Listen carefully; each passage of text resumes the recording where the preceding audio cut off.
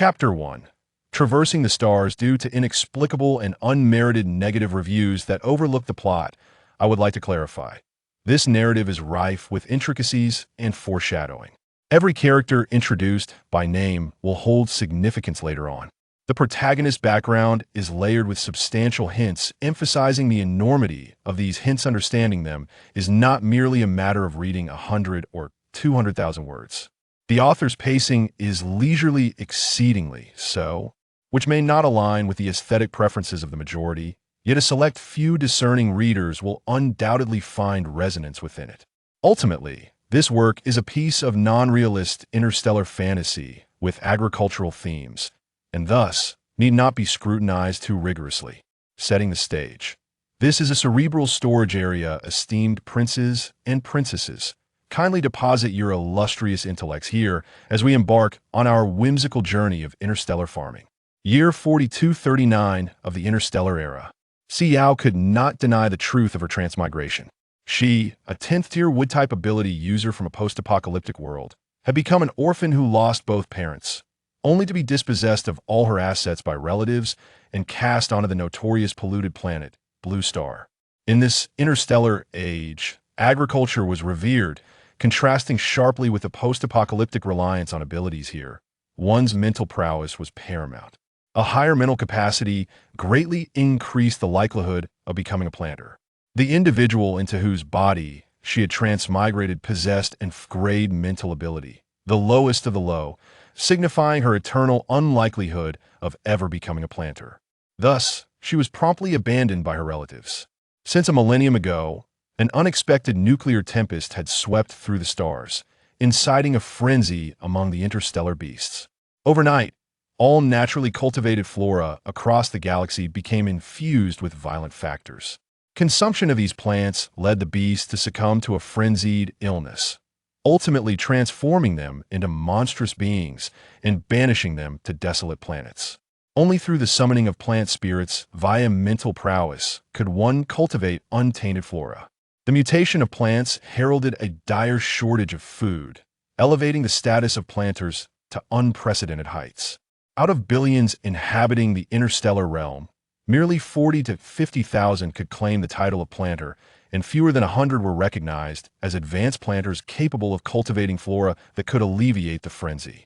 The legendary holy grade planters, who could produce plants to cure the illness, had become mere historical records from 4 centuries past. At that moment, Si Yao was aboard an interstellar vessel, en route to the desolate D584 planet, Blue Star. With her waist-length white hair cascading down her back, she lowered her lashes to sift through the original occupant's memories of the interstellar world. The original owner had taken the form of a white fox, afflicted with moderate frenzy. Prior to her arrival, the original occupant had succumbed to the illness, driven to despair after losing her parents' wealth. Upon awakening, Si Yao found herself aboard this trajectory-bound vessel, already well into its journey. Having survived 10 years in the apocalypse, she had been responsible for cultivation within a base. Her last memory was witnessing the base being overrun by a horde of zombies, from which she did not escape. Now that she had been reborn in this body, she felt compelled to take responsibility for her existence. Extracting what little she could from the original sparse memories, she learned that D584, or Blue Star, was the most inhospitable place for plants, even the most basic polluted flora struggling to survive.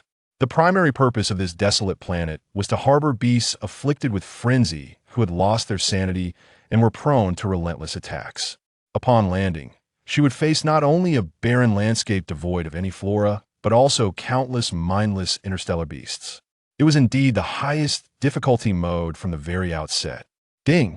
You have arrived at D584. Please disembark the vessel. The ship's doors opened with a crackle, accompanied by the flickering of lights and a jarring audio prompt. Si Yao observed the automatic release of her restraints, slowly rising to her feet and approaching the control room. She gazed at the myriad of colorful buttons and incomprehensible characters on the keyboard, contemplating for a moment. Her attention was drawn to the prominent red button at the forefront. She recalled that, prior to the apocalypse, the remote control at her home also bore a red power button. With resolve, She extended her slender finger and pressed down decisively. The ship responded with a few crackles before plunging into darkness. Entering standby mode. A satisfied smile graced Si Yao's lips. Though the Si family possessed considerable wealth, they could not afford a vessel capable of traversing the extensive distance from Z043 to D584. This ship had been rented by her opportunistic uncle solely to cast her away to this remote wasteland. With the ship now in standby, it could not revert to its original course, signifying that her uncle and his family would face financial ruin in compensating for the vessel. After contemplating her options, Si Yao realized that mastering the operation of the ship alone was improbable. Thus, she resolved to take matters into her own hands. Crouching down, she forcibly pried open the keyboard compartment, revealing a tangled mass of wires. Gripping the wire connected to the red button, she yanked it with all her might, severing it, eradicating the root of the problem.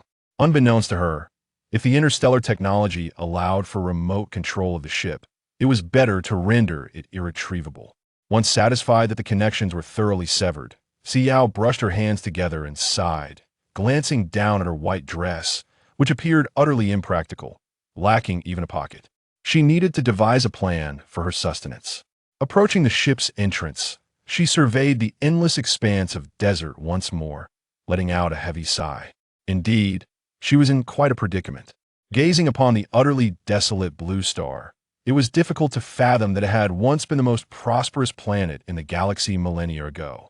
Si Yao attempted to scrape the sand, yet all she encountered was an unbroken sea of sand, stretching endlessly before her. Turning her gaze back to the colossal interstellar vessel, she resolved to use it as a base from which to expand her search for sustenance. Should she discover that this place truly bore no life, she would reconnect the ship's wiring and experiment with each button in a bid to escape, though the notion of controlling the ship felt inherently precarious. Especially given that the original memories contained knowledge of a self-destruct mechanism, she might very well face obliteration alongside the vessel. After cautiously traversing a few hundred meters and climbing over a sizable sand dune, Si Yao suddenly spotted a small bee hovering nearby. Si Yao? There's a bee here? Mistaken for a mere insect, the camera zoomed in on the only human presence on this desolate planet, igniting a frenzy across the stars. What's happening? Isn't this a desolate planet? How can there be a human? That one is so thin and small it's over. The beastly marshal is right there. She surely cannot withstand a single strike. Is there someone from the government in this live broadcast? Hurry and save her. This girl is clearly not beastified. Oh no, let us mourn. The beastified marshal is charging toward her. She remains utterly oblivious. She's doomed. A mere ordinary person stands no chance against a marshal's attack, especially one devoid of reason. Si Yao bent down, grasping a handful of sand, and observed the direction the wind carried it, deciding to proceed in that direction.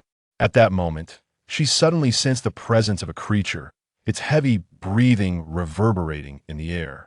Spinning around sharply, she found herself face to face with a towering lion, leaping through the air and heading straight for her. Chapter 2. Marshal, Danger. In the bleak aftermath of the apocalypse, Si Yao had weathered innumerable adversities. A horde of zombies elicited no fear in her, much less a lion. With an impassive demeanor, Si Yao raised her hand and delivered a resounding blow to the beast. The lion, which dwarfed her by 2 to 3 times, was sent hurtling several meters away, crashing into a mound of sand. Where it lay stilled, she rubbed her wrist. A sense of displeasure washed over her. The lion had provoked her, leaving her hand tingling with discomfort. Suddenly, she paused, reflecting on her now delicate hands. Could it be that her powers had accompanied her? The strike she had executed seemed to have summoned a vine that struck the lion directly. Although it vanished swiftly, her enduring companionship with Flora had bestowed upon her a profound affinity for them, enabling her to sense the vine that had burst forth from her palm. Yet now, its presence eluded her as Si Yao approached the magnificent lion with caution, a headache forming at the sight of its body. If only she had a knife, she mused. Even in the absence of water, I could survive on blood for a time, she murmured.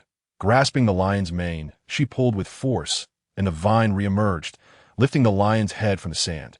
Indeed, the vine had been activated passively and could not be summoned at will. Perhaps she had yet to master this peculiar plant-based ability within the interstellar realm. The lion was strikingly beautiful, a rare white creature, though its fur was matted and disheveled. Rather unsightly, she thought. This lion was quite unkempt. Si Yao's gaze traversed the lion's neck, contemplating whether she could procure a stone to butcher it. Am I imagining things? How could this slender girl send the marshal flying several meters with a single slap? You are not mistaken. I witnessed the marshal's beast form being knocked back as well. Could she be a blue whale in beast form? Oh my, how fearsome! Did you notice the green shadow when she struck? Green shadow. Are you insinuating her beast form is green? This is dire. Marshal, danger. Is she truly attempting to harm the marshal? Not only that, she seeks to draw blood. She intends to drink blood, a bloodthirsty beast. How terrifying. Goodness, what magnitude must her beast form possess? She extracted him effortlessly. Look, there's something green in her palm. Doesn't it resemble a plant? Impossible. Plant masters are typically frail. How could one overpower the marshal? My word, even that deranged tiger from the Empire could not topple the marshal in one blow. Yet she can. What a travesty in the wasteland. She ought to enlist in the military. The Federation's new marshal position is vacant. Oh no, she's targeting the marshal's neck. Marshal, danger, Federation 001 Corps. Come to the rescue of Marshal. SOS, Federation 001 Corps assist. The marshal is on the verge of dismemberment. Wait, it seems she is departing. Hurry, follow her with the camera. I wish to observe what a normal individual is undertaking in the wasteland, quickly, or I shall be compelled to administer discipline. Oblivious to the uproar in the online realm, Si Yao had relinquished the lion upon realizing her inability to carve its flesh, opting instead to seek an escape from the desert. In her recollections, Blue Star was not merely a desert. It also concealed oceans, albeit inhabited by more formidable creatures, with a specter of death loomed ominously. Nevertheless, she harbored the belief that she could still approach them. With curiosity, she gazed upward at the industrious little bees buzzing around her.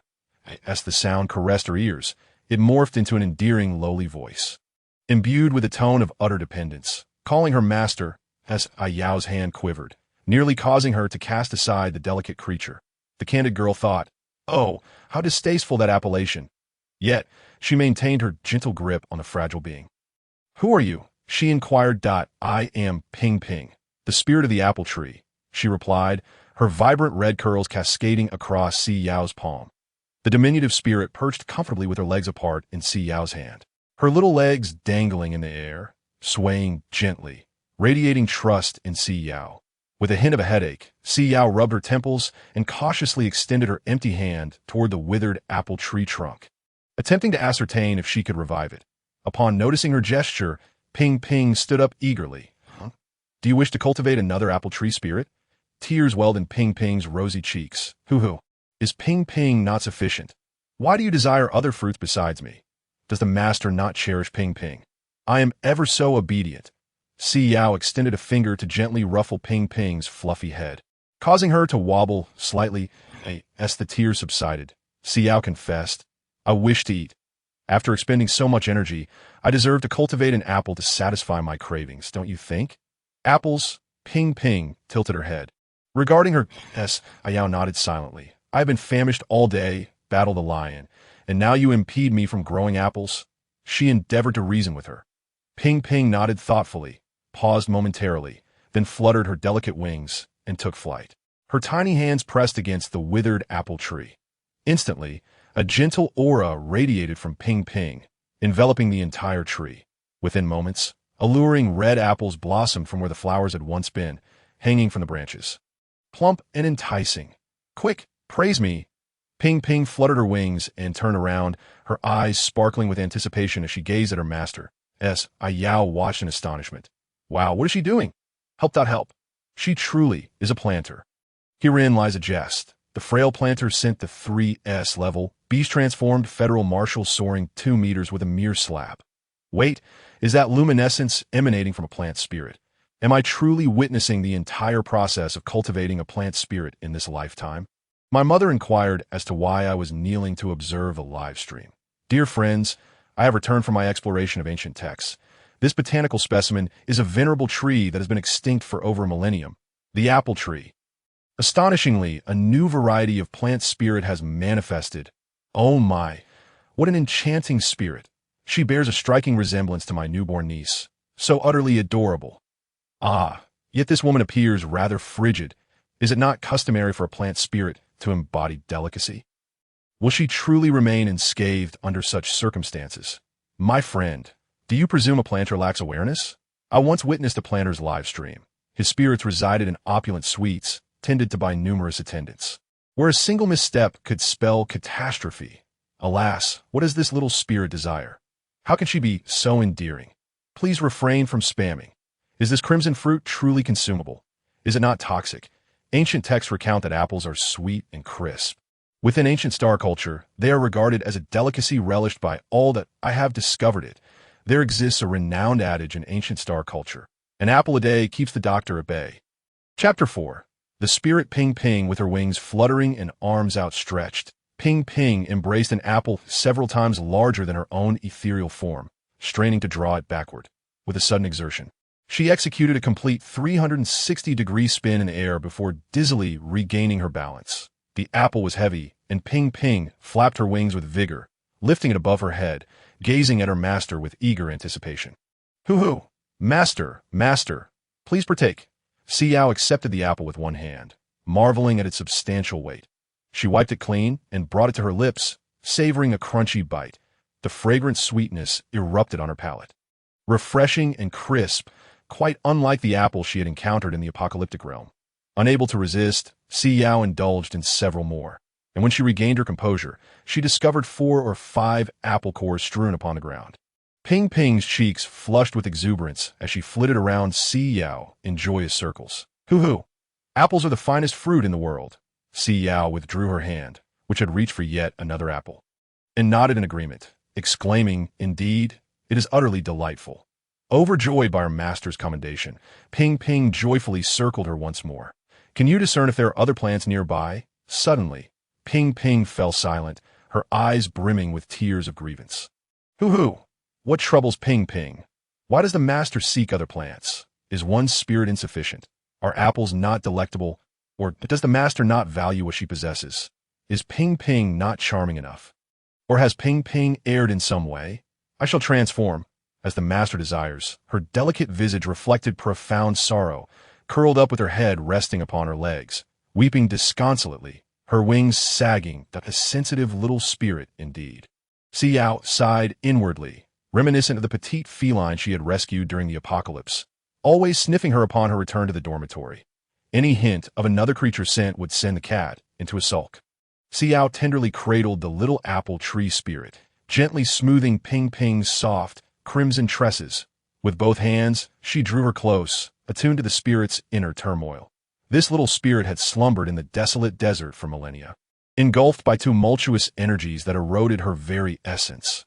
Suddenly awakened, she felt nourished and summoned, naturally growing dependent on her summoner, terrified of abandonment, of plunging back into darkness, of enduring another millennium of solitude. Do not weep. I am here. You shall not be alone any longer. As Si Yao's expression softened, the cold demeanor forged in the apocalypse dissipating as she gazed upon the little apple tree spirit nestled in her palm. Gently patting her back, she offered comfort as one would to a child. Ping Ping cautiously peeked at her, her enchanting eyes tinged with red, and upon seeing herself cradled in her master's hand, she reached out her delicate arms, gingerly wrapping them around Si Yao's fingers, pressing her petite face against them. I am not selfish. There are no other plants here, and I was swept here by a tornado. Summoning her courage, Ping Ping flapped her wings and soared upward, gently pressing her face close to Si Yao's, softly planting a kiss upon her cheek. That I adore my master. Si Yao placed the little apple tree spirit upon her shoulder. The spirit nestled against her, inching closer until her face nearly touched Si Yao's, nuzzling contentedly. Si Yao regarded the bountiful apple tree, hesitantly turning to the spirit. If I pluck it and carry it back, will it perish? Ping Ping tilted her head, inquisitively asking, Why must you pluck it? Because tomorrow, I may not be able to return here, Si Yao replied gently. Ping Ping nodded earnestly, her small hands lightly clapping together. Suddenly, the deeply rooted apple tree uprooted itself, its myriad roots twisting into 2 massive ones, rising upright. The apples trembled violently, yet none fell, and the tree awkwardly took a few steps, initially stumbling but soon mastering the art of walking as it circled around Si Yao. Si Yao gazed in astonishment, her eyes wide, realizing that plant spirits possessed such extraordinary abilities. Why had the original owner failed to learn more during her parents' time? She was utterly ignorant of plant spirits. "Oh my, what an adorable spirit baby! Quick, let me bestow upon her a grand kiss. Please maintain your distance. Do not harbor such thoughts regarding my precious girl. Thank you." Observing this lady consume fruit sparked her cravings. Could this vibrant red fruit truly be edible? Was it genuinely not poisonous? I yearn to savor it. Federal Plant Research Institute, after collecting an abundance of taxes, where are the fruits of your labor? I long to indulge in apples. Federal Plant Spirit Bureau, there exists a new variety of plant spirit. Kindly update the species. Arrange for a cultivator to nurture it. Should that endeavor fail, return her to the federal main star. I cannot bear to witness my girl struggling in the wilderness. Federal spirits reside in villas with climate control. Federal government, might you investigate why a seemingly competent cultivator was permitted to land on the desolate star? Were it not for this live stream concerning the martial status, and were this cultivator not so formidable, would we risk losing one due to your negligence? Federal Barren Star Entry and Exit Review Bureau. How did you allow such a delicate cultivator to pass through 3 levels of scrutiny to land on such a treacherous barren star? I have examined the records of 27,675 registered cultivators within the Federation, and upon meticulous verification, I discovered that this particular cultivator is not listed. Could it be that she is an imperial cultivator, having entered through nefarious means? No, dear friend, I have just scoured the internet. And she is also absent from the imperial cultivator registry. This suggests that she is likely a newly appointed cultivator to Sobs, with hand over mouth, a new cultivator exiled to a desolate planet due to unforeseen circumstances. Federal government, do you not feel any shame after extracting so much of our hard-earned taxes? It is no longer merely one individual. Oh, how I lament. I am truly on the verge of tears. Is it indeed true that the plant sprite possesses such capabilities? Dear sisters, assist. Observe the marshal's eyes. How did the marshal regain consciousness? Quickly, take the cub and flee. The plant sprite is fragile. Chapter 5. The Lion. The White One, the former marshal, Si Yao, whose mind had been clouded, suddenly caught a whiff of a delightful fragrance wafting from afar. Stumbling to his feet, he approached the source of the scent like a wild beast. Poised to pounce, his emerald eyes fixated on a tree laden with crimson fruits that exuded the alluring aroma. As he stealthily crept closer to the human standing beside, Si Yao sensed a breath nearby, her hand instinctively moving to strike. However, upon seeing the lion before her, devoid of any malevolence, she hesitated and withdrew her hand. This lion felt different from the one she had encountered earlier. It lacked the murderous intent. Noticing her hesitation, the lion obediently sat down like a large feline, its gaze occasionally darting toward the apple tree nearby. Si Yao plucked an apple and held it in her palm, tentatively inquiring, "Would you care to have this?" Upon hearing her words, the lion's eyes sparkled as if it had discovered a cherished treasure.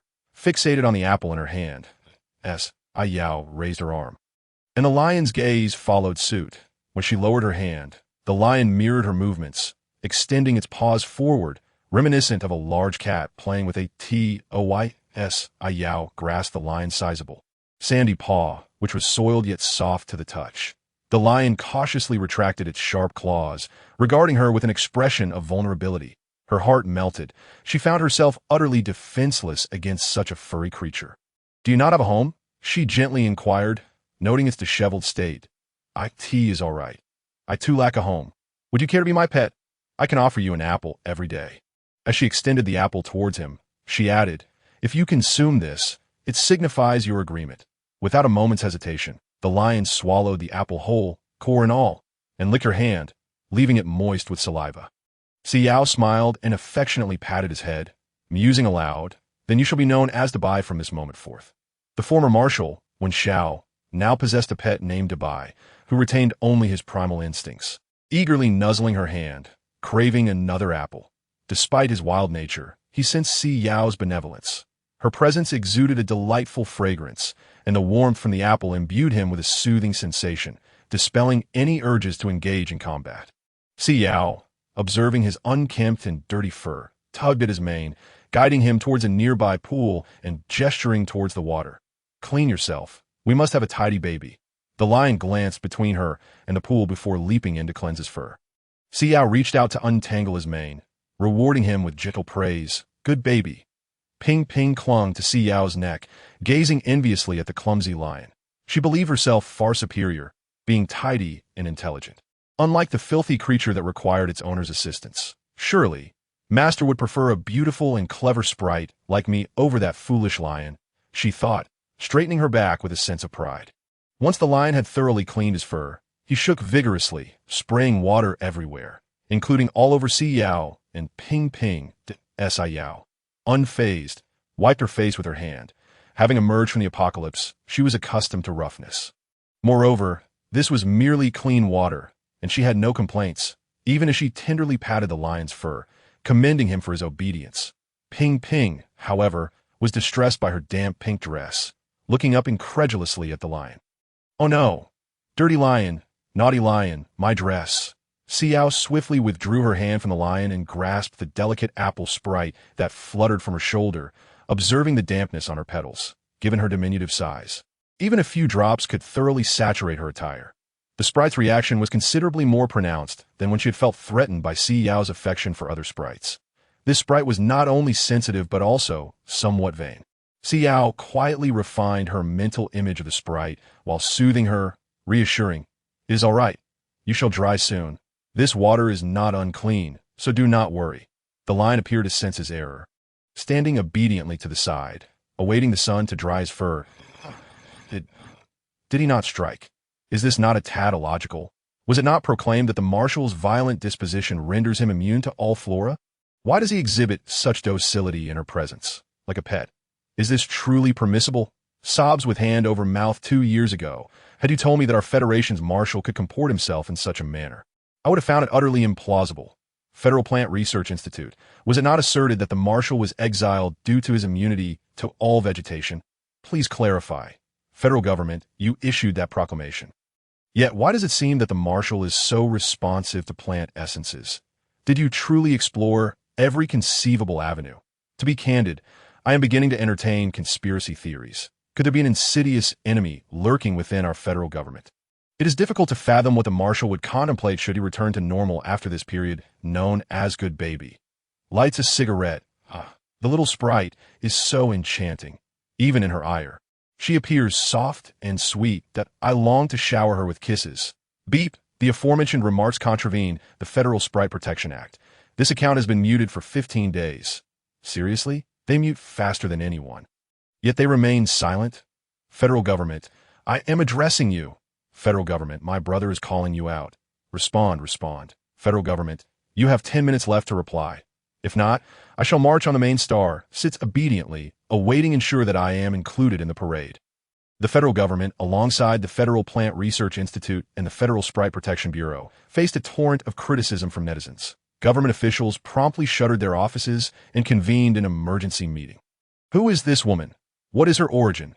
Why has she appeared so inexplicably on this desolate planet? Chapter 6. The Federal Declaration, unaware of the unfolding events on StarNet, Si Yao stood on tiptoe, affectionately caressing the freshly cleaned fur of a lion, praising, "Good baby." The lion nudged her hand and then positioned himself before her, lowering his body as if inviting her to mount. Si Yao, taken aback by his gesture, hesitantly inquired, "Do you wish for me to sit upon you?" The lion gazed at her and emitted a soft growl. "Ow!" With a glimmer in her eye, Si Yao chuckled as she elegantly perched upon the lion's back, tenderly caressing its neck. "Good baby." Clad in a resplendent white dress, she sat upon the marshal, exuding a beauty reminiscent of a masterful painting. Sobs with hand over mouth. Let us proceed. Keep the cameras rolling. It has already been half an hour.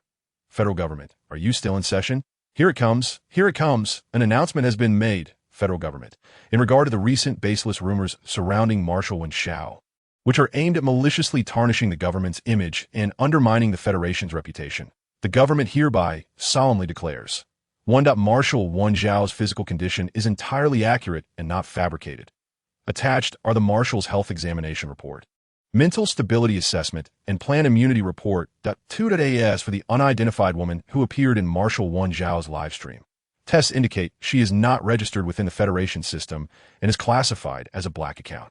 However, due to her status as a cultivator, she is exempt from administrative penalties. The government will continue to monitor her situation and provide assistance as needed. Point 3. Certain marketing accounts are exploiting StarNet to disseminate false information to garner attention and mislead unsuspecting citizens. The government will pursue legal action against them. Point 4. Regarding the cultivators' plant issues, the Federal Sprite Research Institute has initiated investigations, and it is believed that apples will soon grace the tables of the Federation citizens. The Federation expresses its gratitude for the ongoing support and trust, and believes that rumors will cease among the discerning. We resolutely oppose malicious slander and reserve the right to pursue legal accountability. Haha, I find it amusing how insincere this all sounds. The entire statement is steeped in perfunctoriness. A person lacking legal status managed to infiltrate numerous military guard posts and invade the desolate planet. How could a vessel without an approved flight path land upon such a barren world? Come, federal government, do enlighten us. I am quite intrigued by the prospect of a day trip to this forsaken star. My native language is silence. The Marshal is impervious to all flora, yet he seems to possess a singular fascination for her. Do you even believe what you just uttered? Well then, my ancient tale has found a substitute meal. The domineering So harbors an aversion to women, save for the female protagonist. I shall presume the government is leading the way in indulging in sweet delights. Strangely enough, it is quite enjoyable, provided the Marshal refrains from behaving foolishly in his beastly form. I cannot shake the impression that the gardener resembles a caretaker for a child. Unable to find slumber, I scrutinize the text throughout the night, only to discern a singular phrase woven throughout, perfunctory. Now, I find myself at the entrance of the federal government's main star, unfurling a banner. Brother, wait for me. I shall have it printed shortly. Just grant me 5 minutes, and I shall arrive, while there is a commotion over yonder. The atmosphere on the desolate star remains serene, as Si Yao shields herself from the sun with a branch adorned with leaves. In truth, the interstellar desert is not sweltering. There is scarcely any sunlight. Yet her delicate constitution is ill-suited for prolonged exposure.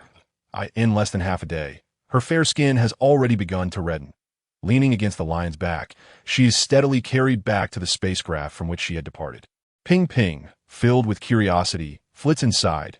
Gazing at the exquisitely polished spacecraft before her, she extends her tiny hands to touch the buttons, the lights, the seats, the straps, and even the trash can. Every aspect of this vessel captivates her.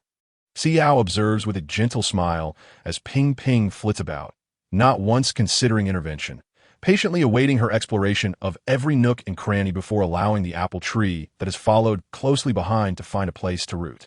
Once Si Yao is seated, Ping Ping flutters out once more, plucking the most resplendent apple from the tree, cradling it in her small hands, and gazing up at Si Yao with eager anticipation. Si Yao accepts the apple, caressing Ping Ping's hair and gently kissing her rosy little face, finding the diminutive apple tree sprite increasingly endearing. Ping Ping's cheeks flush a deep crimson, and she shyly turns away. Oh my, the master has kissed Ping Ping. The master holds affection for Ping Ping. The lion, observing this scene, slowly begins to comprehend the dynamics at play. Picking an apple, handing it over, and receiving a kiss. How simple yet profound.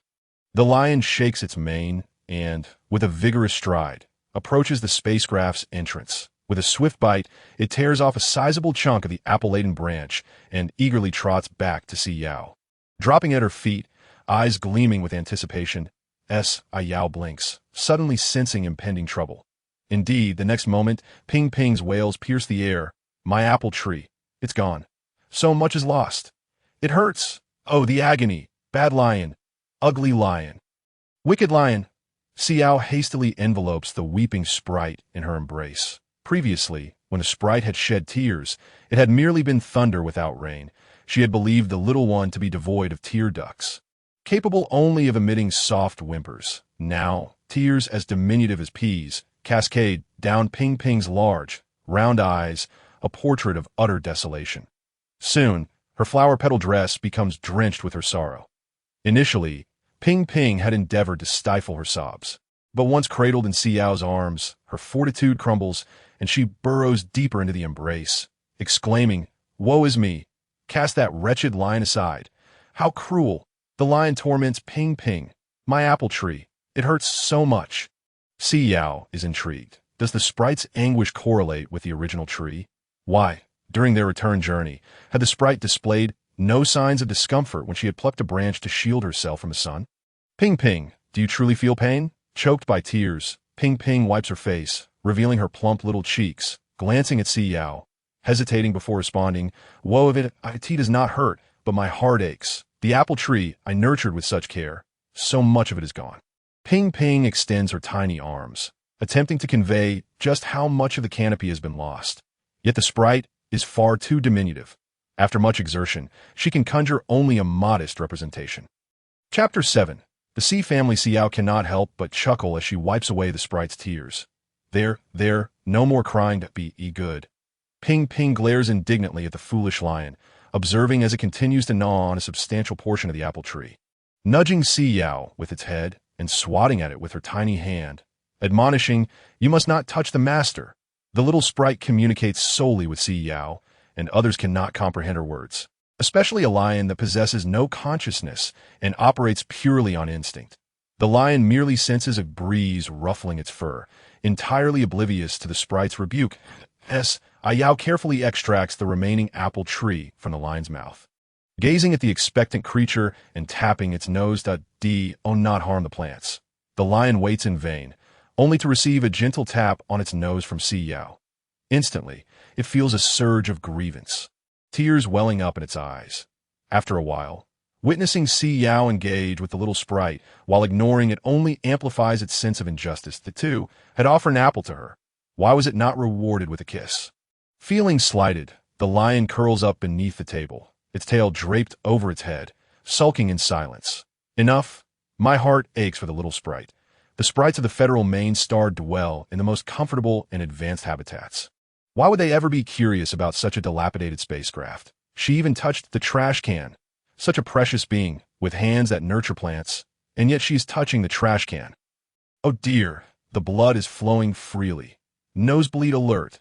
The little sprite's blush is simply adorable. I desire to kiss her as well. What on earth, Marshall? Release your grip. You are perpetrating an offense. My understanding of plant protection legislation is rather rudimentary. I achieved just over 90. Can anyone elucidate how many years a starship inhabitant, exiled to a desolate planet in the form of a beast and devoid of consciousness, ought to be penalized for damaging flora? There are no plants on the barren star. The plant protection statutes are applicable solely to federal citizens. The Marshal stands as the first of his kind. Oh, what a privilege it is to behold the revision of the plant protection laws. Goodness, my thesis this year revolves around the reasons for the inability of plants to thrive on the desolate star. My advisor unexpectedly sent me this live stream. Can you fathom why I am not amused? My heart feels like ash that I express sympathy for the one above. Last year's research on the desolate star was the simplest thesis to complete. It appears that graduation season is imminent, and the one above is left with merely a month to confront a new subject. Woe is me. The little sprite is weeping.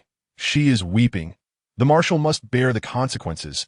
It is intolerable for him to evade justice here. Wait, I seem to have unearthed something extraordinary. I have previously been aboard that spacecraft. Tentatively interjecting, I believe I have also been a passenger. It was a directed rental from the Federal Spacecraft Rental Center. The vessels of the Federal Spacecraft Rental Center can only be leased using the main star's quantum brain. Though it seems straightforward, they are engineered to endure typical meteor showers and come at a considerable cost. Did the government not assert that she was undocumented?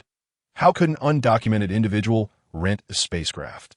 Federal Spacecraft Rental Center, my friend, why not come forth and reclaim your vessel? In stark contrast to the tranquil ambience of the desolate star, the Si family on the federal main star 043 finds itself in utter turmoil. The family's patriarch, Si Min, who is the biological father of Si Yao, tragically succumbed to an accident several months prior. Si Yao has yet to attain the legal age for inheritance. The family business has naturally devolved upon the second son. Si Shun. Logically, as the daughter of the former head of the family, Si Yao ought to have inherited Si Min's S-rank psychic power, thereby enabling her to emerge as a distinguished gardener and guide the family towards prosperity. However, after 3 consecutive psychic evaluations, Si Yao was regrettably classified as possessing an F-rank psychic ability. she stands as the first beastman in the annals of history to exhibit such a low psychic capacity.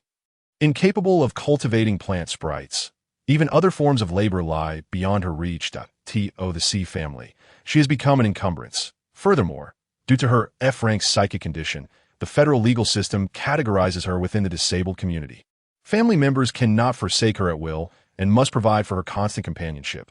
She is, indeed, a burden among burdens. Fortuitously, the child is particularly frail, and following several traumatic experiences, she might not endure, potentially leading her to take her own life. Without hesitation, the Si family hastened to procure a death certificate that very night. Yet, as soon as the documents were finalized, she unexpectedly regained her vitality. Should they act against her, trouble would inevitably ensue. Thus, in a state of bewilderment, to evade governmental scrutiny, they hastily chartered a spacecraft, arbitrarily selected a desolate star, and secured a passage exemption from the black market, sending her away.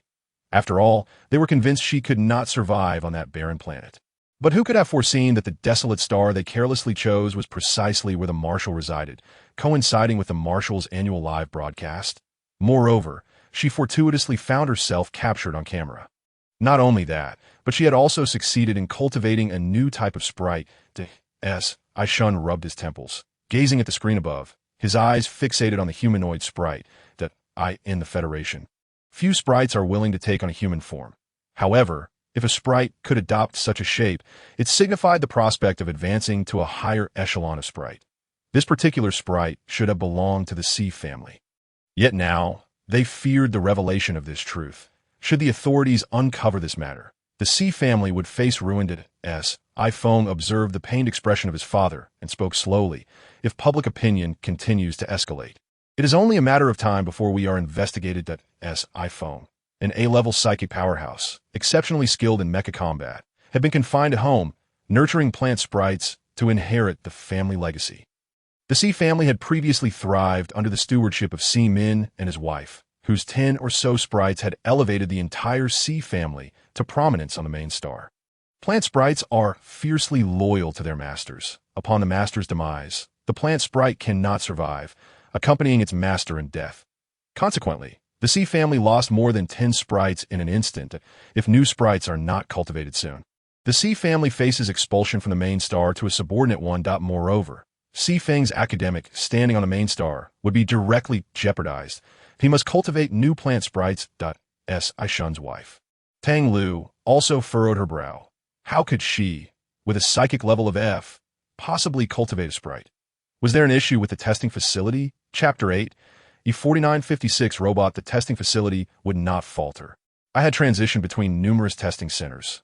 Her emergence of psychic abilities at such a mature age was already extraordinary. Initially devoid of any psychic capabilities, she had been stimulated to level F, which indeed was a remarkable achievement.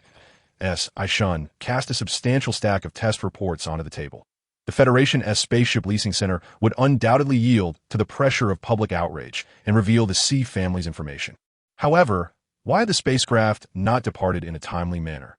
Si Yao was utterly bewildered. The spaceship had been programmed to awaken its onboard robot upon reaching the desolate star, package her, and subsequently return to the main star.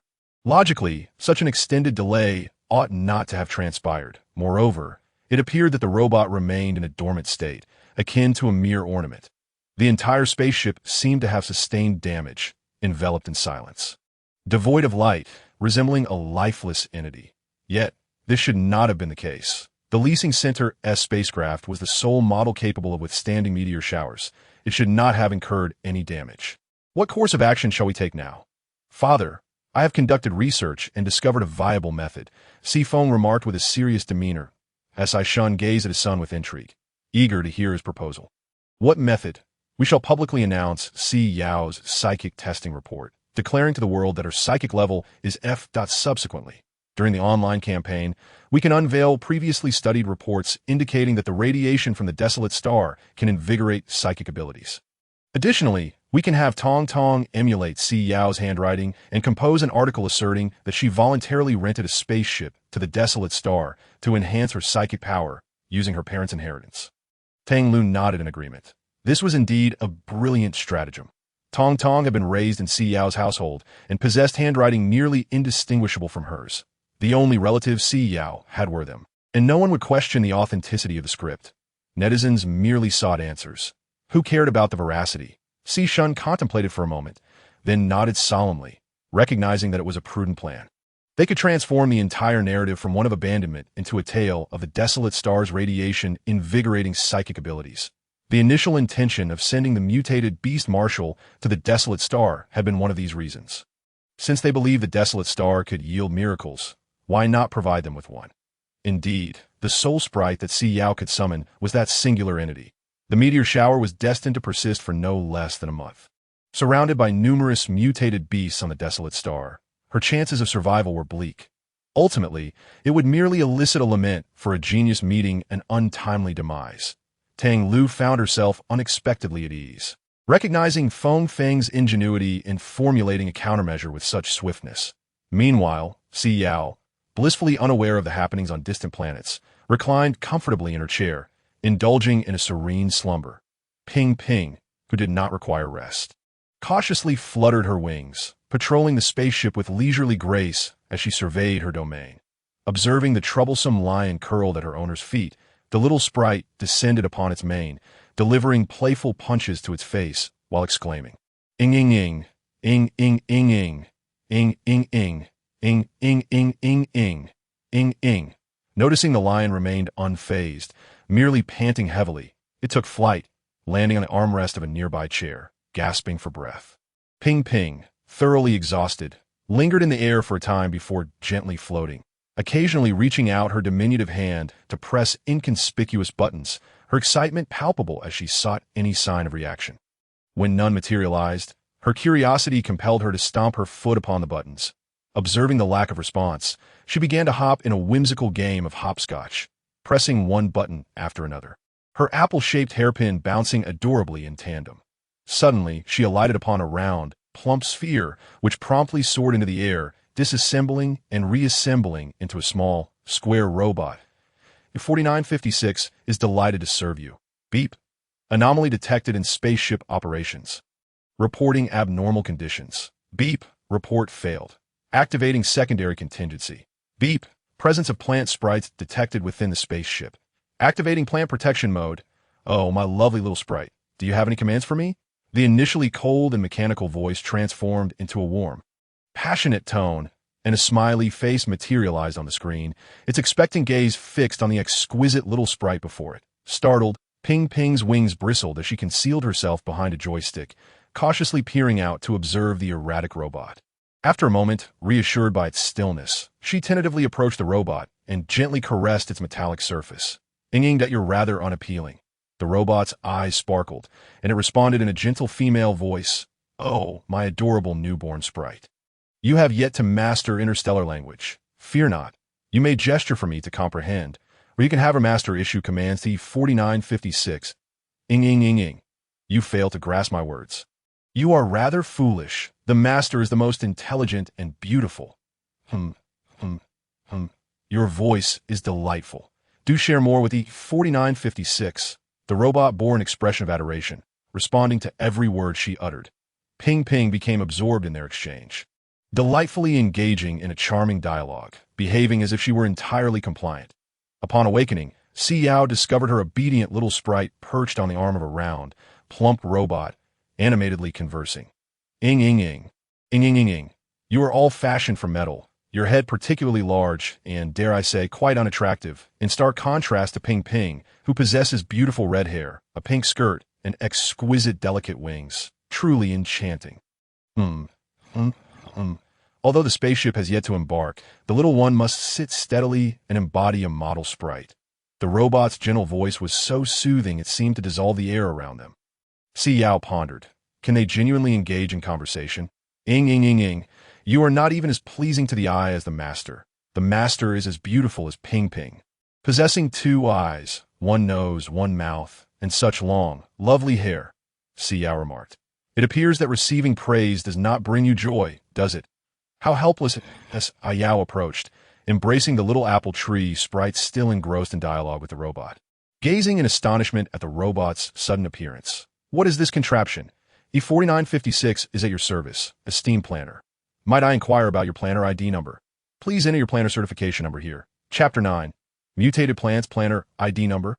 Si Yao regarded the screen displaying the input field with bewilderment, falling silent for a moment. So, planters require certifications as well that I do not possess one. At the robot screen abruptly froze, displaying an expression of confusion. Oh. And after a protracted pause, it responded, new planter detected. Connecting to main star. Connection in progress. Connection failed. Esteemed planner, we currently reside on the D548 desolate star, which is enduring a tremendous meteor shower that is distorting the magnetic field. Please remain composed. Once the magnetic field stabilizes, the planter management department will arrange for someone to escort you from this desolate star. The robot shifted to a sweet, childlike tone. Si Yao nodded nonchalantly, not anticipating this seemingly inconsequential robot to achieve anything of significance. The robot turned to fetch a glass of water for the planter, but suddenly froze, surveying its surroundings. The spaceship has been maliciously attacked. The main circuit is damaged and requires urgent repair. Uploading main bug. Beep. The upload was unsuccessful, and the robot's panel displayed a forlorn expression. Si Yao remarked. As anticipated, it is entirely ineffectual, with a gentle sigh. She lifted the curtain that veiled the door and gazed into the boundless expanse of yellow sands beyond. Today, she was compelled to venture forth and conduct an investigation. Esteemed Cultivator, the D548 wasteland is fraught with radiation. For your well-being, it is essential that you remain within the safety of the spacecraft until rescue arrives. The robot sluggishly glided to the ship's entrance. After a moment of reflection, Si Yao suddenly came to the realization that this diminutive creature might indeed possess utility. How many varieties of plants exist? The robot, perceiving the cultivator's interest in botany, commenced retrieving the plant catalog for D548. Upon analysis, it concluded that no flora thrived on D548, deeming it unsuitable for the cultivation of plant sprites. Si Yao crossed her arms. Yet I am, in fact, nurturing plant sprites in this desolate wasteland. The robot turned to observe the fluttering winged sprite before returning its gaze to Si Yao. Are you able to detect any nearby plants with roots? Even if they are desiccated? Si Yao regarded the little robot with keen curiosity. Having endured poverty prior to the apocalypse, she had never encountered such machines. Yet in this interstellar age, robots were decidedly ubiquitous. She contemplated the prospect of disassembling it and mused on how it might be reassembled. Suddenly, the robot sensed a chill in the air, yet around it stood only the esteemed cultivator and the amiable sprite, devoid of any imminent threat. Warning, warning, an aberrant beast has been detected within the spacecraft. Repeat, an aberrant beast has been detected within the spacecraft. Please arrange for immediate rescue. The robot swiftly positioned itself in front of Si Yao. Its primary directive was to safeguard the cultivator at all costs. The lion, roused from slumber by the disturbance, blinked sleepily at the round metallic object that had appeared so suddenly. However, upon noticing Si Yao standing behind it, he perceived no menace and simply settled down to groom his unkempt fur. After a prolonged interval without any movement from the aberrant beast, the robot gradually lowered its arm, staring vacantly at Si Yao. With a sigh of exasperation, tapped the still-dazed robot.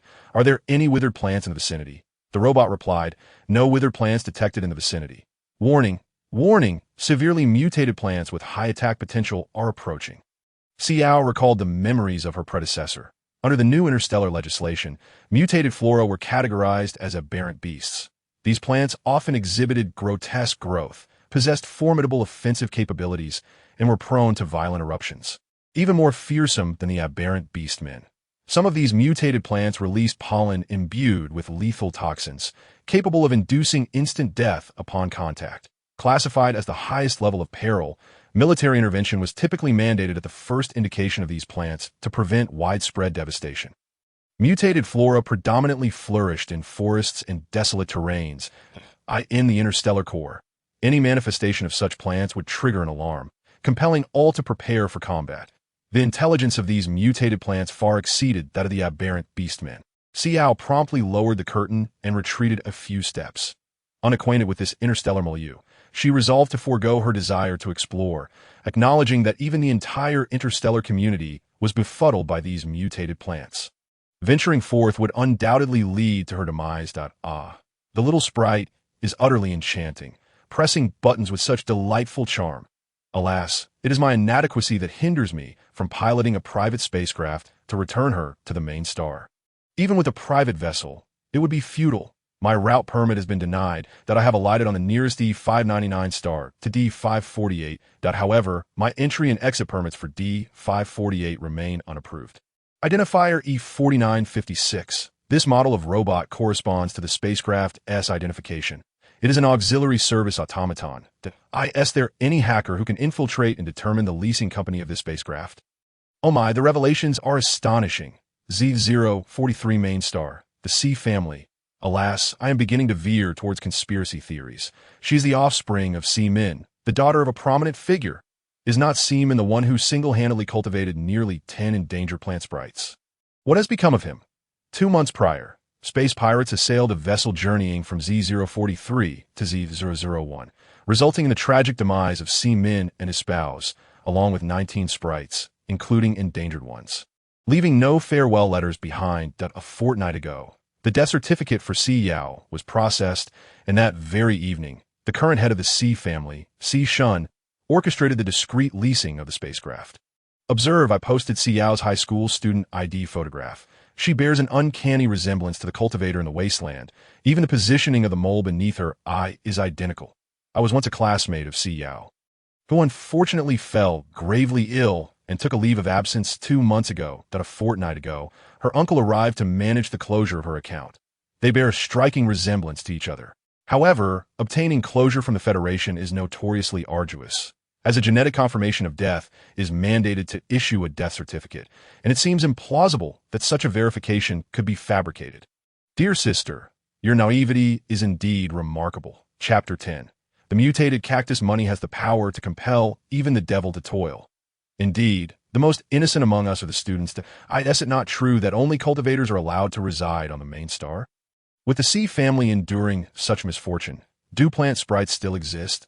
They must, for they hail from the Si family. The sprites should persist, albeit not as formidable as Si Min, her daughter, is quite exceptional. Managing to cultivate plant sprites in a desolate wasteland. Such potent genes. Is the Federation's declaration of her as an unregistered citizen due to the gene bank being frozen? If she genuinely is the daughter of the Si family, then this predicament is indeed troubling. Assign a cultivator to a wasteland, particularly one rife with intense radiation. Surely, something is amiss. The mental resilience of a cultivator is inclined towards nurturing. It is exceedingly challenging to endure such high radiation, leading only to demise. The Federation's official leasing service remains utterly silent, not a word uttered. Alas, the little sprite finds itself bereft of companionship and must resort to conversing with the robot. Why has no manufacturer devised a sprite language translator? I yearn to comprehend the delightful phrases these little ones articulate. Sprite language? Regrettably, our 3 sprites do not acquire interstellar languages. They're unable to converse even among themselves. Most sprites prefer to communicate solely with their cultivators, displaying little interest in engaging with other sprites or individuals. Thus, it is impossible to collaborate with manufacturers to extract sprite language for translation. Mutated plants? Are there truly mutated plants in the wasteland? Goodness, how has the Marshal survived these past 2 years? I thought he only needed to contend with aberrant beasts.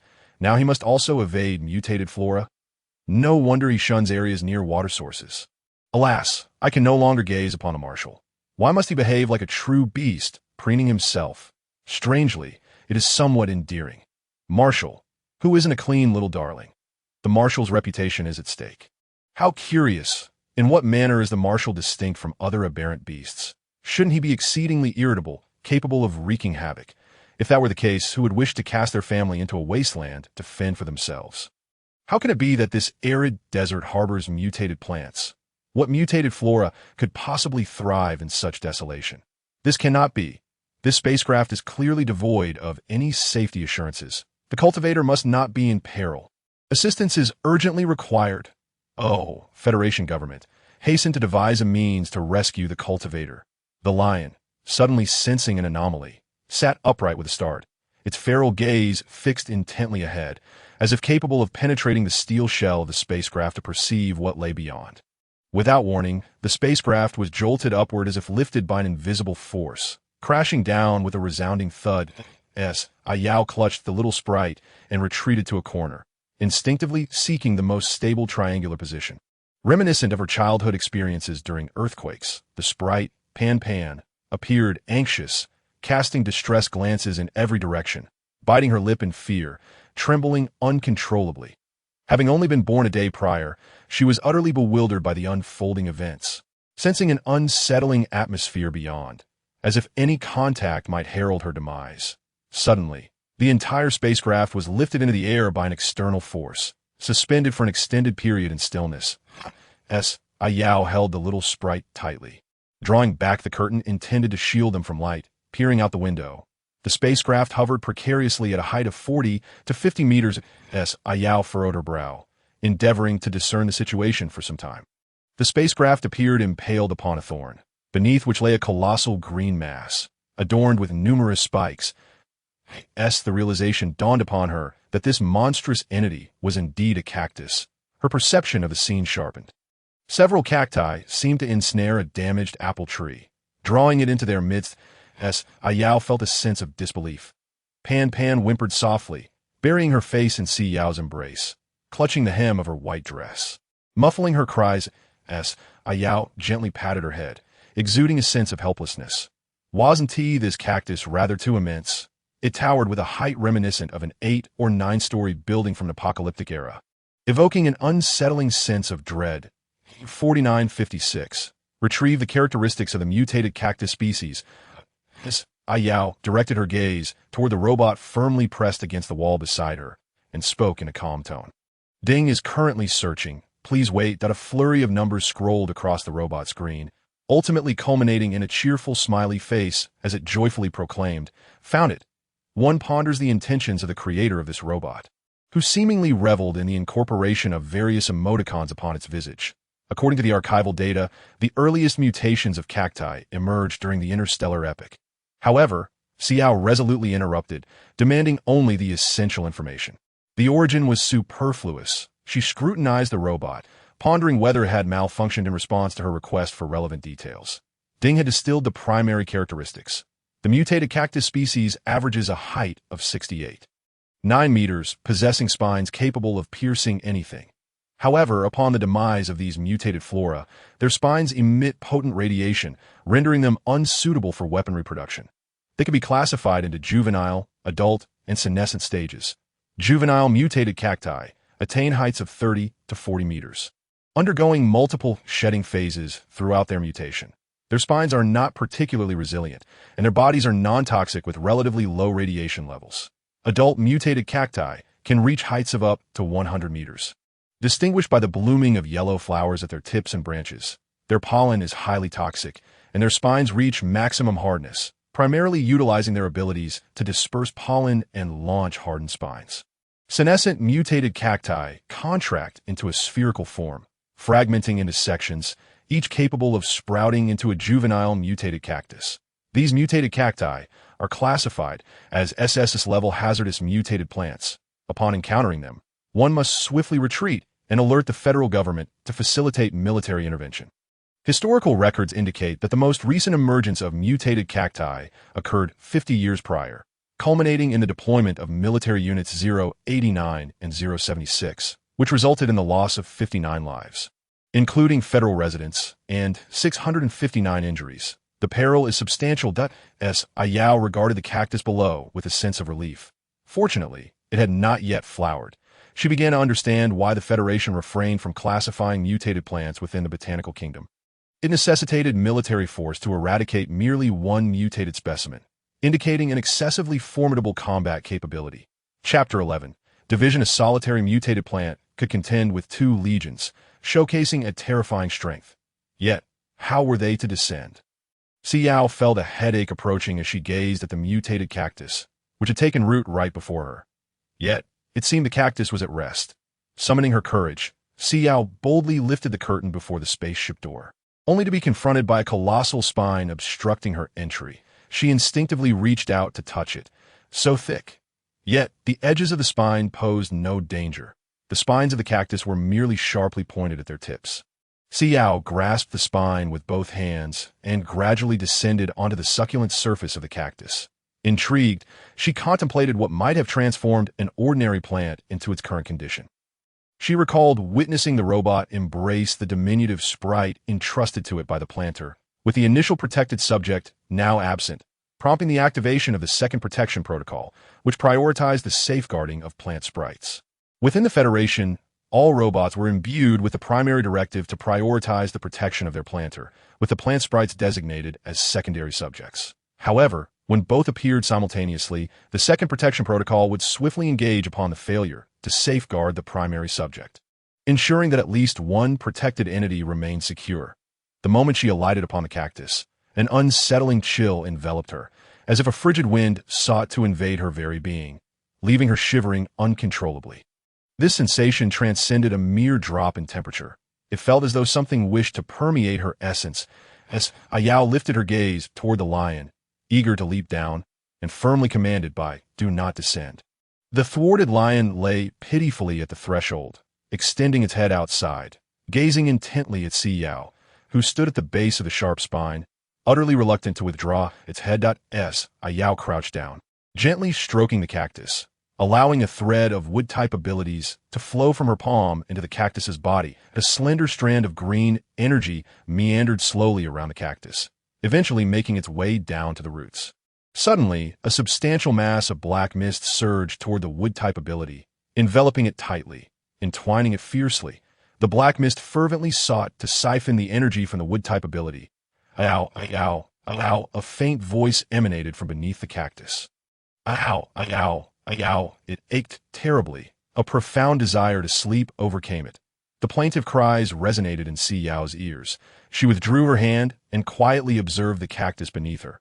Its interior was filled with black mist, hollowed out and corroded. Yet it instinctively longed for something to alleviate its suffering. Unlike the diminutive apple tree, which merely withered while retaining its core, the cactus's root system had entirely decayed, rendering it incapable of revival like the apple tree through its abilities. Essentially, it had become a lifeless entity. And oh wonder, mutated plants were not classified among flora. They resembled the zombies Si Yao had encountered during those harrowing years of the apocalypse, entirely stripped of botanical characteristics. Driven solely by the anguish they endured in their search for solace, in the time leading up to her demise, she had observed a propensity for certain wild plants to mutate, perhaps after her death. These plants bore little distinction from the mutated flora of the interstellar realm, that a shadow of melancholy crossed Si Yao's eyes as her fingers twisted, unleashing countless invisible green threads from her palm that surged toward the immense black mist. The sudden outburst of energy brought about the sensation of her body being torn asunder, akin to being ensnared in a tempest that threatened to rend her apart. Si Yao clasped one arm tightly around the spine, while the other remained steadfastly anchored to the cactus. Her gaze fixated on the spaceship perched atop the spine and the lion, now anxiously standing, eager to leap down. "Stay back. Return." As soon as she issued the command, she directed a frigid glare towards the mutated cactus beneath her. The cactus writhed with desperate effort to escape, yet found itself utterly immobilized, thrashing in vain to dislodge the perceived threat. After an extended duration, the cactus gradually stilled, its entire form quivering slightly. Suddenly, a petite yellow flower unfurled beside Si Yao, its buds swelling rapidly. Si Yao's eyes widened in astonishment. Was it maturing? Was it a means of self-preservation? Indeed, she realized her understanding of this interstellar mutated plant was still quite limited. An entity devoid of consciousness could hasten its maturation in response to perceived threats. Simply because its juvenile form lacked offensive capabilities, should it truly mature, she would merely become a moving target. The toxic pollen and spines could claim her life in an instant. Si Yao intensified her exertion of abilities. The cactus gradually compressed, flattening further until the spaceship dislodged from its spine. A green ribbon emerged from her palm, swiftly binding the spaceship and ensuring a smooth descent. It was only when the cactus had shrunk into a compact sphere that Si Yao leaped down and kicked the now spherical mutated cactus. Fortunately, it had not reached maturity. Otherwise, she would have faced dire consequences. Si Yao promptly made her way towards the spaceship, fully aware that the little apple tree sprite was likely hiding, terrified, curled into a ball and weeping softly. Little weeping sprite. She paid no heed to the cactus sphere behind her, which was beginning to split apart and tumble to the ground. Quick, quick, little bee, keep up. My goodness, this mutated plant is rather fearsome. Is it not? It's over. The bee has fallen out. They're not a flight height restriction for this bee. The sky is collapsing. Indeed, it can only ascend to 20 meters. Guess why I'm not amused? Wait, did something fall from the spaceship? The bee is soaring away. Zoom in. My goodness, the planter has leaped down. We are doomed. Even if the federal warships were deployed now, they could not save her. My apple. I have yet to taste it, and now it's gone.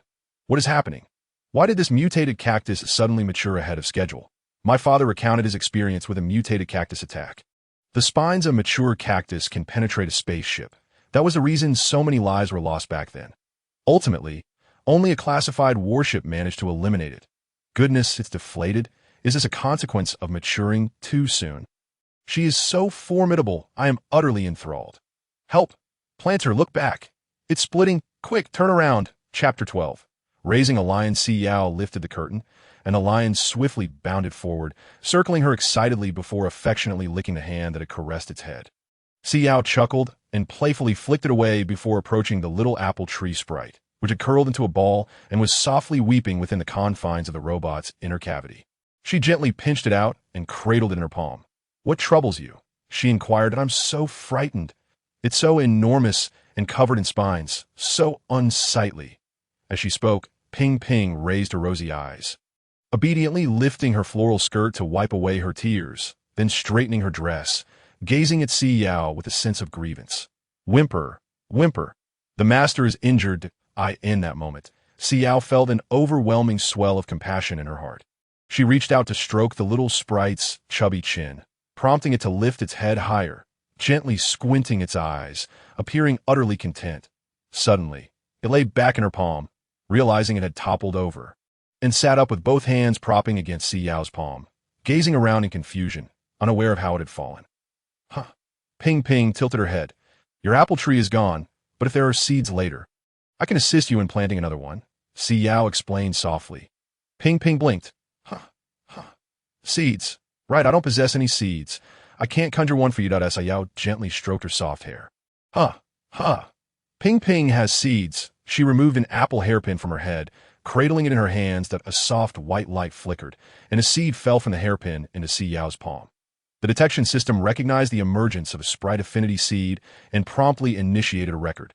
A robot swiftly approached the counter, opening a hidden compartment in the wall, revealing neatly arranged pots of various sizes. IT retrieved a pot filled with specially formulated nutrient soil and sluggishly placed it before Si Yao. Esteemed planting master, this is specialized nutrient soil crafted by the Federal Academy for affinity seeds, suitable for the growth and development of most plants, the robot continued.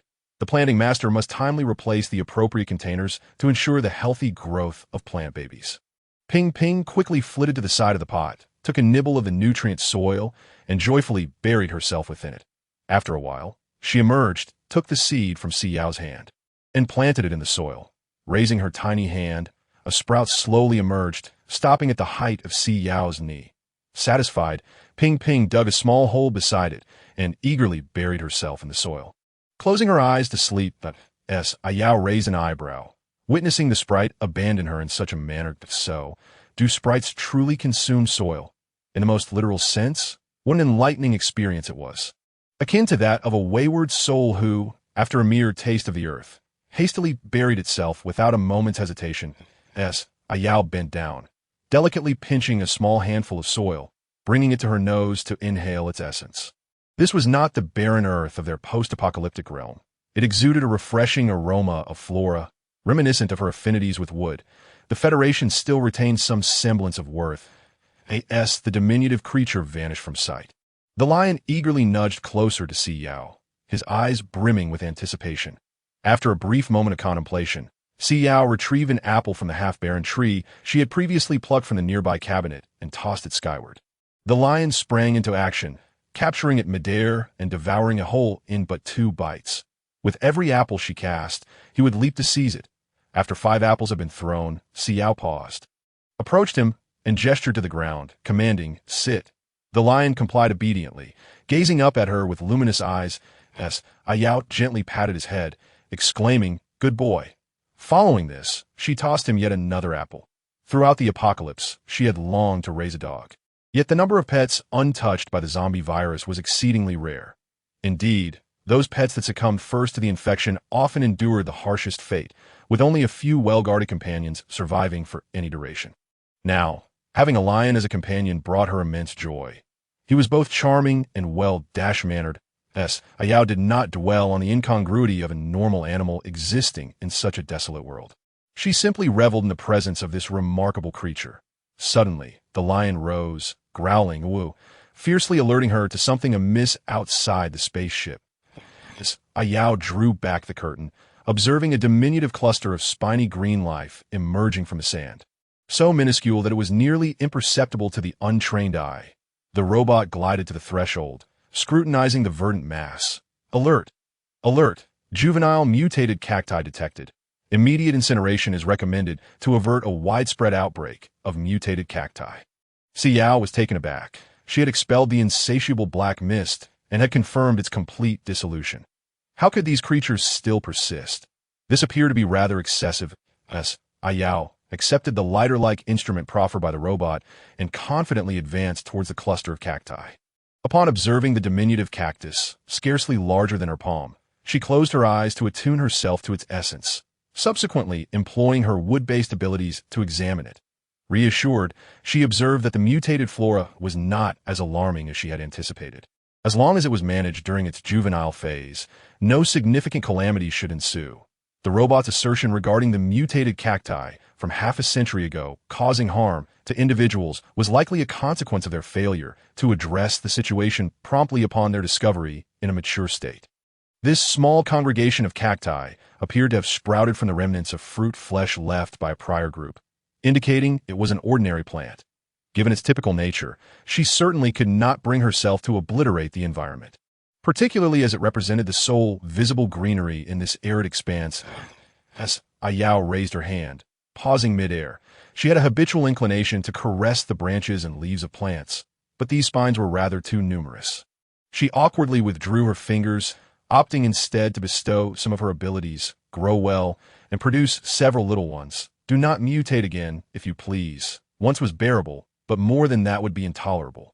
After all, a cactus of such a size could instill terror in anyone afflicted with a fear of large object. As she observed it growing slightly, she stood upright, brushing the sand off her pristine white skirt, contemplating how vastly different these interstellar garments were from her post-apocalyptic attire, entirely devoid of dust and stains, if only it were trousers instead of a skirt. Traversing the desert in this outfit was somewhat cumbersome. Just as Si Yao was on the verge of departing, she abruptly felt several brown roots entwine around her foot, firmly securing her ankle. Chapter 13. Senior Planting Master Si Yao furrowed her brows, gazing at the brown roots that had emerged from the earth, slowly turning her head to survey the cluster of cacti. Surely not. Another self-aware plant. It couldn't be. Could it? Was it not said that sprite plants were exceedingly rare in the galaxy? The emergence of one after another seemed rather excessive. Don't go. I still wish to feast. It is delightful that a delicate voice, seemingly pitched high, reverberated, resembling that of a young boy. Why would a child speak in such an affected manner? Si Yao, feeling somewhat helpless, turned and proposed, "How about I provide you with something to eat tomorrow? I find myself utterly devoid of resources today," after exhausting nearly all her capabilities to eradicate the mutated cactus. She had little left to give. The cactus, tenaciously anchored to the earth, refused to relinquish its hold, fearing that the one who nourished it might vanish, thus tightening its grip even further. As Si Yao sighed in resignation, offering a modicum of her wood-based energy, the cactus emitted a contented belch, and retracted its roots. The desert reverted to its former state, as if nothing had occurred. Even the cactus obediently remained nestled in the sand, with several smaller ones huddled closely together. As Si Yao ascended the sand dune before her, observing the altered contour of the dune resulting from the cactus's movements, the small pond she had noted earlier had vanished. Yet in the distance, she could discern what appeared to be towering edifices. This desolate planet had once been home to inhabitants, but due to overwhelming radiation, flora became susceptible to mutation, and the genetic integrity of beastmen deteriorated under such conditions, necessitating the complete evacuation of all residents, particularly for planting masters, who maintained a close relationship with plants. Their training did not primarily emphasize the cultivation of mental powers. Rather, they focused on harmonizing their mental energies with flora. Most nurtured plant sprites through their mental energy, which the sprites would subsequently return after digestion. This process bore a striking resemblance to her abilities during the apocalypse, where she could enhance her wood-based powers through reciprocal nurturing. Thus, it appeared that their mental energies were perhaps not dissimilar from the powers employed in her world, merely distilled into wood-based and other abilities, as Si Yao contemplated, casting a glance back at the small cluster of cacti. Why had she not received any reciprocal abilities from them? Might it be that this was not an ordinary plant, but a plant sprite? Yet, it felt somewhat distinct from the little apple tree sprite. Merely an intelligent plant. After imparting her wood-based energy, no further anomalies arose, nor was there any inclination to relocate, aligning with typical plant behavior. She wondered how many structures might still stand on this barren planet amidst such mutated flora and fauna. The heart of the tough individual softens. The little sprite cries with great sorrow, and after wiping her tears, she even knows to adjust her skirt. Whoa, I have witnessed the cultivation of a plant sprite seed for the first time. Is the plant affinity seed what I surmise it to be? Can it alleviate the berserk disease? That cannot be. It likely indicates the absence of radiation or mutation, does it not? How long has this apple tree sprite existed? At most, it is a novice, perhaps level 0-1 among novices. Indeed, on this barren planet, the sprite finds itself devoid of resources for its enhancement. In other words, should the Federation fail to devise a method to extricate the Master Gardener, our apple tree sprite may again face the specter of extinction, but a novice sprite must progress from level 0-1 to level 0-2 promptly, lest it vanish in a fleeting moment. This urgency is precisely why. Upon the cultivation of a small sprite, the government extends substantial subsidies to foster its growth. The transition from level 0-1 to level 0-2 is a formidable challenge. Failure to surmount it may result in the sprite's survival being limited to merely a month. However, was it not stated that this meteor shower would persist for several months? I am Jong-kun, the president of the Plant Sprite Protection Association. Please place your trust in us. We have petitioned the government for a spacecraft to counter the meteor shower. I am confident it will reach the desolate star within a month to retrieve our cultivators and restore them to the main star. Furthermore, plant affinity seeds belong to the original species of the plant, which implies that once upgraded to level 0-2, sprites can yield seeds abundantly, enabling cultivators to mass-produce the specific plant and swiftly present it on the interstellar dining table. The swift cultivation of this sprite's original species showcases her remarkable potential for advancement. Perhaps, in the near future, the Federation will proudly possess another high-level plant sprite. We extend our heartfelt gratitude for the profound affection everyone holds for plant sprites, and our association shall endeavor to secure the utmost rights for their protection. This green the fifth is exceptionally unique. I have never encountered anything akin to it. Covers mouth. Weeping it is exclusive to high-level cultivators. They would rarely engage on such platforms. Let us capture a photograph in the front row. President Zhong serves as an emblematic figure for women. She is an integral part of our interstellar history. Through her tireless efforts, she has nurtured 3 endangered high-level plant sprites and over a dozen intermediate ones. She stands as the sole cultivator in the Federation with a significant prospect of attaining the saint level.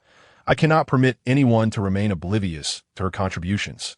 Moreover, President Zhong is committed to establishing the most conducive environments for plant sprites on the main star. Consistently attuned to the challenges cultivators face, she conducts monthly seminars addressing the complexities of cultivating plant sprites and serves as a professor in the Plant Sprite Department at the Federal University. With half of her graduates ascending to become high-level cultivators, it is truly impressive. Jong-kun, President Zhong, would you contemplate creating a live stream or an educational video elucidating the essential care of plant sprites for the public? Gaining admission to the Plant Sprite Department poses an extraordinary challenge. The average individual may never encounter a sprite in their lifetime. I have duly noted the requests of all. I shall convey them in today's meeting and endeavor to implement them this year. Truly, had it not been for this live stream, I would not have discovered that sprites can directly consume soil. It is essential to clarify that not all plant sprites partake of soil.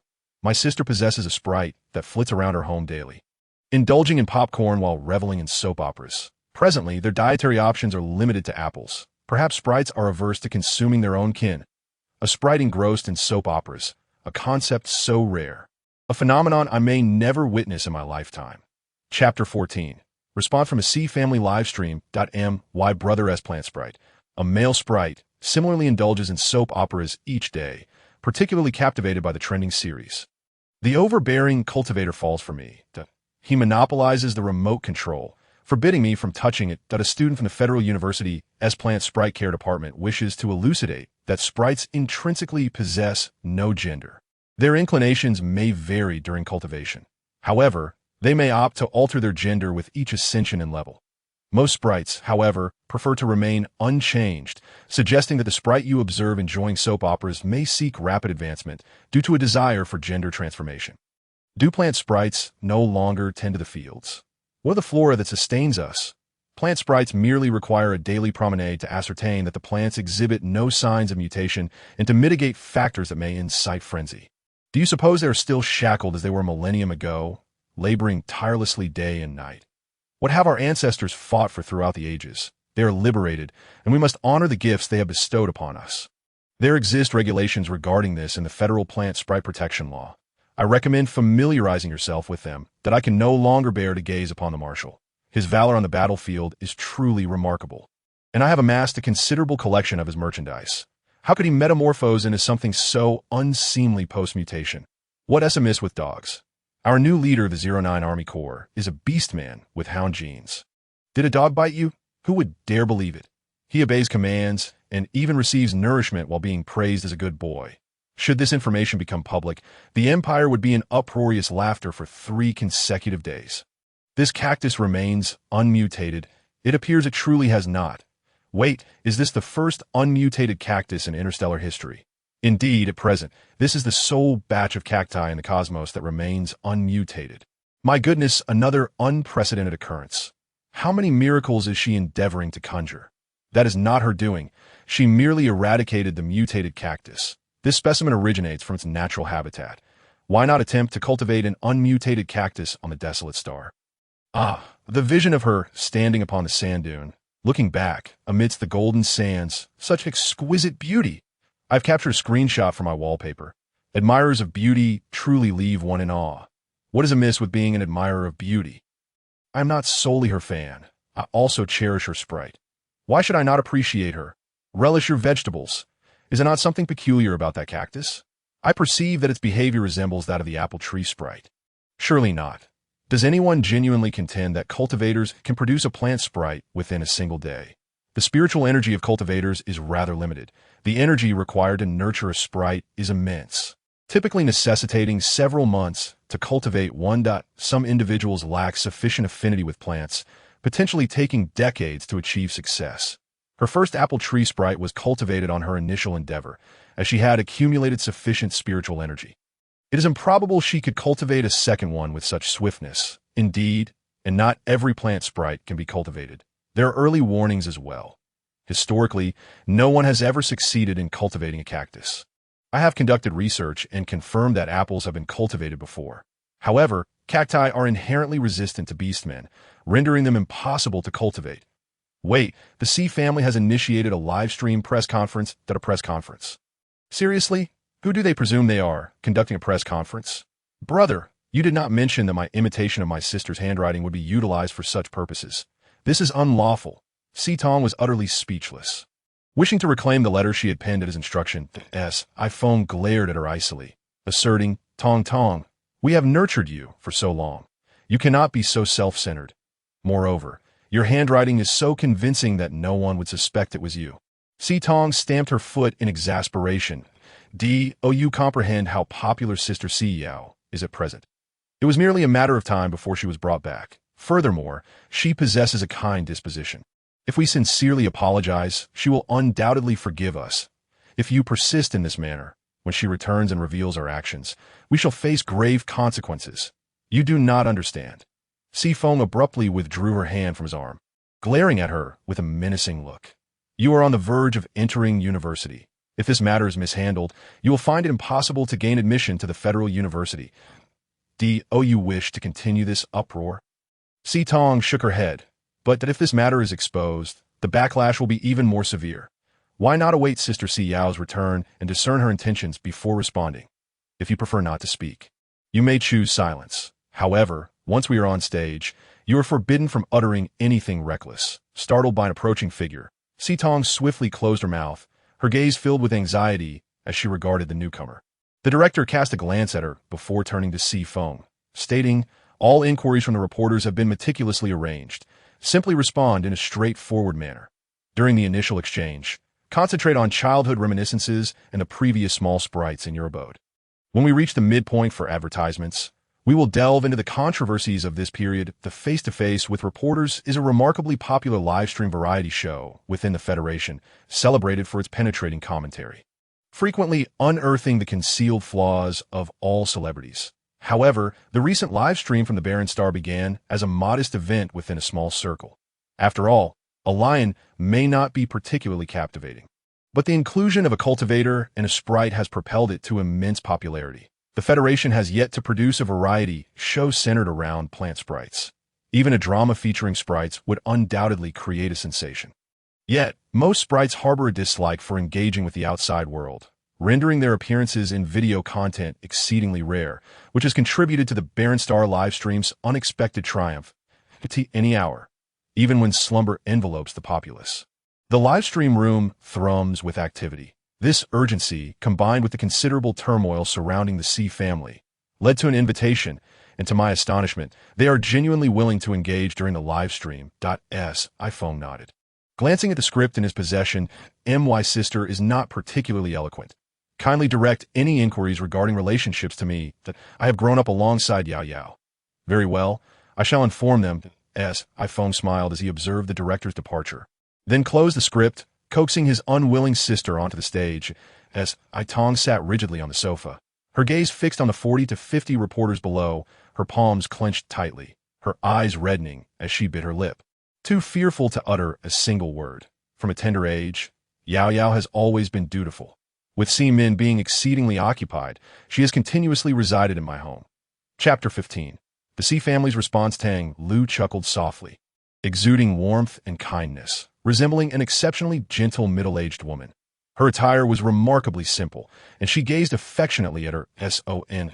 iPhone had frequently cared for Yao Yao during her childhood, remaining by her side when she fell ill. Moreover, he would wait at the door specifically for Yao Yao's return from school. The bond share between the two siblings was undeniably strong. Tong clenched her fists tightly. No. During Yao Yao's illness, while their uncle and aunt were away, her brother had intentionally trampled her medication underfoot, compelling her to plead with him for the commute to school. It was arranged by her uncle, while her brother, too indolent to walk, would invariably catch a ride, sometimes even deliberately allowing the vehicle to depart first, leaving Yao Yao to walk home alone. Yao Yao, possessing a gentle disposition and having suffered from illness since birth, required her medication without fail. However, following the unexpected demise of her uncle and aunt, the family doctor was dismissed, and Yao Yao's medication was abruptly halted, including the essential medication to suppress her violent illness. Yao Yao suffers from a violent affliction. It appears that the Si family shares a remarkably close bond, in stark contrast to the rumors circulating online. Observing Si Tong's silence and pallid complexion, one wonders if there exists a unique circumstance that a reporter, microphone in hand, regarded her with a sly smile. Feng's expression hardened. As if realizing his own demeanor was amiss, he quickly interjected, Tong, are you feeling unwell? Upon hearing her brother's voice, Si Tong, her complexion waning, shook her head fervently.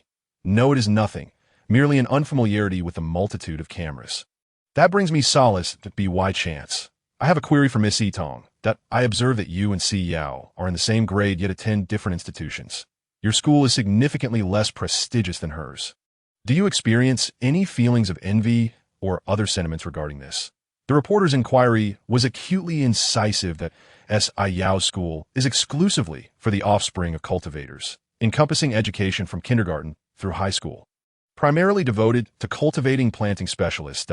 In contrast, Si Tong's parents are not cultivators, thus rendering her ineligible to enroll in the same institution as Si Yao. Furthermore, the Si family resides on the main star due to Si Min's esteemed status as a high-ranking planting specialist, while Si Shun and his family occupy a borrowed status without main star residency. only permitted to attend as temporary students. Nevertheless, Si Feng successfully gained admission to the Federal University's affiliated high school for children of planting specialists through Si Shun's diligent endeavors, seamlessly advancing to the Federal University thereafter. Yet, Si Tong's school finds itself in a rather precarious position. Upon hearing this, Si Tong vigorously shook her head. Sister Yao Yao has always treated me with kindness. How could I entertain such thoughts? She fervently waved her hands, resolutely refuting the implication. I shun, then unveiled a collection of childhood photographs of Si Yao, perusing them one by one and recounting the stories behind each image. Effectively redirecting the conversation entirely. Si Tong cast a glance at her father, biting her lip with determination, her gaze lower to the table. The moment lingered until it was time to intersperse advertisements. Her hands had turned a shade of violet from being clenched so tightly. Today, we have acquired much knowledge, increasingly sensing that the sensationalized events circulating online may not exist at all. A family as loving as the Si family would certainly not partake in the heinous acts insinuated online, such as inflicting harm upon a young girl for the sake of inheritance. Could the Si family address the uproar on the internet? The host inquired with a smile, and Si Shun produced a stack of test reports. Speaking with palpable distress, our family initially intended to keep this matter private, providing Yao Yao with a tranquil space. However, we did not foresee that this situation would consume so much of everyone's time and discussion. And for that, we sincerely apologize for our oversight. This is Yao Yao's medical examination report. The incidence of her violent illness is at 90, with a mental strength rating of F, and all physical indicators fall below those of a normal individual. I have retained copies of all these documents, which can also be verified in the databases of various testing centers, including the case library of the Federal First Hospital. All are legitimate and compliant examinations. Regarding Yao Yao's health issues, Si Min was profoundly troubled throughout his life. Particularly after his passing, Yao Yao's condition deteriorated further. We explored numerous avenues and consulted many expert groups. These are the treatment plans proposed by the experts we contacted. Si Shun presented a massive box of documentation, astonishing in its volume. Yet Yao Yao, much like her father, is a fiercely determined child. She has consistently refused conservative treatment, actively seeking to pursue the hypothesis proposed by the scientist Yun. The radiation from the barren star may hold potential for treating her violent illness, possibly even stimulating her mental potential. When she first proposed this idea, I was opposed, as given her mental strength level, there seemed little chance she could pass the entry approval for the barren star. However, Yao Yao boldly suggested a feigned death, erasing her identity information and renting a spaceship to remain on the barren star. Though I was reluctant to agree, Yao Yao is a child I have watched grow. Her earnest plea was something I could not ignore. Thus, we specifically chose a barren star previously exiled by the Marshal and, aligning with her wishes, sent her there. We acknowledge our missteps in this matter and sincerely apologize for exploiting legal loopholes. If we have indeed violated the law, we are willing to accept the legal consequences. However, as she anticipated, the barren star indeed has an impact on mental strength. According to the data, a mental strength rating of F cannot possibly cultivate a plant sprite, indicating that Yao Yao's mental strength has indeed undergone a transformation. Marking a significant advancement in our federal science, Si Shun passed the documentation to the reporters seated across from him. His expression solemn. One reporter, upon examining the documents, suddenly stood up and asked, "The minimum mental strength required to cultivate plant sprites is B. Are you suggesting that Miss Si Yao's mental strength has risen from F to at least B?"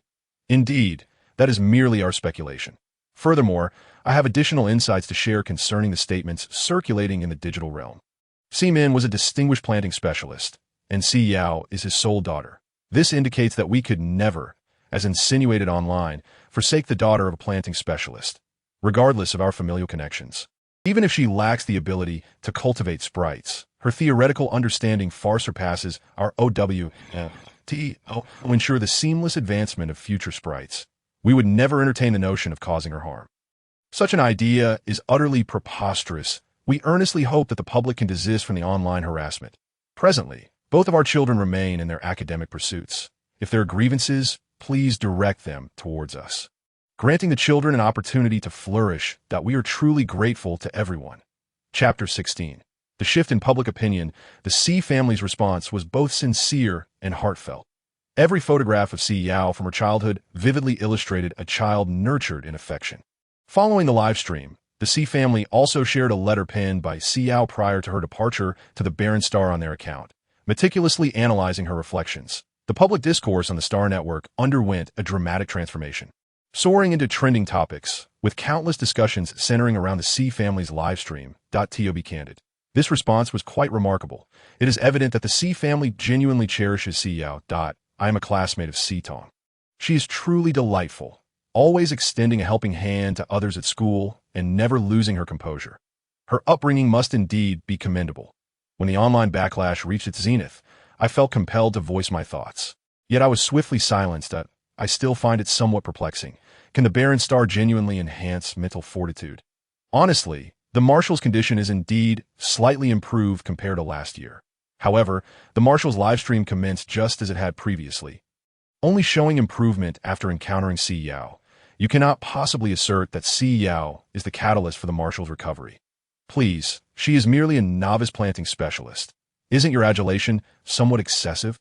If her mental strength is rated F, then that plant sprite could not possibly belong to her. Is a wild plant sprite she fortuitously encountered. What a bewildering assertion. Could it be that the little apple tree sprite is attached to Si Yao, and you still question her status as a planting specialist? Frankly, I harbor my own doubts. Either the F mental strength assessment is erroneous, or the plant sprite is indeed wild. Even if the barren star could alter mental strength, a direct ascension from F to B would be implausible. That wouldn't everyone simply remain on the barren star instead of cultivating their mental strength from a tender age? Precisely. We have diligently practiced daily to enhance our mental strength. Yet, merely landing on the barren star would enable us to attain what we have strived for over the years. That is utterly preposterous. The entry and exit application for the desolate star present the most formidable challenges, primarily due to its radiation, which can provoke severe ailments. Previously, researchers put forth conjectures that culminated in the widespread abandonment of mutated beasts on the barren star, amounting to a barbaric human experiment. The consent form signed by the Marshal for the violent illness experiment remains absurd even to this day. Yet, with experimental evidence now substantiating the researchers' conjectures, what grounds remain for your grievances? The Star Network buzzed with fervent discussions in the wake of this incident. Si Yao, noticing that her companion, the lion, had sought her out after a prolonged absence, ambled laboriously along the beach, her steps alternating between heavy and light. She tenderly caressed the lion's remarkably soft fur and cheerfully asked, "Big White, could you carry me for a spell?" The lion tilted its head, gazing at her with a look of perplexity regarding her words. However, Si Yao boldly seized its mane and effortlessly swung herself onto its back. Exhibiting no trace of modesty, with a hint of disdain, she tugged at her disheveled skirt and pointed towards the distant edifices, commanding, "Dubai, take us there." This transformed cactus proved exceedingly beneficial. Despite the tumult, it had guided them closer to solid ground. The lion trudged forward, each step sinking into the terrain, and it was only upon reaching the land that Si Yao felt a sense of stability, liberated from the abrasive touch of the sand, which invigorated her spirit. Dismounting from the lion, Si Yao shielded her eyes from the sun and surveyed the ruins before her, reminiscent of the structures she had once erected during the apocalypse. Yet, these were in a state of disrepair, with bricks strewn about. There was no trace of interstellar magnificence. This planet had long been abandoned, reduced to a desolate wasteland. Kneeling, she pinched the arid earth and pressed onward, the lion trailing closely behind her, ever vigilant.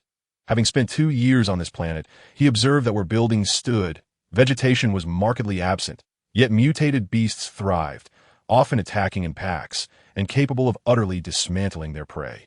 He had always preferred solitude, abhorred communal existence, which compelled him to wander into the desert alone.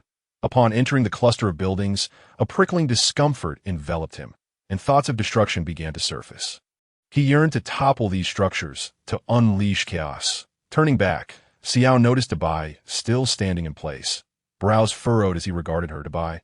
Her voice was gentle, yet it resonated distinctly in his ears, drawing him back to attention as he hurried towards her. She affectionately patted his head, reminding him to maintain his focus and not to stray.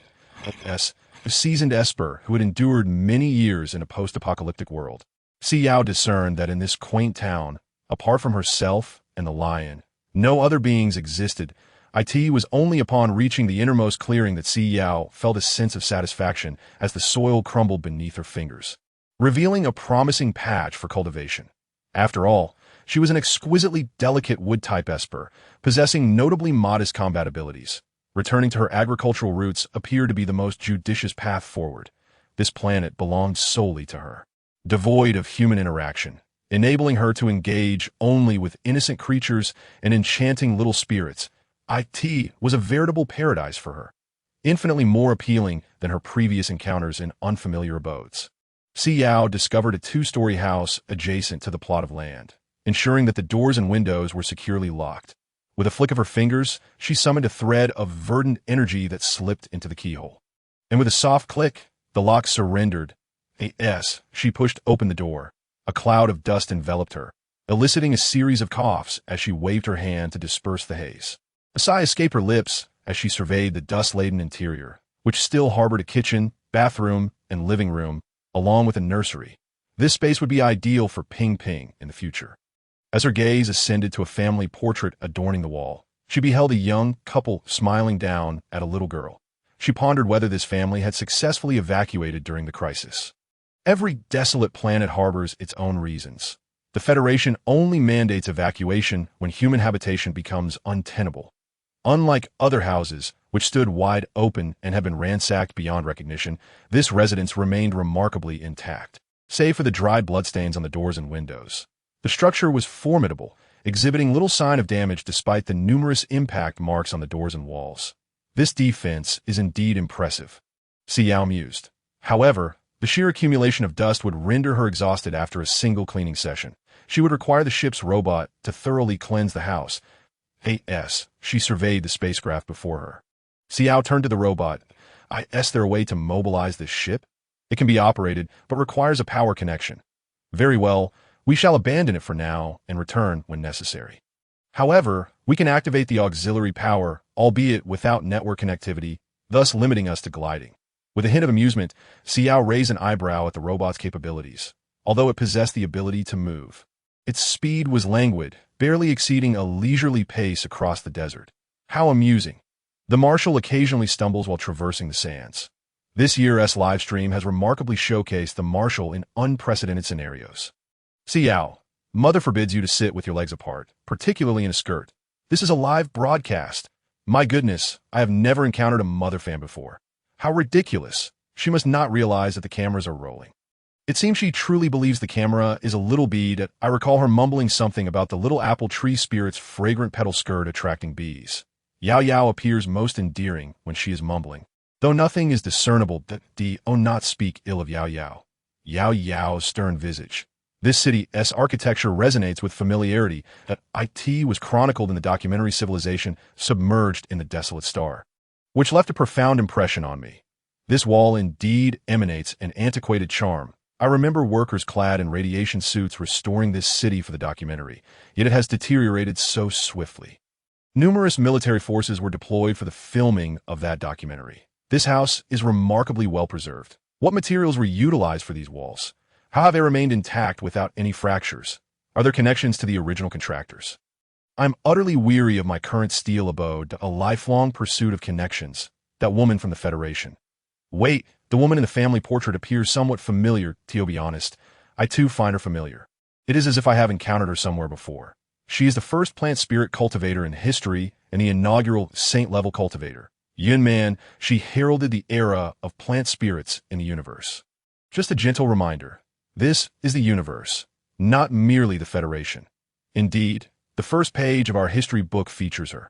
During the evacuation of the Desolate Star, she perished while attempting to rescue a spirit ensnared by mutated plants. Following that incident, the Federation instituted regulations mandating cultivators to reside on the main star. The evacuation of the Desolate Star, isn't this the very Desolate Star? I have finally realized why it felt peculiar when I first observed the Marshal being dispatched to this Desolate Star. D548 Desolate Star, the site of Yun Man's tragic accident. The first planet overtaken by mutated flora. This planet is the legendary cradle of numerous saint-level cultivators. No wonder Si Yao could summon a spirit upon arrival. This is attributable to her status as a cultivator. She can summon spirits, not because the land itself can conjure plant spirits. please grasp the distinction that they're truly a difference. Wow, am I that formidable? Pulling a spaceship by hand, after single-handedly incapacitating the Marshal, what an extraordinary accomplishment. Who would not be awestruck by such charisma? Can someone reveal her animal counterpart?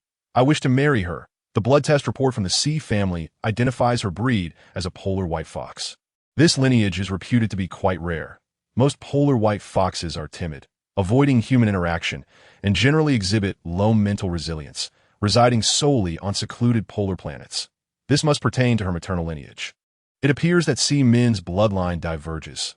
Shy yet robust, she prefers to labor quietly. A quintessential ideal, Si Yao leapt from the spacecraft with an air of disdain, summoning her wood-type abilities to ensnare the ship. Her face devoid of expression as she dragged it along until she arrived at a clearing adjacent to the quaint villa. Upon retracting her powers, a diminutive green creature, adorned with thorns, tumbled forth. Ow, ow, it cried, clearly in distress. The little being, utilizing its leaf-like appendages for support, managed to rise out. Si Yao crouched down, her gaze piercing into the creature. It shielded its face with its leaves. Only after a moment did it gently unfurl them, revealing two tiny black eyes and a mouth resembling a slender dark line. Si Yao detected a trace of shyness in its small, glossy eyes. Ow, ow. It greeted her, timidly shaking its leaves. Si Yao, bemused by its elongated thorns, rubbed her temples in exasperation. In a wonder, she sensed a diminishment of her powers upon their retraction. She had assumed it was merely a typical depletion. So, this little creature had absorbed her energy and transformed? Admittedly, it possessed an adorably awkward charm. Was this a fully transformed plant spirit? Its face was the foremost leaf, the two adjacent served as hands, and the upper leaves were merely ornamental. But where were its legs? After a meticulous examination, Si Yao discovered no trace of them, only an overwhelming sense of its fear, a cactus spirit even more timid than the little apple tree spirit. New type of plant spirit detected. Please confirm if the esteemed cultivator requires a body assessment service for the plant spirit. The robot sluggishly inched closer to Si Yao, taken aback, regarded the robot before her. You possess such capabilities? Affirmative. I am establishing a connection to the mainframe. Connection failed. Robot. Si Yao. Indeed, he remains an utterly ineffectual being. Si Yao longed to lift him. Yet upon scrutinizing him from every conceivable angle, she could not discern a single point of purchase. Not only was she unable to embrace him, but she found herself incapable of even grazing his form. The thorns were simply too profuse. Indeed, the presence of delicate, sweet-scented sprites reminiscent of those found upon the apple tree was an extraordinary rarity. A4956, kindly procure a potted plant. Yes, soon as the pot was placed down, she observed the diminutive creature inching closer. Seemingly to inhale the fragrance to her perception, it appeared as though two leaves were clinging to the rim of the pot. Its entire being shifting forward, while its white roots below were taut, as if it were tiptoeing, leaning into the pot. It quivered with delight at the aroma wafting from the soil, striving to reach with its minuscule root-like feet. Yet despite its fervent efforts, it could not prevail. As Si Yao watched, a pang of anxiety swelling within her. There was not a single part of the sprite that she could touch. Suddenly, an idea illuminated her mind. Si Yao tilted the pot slightly, beckoning it to attempt once more. The little sprite leapt, successfully vaulting into the pot. Its tiny feet began to excavate the soil, creating a deep cavity, while its roots intertwined and burrowed within. Half of its body was submerged before it paused, rising and falling slightly as if fatigued, then commenced to displace the soil with its branches and leaves, thoroughly entombing itself before finally coming to rest. The little sprite exhaled slowly, its features relaxing, its beady eyes transforming into mere lines, and its breathing gradually steadied as Si Yao hesitated, realizing that this enchanting creature seemed to have succumbed to slumber.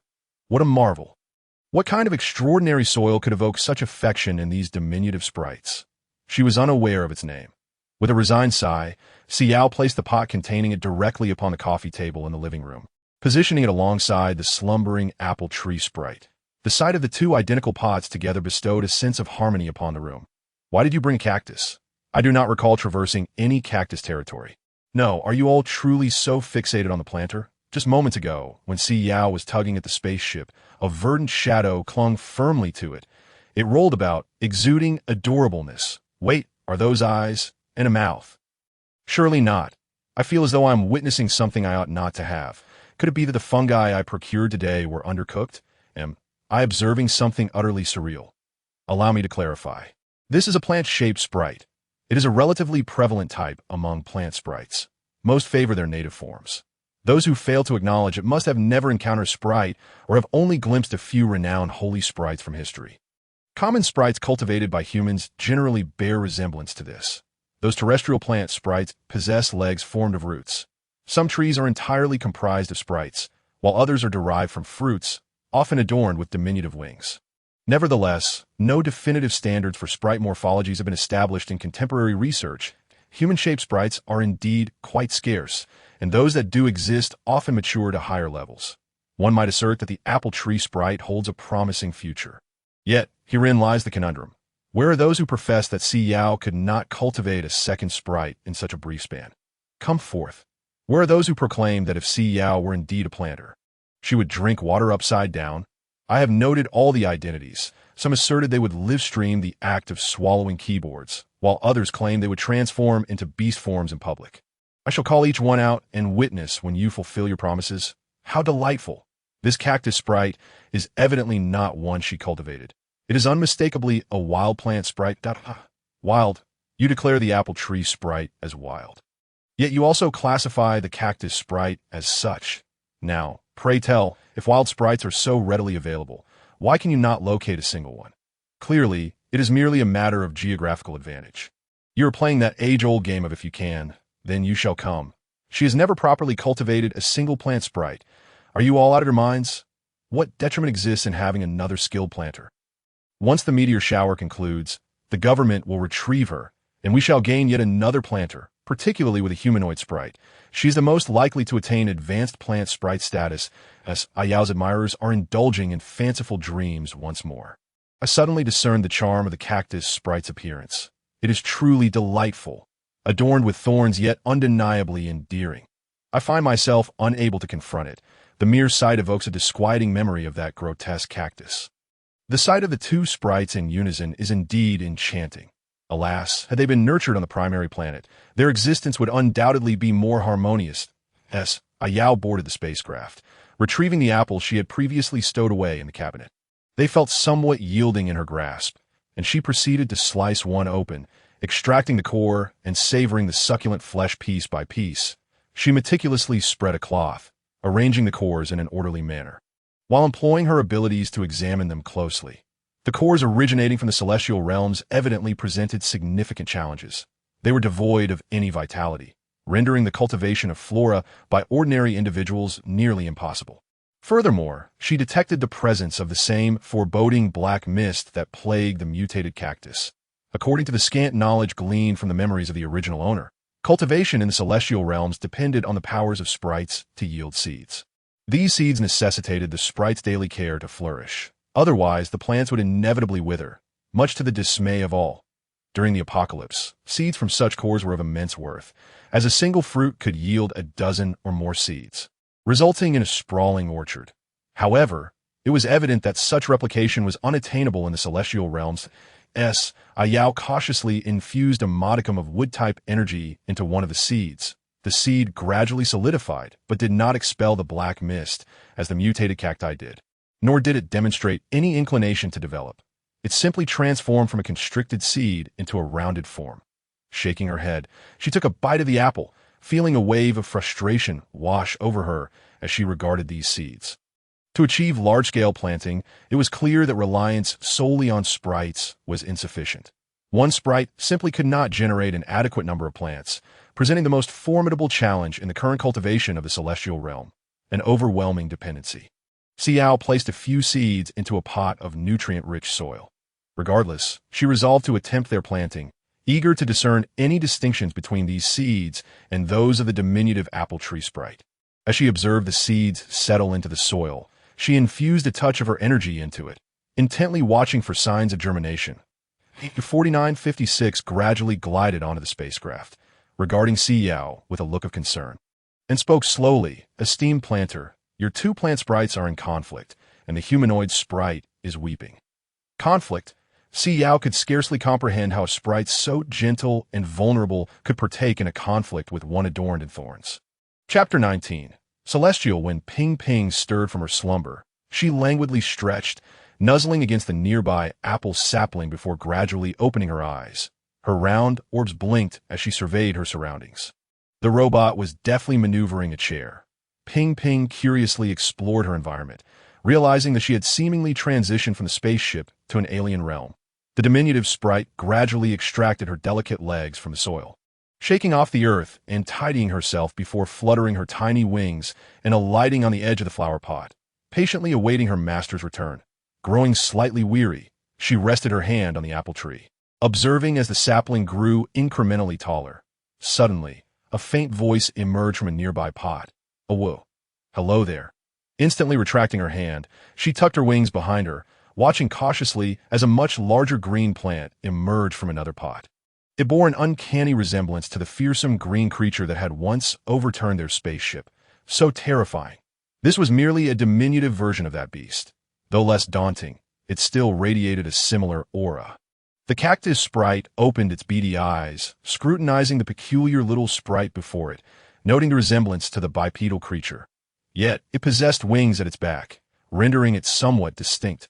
Intrigued, the cactus sprite gazed with its round, dark eyes that it felt an irresistible urge to extend a greeting.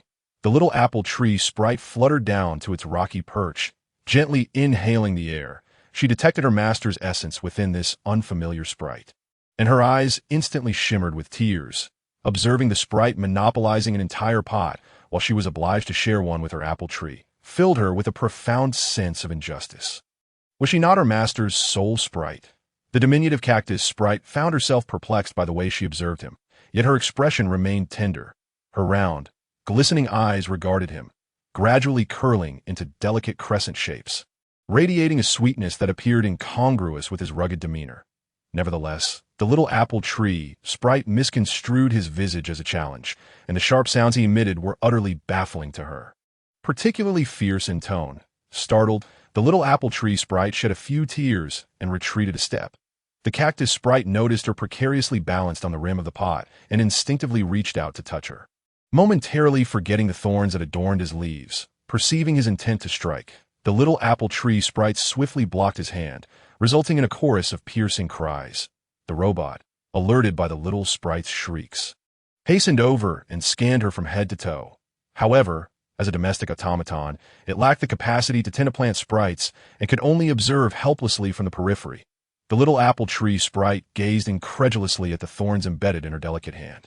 The vivid red of her skin starkly contrasted with her pale complexion, and tears cascaded down her cheeks. Each drop falling to the earth, in her distress, she conjured a slender twig, striking the prickly little sprite in a fit of anger. The cactus sprite, with its resilient skin, felt no discomfort and merely regarded the little sprite's actions as playful, reaching out to grasp the twig.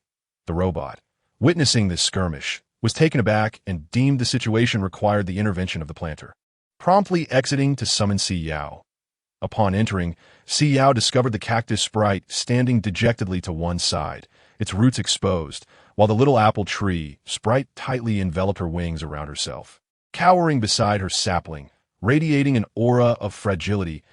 As Si Yao approached, gently caressing her little wings, the little apple tree sprite, sensing the contact, shrank her wings even tighter in fear of pricking again. Sighing softly, Si Yao turned her gaze to the bewildered cactus sprite, observing its small, beady eyes. "Hello," she greeted. The cactus sprite timidly extended its right hand, uttering a hesitant, "Ow, ow." Hello to Si Yao noted the cactus sprite's instinctive display of its thorny leaves, comprehending the root of the misunderstanding. This little sprite seemed unaware of the potential harm its thorns could inflict upon others. With a gentle demeanor, she elucidated, "I cannot shake your hand. Your thorns could injure me and other defenseless sprites. Shall we converse instead?" The cactus sprite, feeling somewhat despondent, retracted its leaves, its beady eyes glistening with sorrow as it glanced from Si Yao to the frightened little apple tree sprite still huddled in place. "Can my thorns truly harm others?" It contemplated, softly murmuring an apology. "Ow, ow, I am sorry, that's quite all right. In due course, I shall fashion for you a pair of gloves, so you may engage and play together." "Do not be disheartened," Si Yao consoled, but you possess a name? The cactus sprite gave a slight nod, whispering, I am Xian. Xian? Si Yao pondered, taken aback by the repetitive naming convention seemingly adopted by these plant sprites based on their botanical identities. She had presumed the sprite to be male, only to discover that the name was distinctly feminine. Upon inquiring about the events that had transpired, Si Yao confirmed her suspicions. The misunderstanding stemmed from a linguistic barrier between the two sprites. It was apparent that mastering the interstellar language should take precedence. In Oh Wonder, the planter's initial task upon acquiring a sprite involved providing each with a nurturing robot. The mastery of interstellar language was essential. Understanding the crux of the issue, Si Yao extended her hand to the trembling little apple tree sprite, channeling a delicate stream of wood-based energy into her. The diminutive sprite quivered, cautiously parting her wings to peer through the crevice. Her round eyes meeting Si Yao's gentle gaze. Upon witnessing the bright red of her eyes, Si Yao's heart softened, overwhelmed by a surge of tenderness. The little apple tree sprite was the first sprite she had nurtured. Or perhaps the very first sprite she had encountered capable of communication. Though timid and prone to tears, she was a good child, having never experienced such distress before, especially in her current frightened state. Si Yao's heart ached for her. Tenderly, she cradled the little sprite in her palms, gently stroking her hair. Gradually, the little sprite relaxed her wings, extending her hand in a soft whimper. It hurts. It hurts. Si Yao noticed the thorns still embedded in the little sprite's hand and, taken aback, quickly instructed the robot to procure a pair of tweezers. With the utmost care, she carefully extracted the thorn from her palm. The little apple tree sprite observed her owner intently, her eyes wide as she focused on the removal of the thorn, as if it were a matter of paramount importance. Slowly, her body ceased trembling. Her red eyes scrutinizing Si Yao's expressionless face, seemingly less frightened, as Si Yao silently infused her with energy, watching as her skin gradually returned to its pale hue before placing her back in the pot. I am engulfed in sorrow. The diminutive apple tree sprite quivers, appearing utterly terrified. Truth be told, that cactus sprite exudes an intimidating presence, and its voice is rather coarse. It is little wonder that the apple tree sprite is so frightened.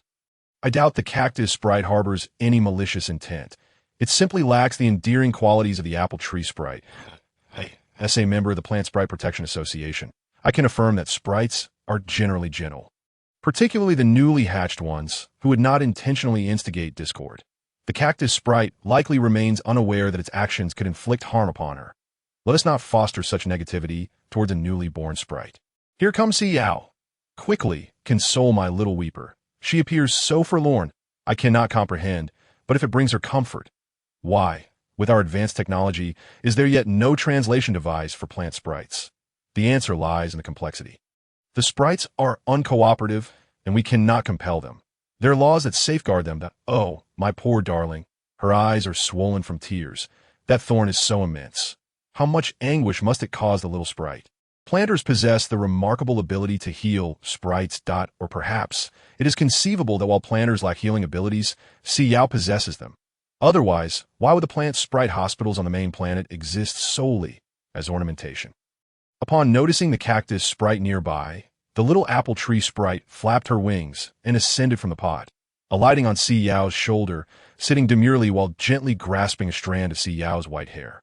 Akin to a child seeking comfort from an adult. He is unkind, I no longer wish for him. Cast him aside, he intentionally harmed Ping. He is a wicked sprite, Si Yao, with her gentle demeanor, reassured her he did not intend it. He merely wished to greet Ping and become acquainted with her. He was unaware that his thorns could inflict pain. Those leaves are his hands, albeit somewhat different from Ping's. Correct? The little apple tree sprite blinked, cautiously peeking from behind Si Yao's hair at the spiky sprite. Though apprehensive, she responded obediently. Si Yao encouraged he has dwelled in the desert, surrounded by other prickly cacti, and remained oblivious to the fact that his thorns could harm Ping. However, he now comprehends and wishes to express his apologies. Ping is a good child. Will you extend your forgiveness to him? With unwavering resolve, Ping nodded enthusiastically. Good girl, Si Yao remarked, affectionately tousling Ping's hair.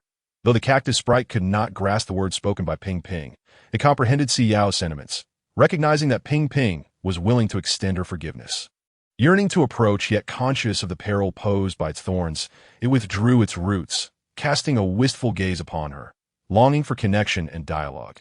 Ping Ping exuded a particularly delightful fragrance, a rich and pure essence of plant life.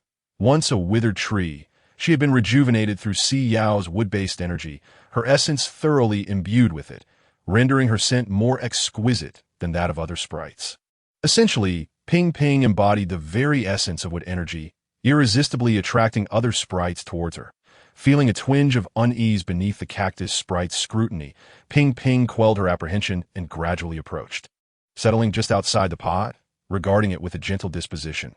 Ing, could you kindly refrain from striking me again? Ow, ow, ow, I apologize. I was unaware that you could feel pain, Ing, as long as you do not harm me. We may become friends, ow, ow, ow. Do you still experience pain? Ing, Si Yao observed the two sprites as they reconciled, their dialogue somewhat fragmented, yet they appeared to be reveling in each other's company. Not wishing to intrude, she instructed the robot to present interstellar educational videos for them to acquire the language once their conversation concluded. The sooner they learned, the fewer complications would ensue as Si Yao arranged the chairs. She was suddenly enveloped by an inexplicable sensation, as if she had assumed the role of a caretaker, unexpectedly responsible for two diminutive sprites. There existed a peculiar feeling akin to nurturing a child. We have reconciled. It seems rather absurd to have defended the apple tree sprite against the cactus sprite moments ago. The sight of these two little sprites conversing is so soothing. Is it not? Can they comprehend each other's words? Smiling with hands on cheeks they cannot. After a brief interlude, Ping Ping lazily glided to her front, hovering directly before her gaze. Yes, she turned her head. Ping Ping mirrored her movement, emanating an urgency that suggested, "You must pay attention to me. I have something of great importance." "What is it?" Si Yao inquired, somewhat exasperated. Did she not already possess friends? Why was Ping Ping seeking her out again? Encroaching upon her personal space? With a sorrowful expression, Ping Ping pointed accusingly at the potted plant. Although Ping Ping had but a single potted plant, it was intended to nurture a fruit tree. While the cactus sprite could thrive autonomously, this seemed distinctly unfair. I too wish for my own space. Am I no longer the favored sprite of my master? Does my master perhaps hold greater affection for him than for me? Is it because I resemble my master too closely that he finds me unappealing? Surely, my master favors sprites resembling that one, does he not? Coughs enough of this that Si Yao raised her hand, gazing at the sprite before her with a blend of exasperation and amusement. How could there be such a personal affront? The notion that her master deemed her unappealing due to their similarities was steeped in absurdity. Am I truly so unattractive? Si Yao seized the erratically flying apple tree sprite, lifting the pot containing the apple sapling in her grasp. She then turned her attention to the cactus sprite, whose eyes sparkled with anticipation while it shyly concealed its face. After a moment's reflection, she pinched the cactus sprite's pot between her fingers. The trials of managing a household with two children. Chapter 21. Planting cacti. Upon reaching a fertile expanse of land, she gently set them down.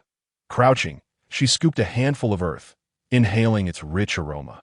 Previously, she had employed her abilities to expel all radiation and dark mist from the soil, instructing robots to thoroughly irrigate the area. This plot of land was now perhaps the most suitable for cultivation on the entire desolate star. Si Yao carefully extracted the apple sapling from its pot, dug a hole in the ground with precision, and planted it, smoothing the soil around its base. She then turned to the little apple tree sprite, inquiring, "Do you possess any seeds? Shall I cultivate an entire orchard of apple trees for you?" The little apple tree sprite's eyes sparkled with excitement as it circled the sapling, sensing its roots sinking deeper into the earth. An aura of joy emanated from it as it flew back to Si Yao, regarding her with eager anticipation. Is all this for me? Truly, is there such a vast expanse? Plant sprites, particularly those of varying levels, possessed different capacities for cultivation, but a newly born sprite like Ping Ping could manage only a few dozen plants. Beyond that, it would be overwhelming. Yet, despite their limitations, the available expanse of land was boundless. How comforting it would be to claim such a vast territory for herself. Si Yao tilted her head thoughtfully. It appeared that, for the time being, she could only cultivate apple trees, as there were likely no other plants suitable for growth on this barren star. If all were to be dedicated to apple trees, that would suffice. We shall plant only apples. Gazing tenderly at the little apple tree sprite, she pointed to the open space, proclaiming, "This area shall become your orchard." Ping Ping leaned in closer, inhaling the fresh scent of the soil. Free of any unpleasant odors, she reveled in it. Wawawadat, I possess numerous seeds. Let us plant them all. With great enthusiasm, the diminutive apple tree sprite rummaged through its petal skirt and produced a seed. Eagerly commencing its endeavor to plant it in the earth, suddenly, a gentle tug at her garment captured Si Yao's attention, drawing her gaze downward. The cactus sprite, utilizing its minuscule leaves, was pulling at her attire. Looking up at her with hopeful eyes, Si Yao found the sight of the cactus sprite reclining, its little eyes wide and earnest, quite amusing to, may I also have a patch of land to cultivate cacti? The sprite inquired, its excitement palpable. Cacti, Si Yao mused, feeling a slight headache. She had never attempted to nurture cacti before. Yet, she recalled witnessing someone preparing a dish with cacti prior to the apocalypse. Perhaps it was a venture worth exploring. Are you planning to create an apple orchard? The sprite continued. Point 1 from which we can enjoy apples once we are rescued. In a month's time, if the sprite's level is sufficiently elevated, it may indeed be possible. Otherwise, the lower-level sprites will merely observe a handful of saplings being transplanted from the desolate star to the primary one. That is acceptable. I am quite willing to gnaw on tree bark. It is disheartening to await a month for a solitary meal. However, the radiation levels in various meats are alarmingly elevated. Should you neglect to consume plant life, you risk falling ill. Wealth is trivial. Life is paramount. I have traced the IP address upstairs. She continued that he is a resident of the main star, likely a family member of a planter or someone who has made substantial contributions to the state. He remains oblivious to the struggles of the lower-class citizens. Currently, plants are exclusively allocated for children, while we rely solely on our mental fortitude to endure. When I fall gravely ill, I shall sign my body for donation, exchanging it for funds for the children. There is no other means of survival. I earnestly hope for an increase in planters within the Federation, so that all may access untainted plants. Thus, anyone daring to criticize planters shall face my ire. You contribute nothing. What right do you have to belittle them? And do not deride the little sprites, regardless of their appearance or whether they align with your aesthetic standards. They're the ones who cultivate pure plants. Whether low-level or high-level, they labor tirelessly for us. How adorable they are! What right do you possess to chastise them? Si Yao contemplated seriously, still feeling uncertain about the cultivation of cacti. Xian, do cacti need to grow in the desert? She inquired, her curiosity piqued. I can flourish here as well. I merely require a patch of slightly drier land over there. As Si Yao followed the direction indicated by its leaves, it was a section she had yet to cultivate. Adjacent to the apple orchard, albeit not particularly expansive. She nodded. Very well, but please wait a moment while I delineate a space for you. The cactus sprite eagerly nodded, bouncing along behind her with its pot. As Si Yao traversed the ground, she glanced back at it. Unable to suppress a smile, it appeared the cactus sprite's intellect was slightly inferior to that of the apple tree sprite, despite the myriad ways to follow her. It opted for the most laborious route. Once Si Yao had dispelled the dark mist from the designated area, confirming the soil was free of any unpleasant odor, the cactus sprite hopped over, panting with admiration as it gazed enviously at the little apple tree sprite, who was engrossed in planting apple seeds. If only it possessed wings as well. Si Yao gathered some scattered stones and arranged them in a long line between the cactus sprite's domain and Ping Ping's. Smiling as she declared, from this moment forth, this shall be your land. In a few days, I shall craft a small sign to stake here bearing your name.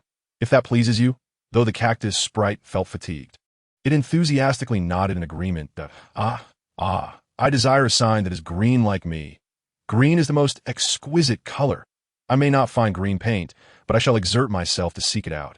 If that is to your liking, Si Yao regarded it with tenderness. The little sprites were inherently delicate, and she would strive to fulfill their wishes. After all, it was she who had ushered them into this world. The cactus sprite gazed at her with obedience. Noticing her silence, it climbed out of its pot, ready to plant its cacti. Chapter 22. Extracted. Si Yao, intrigued, crouched nearby to observe the cactus sprite's endeavors. She was quite eager to learn how the cactus sprite cultivated its plants. Was it akin to the apple tree sprite? Directly planting seeds? Did cacti also possess seeds? This was indeed a realm of ignorance for her. The cactus sprite slowly rotated its roots in the earth, creating a small, shallow hole. Finally, panting lightly, it paused, staring at the pit it had excavated. Before extending a leaf to tug at one atop its head, pulling it off with determination. With wide eyes, Si Yao stared in disbelief at the oblivious cactus sprite. Did it truly feel no pain? The cactus sprite delicately interred the severed leaf into the earth, utilizing its roots to ensure it was securely covered. Once satisfied that it would remain in place, it gently withdrew its roots and moved to another patch of land to replicate the process. Beginning to aerate the soil anew before plucking another leaf from its crown, Si Yao raised an eyebrow, her incredulity palpable as she rubbed her temples in exasperation. Witnessing the sprite detach its own leaves evoked an unsettling sensation within her own mind. The little apple tree sprite floated over, alighting upon a nearby stone like a whimsical fence. Fixated on the cactus sprite's every action that it has removed its own body, the little apple tree sprite exclaimed in astonishment. How fierce it is! Suddenly, a realization dawned upon her that it had merely pricked her, as she felt a surge of gratitude that it had not severed her head. After burying 3 saplings, the cactus sprite finally paused, lifting its head to curiously regard the 2 observers. Alas, it lamented, I can only plant so many. Si Yao turned to behold the verdant little saplings behind her, all nurtured by the little apple tree sprite. She perceived that the sprite's abilities bore a striking resemblance to the wood powers from the apocalyptic era. It appeared that the caliber of one's abilities dictated the variety of flora they could nurture and cultivate. Redirecting her gaze back to the scattered cactus saplings, Si Yao concluded that the cactus sprite indeed lacked the prowess of the little apple tree sprite. The cactus, gazing up at her with unwavering trust, elicited a soft sigh from her. During the apocalypse, she had been reluctant to engage with her team, choosing instead to undertake a planting endeavor alone, cultivating an expansive plot of land. Her ineffectual communication with others had compelled her to sell her plants at a meager price directly to the base, rather than at a more lucrative rate to individuals. In a world rife with self-interest, she had never encountered anyone who regarded her with such trust and affection. Tenderly, Si Yao placed her hand upon the cactus sprite's head. Channeling her abilities into its, she observed the leaves upon its head gradually unfurl. She withdrew her hand. The cactus sprite squinted with contentment, feeling an effulgent warmth coursing through its essence, as though it were cradled in a cloud of cotton candy. Utterly at ease, that I desire that too. The little apple tree sprite protested, observing the soothing energy that Si Yao bestowed upon the cactus sprite. Pouting adorably, it raised its hands high, yearning for a tender embrace from Si Yao. Amused by its enchanting demeanor, Si Yao scooped it up, unable to resist such a soft and delicate being. She playfully tickled the sprite's waist and gently teased its small hands, eliciting delightful giggles as the little apple tree sprite rolled around in Si Yao's palm.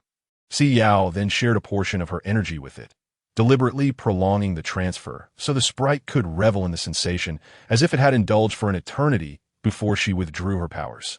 She aimed to balance their abilities, for the little apple tree sprite was considerably more adept than the cactus sprite. The cactus sprite gazed up enviously at the little apple tree sprite cradled in Si Yao's hand, silently digging itself a metaphorical hole, vowing that once it cultivated numerous cacti, it would surely earn affection. It contemplated slowly, burying its roots deeper into the earth, dispersing its energy among the surrounding cacti.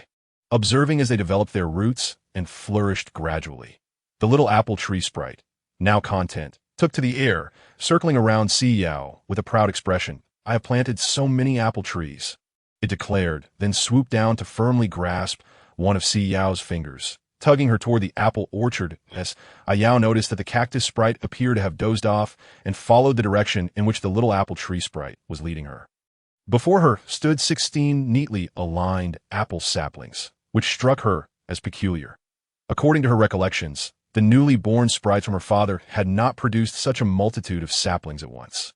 It was more typical for a sprite like the cactus sprite. Curious about the star rank of the little apple tree sprite, Si Yao could not deduce a logical explanation. Ultimately, she crouched down and evenly divided her energy into 16 portions, distributing them among the verdant saplings. She watched as they straightened slightly before she relinquished her hold. While it was indeed feasible to hasten the growth of an apple tree, she feared that doing so might inadvertently give rise to another sprite. Each variety of sprite was sufficient as it was. An additional one would be overwhelming for her. Observing her apple saplings thrive, Ping Ping joyfully raised her small hands, embodying an expression of sheer jubilation. Convinced that her master favored her above all. After all, the master had not bestowed as much energy upon the prickly cactus sprite. How could Ping Ping, in all her charm, not be cherished? The little apple tree sprite twirled gracefully in the air, its face illuminated with delight. Si Yao smiled softly and turned to engage in gentle conversation with the robot. The robot approached, presenting an assortment of materials, and Si Yao was taken aback by the diminutive size of the spaceship.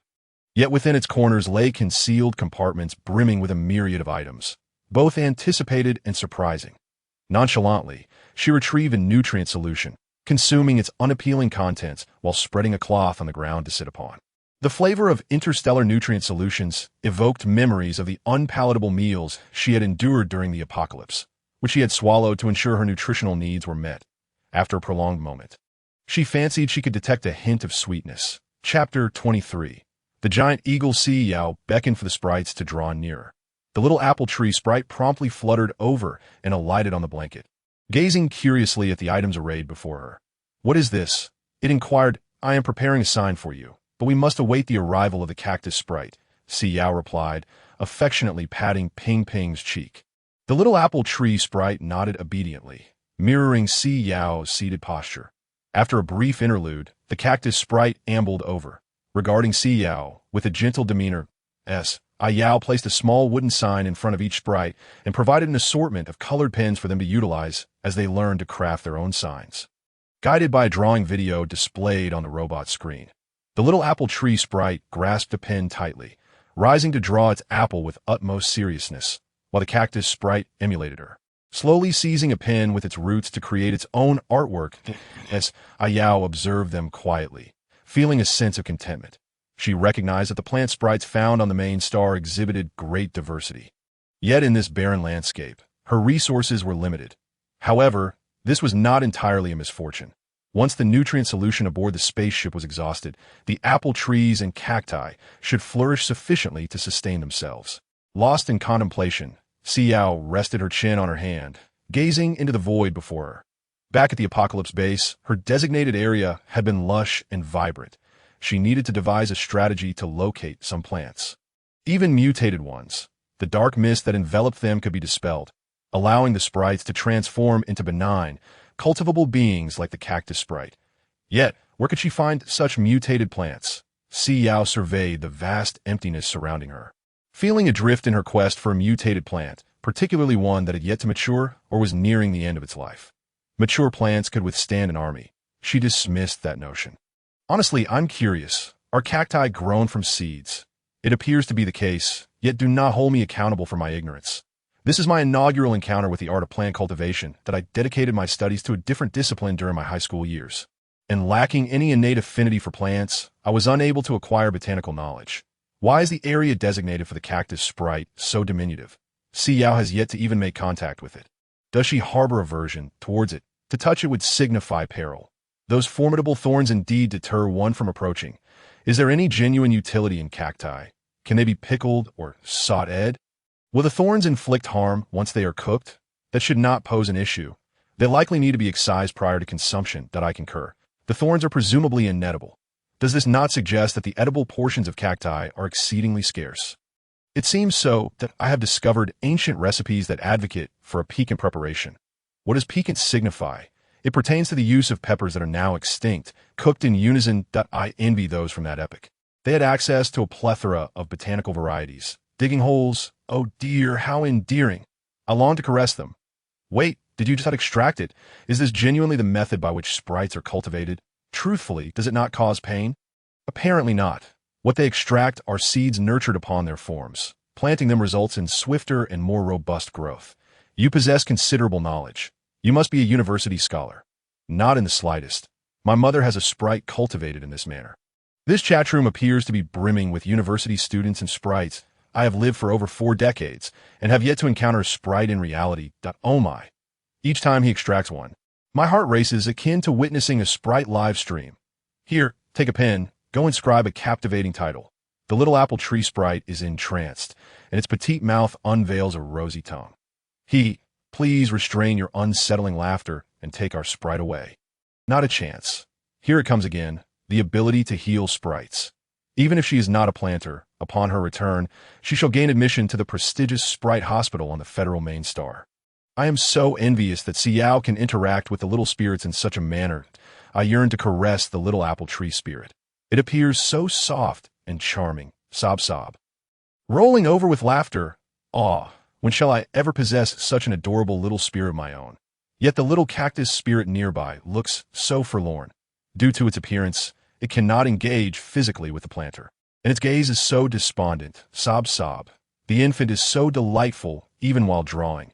Annie beams while cradling her face. What a poor little spirit. The spirits on the Federation's main star possess their own appropriate brushes. Yet they are compelled to utilize such large ones at the very least. There are some on the Wasteland Star. Thankfully, it is a Federation spaceship. Were it a small enterprise, they would lack such provisions. What has the Marshal returned with? Si Yao contemplated with a furrowed brow. Suddenly, a large white lion, dust-covered and stained with blood, dashed over excitedly, depositing a colossal eagle at her feet. Once immaculate, the formerly pristine white lion now appeared soiled. As a headache began to throb, Si Yao stood and grasped the nape of its neck, gesturing toward a small pond designated for watering the plants. Go cleanse yourself there. If you are not clean, you shall not enter today. The lion gazed at her, perplexed by her fierce stance with hands on her hips, and trotted away with its tail tucked between its legs, reluctantly making its way to wash its fur. Yet, having brought her prey, why was it so despondent? The lion felt wronged but remained silent. Si Yao picked up a stick and prodded the giant eagle. Its eyes remained open, gazing at her with a wet look, attempting to flap its wings, yet remaining utterly still, not even stirring the dust beneath. Leaning in closer for inspection, she noted that both its legs and wings had been bitten off, a gruesome sight. Behold the flame upon the eagle. Oh my, could it be the Marshal's subordinate? They all went into a frenzy to fulfill their mission. It is Major Raymond, marked by his distinctive flame birthmark, that if he knew he had narrowly escaped the Marshal's jaws, he would surely lament for a change of wasteland. Major Raymond's cries are truly heartrending. Chapter 24. Bandaging Si Yao felt the onset of a headache. She pondered whether this giant eagle was a mutated beast or merely a commonplace mutated animal. The white lion seemed an ordinary mutated creature, unlike the uncontrollable frenzy of a beastman. After the initial confrontation, it had learned its lesson, behaving more like a typical animal. Mutated beastmen would not relent until a victor was determined. Thus this one could only be a mutated animal. Si Yao was drifting further from her misconceptions, entirely oblivious that both were indeed mutated beastmen. Surely, mutated beastmen could not be this feeble. So, scrutinized the eagle for an extended period. How could a creature of flight be ensnared by a terrestrial animal and end up in such a lamentable condition? She contemplated the wisdom of allowing the lion to consume the eagle. Uncertain of what the latter had ingested, should it have devoured something repugnant, she might well consider forsaking the lion entirely. The diminutive spirit of the apple tree leaned in with curiosity, observing the colossal creature, which was unlike anything it had encountered before. Yet, it was entirely adorned in the resplendent hue of red. The conflicted little apple tree held aloft a brush, contemplating the multitude of crimson apples it had rendered. And in a corner, it mimicked the peculiar form of the strange red creature, beaming with immense satisfaction. The cactus spirit, lacking the nimbleness of its apple tree counterpart, laboriously sketched two crooked cacti with a green pen, diligently filling them with color. When it inadvertently strayed beyond the lines, it quietly made the cacti appear more robust. Upon completing its own creation, the little apple tree spirit darted over to Si Yao, curiously observing the ailing giant eagle sprawled on the ground. The robot approached slowly, bearing an emergency medical kit from the spacecraft, placing it beside them. Si Yao regarded the robot thoughtfully, which beamed a smile from its screen. "Can you bandage?" she inquired. "I am a housekeeping robot, not a medical one. Thus I lack the ability to bandage," it replied. Si Yao sighed. Such a useless little robot. She rummaged through the medical kit, perplexed by the various tubes and their unfamiliar labels. Yet the meanings translated automatically in her mind. However, none of the translated terms made sense to her. After opening several containers, she finally discovered a package resembling a plaster from the pre-apocalyptic era and curiously asked the robot beside her, "What is this for?" "I have not downloaded the medical package. It requires internet access," the robot lamented, displaying a pitiful expression. You are indeed quite useless. Si Yao couldn't help but express her frustration. Adhering to the principle of desperate times call for desperate measures, she wiped the blood from the eagle's body, applied some medicine, and affixed the plaster. Her wood-based abilities could mend wounds, but they were effective only on plants and utterly impotent on animals. With a soft sigh, she washed her hands, gazing down at the unconscious giant eagle. Its fate now resting upon the whims of fortune. Having cleansed itself of the grime, the lion approached with an obedient demeanor, now unrecognizable from its prior bloodied state. Si Yao took a pristine cloth and gently wiped the lion's head, while the little spirit hovered nearby, watching her tenderly groom the lion. Seemingly inspired, it gradually flapped its wings and ascended into the air, after meticulously grooming the lion until it regained its fluffy form. She chuckled softly, ruffling its head. Good child. The lion shook its head, settling quietly beside her, though its gaze frequently wandered toward the battered eagle lying on the ground. Oh, you wish to eat him? Si Yao queried, pointing at the injured eagle, clearly marked by bites. Oh. No, I don't, it protested. The lion endeavored to maintain an expression of innocence. Si Yao could only perceive the murmurs of the flora, unable to engage in dialogue with the fauna. Frowning, she wagged her finger before him, firmly asserting, "No, you cannot consume such an unripe creature. Their bodies harbor excessive radiation. It will exacerbate your mutation. Good little one," the lion protested silently. "It is not I. I have done nothing." Chapter 25.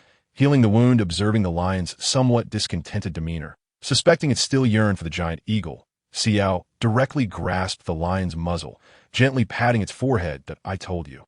You cannot eat it." Having concluded her admonishment, she turned to the robot, E4956, and requested, "Bring me some nutrient solution." Si Yao sifted through the available options and selected the flavor she had previously found most unpalatable. Placing it beside the lion's mouth, the lion sniffed the peculiar nutrient solution and thrashed wildly. Striving to escape, he craved crisp, sweet apples. He had no desire to ingest this odd substance. Yet despite not being a combat-oriented mutant, Si Yao was a renowned ability user in the apocalypse, possessing a power level of considerable repute. She swiftly subdued the writhing lion and compelled the nutrient solution into his mouth, tilting his chin slightly until he swallowed. Only then did she release him. Her technique was fluid, reminiscent of those who routinely administered medication to pets. The lion stared blankly, licking his lips, painfully aware that he had consumed that dreadful concoction, sulking away to observe her with an utterly pitiable expression. The interstellar nutrient solution was vastly superior to those from the apocalypse, providing ample energy for the subsequent 3 to 4 days without necessitating any food. However, it bore the same radiation risks as meat. If the manufacturer lacked credibility, the radiation could be even more severe, and the price had surged compared to meat. Most denizens of the stars would never opt for a nutrient solution with such peculiar flavors unless absolutely imperative. Si Yao observed the little spirits fluttering about and inquired of the apple tree spirit, "Are you finished?" I'm done," the spirit replied. Ing. Mine is even better than that prickly one," the little apple tree spirit declared proudly. Hands on its hips, seated on a blanket with a black paint pen, Si Yao inscribed Ping's exclusive apple orchard on the abundant red apples she had depicted. Suddenly, she was startled by the sight of the bloodied, lifeless eagle in the corner she had drawn, staring blankly for a moment. The cactus spirit had been awaiting her attention with its sign for quite some time, observing Si Yao in a daze. It exclaimed in exasperation, "I want one too." Snapped back to reality, Si Yao quickly grasped the sign, which depicted plump, chubby cacti resembling spheres. She then inscribed Xianxian's cactus garden on its sign, just as she had for Ping. "All right, let us complete Xianxian's first before we proceed to Ping's, shall we?" Si Yao gently addressed the little apple tree spirit, who whimpered, "No, I wish to proceed with my own tasks first." The sprite pouted, shaking her arm in discontent. Si Yao, shaking her head, earnestly explained, "I have merely inscribed Ping's sigil first. Now we must proceed to place Xianxian's." She then instructed to scatter small stones around the perimeter of the garden, ensuring that no careless intruder could trespass. "Wah wah wah," the little apple tree spirit responded, easily pacified and soothed in an instant. Upon the initial completion of the garden, Si Yao surveyed the orderly scene before her with immense satisfaction, a swell of pride blossoming within her. Who could have predicted that this had once been a chaotic wasteland? Observing the colossal eagle lying motionless on the ground, Si Yao cautiously infused a modicum of her abilities into its body, only to find it surprisingly easy to penetrate.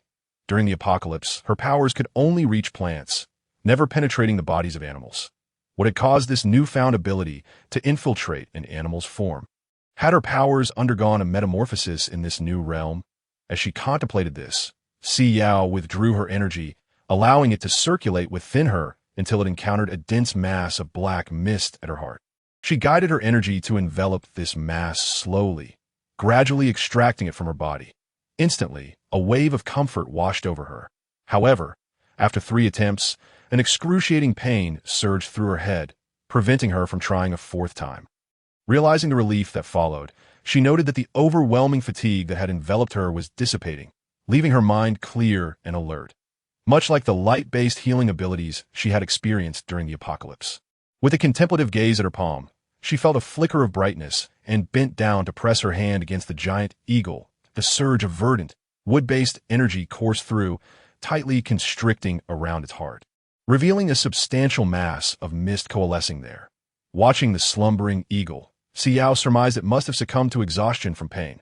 Rather than adopting a gentle approach, she opted for a more forceful method, commanding the green energy to envelop a significant portion of the black mist before abruptly expelling it from the eagle's body. As anticipated, the slumbering giant eagle twitched violently, its eyelids fluttering, yet it could not awaken. Slipping back into unconsciousness, as Si Yao cautiously checked its pulse and breathing, confirming it was still alive, and finally exhaled softly. Gradually, she applied her energy to the surface of its body, observing as it slowly began to regain its normal state. The concealed white skin beneath its feathers gradually returning to a healthy pink hue. Wah wah wah. Ping Ping chimed in, expressing her desire for an abundance of delectable treats. Could you perhaps spare a little more for me? Dear master, the diminutive sprite of the apple tree, fully cognizant of her allure, curled herself into a ball, her round, blinking eyes radiating an aura of pitiable charm. It was exceedingly effortless to lower one's defenses and concede to her entreaty. Si Yao gently tapped the sprite's forehead, chuckling softly, No, no. From this moment forth, you shall partake only in moderation each day. Excess is unadvisable. The little sprite, feeling aggrieved, flitted over to a nearby apple sapling and nestled herself. Si Yao shook her head in resigned amusement, disregarding her, and gradually pulled the giant eagle into the house. Chapter 26. The awakening of layman Si Yao's scrutinizing gaze is rather formidable. Not consume that. It is a major general, surely not of late. Si Yao has been partaking of nutrient solutions. She hardly seems the type to indulge in flesh. Moreover, which planter would ever feast upon meat? But the marshal is consuming meat now. This raises an intriguing question. Both of Si Yao's parents are planters, and of high rank, no less. How did she come to suffer from radiation sickness? Here you go again with your conspiracy theories. Perhaps she contracted it at school? With her meager mental fortitude and nearly non-existent defenses, is it not natural for her to experience violent outbursts? Yet, her father's plants diverge from those cultivated by ordinary sprites. The Si family would not treat a girl poorly. Rest assured, wild speculation is unnecessary. Indeed, had you observed the live stream, you would witness that Si Yao's colleagues and classmates regard her as an exceptionally benevolent individual, devoid of any signs of bullying whatsoever. My darling child has drawn delightful round apples. How enchanting! A kiss for my little one, wah wah wah. The cactus sprite toiled diligently on her drawing, even if it appears slightly crooked and soft. It is utterly delightful. What does that crimson depiction of Ping Ping in the corner illustrate? Could it be the young general drenched in blood from earlier?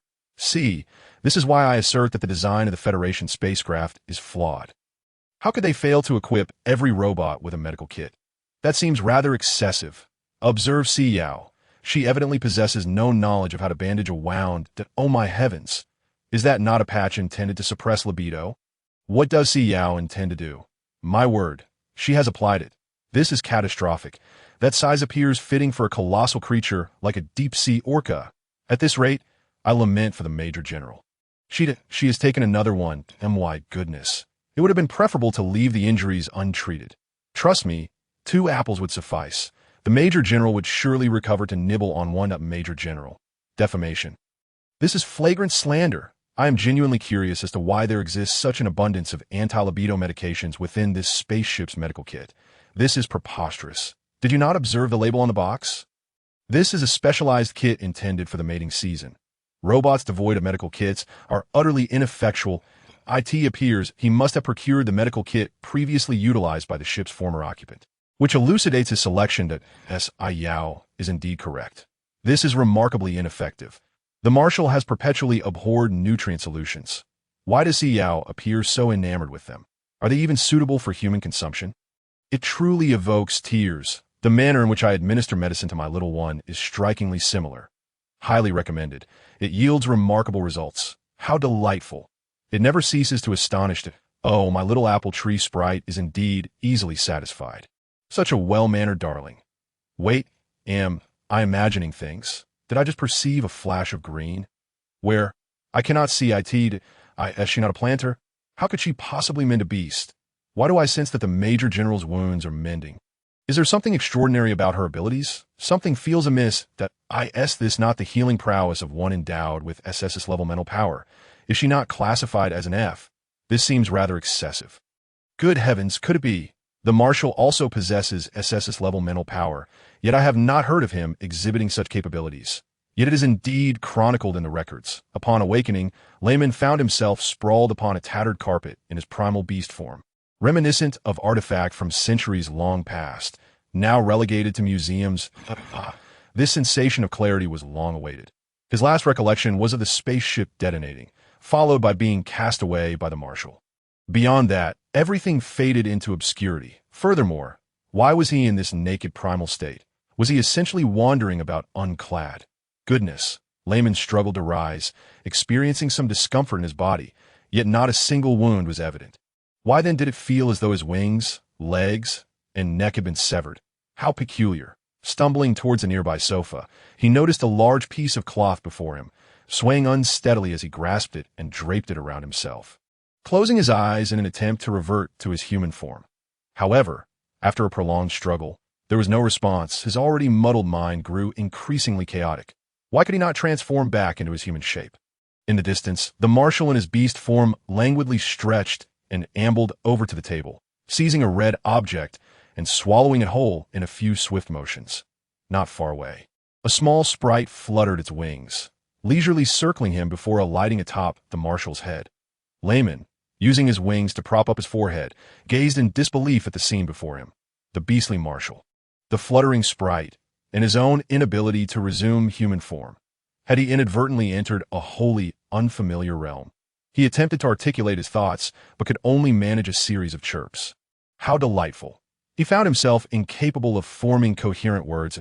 It appeared he had emitted a sound that immediately attracted the Marshal's lion-like gaze, which was fixed upon him with an air of gravity. Layman's heart skipped a beat, and he instinctively offered a salute, chirping, "Commander, I am present." The Marshal disregarded him, seemingly engaged in a dialogue with the sprite through a series of roars. The sprite then slowly presented a large red object to the Marshal, which he promptly consumed. Major General, refrain from consuming unfamiliar sustenance. Beware of potential poisoning. Layman felt a surge of alarm, yet his concerns went unheard. Suddenly, the sound of a door creaking open echoed behind him. Layman swiftly turned, facing the newcomer with utmost vigilance. Still enveloped in the cloth, he beheld a white-haired girl clad in white, her hair elegantly braided to the side, standing gracefully at the entrance, her gaze unwaveringly fixed upon him. A jolt of realization coursed through Layman. It seemed he had encountered an angel. Chapter 27. Si Yao stood at the threshold, perplexedly observing the giant eagle shrouded in cloth, finding the spectacle both peculiar and amusing. Unable to suppress her laughter, she approached and promptly tugged the cloak from its back, decisively seizing the tuft of feathers atop its head. Awake? Layman's feathers bristled as his already muddled mind began to whirl with thoughts. After a considerable pause, he slowly came to a disconcerting realization. The angel had removed his clothing. The skin beneath his feathers flushed a deep crimson, his gaze drifting away as he hesitantly shifted to the side, attempting to position himself closer to the cloth. However, the angel's grip was overpowering, and she held him firmly by the neck. It appeared as if she intended to mount his back. Wait! Layman's heart raced with astonishment. Did the angel wish to ride him? Si Yao observed his formidable stature, noting that his eyes lacked the terrifying red hue characteristic of mutated beasts. Suddenly, a sense of possibility enveloped her. Perhaps she could care for the giant eagle as one would tend to a lion. Yet, she worried about the adequacy of sustenance, that if she consumed nutrients while they feasted on raw, bloody meat, she might find it challenging to accept that reality. After all, a pet should be nurtured by its owner. Could she truly allow it to consume raw meat? Having endured the apocalypse for an extended period, she had never personally tasted raw flesh. It was utterly unacceptable to allow her companion to indulge in such sustenance. She needed to devise a method to ignite a fire. With unwavering determination, Si Yao ascended onto him, utilizing her hands and feet to grasp his neck.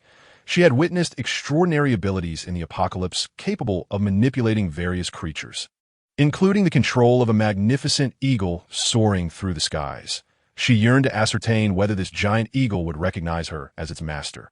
Before she reached the midpoint of her ascent, the eagle gradually extended its neck, inviting her to mount its back. Seizing the opportunity, Si Yao promptly settled upon him, leaning forward with a radiant smile, inquiring if he could take her on a journey across this desolate planet. Lamon felt her warm breath against his neck, his face instantly flushing crimson, his body stiffening as he awkwardly took a step forward, as though he had forgotten the art of walking.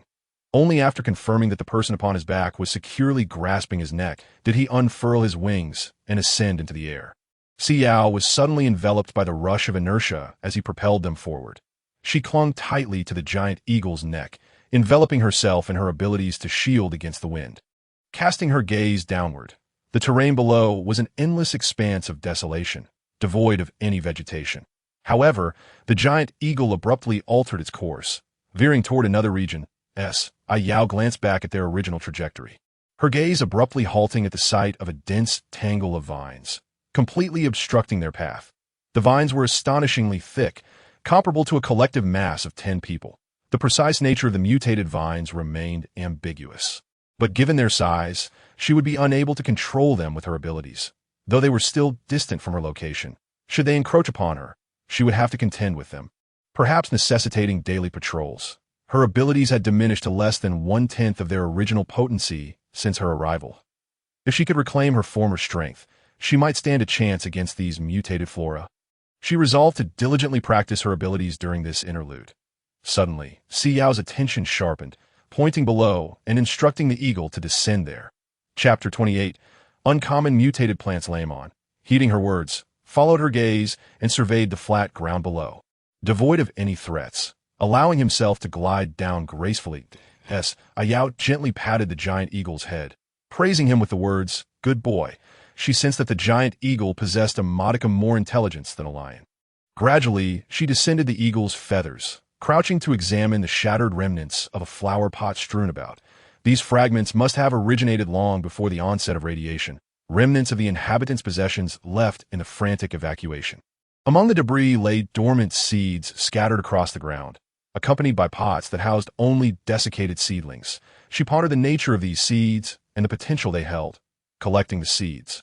Si Yao tucked them into the pocket of her skirt and cautiously ventured into the dilapidated building, now reduced to mere walls littered with shards of various vases. This place must have once resembled a flower shop. Thus, these seeds must belong to flowers. Si Yao pinched a handful of soil, bringing it to her nose. It exuded a fragrant aroma, almost unnaturally sweet, an enchanting scent that enveloped her senses and intoxicated her. Her gaze darkened slightly as she focused on the crumbling wall, cautiously retreating from the area. Only upon stepping outside did the oppressive sensation that had gripped her finally dissipate. The mutated flora on this planet was alarmingly abundant, exhibiting exaggerated traits to an extreme degree. The cactus and the vines served as prime examples of this exaggeration, while the mutated plant concealed behind the wall must have manipulated its fragrance. Merely inhaling the scent clouded her mind, her thoughts becoming hazy and disorienting. The exotic aroma surged into her consciousness, attempting to dominate her thoughts. Had she not harnessed her wood-based abilities to contain the scent, she might have faced dire consequences. The giant eagle staggered a few steps, and Si Yao swiftly grasped the feathers on his neck to steady him. Her fingertips transmitted wood energy gently into the eagle's mind. She discerned a gray mist entangled within his thoughts, swirling chaotically. Si Yao enveloped the gray mist with her wood energy, gradually consuming it. Suddenly, the long stagnant bottleneck of her abilities felt loosened, and she recognized that the gray and black mist elicited distinct sensations. One appeared positive. A beneficial mutation aligned with her wood abilities, offering a direction of nourishment and support. Intrigued, she felt a yearning to encounter this mutated plant, to discern its unique attributes. Its aggression was minimal, and its fragrance merely a means to deter her, never revealing its true form. With her abilities, she perceived a cluster of green energy trembling behind the wall, seemingly wary of her presence, as though she were an unwelcome intruder capable of consuming its essence. Perhaps it had never encountered another being before. Gazing tenderly at the wall, Si Yao softly inquired, "Can we converse? I mean you no harm." Chapter 29. Gardenia. In an instant, an overwhelming wave of fragrance surged forth, far more potent than before, compelling her to step back. Si Yao fixed her gaze upon the wall, ensuring the eagle was unharmed, then approached the plant, which was desperately attempting to fend off the eagle. She watched with keen interest as a beautifully blooming gardenia unfurled its petals, trembling delicately. The little creature appeared timid, exhausting its energies in a futile attempt to repel the outside world. As silence enveloped the area, it gradually ceased its efforts, retracting its fragrance as Si Yao sidled up to the gardenia and gently prodded it with her fingertip. The gardenia quivered, brushing against her hand with its branches, seemingly realizing her presence. "Eek! Go away! Go away!" The gardenia flailed its branches wildly, trembling in fear as Si Yao's expression softened. This was not merely a plant spirit, but rather a being brimming with powerful energy, starkly different from the gentle essence of plant spirits. It bore an assertive energy reminiscent of her own chaotic wood abilities during her ascension in the apocalypse. The plant was undergoing a transformation. It had intentionally isolated itself from other plants, hiding in this corner to evolve, and oh wonder, she felt a pure energy emanating from below while on the eagle's back. Initially, she believed it was the energy from the seeds, only to discover a hidden plant evolving in seclusion. "Do not be afraid," Si Yao whispered soothingly, channeling some of her wood energy into it. The gardenia, which had been resisting, gradually relaxed as it sensed the gentle energy flowing into its body, allowing her to draw closer. "Chirp, chirp, chirp.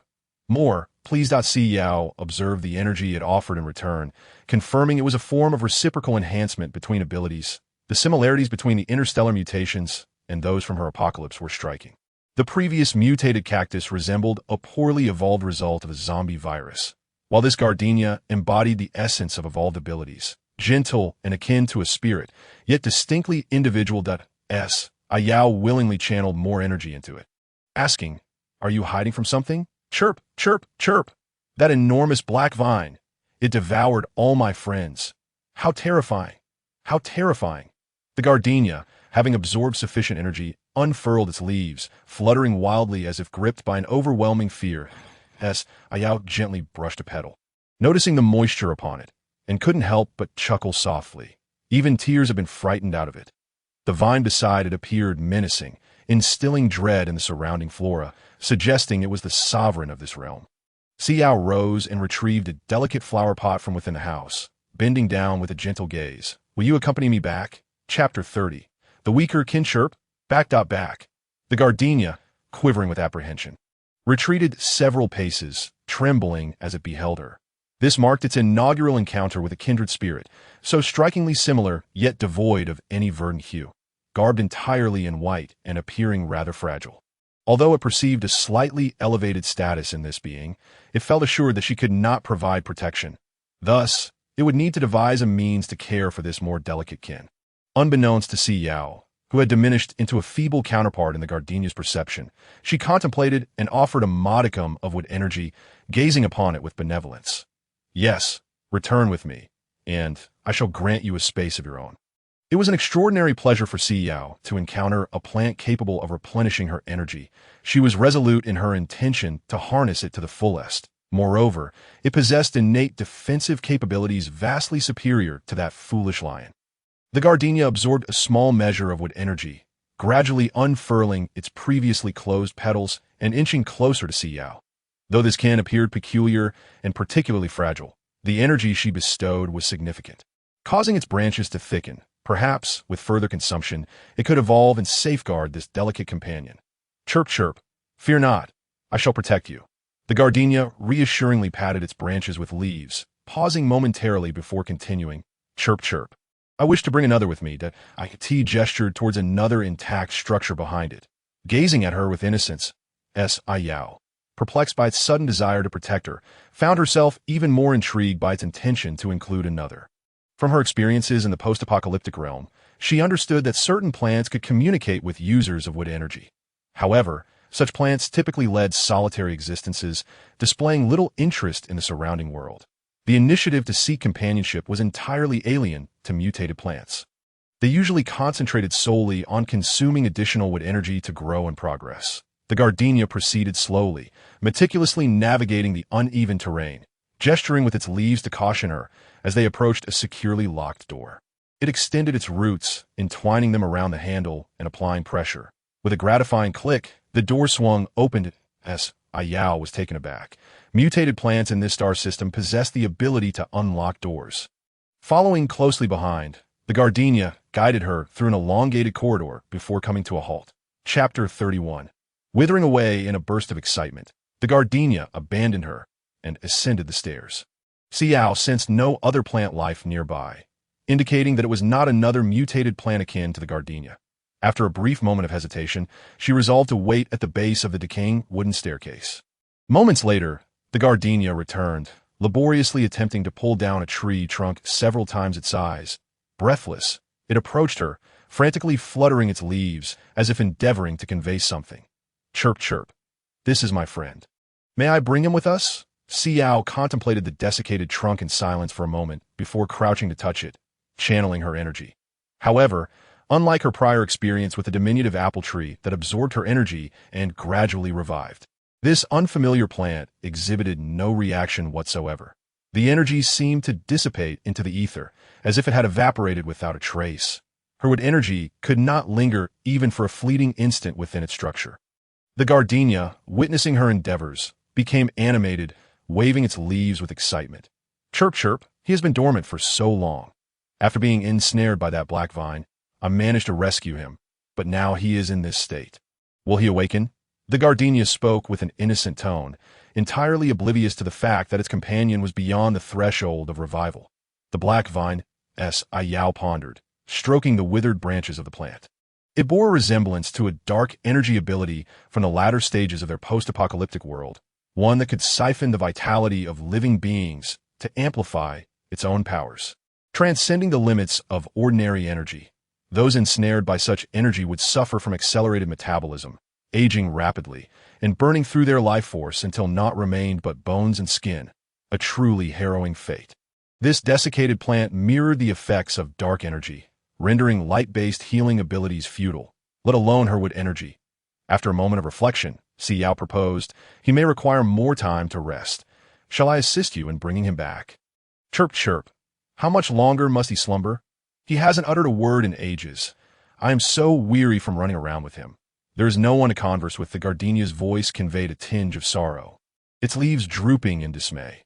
Plants are remarkably candid. Their emotions are ever apparent. The gardenia appeared despondent when discussing its friend, but seethed with indignation when alluding to the black vine. The IT could not fathom why its companion had suddenly lapsed into silence. Nor did it grasp the concept of death. It only knew to rescue its friend from the terrifying black vine, seeking refuge and safety. And when sensing impending danger, it cleverly concealed its companion while diverting attention to itself. Si Yao's expression softened as she tenderly caressed the withered plant. Thus, she had always preferred the company of simple creatures like plants and animals to that of humans. Chapter 32. Returned. Si Yao cradled the lifeless wood in her arms and positioned another pot before it, observing as it nestled inside, roots buried deep. Only then did she feel at ease to step outside. The enormous eagle remained obediently still, tilting its head in curiosity at the sight of her carrying the withered wood. Was the angel tidying up remnants? The angel appeared quite enchanting even while tending to broken things that Lemon's eyes sparkled as he watched her place the dead wood onto his back, followed by a pot of plants. Wait! Lemon abruptly regained his focus, recognizing this as the mutated plant from earlier. Oh no! Angel, please take it away. It is perilous to bring it back. Mutated plants may appear innocuous but can unleash chaos at any moment. If one is not vigilant, it could cost a life. Lemon hastily emitted a flurry of anxious sounds at Si Yao. Unable to comprehend his words, merely ruffled her feathers and gently cooed, "Good boy. Lemon. QAQ angel. Please heed my plea." Si Yao wrapped the primitive tool she had scavenged in cloth before climbing on a Lemon's back, signaling him to return home. After much internal turmoil, Lemon finally acquiesced, swayed by her calming voice, and took flight into the sky, albeit sluggishly. As they journeyed back, Lemon opted for an alternate route, intentionally steering clear of the unsettling black vine, soaring over a serene lake. Si Yao peered down at the water. It was unlike any ordinary lake, appearing as though ink had been spilled upon its surface, devoid of azure, resembling an abyss poised to engulf anyone daring enough to approach. Lemon, once a major general, was skilled at evading peril. Although he sensed something menacing lurking beneath the lake's surface, it paled in comparison to the dread instilled by the black vine. After a lengthy detour, successfully avoiding all mutated creatures, Lemon ultimately returned Si Yao to their original abode. Has the general awakened? Isn't it peculiar that the general resembles the marshal, entirely unlike a mutated creature? Frankly, I am beginning to doubt the Federal Academy's assertion that mutated beings cannot be healed, except for plants. They haven't consumed anything, have they? The marshal ate an apple, yet the general seems to have ingested nothing at all. Why is the general in a more favorable condition than the marshal? Who knows? What is the planter scheming? Lemon, awaken. You are not merely a mount. Who could have envisioned that one day a person would sit atop a marshal, affectionately calling him Big White, and ride upon a major general, endearingly referring to him as good baby? Alas, the unreliable Major General Layman has whisked away my beloved. What am I to do? The mere thought of Layman's past exploits sends a shiver down my spine. Surely my beloved will not come to harm. Goodness, even planters have their ardent admirers. The little apple tree sprite perched atop the marshal's head is simply adorable. Come here for a kiss, my dear. Is everything all right? The Major General Layman cannot be that untrustworthy, can he? I heard that if Si Yao were of proper age, she would be receiving her scores by now. Is there anyone who can check her results? Does she even require scores? With her capabilities, once she departs this desolate planet, she will undoubtedly receive acceptance letters from esteemed universities' planting departments. Perhaps she is still deliberating between attending the Federal University, the Federal Planting University, or the Interstellar Planting Institute. Oh dear, can we conceive something more sophisticated? I've already invested in VIP access. Cannot the little bee provide features for high-altitude tracking? I yearn to comprehend the intentions of the planter beyond the confines of this world. This live stream had previously attracted a mere handful of viewers, merely a niche channel. How could one possibly contemplate investing in the enhancement of the little bee? The news has surfaced. Astonishingly, combined with her bonus points as a planter as progeny, she surpasses the admission threshold for the journalism department at the Federal University. Why would she choose to awaken her psychic powers on a barren planet? Perhaps it is in pursuit of the planter's daughter. After all, with an F-level psychic ability, journalism would be her sole recourse, and upon graduation, she would not even be able to report from the front lines, as the restrictions are exceedingly stringent. It is rumored that the Federal University has already sought asteroid-proof vessels for her rescue. It is said that even Professor Mu from the planning department has personally petitioned the Federal Education Bureau. One must not underestimate the lengths to which these universities will go for recruitment. If the Federation possesses asteroid-proof ships, why have they not embarked on a mission to retrieve the planter? My poor little sprite children are enduring such suffering on that desolate planet. It is not merely a matter of ships. It is the radiation hazard upon landing. Even with protective suits, one cannot withstand the radiation on that forsaken planet. Thus, professional soldiers must be dispatched for the rescue. However, with the recent outbreaks of star pirate wars on planets, such as T-468 and T-893, they are currently unable to allocate personnel. Are government officials apprehensive of radiation, while soldiers are not? Statistics indicate that soldiers constitute the highest proportion of annual violent disease cases. They endure the brunt of everything. The marshal is still so young, yet he has been exiled to that desolate planet. Merely because his psychic powers are formidable, they feared he might revolt and devastate the planet, thus coercing him into signing a consent form for his exile in the event of illness. I'm truly filled with exasperation. Not to mention, Layman is presently the youngest SS-level psychic patient at merely 22 years of age. Every time I view his documentary, I am moved to tears. Layman is simply endearing. My profile picture still captures his astonished expression upon tasting fruit for the first time. Yet, they torment him because he emerged from the slums. All the arduous tasks are thrust upon him, culminating in his severe violent disease at such a tender age. Those soldiers on the main planet all possess connections. If you're unaware, you may watch his documentary, which reveals that every advancement to Major General was earned at the cost of his life. The Marshal shares a similar narrative. He is a love child, having fought valiantly to attain his position. The Marshal was born before his parents wed. I advise you to acquire more knowledge before speaking. All right, his mother was a distinguished planter, driven to her demise by that couple. I have heard that the younger son of that couple has also enlisted in the military, now serving as the commander of the regiment that was once led by the Marshal. By heavens, I am consumed with indignation. How fortuitous. The regiment now, under the Marshal's command, has entirely disappeared. When the Marshal was present, those star pirates dared not exhibit such audacity. She has returned. She has returned. What has Si Yao, the planter, brought back? Chapter 33. The flower bed since Si Yao's departure. The lion has remained dutifully sprawled upon the ground, eagerly anticipating her return. Even the little apple tree sprite has perched atop the lion's head, gazing intently toward the direction from whence Si Yao had departed.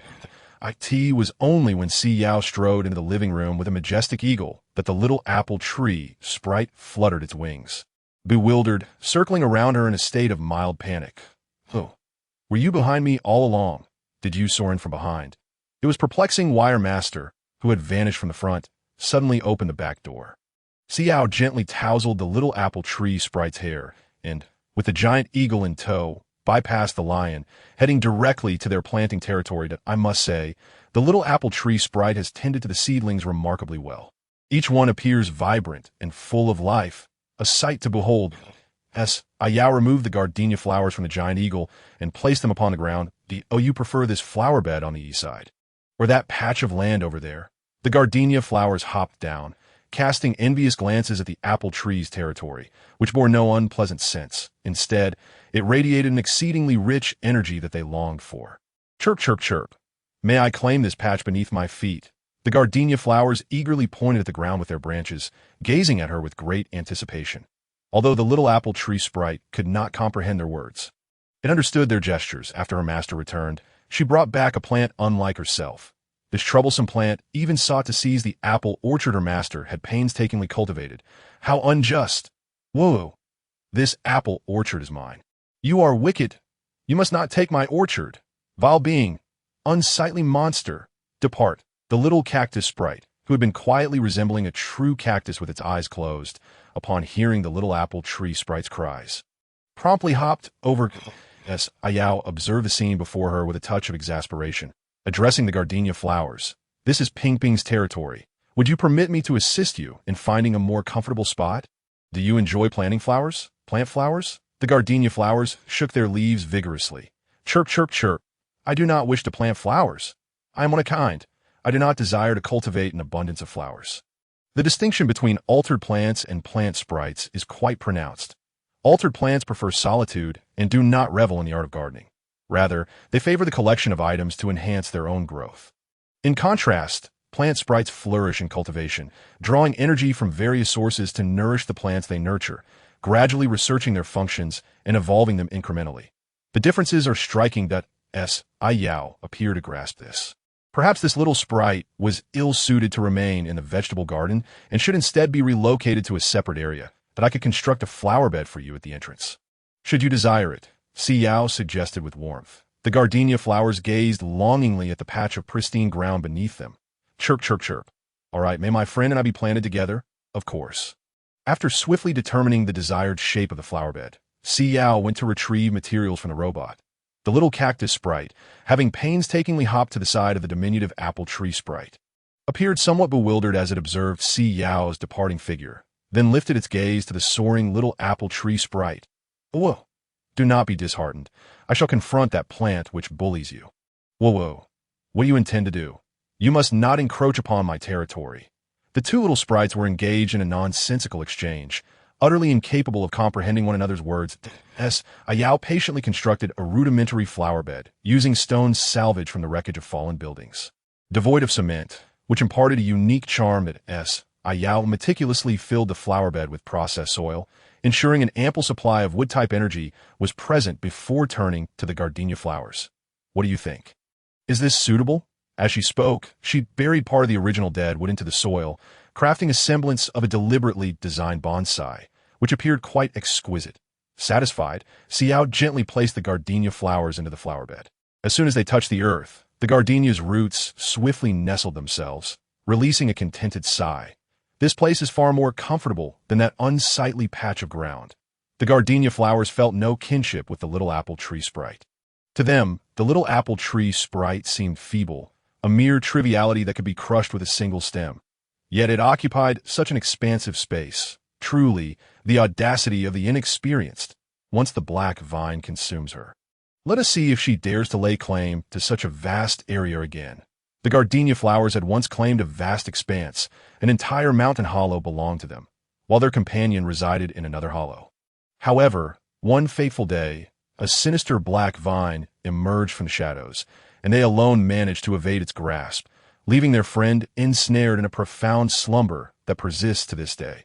The gardenia flowers inched closer to their slumbering companion, tenderly resting their leaves against the withered form, as if to rekindle the conversations they once shared. Meanwhile, Si Yao diligently erected a wall around the entrance to their abode. Once the wall was completed and the area began to take on a semblance of order, she ambled about, admiring her craftsmanship repeatedly before retreating indoors to rest. The lion, having been neglected for an extended period, bounded over the moment she settled, nuzzling her leg and brushing his tail affectionately against her. Though he had not regained the majority of his consciousness like the majestic eagle, his loyalty remained unwavering. Yet a primal instinct stirred within the beast. Ever since he had returned with the colossal eagle, which appeared to have usurped his position, he had observed with growing dismay that this individual, who had always nourished him, seemed to favor the eagle, consistently disregarding him. Oh, that loathsome giant eagle! Suddenly, Raymond felt the piercing glare of a superior directed upon him. Instinctively, he withdrew his head, which he had offered for the angel's gentle caress, gazing in confusion at the marshal. He was merely assisting the marshal in tending to the angel. Why did the marshal seem displeased? Was it because his mutation had once again presented complications? It appeared the marshal had indeed been cast away to this desolate star long before him. But why had he been exiled to this barren realm? Raymond suddenly comprehended the gravity of his inquiry. He recalled that the marshal had been exiled to this desolate star due to the eruption of the berserk disease, which had ravaged numerous hospitals. It was during this tumultuous time that the marshal had safeguarded him on a mission. Then, memories of his discharge from the hospital surfaced, revealing no signs of the berserk disease, that it seemed he had engaged in a quarrel with someone, after which his recollection faded into obscurity. Meanwhile, Si Yao was attending to the majestic eagle, dispelling the dark mist that enveloped its form. Once she successfully dispersed the ominous fog, she beckoned the lion to approach. Her intention had been to alleviate the lion of the dark mist the previous day, but the energy she had expended on the eagle had precluded her from utilizing her wood-based abilities on the lion. Today, however, she had conserved sufficient energy and was prepared to assess the lion's condition before proceeding. The lion sluggishly approached her, its eyes brimming with trust as it lay before her, yielding to her gentle touch. Si Yao extended her hand to caress its head and offered it an apple. Watching the lion devour the fruit in an instant, she smiled and infused her wood-based energy into its body. However, as soon as her energy penetrated, she was struck with disbelief and inspected it once more. The dark mist within the lion had nearly consumed its entire being. The fact that it could remain there peacefully, permitting her touch, was a testament to its remarkable restraint, as even the act of breathing must have been agonizing. How had it reached such a dire state? How had it managed to survive? Initially, Si Yao believed the lion appeared to be in good spirits, anticipating it would fare far better than the eagle, yet was enduring 100-fold more suffering. She gazed down at the lion, which was striving to escape her grasp, its body ensnared by her energy. She tightened her grip around its neck, thwarting any retreat. With closed eyes, she harnessed her wood-based abilities to conjure a vast net, ensnaring a portion of the dark mist. The lion writhed in torment, and as soon as she released her hold, it vanished into the distance. Si Yao shook her wrist, having exerted excessive force, and observed the remnants of her energy, now marred by wounds inflicted by the lion's dark mist, which was even more ferocious than that of the eagle. It could directly inflict harm upon her through her abilities. This revelation darkened Si Yao's gaze as a hypothesis emerged in her mind. The psychic energy levels within this interstellar realm must correspond with the levels of abilities. She could effortlessly eradicate the dark mist from the eagle because her level surpassed that of the eagle. However, her abilities were inferior to the lion's psychic energy level. Thus, its dark mist rebounded against her. It was akin to light-based ability users who could only heal those of equal or lesser ability levels. Attempting to treat someone of a superior level could result in exhaustion and excruciating pain. What was the origin of this lion? Having traversed the apocalyptic landscape for an extended period, she regarded herself among the elite ability wielders. Yet, within this celestial domain, where psychic energies generally dwindle, how could this lion exude such formidable psychic prowess, greater than that of one who had emerged from the apocalypse as she had? Si Yao's countenance paled. In the eagle's penetrating gaze, she resembled a delicate porcelain doll. She crumpled to the ground after the marshal's departure, on the brink of tears, a truly pitiable sight. The majestic eagle approached her cautiously. Suddenly aware of an internal heat, feeling overwhelmed, and it collapsed, tumbling on the ground and displacing the sofa. Help! Si Yao, is this yet another plant sprite? What extraordinary talent! How is she able to cultivate sprites one after another? This is excessive. What are the others? Why can I not discern the features of this sprite? Though it moves, its visage remains obscured. Hey, little bee, draw nearer for a clear view. Wait, I recall that plant sprites are fond of nurturing flora. Correct? Is this sprite's temperament so formidable? Does it possess its own quarters? How can a planter engage in such labor alone, devoid of time to tend to plant sprites? I genuinely believe the government ought to organize a collective plunge into the river. Interestingly, half of the government officials have now transformed into marine beings. The planter exhibits remarkable taste and foresight, bringing back a piece of dead wood for adornment. Truly exquisite. Our home decor is styled in a dead wood aesthetic. I feel an immense joy each time I return. Exercise caution. Certain dead wood can mutate if exposed to excessive pollution. Remember to regularly replace the adequately treated deadwood. Goodness, only the affluent from the primary star can afford deadwood. Correct? A piece of such considerable size, free from pollution, commands at least 150,000 star coins, and it has a finite lifespan. It necessitates replacement every 5 years. How affluent must one be to procure that? Yet, deadwood serves as the most economical remedy for alleviating berserk disease, so why have I never encountered any plant in the military livestream? Not even deadwood. Federal government, could you elucidate this? Oh, the marshal's head feels unbearably heavy. Perpetually fixated on the planter I have previously suggested. Can we refrain from employing the term dog? What have we canines ever done to merit such treatment? The planter disregarded the marshal and continued to attend to Major Raymond. Covers mouth, weeping. Although the back of the hand is flesh, could the planter at least cast a glance back at the marshal? He appears ready to crumble. Hey, do I perceive that the Major's eyes have cleared somewhat? They are not as tumultuous as before. That is merely your delusion that, I behold a marshal. Quick, document this historic moment. A gaze exchange between the marshal and the planter that could endure for a millennium. Is this not an invitation to the dogs? I have reiterated, what have we canines done to deserve this? Why must everything involve us? Is there no authority to rectify this discrimination? Pray, will they extend their treatment to our marshal as well? The marshal appears so docile as he affectionately nudges his head against Si Yao. Where is the CP thread? Has no one taken the initiative to create one yet? Have you all lost your senses? The marshal remains in his beastly form. Whilst the planter is human and possesses a promising future, how could the marshal possibly aspire to such heights? What is amiss with the notion of the marshal being deemed unworthy? A thread has indeed been established. Carefree, Si Yao. Hurry forth. We simply desire to live a carefree life. What a collection of madmen. Wait, the planter's condition seems precarious. SOS. Why does Si Yao appear so pallid? She has never depleted her energy to such an extent before, has she? Is this not indicative of severe psychic energy exhaustion? Oh dear, I overlooked it. The marshal possesses SS-level psychic energy. Is the planter truly engaged in a futile struggle? We are doomed. Federal Government Planter Protection Association, please dispatch assistance immediately. Psychic energy depletion could very well result in the planter's demise. What course of action should we take? No way. I have just become an admirer of a planter. And now this transpires? What does Major Raymond intend to do? Is he genuinely poised to inflict harm upon the planter? For heaven's sake, no. Please do not let this occur. Chapter 35.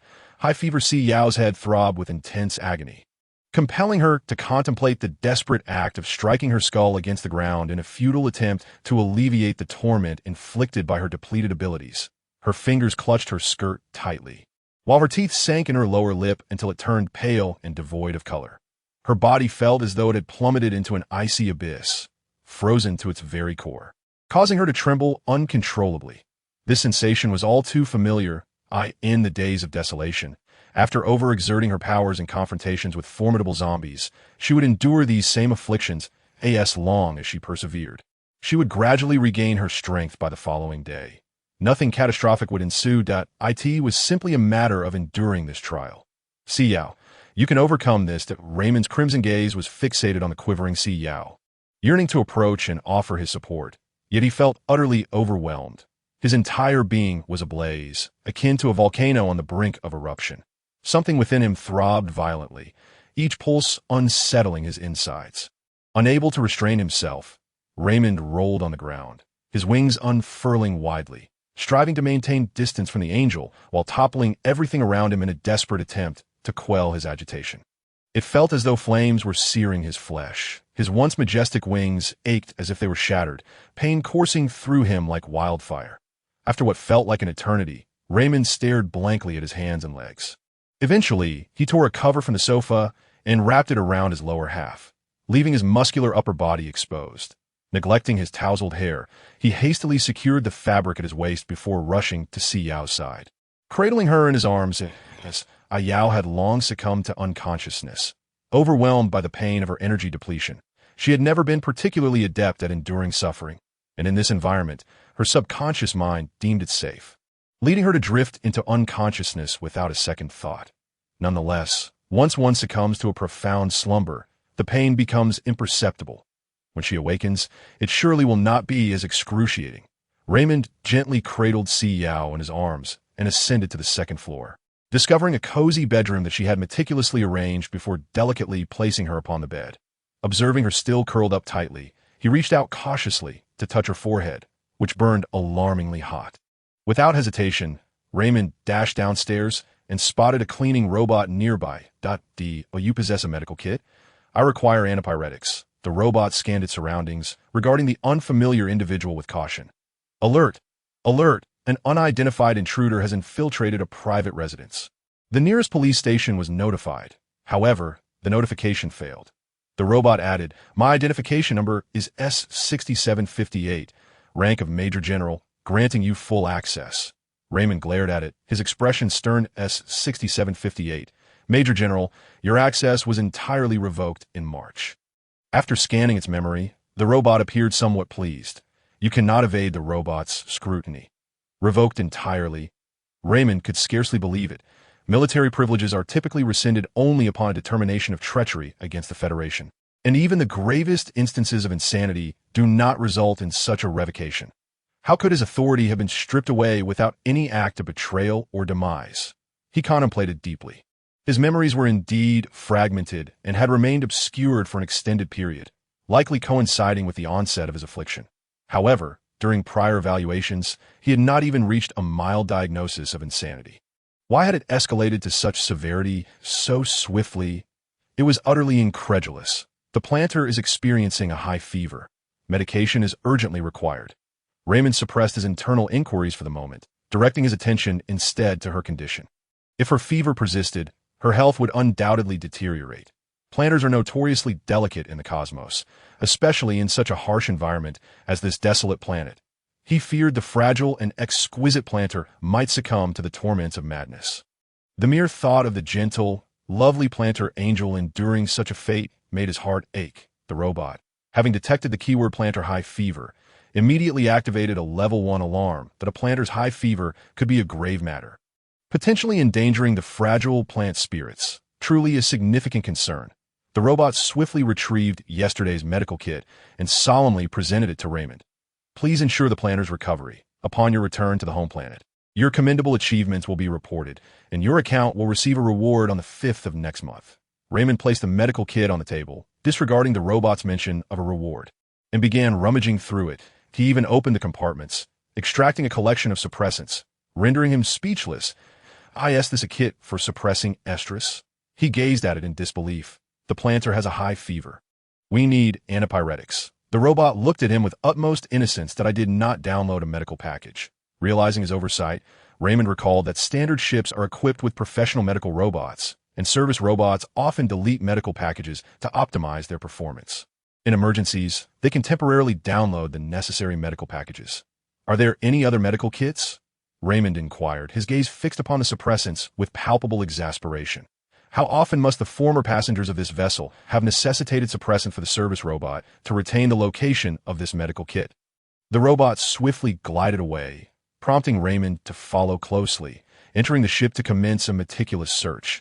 Essential medications ought to have been readily accessible aboard, albeit in less convenient locations to deter tampering. Some vessels even boasted entire walls dedicated to medical supplies. Raymond paused momentarily, then pressed several spots on the wall at random, which slid open with a soft click, having served on the front lines.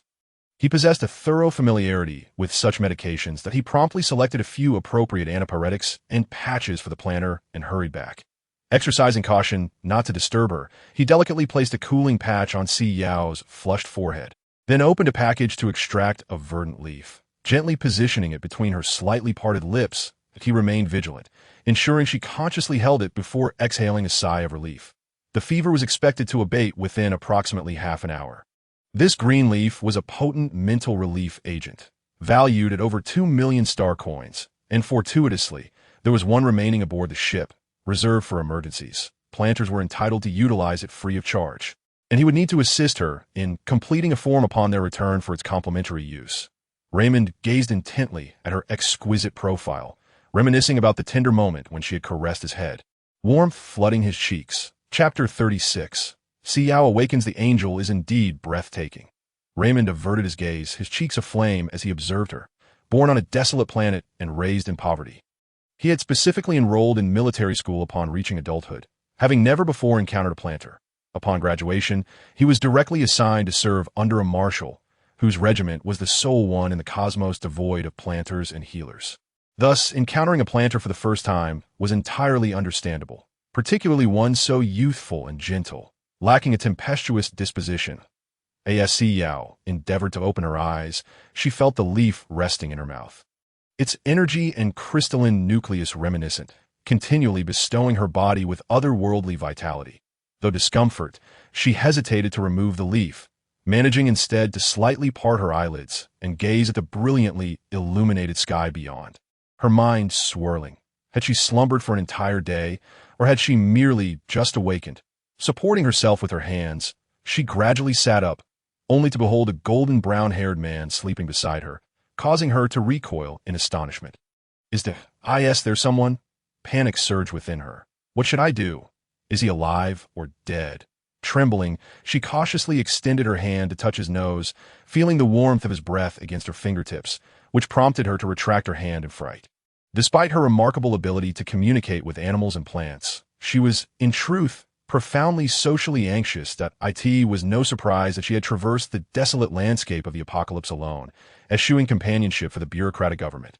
She genuinely had no understanding of how to engage with others. She always perceived humanity as the most formidable of creatures to connect with. In the early days of the apocalypse, she had been robbed and betrayed by friends who had sold her for sustenance.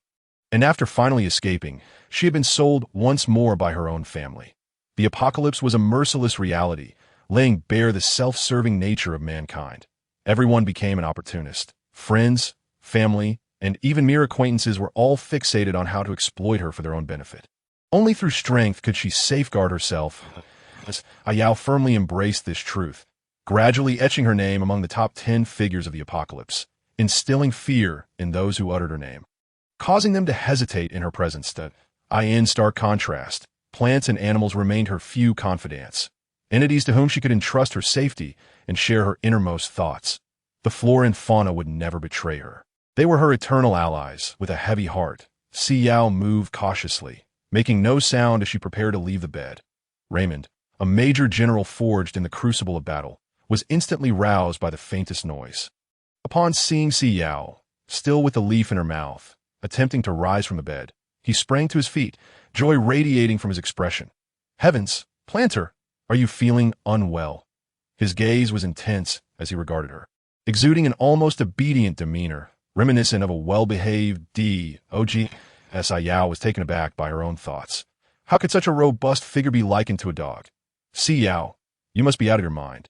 She scolded herself internally, stepping back from the bed, maintaining a wary distance, and carefully removing the leaf from her mouth, holding it in her palm as she regarded him with cold indifference, narrowing her eyes.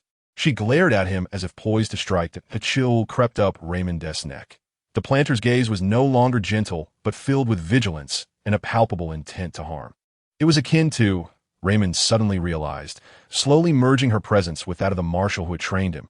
The sensation was unmistakably similar. A feeling of imminent danger washed over him.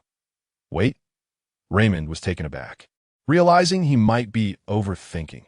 How could a frail planter be compared to the marshal? Surely, he had instilled fear within her. Indeed, he had terrified her. The planter cowered in the corner, utterly reluctant to engage with him. Raymond sighed deeply, offering her a gentle smile. With a childlike visage that appeared innocuous and exquisitely rendered, he resembled a finely sculpted figurine, particularly when he smiled, revealing delicate dimples. During his tenure with the Federal Army, his streaming sessions perpetually ranked among the top 10, particularly favored by middle-aged viewers. As Si Yao regarded him with deepening suspicion, it was this very benign expression that had led her to be deceived far too often during the apocalypse. The more innocent the countenance, the greater the potential for harm, and no matter how frequently she assured them of her ability to safeguard them, betrayal was invariably inevitable. Such individuals were often the most welcomed within the bases. Raymond was bewildered as to why the cultivators seemed to regard him with increased suspicion. Previously, during his time as a spy, most people were unguarded around him, allowing him to easily achieve his objectives. Particularly the women, who were often captivated by his appearance, would readily grant him access. The cultivators, known for their benevolence, appeared to have drastically altered their demeanor. Had his transformation affected his appearance, with a sense of melancholy? Raymond touched his cheek, recalling the injuries he sustained during his metamorphosis. Could it be that he had marred his visage in the process? Who are you? Why are you in my home? Si Yao, wishing to circumvent convoluted exchanges, sought to resolve the matter swiftly, ideally expelling this individual as quickly as possible. This was her first encounter with a person in this interstellar context, and she was entirely unacquainted with the nature of its inhabitants. If one were to consider the mutated flora, it was likely that the combat prowess of the interstellar beings was formidable. She questioned whether she could hold her own against him. Should she falter, she would find herself injured once more, forced to abandon the sanctuary she had meticulously established and wander with her belongings in search of a new refuge. Although she had endured this ordeal numerous times in the apocalyptic world and had grown accustomed to it, she was disinclined to replicate the experience in this new setting. Moreover, her previous excursion outside had revealed that the environment beyond was far less hospitable than here. It was imperative to resolve this situation swiftly and dispose of him. You call me the Great Eagle. I am the eagle who soared you into the skies. Feeling somewhat slighted, Raymond lowered his head, no longer exuding the harmless charm he had earlier. My full name is Raymond Si Yao. But you may call me Raymond. Chapter 37. The Great Eagle. The Great Eagle. Si Yao's body relaxed instantly, though a sense of disbelief lingered as she scrutinized him from head to toe. His deceptively charming visage was difficult to trust. While she understood that the inhabitants of this interstellar realm possessed a beastly nature, she had never encountered one who had metamorphosed into a human with such exquisite grace. Indeed, had he existed in her prior world before her transition to this one, his countenance would undoubtedly have ensured him a place of prominence in a celebrated talent show. How could one transform so flawlessly? Si Yao marveled at the creator's ingenuity, momentarily forgetting her earlier wariness toward him. Upon discovering that he was the majestic eagle she had rescued, her apprehension dissipated. Deep within her subconscious, she harbored an affection for animals, believing them to be inherently loyal and unlikely to betray her. Raymond stood obediently at a distance, fully cognizant of the cultivator's trepidation towards him. After all, his sudden metamorphosis into human form warranted a natural reaction of caution. He could not fault her. The blame rested solely upon his failure to communicate his transformation in advance. Accepting full responsibility, He gazed at Si Yao with gentle eyes, suppressing his desire to draw nearer. Yes, I am that great eagle. Thank you for saving me. Si Yao recalled something and glanced down at her white dress. Then at the fever-reducing patch that had fallen during her struggles, and finally at the leaf she had clutched in her palm like a precious gem. Hesitantly, she inquired, "Have you been caring for me?" Ultimately, when the cultivator's strength waned, the plant spirits would retreat into slumber, replenishing the cultivator's vitality. Thus, it could not have been her spirits that rendered assistance. The robot proved utterly ineffectual, incapable of discerning the purpose of medications. Remaining blissfully unaware of the fever reducer and the leaf, the other lion was enveloped in a shroud of black mist, devoid of consciousness, leaving only him capable of action. Si Yao suddenly froze, feeling as though she had absorbed a gathering of frail and ailing beings. The one before her was also an invalid, yet he epitomized resilience. Raymond nodded obediently, lowering his voice to a gentle murmur. Indeed, I have been tending to you in the military. Raymond was accustomed to engaging with robust men, devoid of any complexities in the presence of the esteemed yet delicate cultivator. He felt compelled to respond to her inquiries with candor. However, his education had instilled within him a protective instinct towards cultivators due to their inherent vulnerability. Thus, he instinctively softened his tone, wishing not to startle her. Si Yao, however, perceived no peculiarity in his voice, believing the great eagle to sound thus. After all, her experience with interstellar beings was limited, and his sharp tone seemed entirely appropriate. Si Yao's gaze softened considerably as she regarded him with warmth. Her gratitude sincere. Thank you. Since the onset of the apocalypse, she had endured her afflictions in solitude, never receiving care from another. Even upon entering the base hospital, the healing abilities of others were merely transactional. She would exchange contribution points for their powers, completing the transaction without lingering connection. No one had ever remained by her side. Sensing her awakening, Si Yao's eyes lowered, summoning her courage as she extended her hand. Upon witnessing her outstretched hand, Raymond immediately grasped her intention. He lowered his head like the great eagle once more, positioning himself just within her reach. Si Yao affectionately ruffled his hair, chuckling softly. Thank you, Raymond. She felt that the psychological barrier she had previously held toward him had dissipated. Though he now appeared human, he remained the great eagle she had once rescued. Not entirely akin to other humans, he was, first and foremost, the great eagle, and only secondarily a human. There was no necessity for her to maintain distance from him. Observing the shift in her demeanor, Raymond's eyes brightened with joy, unperturbed by whether Si Yao regarded him as a pet or a person. He was simply grateful to linger in her presence. Si Yao picked up the leaf in her hand, inquiring, "What is this? It feels as though my..." She hesitated, opting for an interstellar term. "It feels as though my mental energy is recovering because of this?"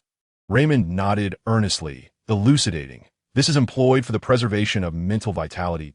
It can be utilized in instances of mental fatigue or overexertion, thereby safeguarding the mind from deterioration. Its efficacy is remarkable. However, such items are exceedingly rare. They can only be found aboard officially sanctioned Federation vessels, which must be equipped with 1. For the average individual. The cost is 2.3 million star coins.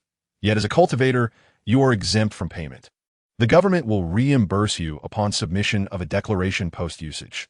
Once we depart from this desolate planet, we shall need to draft a declaration for the federal government to facilitate the approval of a new vessel rental. Si Yao nodded in understanding.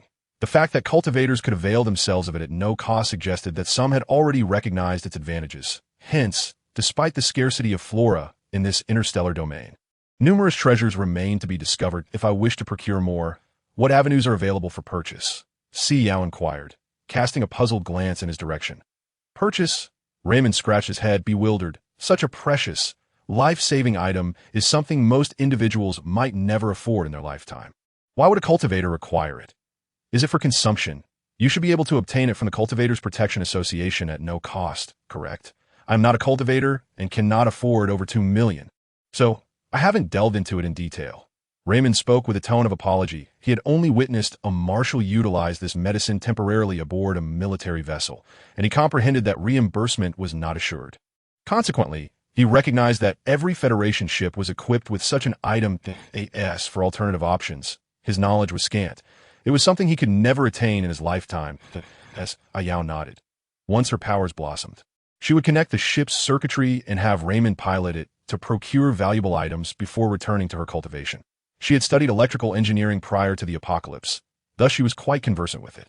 This isolated, desolate planet suited her exquisitely, as she need not engage with others.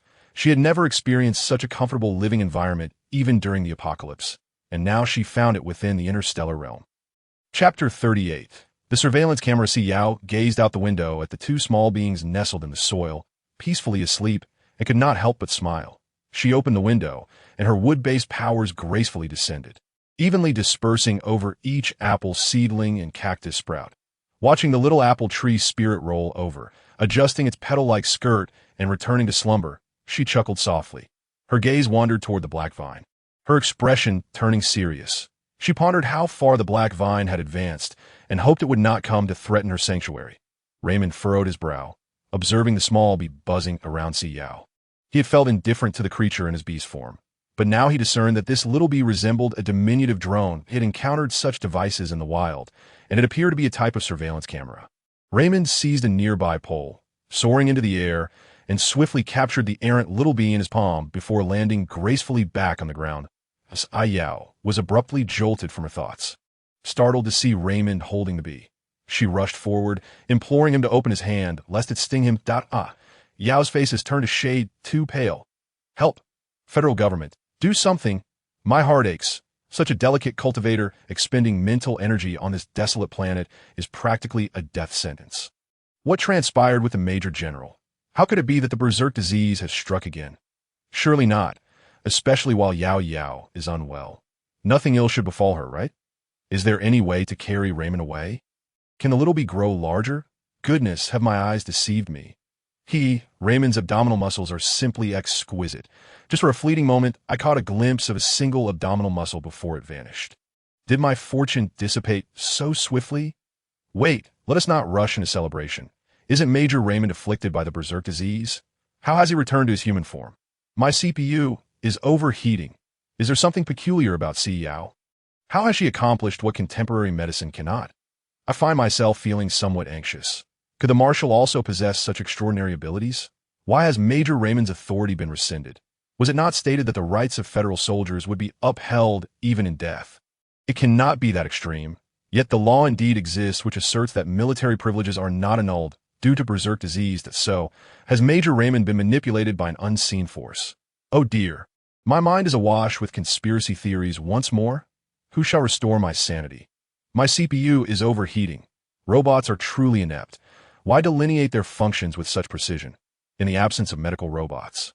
This service robot is utterly futile. That I am aware that this model's medical kit occupies an entire wall, concealing a compartment that can be effortlessly accessed. My worries have subsided somewhat. Yao appears so enchanting lying in bed. How much more exquisite she would look in my own chamber. Your intentions are quite transparent. Is this the legendary mental relief potion valued in the millions? I envy the planters who can use it without charge. This is the first time I have encountered the real thing. Previously, I only came across it in literature. I perceive that Raymond seems a tad foolish. Perhaps he is not entirely deserving of a planter's title. Who says that? That is simply referred to as endearing.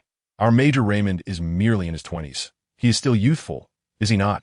Si Yao is not yet 18, so in comparison, he does appear slightly older. I have observed that recent comments seem less critical of Yao. Has no one dared to challenge her?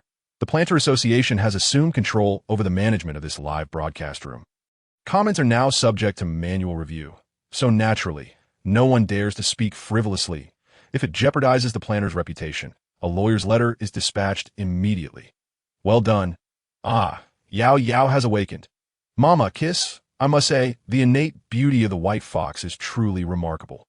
She is exquisitely delicate, akin to a small figurine. That I am relieved that she has come to even when startled.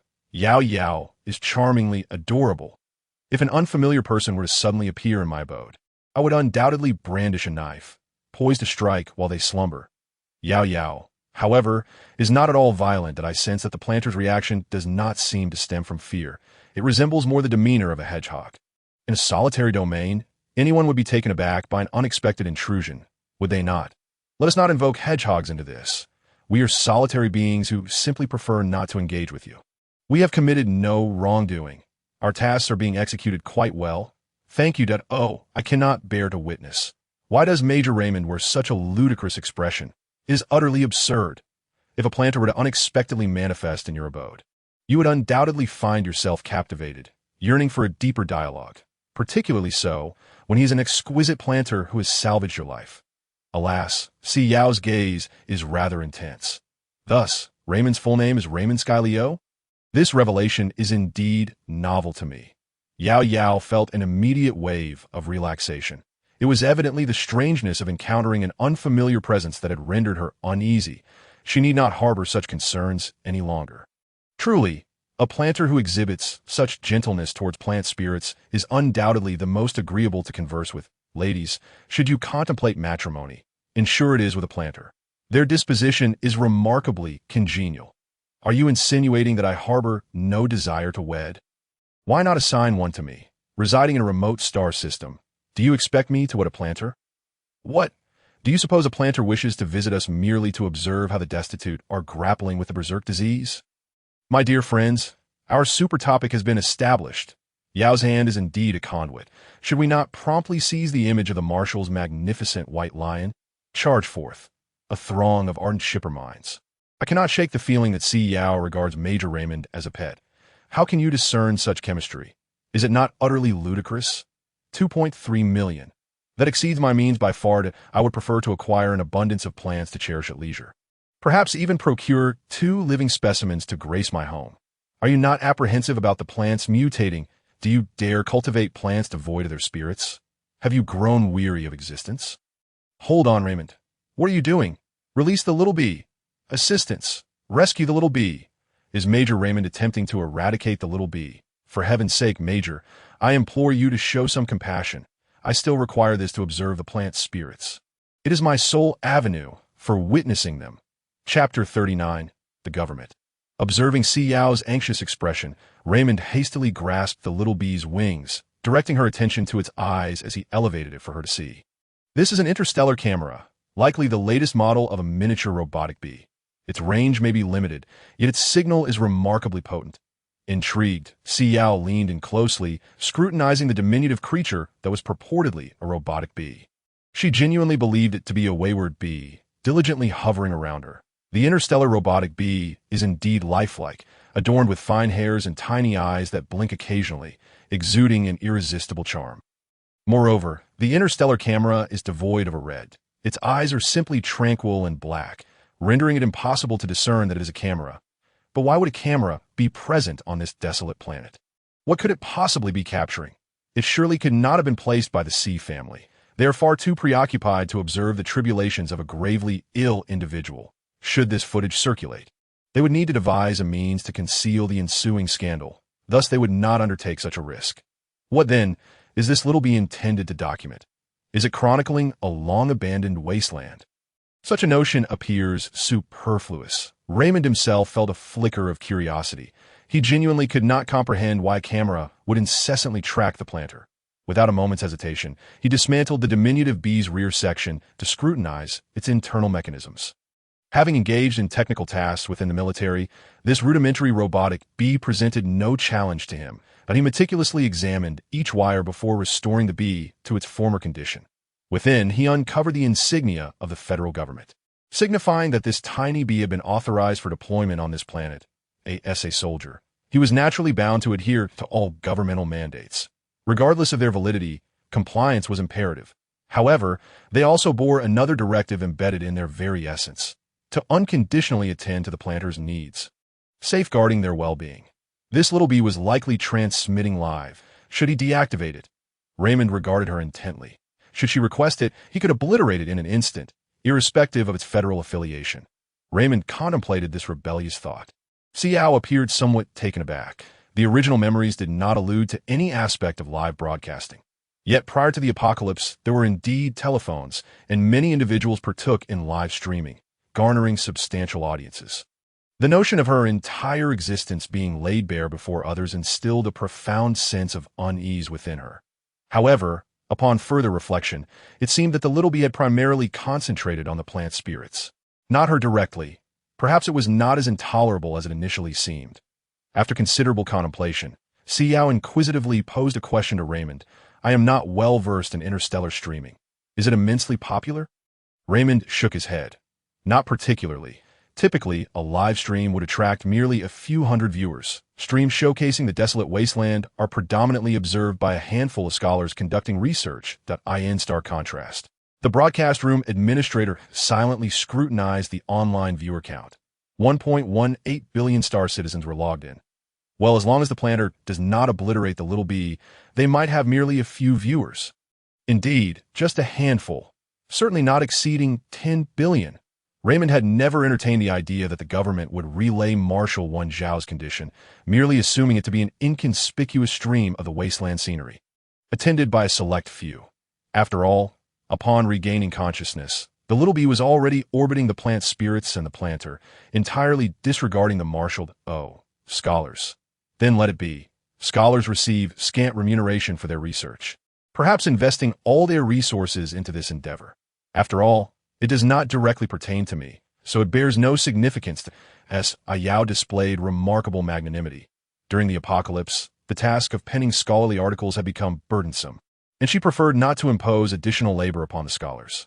Let them be. Upon hearing her words, Raymond relinquished his hold, permitting the little bee to take flight. The little bee, invigorated, swiftly circled around Si Yao before darting away. Alighting beside the plant sprite and playfully nudging the slumbering visage of the little apple tree spirit, Si Yao yawned, languidly adjusting the blanket draped over her shoulders, and gradually prepared to descend. Intending to seek out Dabai, with the green leaf in her possession, she felt assured that she would not succumb to faintness as she had before. Perhaps it was time to attempt it once more. Noticing Si Yao's departure, Layman hastily followed, experiencing an inexplicable solace in her presence, as if the tumultuous stirrings within him could be instantly quelled by her aura. However, after a few steps, he suddenly perceived something amiss. Why did this small city resemble a desolate ruin? In areas once inhabited by humans, the transformed beasts could only sense their surroundings acutely, instinctively rushing forth to wreak havoc. This city was no exception, save for the abode constructed by the former Saint-level planter, which had transformed into a fortress impervious to the destructive forces of the beastmen. Yet the remainder of the city lay in shambles, a stark testament to its ravaging by transformed beasts in the past. Why, then, could he not sense a single beast now? An unsettling feeling began to stir within him. Layman stood motionless, surveying his surroundings, his heart pounding in his chest, the sound crescendoing as if something were slowly approaching. Yet just as swiftly, that sensation dissipated, leaving him enveloped in an eerie stillness, as Si Yao seized the stealthy lion lurking in the courtyard. Leaping onto its back, leaning down to gaze into its serene, beautiful eyes, gently tousling its fur. By, I hurt you earlier, did I not? The lion, with eyes as tranquil as still water, looked up at her and licked her face in response. I shall be gentler this time.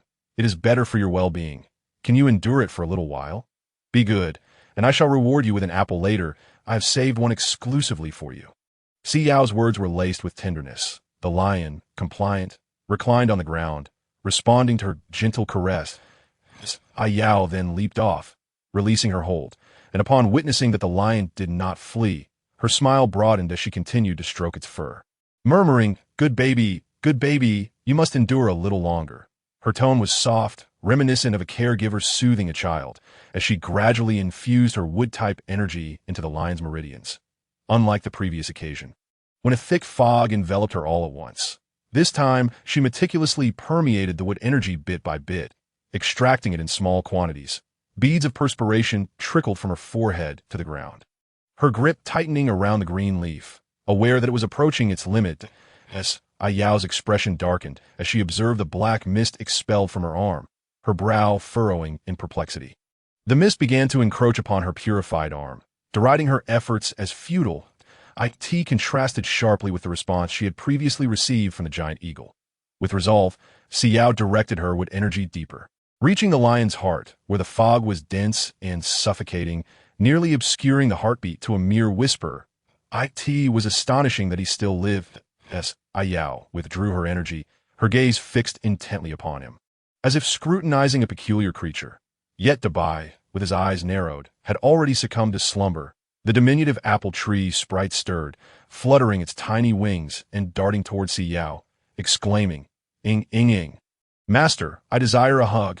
The diminutive sprite, upon awakening, clung to her, nestling within the warmth of her embrace as Si Yao raised a hand to shield the sprite from tumbling, entirely oblivious to its own wings. With tenderness, she caressed its back with a single finger, then ventured toward the apple orchard, soothing the sprite with a gentle promise. "Wait a moment. I shall return shortly." After a brief interlude, she returned, cradling an assortment of tools and materials, unfurling the cloth from earlier and seating herself upon it. The little apple tree sprite scampered over, peering curiously at the collection of unfamiliar items. Ikati reached out its pudgy hand to touch a gleaming object, only to retract it swiftly and sit quietly, as if nothing had transpired. Si Yao picked up the scissors that the sprite had just touched, cutting a piece of adhesive tape, measuring it against the size of the cactus sprite's leaves, and skillfully trimming it before affixing a rubber-like sheet atop. Although reminiscent of the scissors from her post-apocalyptic world, this pair operated differently. When the switch was off, they were mere ornaments. Once activated, they emitted a cerulean light, capable of cleaving through anything. Si Yao scrutinized the exceptionally sharp scissors in her grasp, contemplating the potential waste if she were to lack the energy to replace its battery. The little apple tree sprite gazed in awe at the previously inert object, now metamorphosed into a tool of severance. With a mere crossing of the blades, it could slice through anything, including her own hand. Alarmed, the sprite withdrew its hand, cautiously observing the tool, which now appeared ominously formidable. After a short while, Si Yao completed the gloves and beckoned the cactus sprite over. The sprite, astonished by Si Yao's invitation, hesitated yet soon approached, careful not to prick her, maintaining a respectful distance. Its eyes sparkled with delight. Overwhelmed by the invitation, Si Yao fitted the gloves onto the cactus sprite's leaves, pulling the drawstring to secure them snugly. The cactus sprite, astonished, waved its hand cautiously, brushing against Si Yao's fair hand without fear of injury. It marveled at its newfound ability to interact without inflicting harm. Si Yao, pleased with her craftsmanship, swiftly fashioned another glove for the sprite's other leaf and created a simple skirt from the remaining materials, draping it gracefully over its form. Lifting the sprite into the air, she exclaimed, "Now you can play with me every day." The cactus sprite, feeling itself ascend, was momentarily taken aback. Was this the sensation the little apple tree sprite experienced daily? How exhilarating! The cactus sprite felt a flush creeping into its cheeks, shyly glancing at Si Yao, reveling in the joy of being lifted for the first time. The little apple tree sprite, observing the transformed cactus sprite, found it somewhat unfamiliar and cautiously tugged at Si Yao's clothing. Ing did I ask that the prickly creature. Si Yao, taken aback, cast a curious glance at the diminutive apple tree sprite, pondering why it still labeled the cactus sprite as the villain. Had they not reached an understanding? "Indeed, it is he," she responded softly. The little apple tree sprite, noting the cactus sprite's peculiar garb, cautiously approached and tentatively reached out to touch its form. No pain. Its hand was no longer met with the sharpness it had once dreaded. The little apple tree sprite radiated joy, tugging at the cactus sprite's gloves, exploring every inch and marveling at how a mere object could transform the once prickly being into one now rendered harmless. The cactus sprite, casting a glance at Si Yao and then at the inquisitive little apple tree sprite, felt a surge of exhilaration. It had always recoiled in fear, terrified of inadvertently harming others with its thorns. Now, it could freely interact with them and would be embraced by Si Yao. It could also sense the presence of other little spirits around, which brought a profound joy. Yao gently placed the cactus spirit on the ground, watching with a tender smile as the two little spirits engaged in playful interaction. In truth, when the little spirits first emerged, they possessed a deep affinity for wood energy, naturally drawing them to one another. However, the cactus spirit's distinctive appearance inadvertently led to the apple tree spirit being harmed during their initial encounter, resulting in a significant bias against it. Fortunately, circumstances have improved. The cactus spirit donned this attire for the first time and was still somewhat clumsy. Its gait was awkward as it attempted to mimic human walking, a feat inherently challenging due to its roots. Moreover, its lack of symmetry and abundance of leaves made balance a particularly arduous endeavor. When it practiced walking in secret within its cactus garden, it carefully avoided others, managing to walk somewhat better. Yet, with this new addition, it found itself struggling once more. However, the prospect of forging friendships made it reluctant to remove the attire. That's all right, the cactus spirit reassured itself that I can practice walking in secret again, and I will undoubtedly learn to walk normally with this on.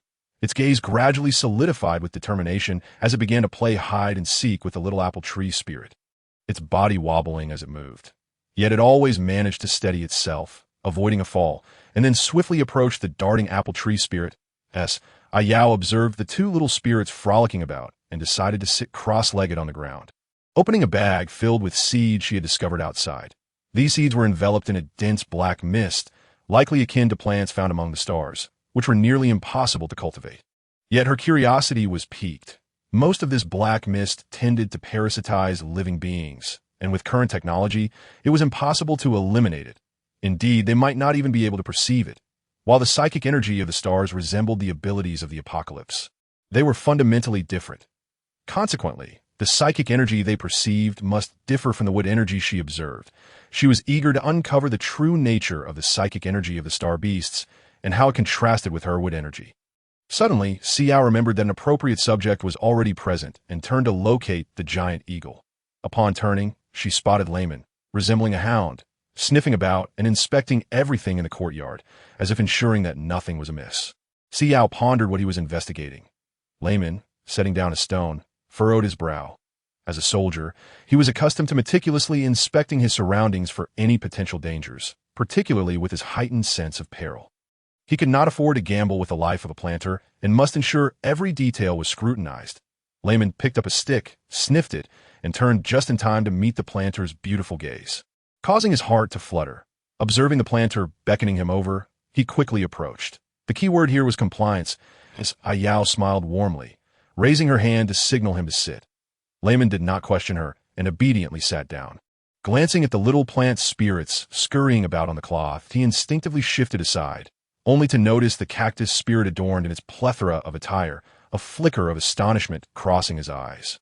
It was his first time witnessing a little spirit dressed in such a unique manner.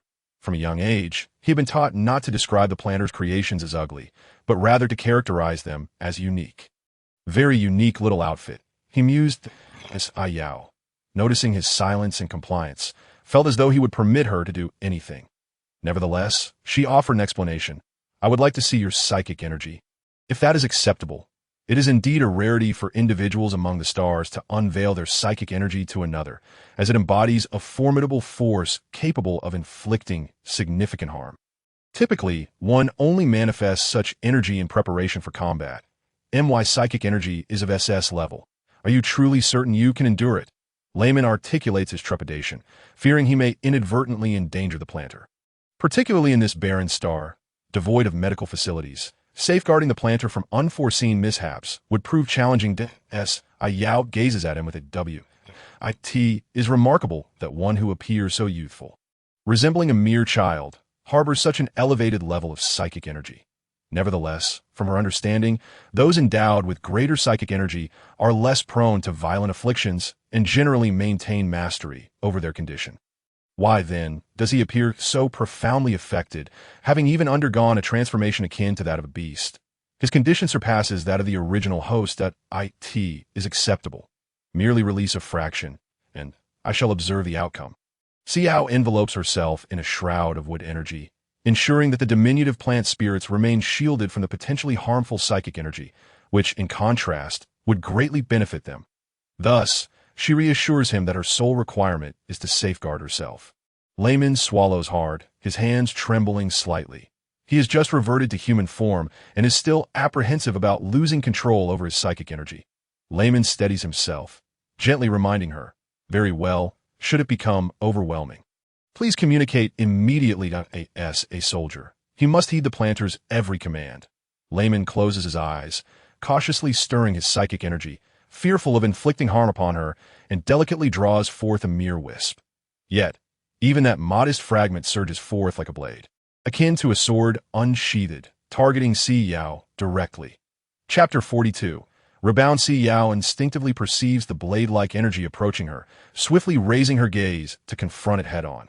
the psychic energy condensed into a sharp edge, becomes ensnared within the wood energy enveloping her.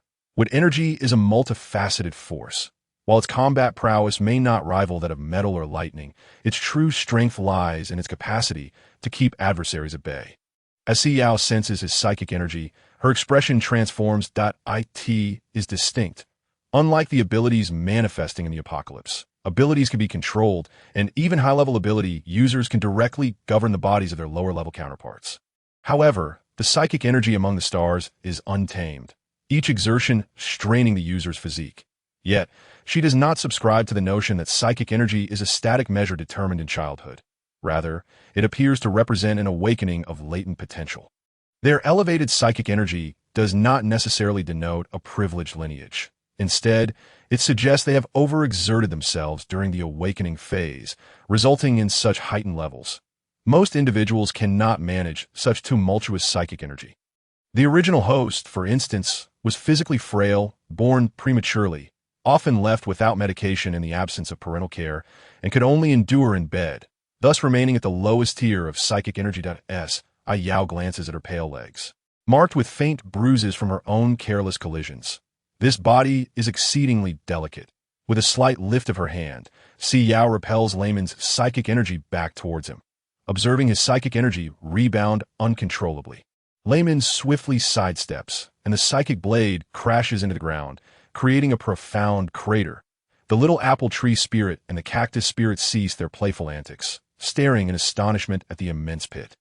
How terrifying! Is that the insignia of the federal government we just witnessed? Does he still dare to dismantle it? Layman, I hold you in high regard as a man. I had cautioned against allowing those in their 20s to enlist. Their recklessness is beyond management. Indeed, let us swiftly obscure the online viewership. By the way, is it true that Layman hails from a distant star? Do the inhabitants there genuinely refrain from watching live broadcasts? I share a star system with Layman. Even the most remote stars partake in entertainment activities, do they not? Why the sweeping generalizations? It is merely that Layman does not engage in entertainment. He was an extraordinary recruit, primarily surrounded by relics. The sporadic live broadcasts he observes are for the purpose of studying terrain, and those chambers necessitate passwords for entry, with merely 5 or 6 viewers present. It is not as you perceive.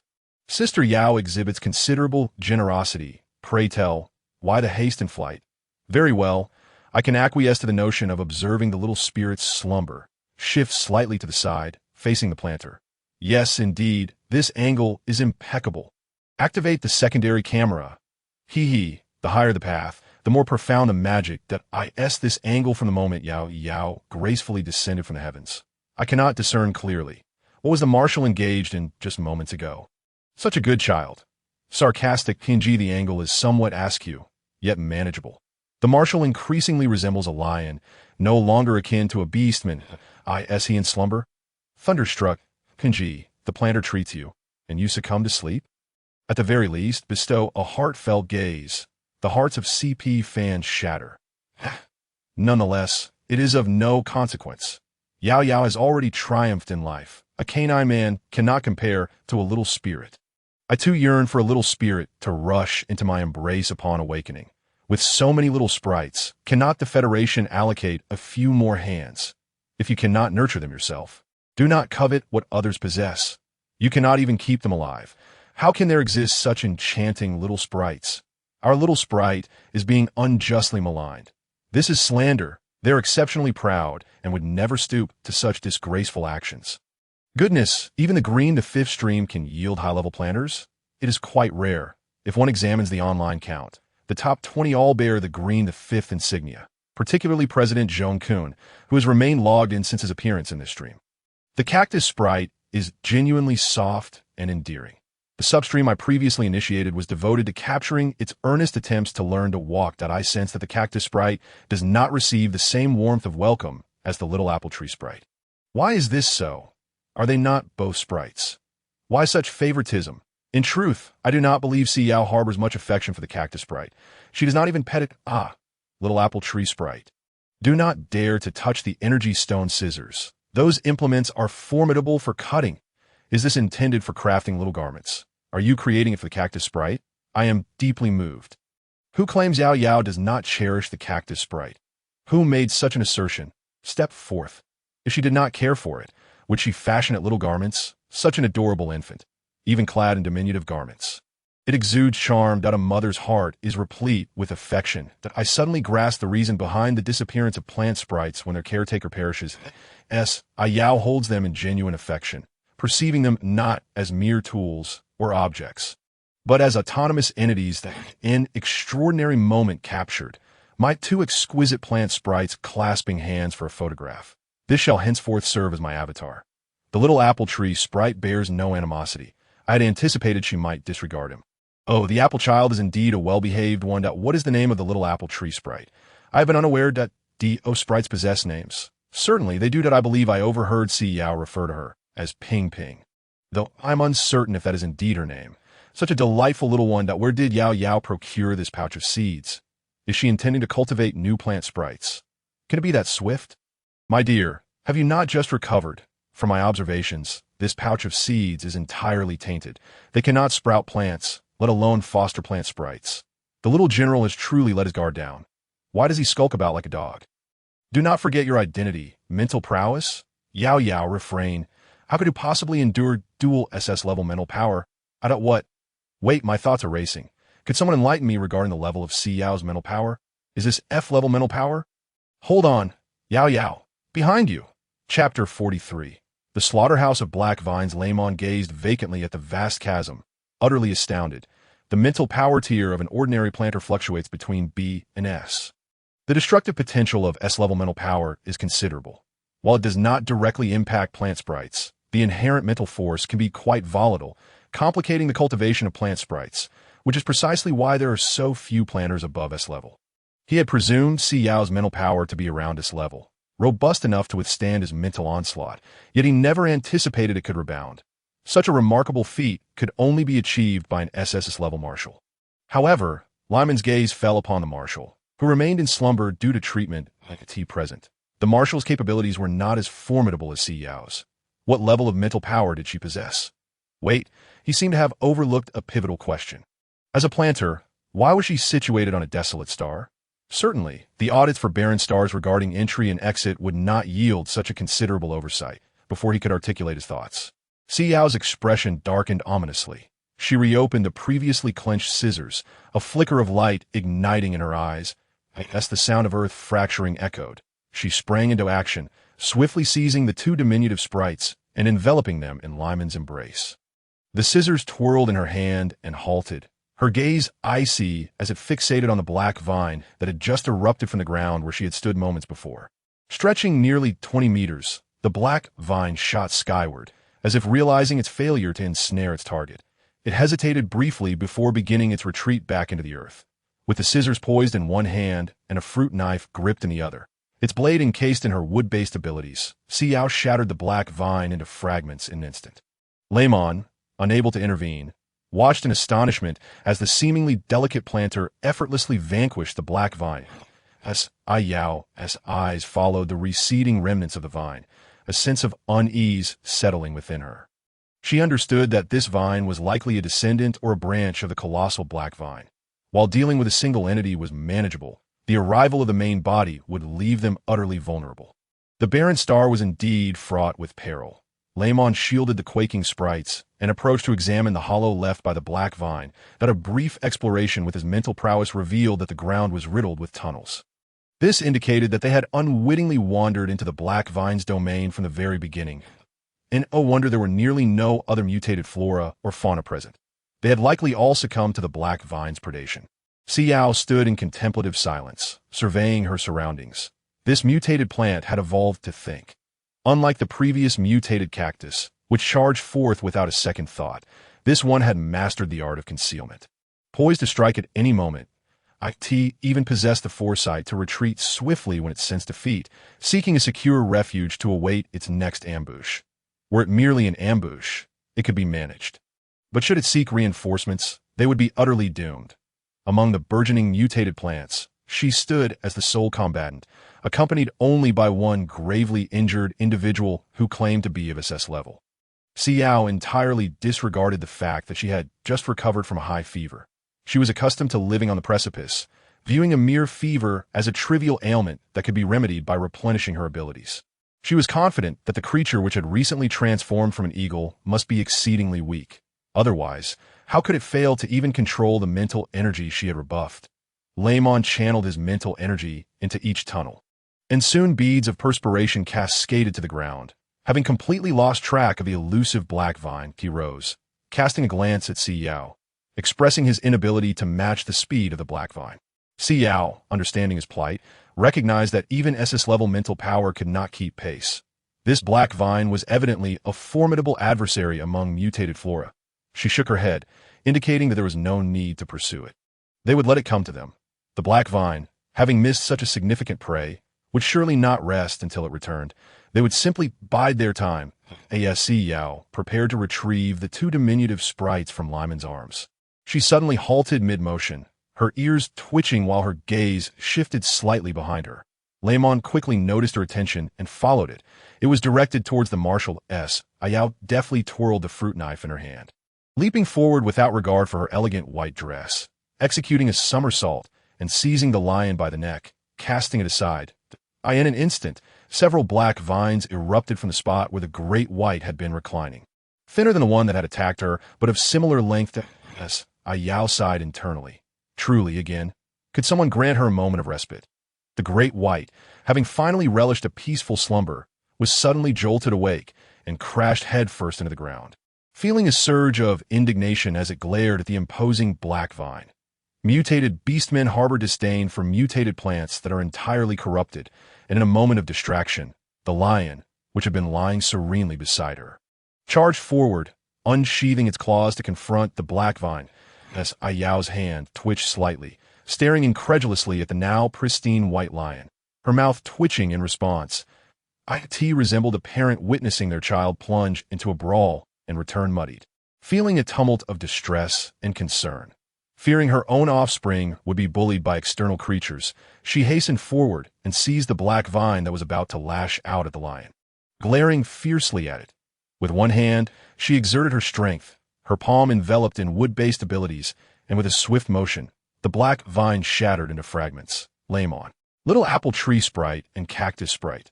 Si Yao surveyed the black vine that had been vanquished by the great white, then turned her gaze to the three remaining thrashing black vines, her expression grave as she murmured, "3 left." With a swift motion, she declared, "2 over there." The great white crushed another with its PWS. Yao landed gracefully, one hand grasping the fleeing black vine, crouching slightly, her eyes narrowing with playful intent as she softly inquired, "Where do you think you're going?" The black vine. Chapter 44. Damn it, the black vine writhed desperately in Si Yao's grasp, seemingly striving to extricate itself from her hold. Yet, she had ensnared it with her formidable abilities, and despite its utmost exertions, it could not liberate itself. Unless the entity intervened personally, Yao's gaze fell upon the once immaculate white fur of the large lion beside her, now tarnished by a brownish liquid, her previously impassive countenance darkening significantly. This abominable creature deserved to meet its demise, as Yao endeavored to extract it, aiming to remove the remaining portion in one fluid motion. However, the black vine seemed to sense her intent, abruptly halting its thrashing and falling silent, as Yao was momentarily taken aback. In the next heartbeat, the black vine detonated within her grip. The observers. It appeared as though she had crushed the vine with her bare hands.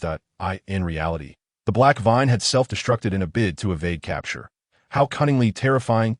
Yao shook the viscous residue from her palm, wrinkling her nose in distaste as she fixed her gaze on the direction in which the remnants of the black vine retreated. It appeared that tranquil days were a distant dream. With a soft sigh, she discovered a small pool to cleanse the sticky substance from her hands, arms, and legs. She then turned her attention to the soiled lion that trailed closely behind her, scrutinizing him for a moment before stepping back and coldly instructing, "Clean yourself up? You are filthy and wish to frolic with everything." With that, she scoffed and turned away, confident that the large white lion could comprehend her words, which provided her with a sense of reassurance. Upon her return to the original location, she found that the remnants of the vines had already been cleared away by the robots and Lemon, who had also filled in the extra holes with soil. Even the young apple saplings, previously askew due to the vines, stood upright and neatly arranged, thanks to the little apple tree sprite, that a sudden wave of satisfaction enveloped her. Akin to completing a day's labor only to discover that no mess remained. Infinitely easier than tidying an entire field alone in the apocalypse. Si Yao's previously stern expression softened into a smile as she opened her arms, embracing the little apple tree sprite that fluttered into her embrace, gently ruffling its fluffy hair and chuckling. Were you frightened? It is all right now. You are safe. The little apple tree sprite clutched her clothing tightly, unwilling to let go, gazing up at her with its round, cherubic face. Oh, could she bring Ping Ping next time? Ping Ping wished to accompany her master. Si Yao felt a warmth bloom in her heart as she tenderly stroked its brow. Are you not afraid? The little apple tree sprite swallowed hard, its wings quivering as it recalled some harrowing thought, yet still resolutely proclaimed, Woo-woo, I am scared, but Ping Ping shall endeavor to overcome its fears.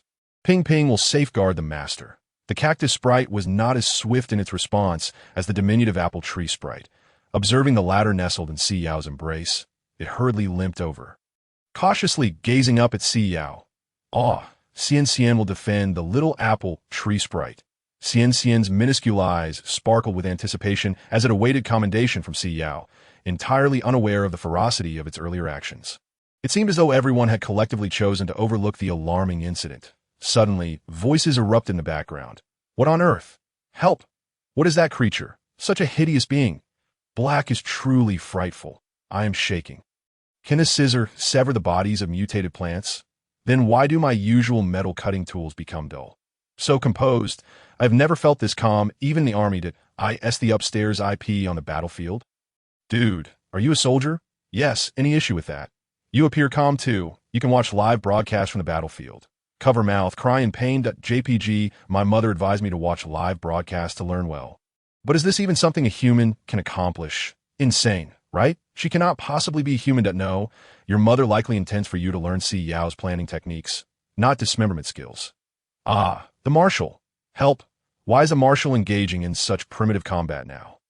With Yao Yao in the forefront, I find his dismemberment methods rather crude. Yao Yao is so impressive. Girl power, screaming in excitement. JPG wow, crushing with bare hands. Who can achieve that? No, she is now Sister Yao. My only sister. In truth, love is an emotion, not confined by gender. I believe I could prepare a dowry to wed Yao Yao. Remarkable. Dying of laughter. The marshal is once again unpopular. Yao Yao must possess a cleanliness obsession. She has frowned multiple times at the marshal's filthy lion form. Even Yao Yao's disdainful expression is so handsome. Is the little apple tree sprite frightened once more? Always woo. It appears so pitiful. Why do I sense that Yao Yao has been touched? What did she say? If she remains silent and rushes over like that, I would be moved as well. Muscular man tears up. JPG, by the way. The Federal Army has commenced its journey. An announcement has just been made. Useless. How long has it been? Only now are they concluding the meeting and preparing to depart. Are they planning to livestream the farewell? It is merely to retrieve a planter. The federal government. We appreciate the oversight and enthusiasm from all federal citizens regarding the predicament of Planter Si Yao being stranded on the barren star due to meteorite clusters. The government has organized for the Federal 284th Corps and the Federal 17th Army Corps to jointly proceed to D584 barren star, accompanied by a professional plant sprite cultivation expert and the president of the Planter Association. Zhong Kun, please exercise patience and trust in the federal government and army. How to articulate? There is nothing to critique, yet every aspect seems to be a point of contention. Was it truly necessary for such a prolonged duration to arrange for the Army's deployment? I had assumed they would have been stationed near D584 from the moment it was uncovered, poised for immediate rescue. What is the history of these two divisions? I have never witnessed their involvement in large-scale confrontations before, and there is a noticeable absence of information concerning them on the official website. I see.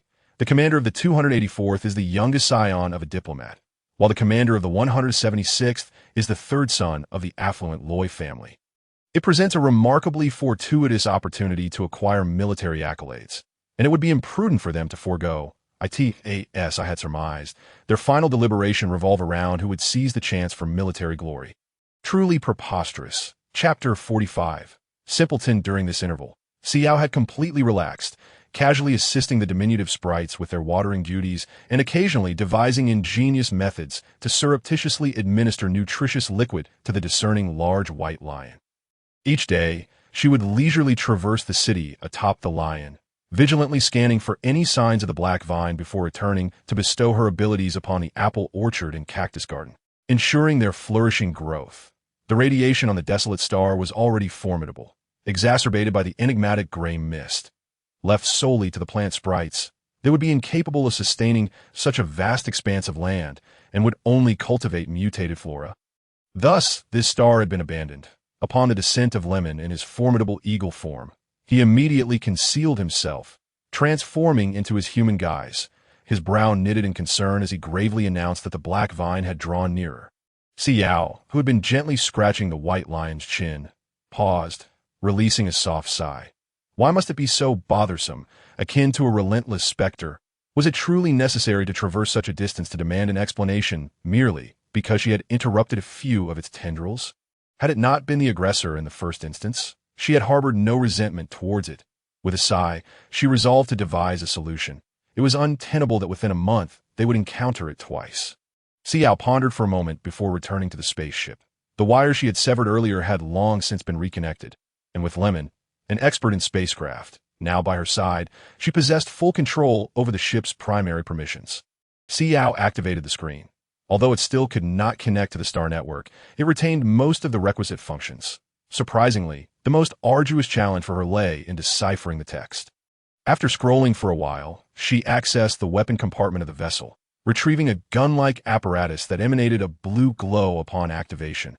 Grasping it firmly in her hand, she then extracted a long knife that also radiated blue light, ensuring an ample supply of energy before making her way outside. Casting a glance at the two little ones absorbed in their early education, she turned back to Lemon with a composed demeanor. "Let us proceed," she declared. Lemon, perplexed, inquired, "Where to all of a sudden?" His voice quivered ever so slightly as he sensed an ominous premonition to deliver a decisive blow to that sinister black vine. It had been lurking ominously nearby. And she was utterly exasperated. What purpose could a mutated plant possibly have for such elevated intelligence? Lemon hastily approached her, eager to dissuade her from rash actions that no, the mutation level of that black vine is exceedingly high, far surpassing that of the previously besieged mutated flora. You must trust me. Every mutated plant possesses its own unique abilities, and its advanced mutation indicates it is not merely enlarged. Si Yao's clear gaze settled upon him, her doll-like visage imbued with an unusual gravity. Lemon, believing she was heeding his counsel, persisted in his persuasion. "Believe me, the black vine's abilities cannot be vanquished by just the two of us. I am currently engaged in repairing the signal tower on this planet, and within a few days, we should be able to send forth a distress signal. Have faith. With the Federal Army's capabilities, they can deploy troops for rescue within 3 days. Furthermore, as the paramount planter in the Federation, you can be assured that assistance will be rendered in a timely manner. Trust in the Federation." Gradually, Si Yao revealed a delicate smile, her gaze thoughtfully scanning the industrious little bee capturing their moments, as if attempting to peer beyond the bee to discern something deeper. You truly believe that if someone were to discover the planter during the live stream, they would not promptly notify the federal government? I genuinely wish to pry open this fool's mind to examine its inner workings. Ramon paused, abruptly turning to the diligent little bee filming the sprites, his fingers quivering slightly. No, the federal government must remain oblivious to the planter's existence on this desolate star. Otherwise, they would have dispatched assistance long ago. Yet even he found it difficult to believe his own assertions. The sensitivity of the federal citizens to planters and plant sprites is indisputable. Should even one individual stumble upon this live stream, they would undoubtedly rally all their acquaintances to inform the federal government. Shall we trust in the government? Ramon's voice trembled, hinting at a potential delay in the rescue.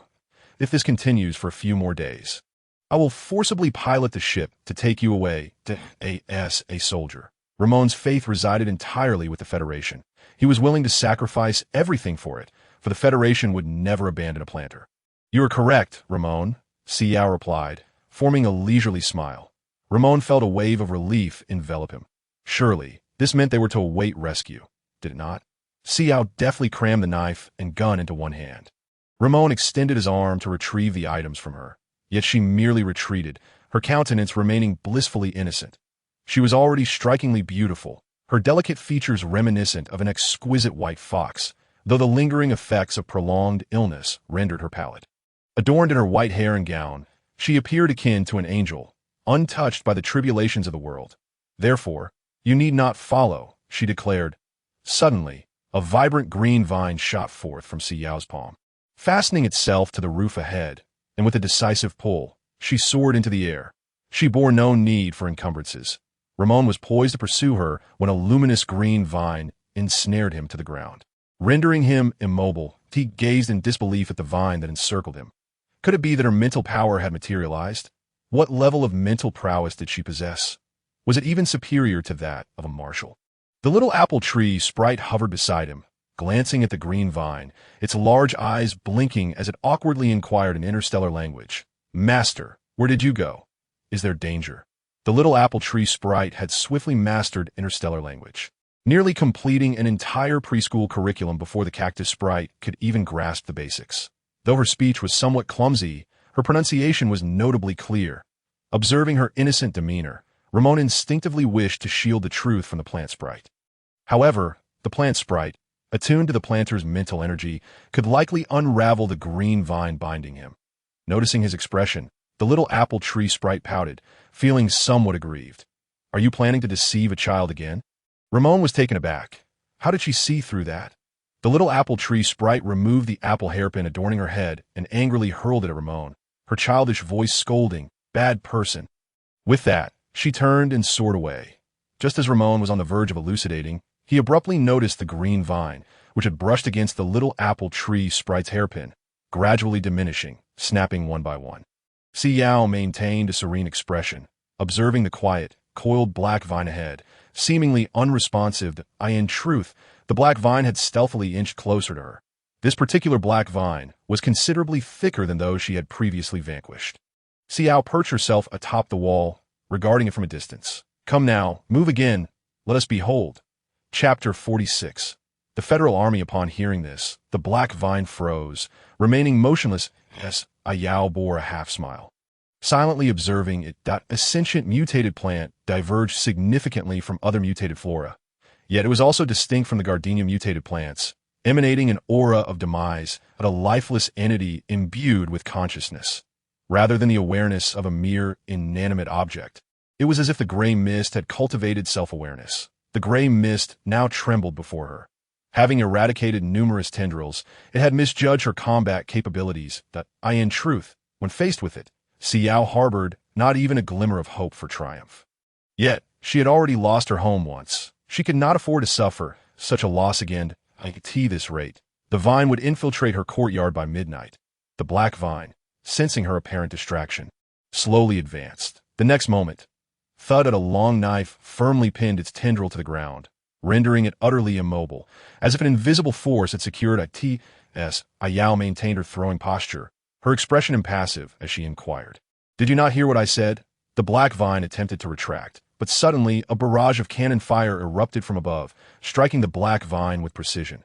The black vine erupted violently, soaring 60 to 70 meters, directly assaulting the inexplicably appearing spacecraft. Dust billowed as Si Yao hastily shielded her nose with her arm, retreating several meters, and glanced up at the warships with a twitch of her lips. She had nearly leaped down to retrieve her knife. These fools were recklessly bombarding everything in sight. Had she truly leapt down, she would have perished. Suddenly, her wrist was grasped, pulling her further back at Si Yao turned to see Ramon anxiously spinning her around, ensuring she had sustained no injuries before he exhaled in relief.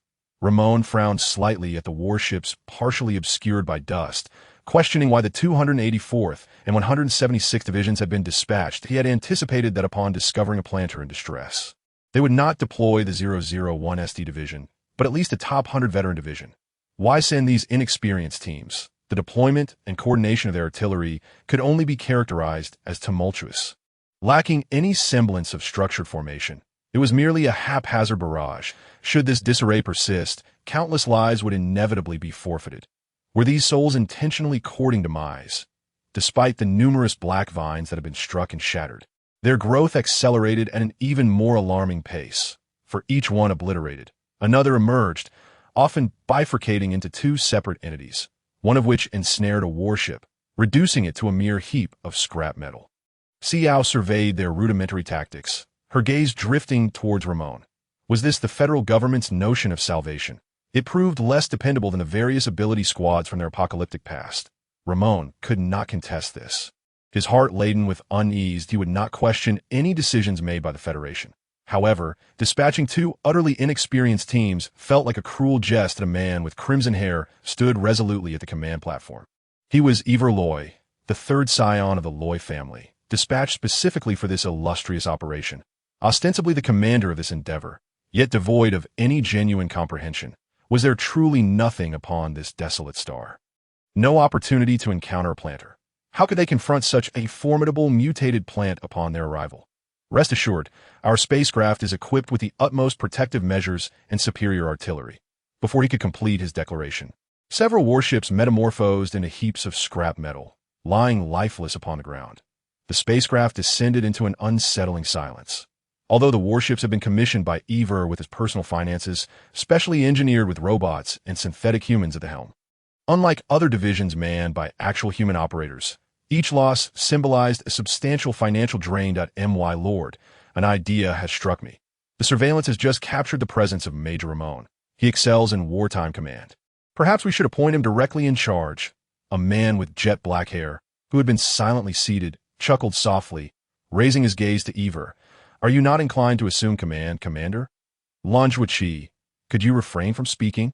Ivor shot him a fierce glare, his brows tightly knit. No. Longwuchi rose, seizing the dispatcher from the aide's grasp. Ivor, comprehend this. We are here representing the Federation on a rescue mission, embodying its visage.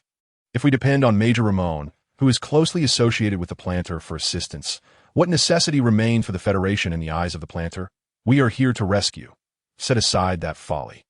A mere second before you commanded the bombardment, the mutated plant had already been frightened away by the planter and was preparing to retreat. You naively provoked it and mismanaged the warships. Now, the command is mine. Suddenly, the warships transformed, arranging themselves in an orderly manner to encircle and vanquish the Black Vine's tendrils, skillfully maneuvering to evade its assaults from advantageous angles, as Si Yao observed in astonishment as the fleet metamorphosed. It was difficult to fathom that this disciplined armada had been a chaotic disarray only moments prior. Ramon, who had been tense, felt a surge of relief, knowing that each warship harbored two federal soldiers. Every loss signified two lives extinguished. As a soldier himself, he felt a profound ache. They were all his comrades that, as Si Yao noted, the interstellar bombs engineered specifically for botanical threats. Upon detonation against the Black Vine, azure flames engulfed it, incinerating an entire tendril. Were these individuals, in earlier instances, toying with lives as if it were mere child's play?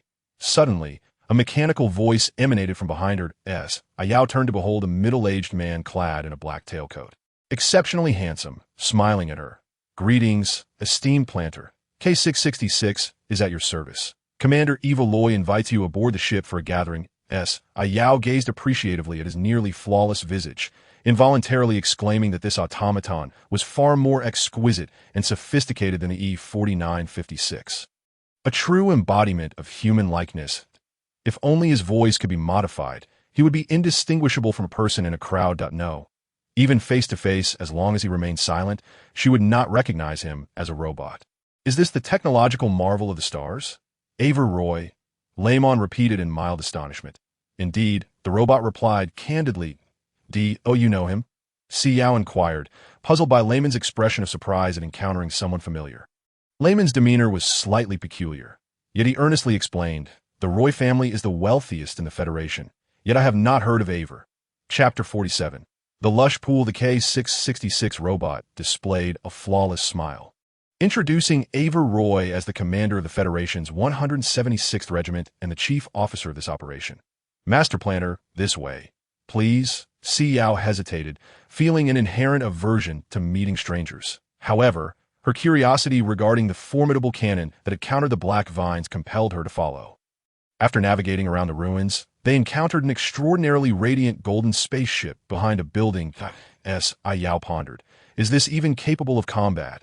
Lamon, gazing at the extravagant vessel, fell into an unusual silence. The ships of the Federation generally favored stealth. This was her inaugural encounter with such ostentation, practically beckoning adversaries to attack. As Si Yao and Lemon stepped through the ship's entrance, a mist enveloped them. Inhaling deeply, she discerned a scent reminiscent of disinfectant from the pre-apocalyptic era. Though she could not be entirely certain, having not encountered such substances in ages, they were provided with shoe covers, and a mechanical arm above them draped white lab coats over their shoulders before the tightly sealed door gradually opened. Upon exiting, Si Yao was greeted by a man with flowing red hair, kneeling to present her with a bouquet of diamond flowers, their brilliance almost blinding under the ship's illumination. As Si Yao cast a fleeting glance before turning away.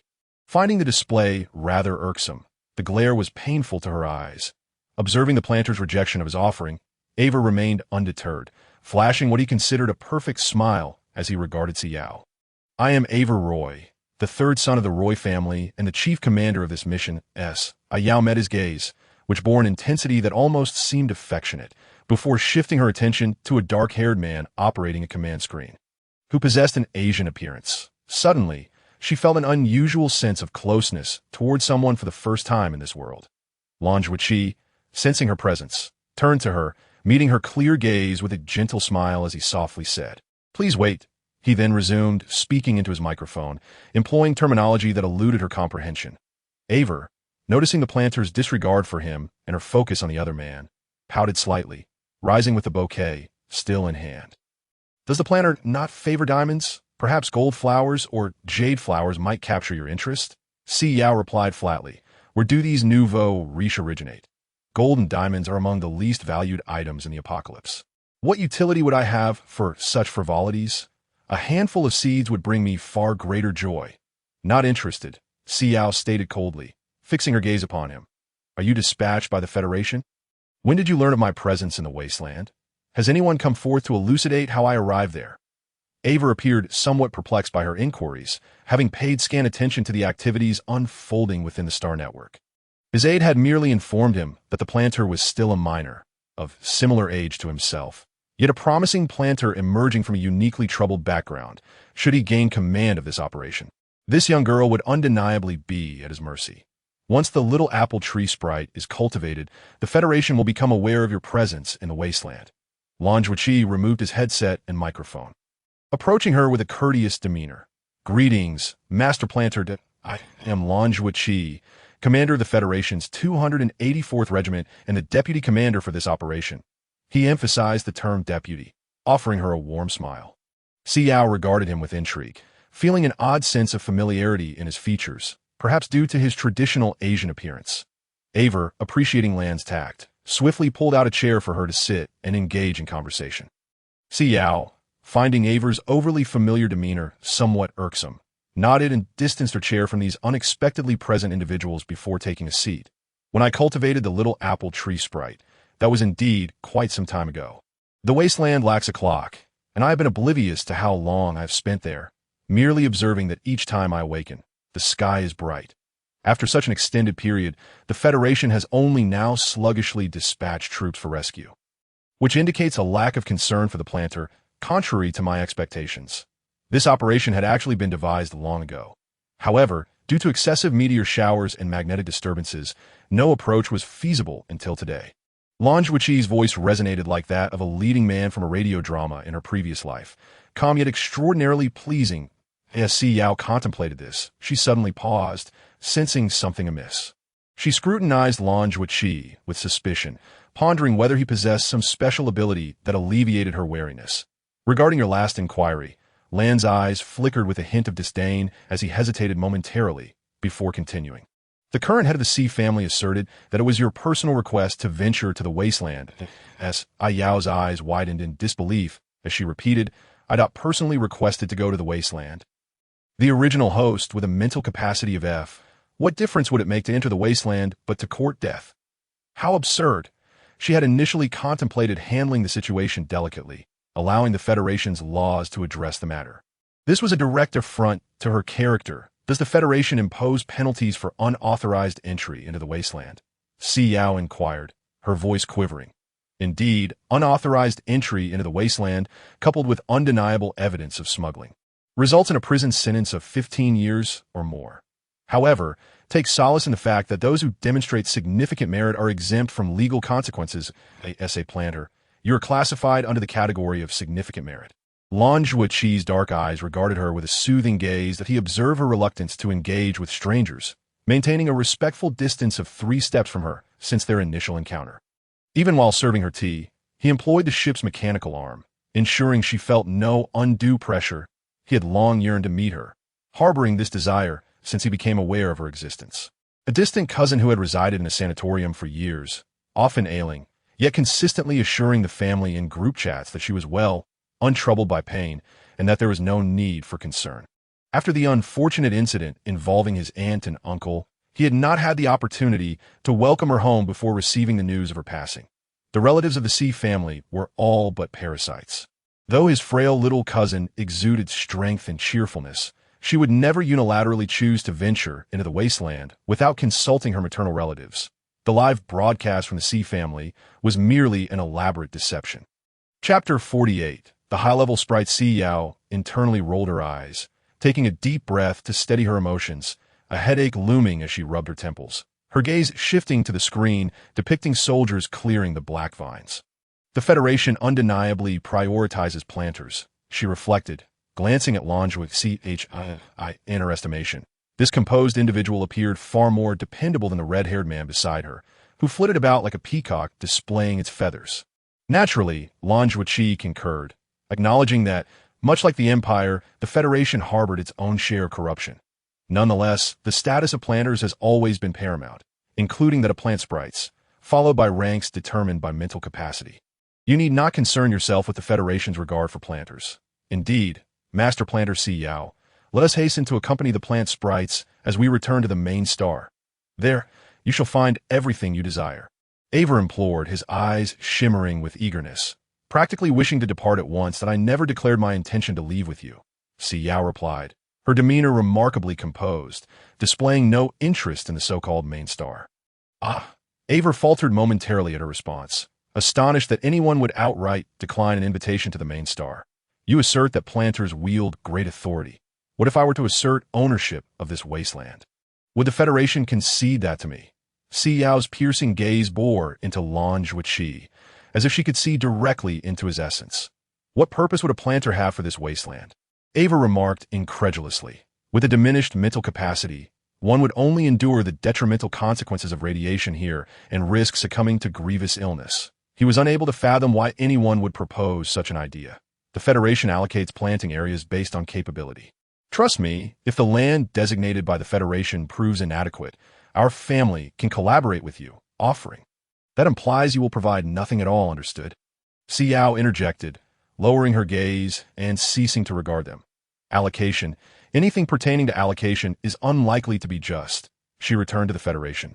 Constrained by social obligations and agricultural duties, it was far more preferable to remain here, as the radiation bore little significance for the middle-aged woman, clad in a pristine white radiation suit and fully equipped, limped out from the house and greeted the distant Si Yao with a warm smile. Realizing that her expression might be imperceptible, she hastily introduced herself. Greetings, that I am Zhong-kun, the president of the Plant Fairy Protection Association. This is my senior fairy, Sun Sun, a lavender fairy. The lavender she cultivates is transformed into essential oil, which significantly alleviates severe ailments. A timid little girl with round cheeks and lavender hair, who had been concealed behind Zhong-kun, clutched a lavender staff, with delicate wings fluttering gently. She nervously peeked out from Zhong-kun's shoulder. Having caught a whiff of an enchanting aroma, she hesitantly flew forward, tugging at her skirt in a bow toward Si Yao. This cultivator radiated an extraordinarily comforting aura. She was the most delightful cultivator Si Yao had ever encountered. Zhong-kun's voice was steady and resonant as Si Yao accepted her outstretched hand, rising to greet her. Hello, I am Sib. I have been following your live broadcast for quite some time. May I accompany my fairy to meet the 2 little fairies you have nurtured? I'm immensely curious about the fairies born on the desolate star, as well as the mutated gardenia you brought back last time, that I wonder how it can communicate like a plant fairy. Si Yao was somewhat astonished that this cultivator could discern the gardenia was a mutated plant merely from her live stream. She undoubtedly possessed remarkable skills. Furthermore, this protective suit could not entirely shield against radiation, and given the cultivator's limited mental fortitude, she was indeed wagering her life. Very well, Si Yao replied, holding deep respect for such researchers. Ever, filled with concern, interjected, President Zhong, you cannot do this. You must not leave the ship. Your life is of great significance to the Federation. His mission encompassed ensuring Zhong Kun's safety. Should anything transpire, he would bear the responsibility. Perhaps it would be more prudent for Si Yao to bring the fairies aboard the ship for your observation instead. Si Yao furrowed her brow at his suggestion. Zhong Kun shook her head with a gentle smile, stating, the plant fairies are inherently timid. We must show them the respect they deserve. It is I who wishes to meet them, not the other way around. This protective suit suffices for my needs. She then turned to Si Yao and inquired, can your body endure the radiation of the desolate star? I possess 2 sets of the highest purity protective suits. Would you care to try one? No need. Si Yao firmly declined. I do not require such protection. Lan Zhuoqi donned a protective mask and approached the hatch, intent on opening it. Ever gazed at Lan Zhuoqi in disbelief, pondering why this individual, known for acting solely in pursuit of personal gain, would suddenly be willing to risk exposure to radiation. Was there an advantage to be gained from venturing outside? The thought consumed Ever, prompting him to exclaim, wait, let me change clothes, that I will accompany you. They had arrived together, and he would not permit Lan Zhuoqi to monopolize any potential benefits. Lan Zhuoqi, bewildered by Ever's hasty retreat to the changing room, found the situation perplexing to AS and SS level psychic. He was impervious to the desolate star's environment, while Ever, merely an A grade, sought to tag along for some thrill. Furthermore, he aimed to alleviate his sister's fears, thus the desire to follow and win the favor of the little fairies. What was he scheming? Recalling Ever's earlier antics before their departure, including adorning the entire ship with gold and even replacing the control keyboard with diamonds, Lan Zhuoqi was left utterly speechless. This affluent young man occasionally resembled a Na'vi country bumpkin. He pushed aside the jade curtain that had struck his forehead, his expression a canvas of irritation. When Ever finally emerged, half an hour had elapsed, and he carried a pure gold oxygen tank upon his back. Si Yao paused, momentarily pained as she averted her gaze, coming to understand the extravagant design of the ship. Would this enhance the radiation protection? No, it would merely add to the burden. As Si Yao hurriedly disembarked from the vessel, experiencing a grounding sensation as her feet made contact with the golden earth. She feared that remaining aboard any longer would result in her eyes being blinded by the brilliance. The aesthetic inclinations of interstellar beings were indeed perplexing. Chapter 49. Ping Ping's discomfort upon Si Yao's return to the courtyard. A lion bounded towards her, circling with exuberance. Her previously frigid demeanor melted away instantly at the sight of the lion, and she tenderly caressed its velvety fur. The lion, confirming her safety by brushing its tail against her leg, shifted its gaze towards the unexpected interlopers. Lan Zhuoqi raised an eyebrow slightly. The marshal now resembled a domesticated pet, though he appeared displeased at being nudged by Si Yao, as if a grown man were attempting to take advantage of his sister, even stripped of memory and reduced to mere instinct. Such behavior was intolerable. Sensing hostility, the lion fixed its piercing gaze on the dark-haired man standing nearby, narrowing its eyes and baring its teeth. As Si Yao discerned the lion's intent and promptly grasped its neck. Stepping aside to address the newcomers, please come in, she then crouched down to educate the lion. Dubai, these are guests. Do not harm them. Good boy, she said, affectionately rubbing its head, ensuring it had calmed before guiding the guests into the living room. The little apple tree fairy, upon observing a congregation of unfamiliar faces, refused to descend from the apple tree. The cactus fairy imitated her, flipping a flower pot upside down upon its head, engaging in a game of, if I cannot see you, you cannot see me. Si Yao, feeling somewhat exasperated, approached the apple tree, extending her hand. What troubles you? Why are you so timid? Whimper, whimper, whimper, I'm not scared. The little apple tree fairy peeked shyly from the branches, her eyes blinking nervously at Si Yao. Did you not promise to protect me? Si Yao chuckled softly, unable to contain her amusement. The diminutive apple tree fairy blinked and glanced into the room, where a particularly potent aura rendered her breathless, as if she might faint at any moment. Zhong Kun observed the interaction between the newly appointed cultivator and her little fairy through the window, shaking her head in resignation as she playfully tapped her fairy's forehead. Naughty, Go apologize to the little sister." The lavender fairy promptly raised her hands to cover her head, blinking her large, round eyes at Joan-kun for a moment before reluctantly fluttering her wings over. The little apple tree fairy, upon spotting a purple fairy resembling herself, was so intimidated by the overwhelming aura that her wings trembled violently, causing her to fall to the ground with a thud. Si Yao was startled, but quickly reassured herself that the fairy was unscathed before continuing to observe. Engaging with higher-level plant fairies could yield only benefits, not detriments. Suddenly, a spiky cactus fairy rushed forward, lacking the diminutive clothing and gloves that Si Yao had crafted for it, and positioned itself between the lavender fairy and the little apple tree fairy. "Roar, roar, roar. You're bad. Go away. Don't bully her." The lavender fairy landed gracefully, gripping her lavender staff tightly while adjusting her crown, appearing both adorable and curiously intrigued by the original form of the little fairy before her, despite residing in a home filled with original form fairies. The cactus fairy appeared vastly different. How could a little fairy exude such an intimidating presence? The lavender fairy retracted her aura and addressed the two plant fairies. "Hello, I am Sun Sun, a lavender fairy of senior G6 level. Born on the main stars 019, we are of the same kind and shall not bring you harm." Her interstellar language flowed with remarkable fluency, a testament to years of regular communication. The cactus fairy had only mastered a few simple tones.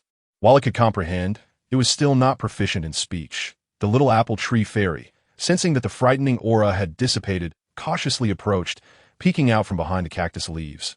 The fairy's gown was so long, reminiscent of a princess from an educational cartoon she had once seen, adorned with a beautiful crown and staff. How lovely! However, a red one would appear even more splendid. Ping Ping favored dresses that harmonized with her own hue. Hello. The little apple tree fairy greeted her in a somewhat awkward interstellar dialect. Despite her stuttering, it was quite remarkable for a fairy who had been born less than a month prior. The lavender fairy gently inhaled, perceiving a rich aroma wafting from the delicate white fairy clad in a petal dress, as if proximity would elevate her own essence. She had been ensnared at her current level for several years.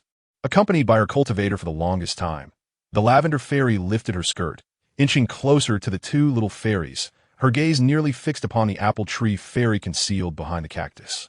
This enchanting fairy evoked memories of the sweet-tasting jelly beans she indulged in daily, an alluring fragrance that beckoned her to draw nearer and savor its essence.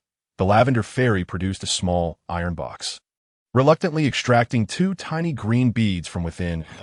As soon as they were revealed, Si Yao's attention fell upon the iron box in her grasp, containing a wood-type crystal core, a purified specimen cleansed by light-type abilities. What a remarkable treasure! Si Yao's fascination was instantaneously ensnared, and she observed as her little sprite was drawn forth to seize a candy and devour it with a satisfying crunch. She quickly diverted her gaze. That snack belongs to her little one. She must not entertain any covetous thoughts. How could one possibly deprive a child of their treat? You are an adult wood-type ability user. How could you be so entranced by a crystal?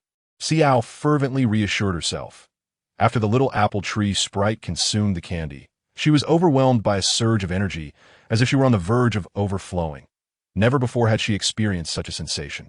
And feeling somewhat disoriented, she glanced around, arms outstretched, her eyes brimming with tears as she looked up at Si Yao, yearning for a comforting embrace. "Whoa," she whimpered, distressed and in pain as Yao quickly bent down to cradle the little apple tree sprite in her arms, gently squeezing her tiny limbs while using her abilities to scan for any issues within her body, yet found nothing amiss. Rather, the sprite's energy felt more abundant than ever. "Where does it hurt?" Si Yao inquired, her heart aching as she observed the sprite's tears. The little apple tree sprite rolled about in her palm, mumbling and groaning, now clutching her head, now her belly, with each droplet of tears falling onto Si Yao's hand. Weakly, she murmured, "It hurts everywhere. I want to see her. Why-IT hurts so much. Ping Ping is in so much pain." Master. Chapter 50. Promotion. The lavender sprite, holding a scepter, stood awkwardly at a distance, glancing from the anxious cactus sprite at the feet of the planter to the little apple tree sprite writhing in pain in the planter's hands. She hadn't done anything wrong.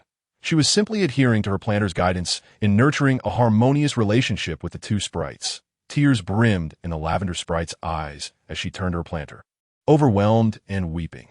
Despite her self-perception of superiority, she had never meant to shun the companionship of these two lower-level sprites that, on the contrary, she held a fondness for the pink sprite, whose likeness to her was striking, accompanied by an enchanting scent.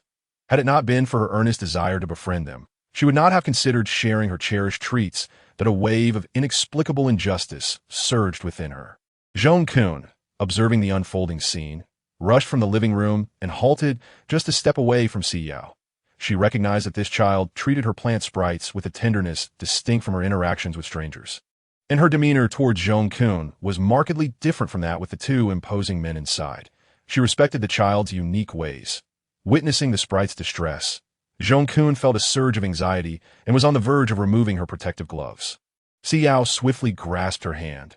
Jean Kun, as a high-ranking planter, was generally delicate and possessed low mental fortitude, rendering her vulnerable to severe illness. From Si Yao's perspective, Jean Kun's mental strength appeared to hover around AB level. The removal of her gloves posed a considerable risk of infection. The pollution in the wasteland is far worse than you can fathom, Si Yao implored earnestly. After a brief pause, Jean Kun resolutely discarded her gloves, revealing a swirling greenish-blue orb in her palm, cradling the little apple tree sprite within. After a moment, she calmly replaced her gloves. "For me, the plant sprite holds greater significance," she stated gently, her eyes radiating warmth. Though in her 50s, with wrinkles adorning her face, her words resonated with profound affection for the plant sprites. She had devoted her life to their well-being. This planter from the wasteland had successfully cultivated 2 extinct species, a remarkable achievement, and Si Yao sensed the dawn of a new era within her. The holy level she had never attained might be within reach for this young girl. "What is the name of this sprite?" Si Yao was momentarily taken aback by the inquiry, feeling a fleeting disorientation. Before the apocalypse, her homeland had been a nation that revered agriculture, fostering peace. Yet countless masters like Jean Kun had dedicated their lives to a singular pursuit. One could feel their boundless love for their craft through their words, striking a profound chord deep within the heart. After a brief interval, Si Yao regained her composure. "Her name is Ping Ping." After a moment of surprise, she gazed at Jean Kun. "Promotion? This little one was just born not long ago. How could she be elevated so swiftly?" Jean Kun appeared beset by concern. Were they on the main star? She would have effortlessly supplied the sprite with an abundance of energy stones to facilitate her ascension. Yet, the present circumstances were exceptional. They found themselves in the wasteland, devoid of any energy stones. A considerable quantity of these stones was imperative to amass sufficient energy for the sprite's upgrade, which was currently ensnared at the precipice between the novice and intermediate levels. Jean Kun recognized that this was her inaugural experience nurturing a sprite without the specialized guidance of the Planter Association. Leaving her oblivious to the requisite procedures, in a state of anxious contemplation, she articulated, "It's akin to a small jar filled to the brim with water, yet its opening remains tightly sealed, causing distress. One must replace it with a larger vessel to accommodate all that water that in essence." They needed to locate a nearby planet to procure a generous supply of pure energy stones for the sprite's absorption and subsequent upgrade. Otherwise, she would continue to endure discomfort. Upon hearing this, Si Yao grasped the delicate hand of the little apple tree sprite with fervor, channeling her abundant abilities into her. The lavender sprite nearby fluttered her wings in astonishment. Witnessing the overwhelming life energy flow from Si Yao into the fragile sprite, her eyes widening in disbelief, the scepter she had been holding slipped from her grasp. Jean Kun, who had been attentively observing her sprite, swiftly intercepted the scepter before it could descend to the ground. Fully aware that it would lead to tears upon their return home, she had indeed not erred in her judgment. This planter, Si Yao, possessed remarkable mental fortitude, perhaps even eclipsing that of the former marshal, capable of supplying the energy required by the plant sprite directly through her mental prowess. The manifestation of such mental strength was profound. The little apple tree sprite's whimpers gradually diminished. Her delicate arms encircled Si Yao's finger, clinging with fervent desire as her entire being dangled from it, exuding an endearing fragility. After a prolonged interval, she gently closed her eyes and succumbed to slumber as Si Yao remarked, has she fallen asleep?"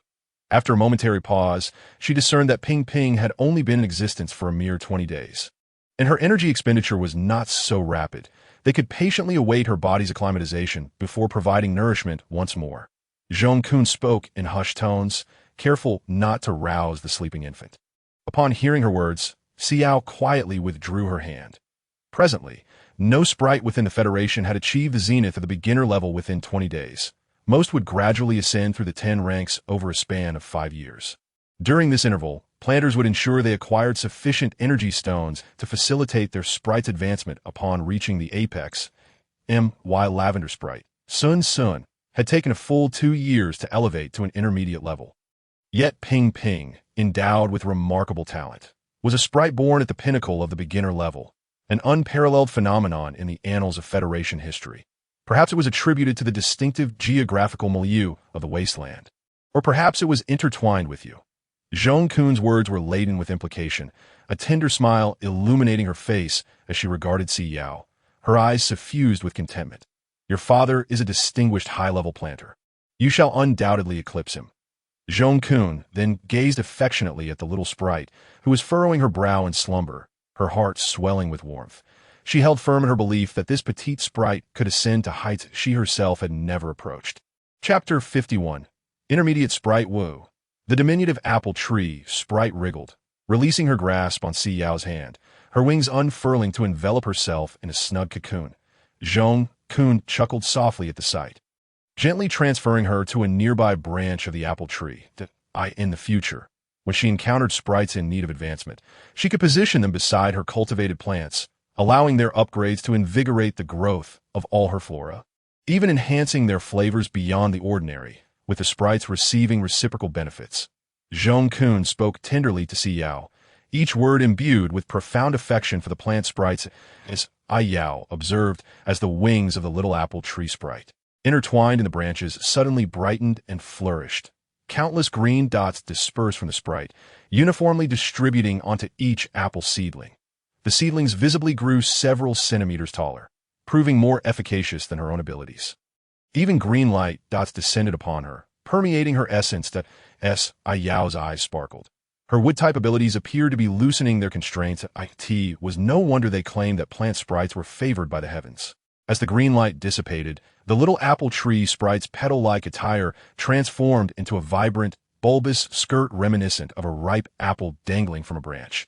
Her previously cascading locks were fashioned into a fluffy side braid, the ends adorned with an apple hair tie, topped with a delicate apple-shaped hairpin, while her wings took on a lighter, translucent hue, exuding sheer beauty.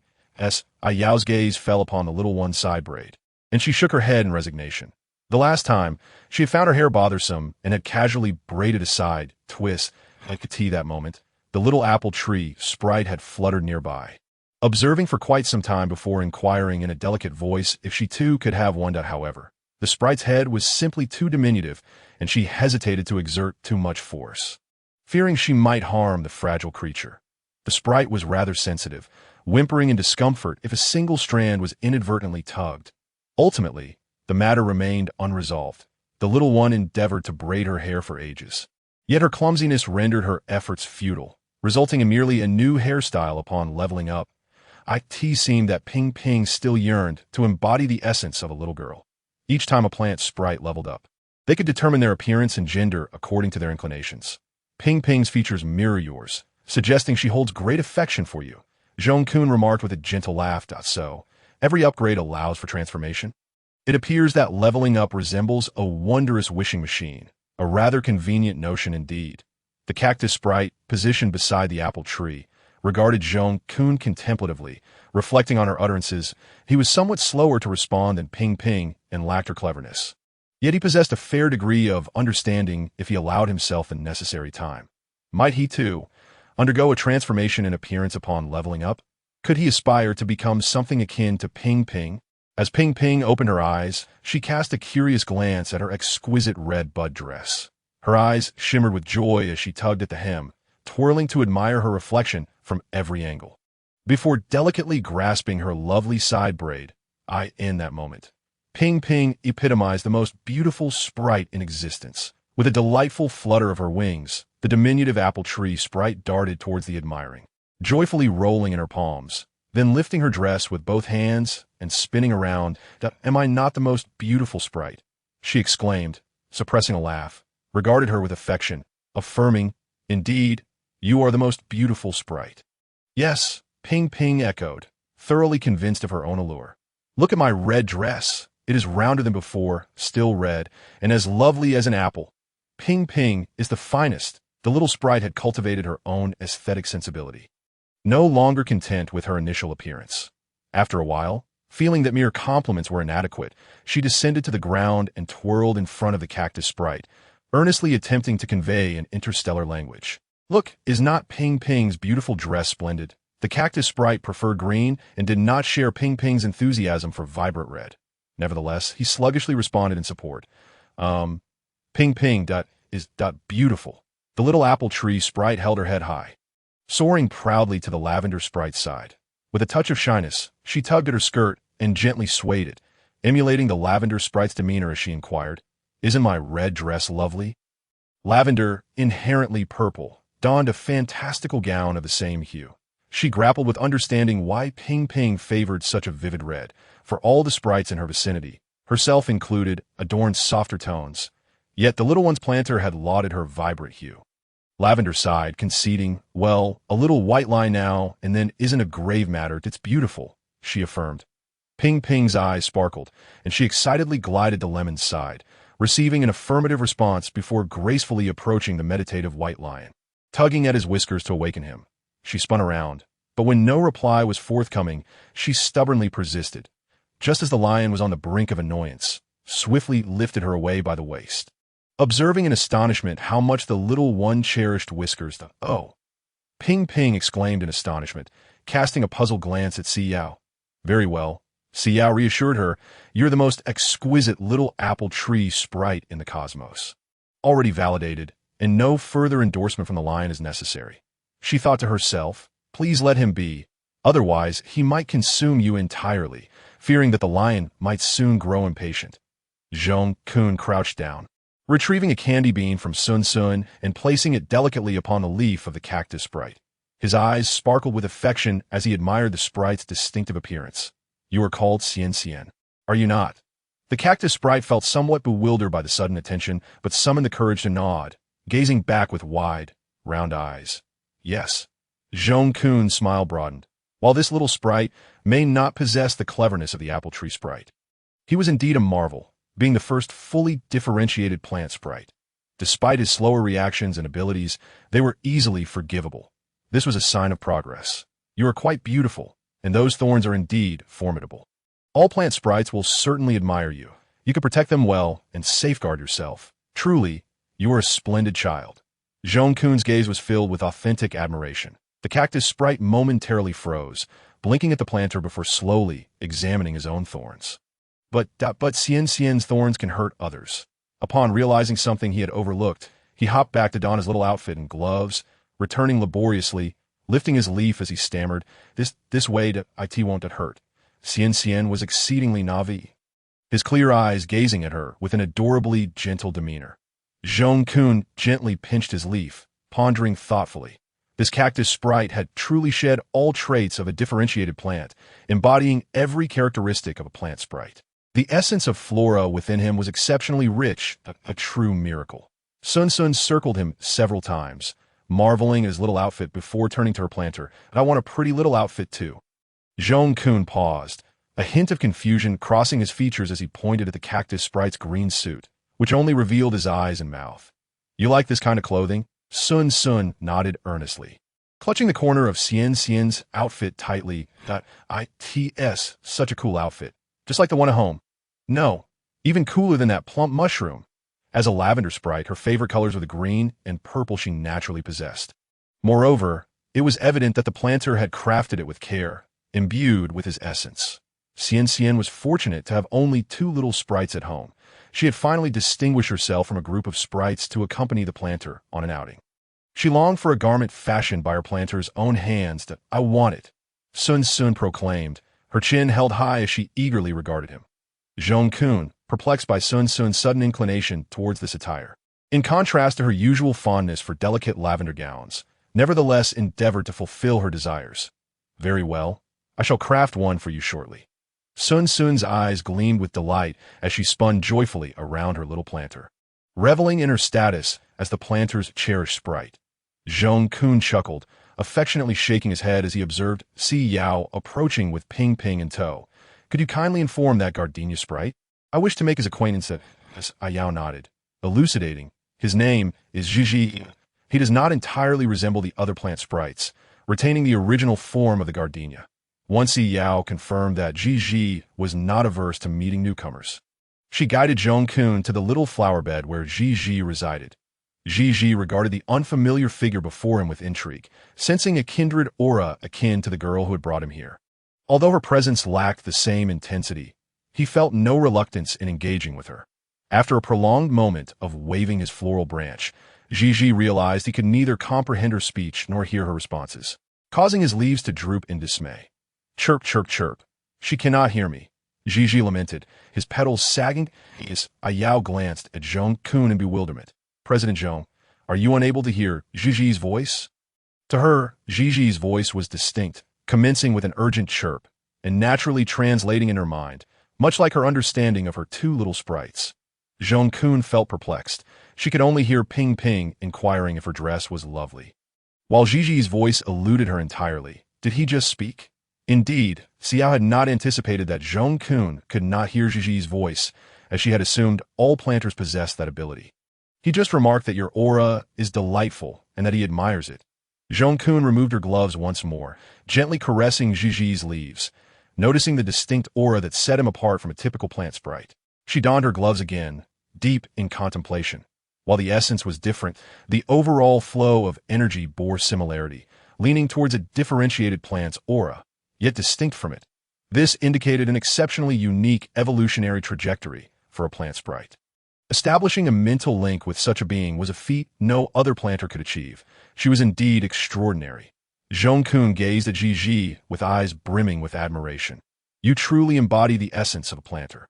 Not only can you connect with the plant sprites, but you can also forge a bond with the wild plant sprites. This is something I could never accomplish in my lifetime." Wild plant sprites. Si Yao looked at her in astonishment, momentarily blinking in confusion as she glanced at Zhizhi, who stood nearby, disheartened by her inability to grasp their conversation. He is a wild plant sprite. Yet he feels entirely distinct from the plant sprites she is familiar with. Moreover, in stark contrast to the diminutive eyes and mouths of the plant sprites, he manifests in his authentic form to the observer. He appears as an exceedingly mundane, mutated plant. How could he possibly be linked to the enchanting plant sprites? Indeed, he seems to lack vitality, resulting in an unsuccessful transformation.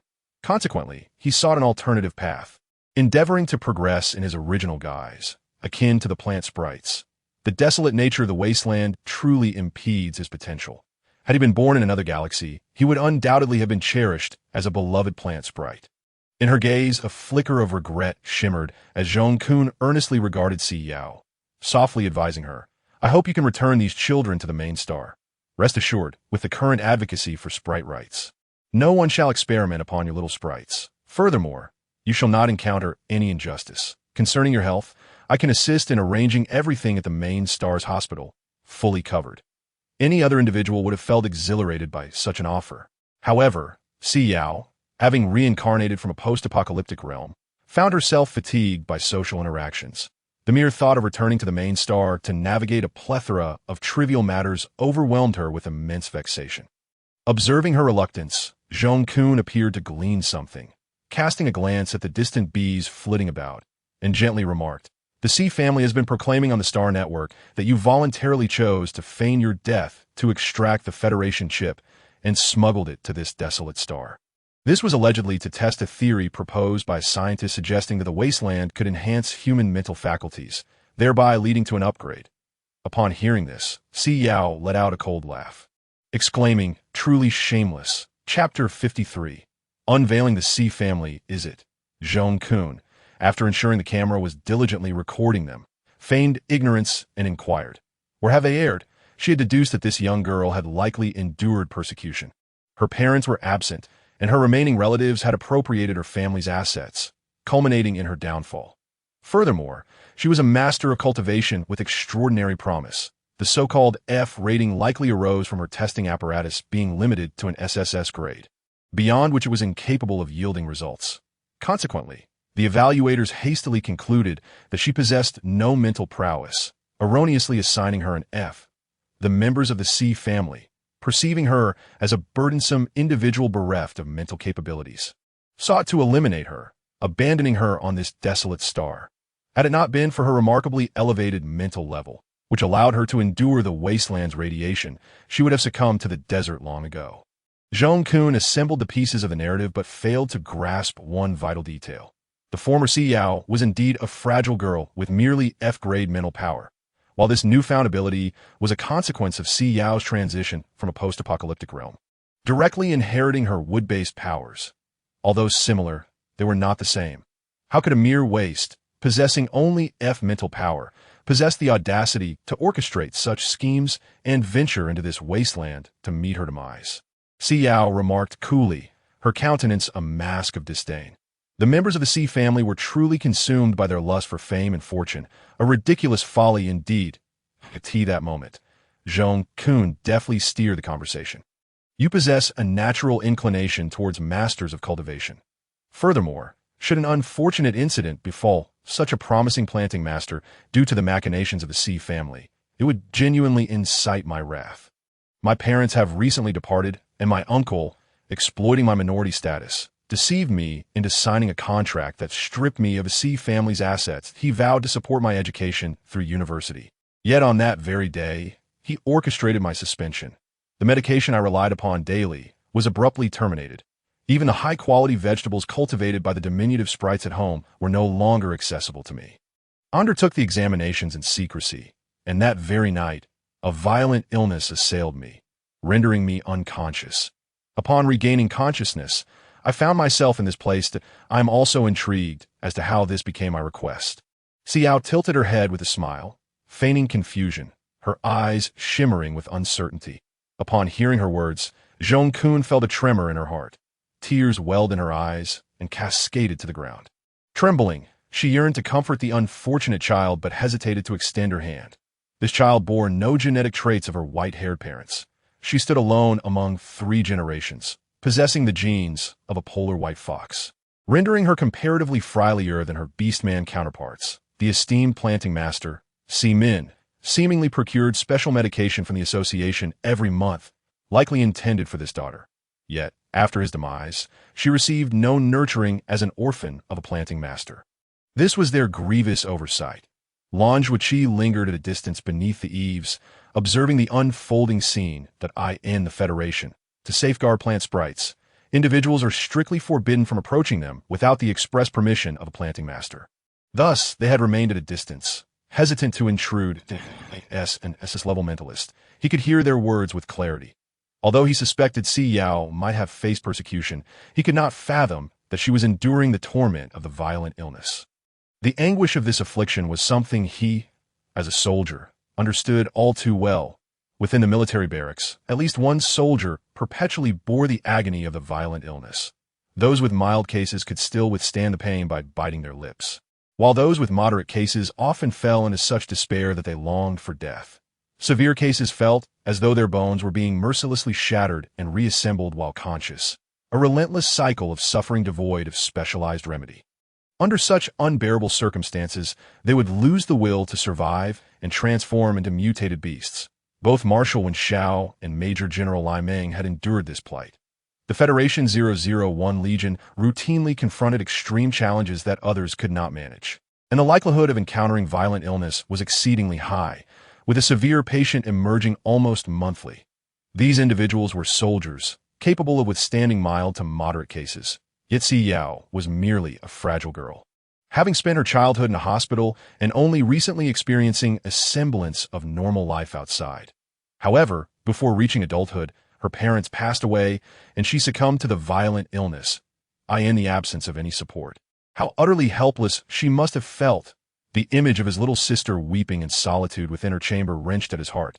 He longed to dash to Si Yao's side and envelop her in an embrace, reassuring her that she was not alone, for she had a brother, an aunt, and an uncle who cherished her and would stand as her guardians. Yet he recognized that such a sudden approach might startle his timid sister. He needed to tread softly, allowing her to acclimatize to his presence. In Lan Zhuqi's perception, Si Yao was a fragile, chronically ailing little sister, timid yet resolute. A single miscalculated move could spell disaster. He had to shield her with the utmost diligence, ensuring she endured not even the slightest harm. He utterly suppressed the recollection of her effortlessly sending the marshal sprawling during the live broadcast. How could that be? It was unfathomable. His little sister was the most obedient, the most delicate girl in existence. How could she possess such formidable strength? If that is the case, I shall initiate legal proceedings against the Si family for the maltreatment of an esteemed planting master's orphan and for the misappropriation of assets under the guise of the association. Si Yao, you must accompany me back to the main star. Your testimony is pivotal for this case.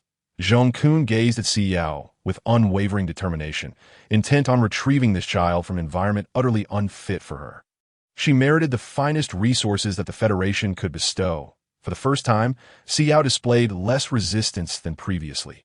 Utilizing the original owner's form, it was her solemn duty to seek retribution for the original owner, who had been methodically driven to her demise by the Si family. Orphaned and stripped of her possessions, deprived of essential medication, and severed from the pristine vegetables she once consumed, she had been coerced into exposure to pollution, forced to endure proximity to contaminants, and prohibited from seeking medical assistance. Gradually, they had led her to perish before her parents' memorial. She could vividly recall the image of that little girl weeping in a corner. Had it been her, she would never have allowed herself to descend into such a wretched state. Yet the former Si Yao had indeed been a child sheltered by the Si Min couple, safeguarded from all harm, blissfully oblivious to the nature of humanity. Even when her cousin tormented her, she instinctively shielded him from the consequences. A Navi little girl, entirely unaware of her own misdeeds, bore witness to the transformation of her once benevolent uncle's family. She had to lay the past to rest. Chapter 54. The fall. The number of gifts has surged by 100 as Si Yao lowered her gaze slightly as she spoke softly. I will return with you. Her voice possessed an ethereal quality, as if she were making a solemn promise to those around her. You must ensure that my little sprites, Ping Ping and Xian Xian, including Gigi, are not taken by the Research Institute for experimentation. Zhong Kun's eyes brimmed with affection, her expression tender. Of course. These 3 children are as dear to me as my own. Rest assured, I shall protect them. Is the live broadcast active?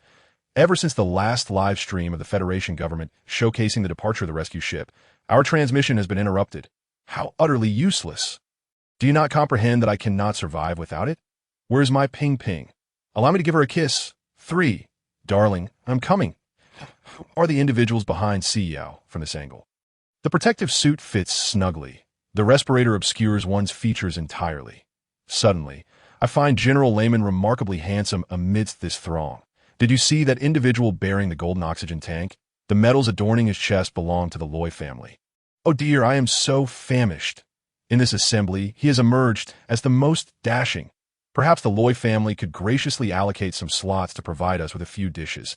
My child has been utterly fatigued by the recent purchasing restrictions. It must be a consequence of the demise of the Si Min couple, leading to a significant decline in crops across half the planet. In particular, the yield of rice from the Si Min cultivator alone constituted 1/3 of the total. And he had nurtured 7 rice sprites, 2 of which had attained advanced levels. I have been pondering the scarcity of rice lately. I wonder if Yao Yao possesses the ability to cultivate new rice sprites. Oh, how sorrowful my Ping Ping appears. Weeping. Mommy, hold me. This is President Zhong's advanced lavender sprite. What a pity. Although President Zhong is indeed formidable, his cultivation is limited to various flowers. If only he could pivot to rice or wheat. What nonsense are you uttering? President Zhong is truly remarkable. Such words cannot tarnish his esteemed reputation. Our Xian Xian is the most admirable little sprite, here to safeguard her sister. Xian Xian is the finest sprite in existence. Sugar beans? Huh. One of those beans is worth 2 million star coins. Ah, I feel as though I'm losing my mind. What has happened to my Ping Ping? Do not frighten Mommy. I am on the verge of tears. President Zhong, come rescue our Ping Ping. Leveling up? Did I hear that correctly? Ping Ping is not even a month old. How can she possibly level up already? Yet she appears to be in distress, my poor baby. Oh heavens, what a sight to behold. Can we truly witness a sprite leveling up through the live stream? The live stream is currently undergoing maintenance. Please wait. I knew such good fortune would never be mine. The screen is active. Federal government. Do you comprehend what I have longed for? I have missed witnessing my child's growth. How will you atone for what I have lost? Are we deliberating on the Si family? Hasn't this matter reached its conclusion? Why are we publicly scrutinizing Yao Yao's past? She is a cultivator. There will be no consequences regarding her entrance into the wasteland. What does Yao Yao imply by that? Wait, something feels amiss. Let me listen intently. Please, do not go dark on me. Ah, there's been a reversal. Help, the protagonist has arrived. I cannot believe it. Witnessing her smile while uttering those words makes my heart ache. As if a wound has been reopened. Raging illness, I suffer from mild fury. Each day feels like a descent into hell. Yao Yao truly embodies beauty, strength, and tragedy. I am losing my sanity. Recently, those individuals from the Si family conducted a live stream to sell goods. And I purchased numerous items, professing my support for them. Now you inform me they are nefarious. Did they deceive themselves during their performances? Federal government, impose severe punishment upon them. I am incensed. Where are those Si family members? Who permitted them to torment my Yao Yao in such a manner? Yao Yao bears no genetic markers for white hair across 3 generations of her lineage. She stands as a singular genetic anomaly, reminiscent of what was once termed albinism. And her immune system is remarkably frail, exacerbated by a multitude of additional afflictions. And now, the Si family has severed her access to essential medications. These medications, once freely available, have now been withheld. Why has Yao Yao's treatment been abruptly halted? Is it indeed the case that had she not awakened her mental powers in the wasteland, her demise would have gone unnoticed? The mere contemplation of Yao Yao suffering in her own domicile rends my heart. How tragic it is that those endowed with cultivation abilities often possess gentle souls. Yao Yao's excessively tender disposition has led to her undoing. As Si Tong departed with the book, a sudden deluge of cold water enveloped her. She stood momentarily in shock, gazing upwards at the figure above her. Is that not the treacherous scion of the Si family? The very one who drove a cultivator's own daughter to her demise, now brazenly present in the prestigious school on the main star? Yet, one must acknowledge their audacity, having even orchestrated a press conference to flaunt their purported closeness to Si Yao. It is utterly comical. Why do you gaze upon us? When Si Yao returns, do you truly believe that you, lowly wretches, can maintain your presence here under the pretense of being kin to the Si family cultivator? With that, a few individuals chuckled mockingly and sauntered away, leaving Si Tong in a state of silence, wringing her drenched skirt. Tears mingled with the water upon her visage as she stood mute for an extended duration. Countless classmates traversed past her, those who had previously lauded her patience or sought her counsel on various matters, and even those whom she had assisted, now kept their distance. Occasionally, she could discern hushed whispers. Is that her? It is indeed her. The Si family exhibits an utter lack of shame. I heard they amassed quite a fortune during their recent Livestream sales. How can some individuals possess such an audacious demeanor? Suddenly, someone jostled her shoulder with undue force, causing Si Tong to stumble and collapse onto the ground. The members of the Si family truly possess the thickest skins that in a flurry. Si Tong gathered her scattered books, clutching them tightly to her chest, her fingers turning pale from the pressure. Tears shimmered in her eyes as she bowed repeatedly, uttering, I am sorry, I am sorry, I am sorry. As she spoke, she retreated, uncertain whether her apologies were intended for this individual or for Si Yao from earlier. She had witnessed her brother douse Si Yao with leftover soup, deriding her with the taunt, hungry, come, steal some. He had remarked, given your current standing, you are unworthy of consuming my remnants. Chapter 55. Departing the wasteland, Si Yao gazed up in astonishment at her cousin, who had previously engaged in subtle mischief. Yet, she never anticipated such brazen conduct from him. As Yao's eyes flickered towards the spilled soup upon the floor, her mind reeling, and she nodded in a daze. As her cousin turned to depart, she hastily exclaimed, Brother, where have you placed the medicine I brought back last time? Aunt Shin mentioned you took it. Medicine? You still seek to take medicine? Si Feng grinned with malevolence. Eyeing the medicine bottles upon the shelf, and without hesitation, he opened one. Si Tong, having observed for a while, reacted swiftly, seizing her brother's wrist in alarm, fearing he would compel Si Yao to ingest it. Brother, that medicine is for aiding sleep. It ought not to be taken indiscriminately. Sister Yao cannot tolerate hormone medications. Si Feng shrugged off her grasp, retorting, what harm is there in taking a few pills? It won't be fatal. Cease your folly. And what is this sister nonsense? If you continue to be of no use, I shall cast you out. Si Tong stood paralyzed, witnessing her brother's firm grip on Si Yao's pallid face as he forcefully poured half a bottle of medicine into her mouth. Si Yao's complexion deepened in hue as she struggled to cough but was unable, her frail body devoid of the strength to resist, desperately swallowing the medicine for a fleeting moment of reprieve. "You desired the medicine, and thus I have bestowed it upon you," Si Feng declared, discarding the empty bottle to the ground, a satisfied smirk spreading across his visage as he beheld her pitiable condition. "Care to inform your parents? Care to lodge a complaint?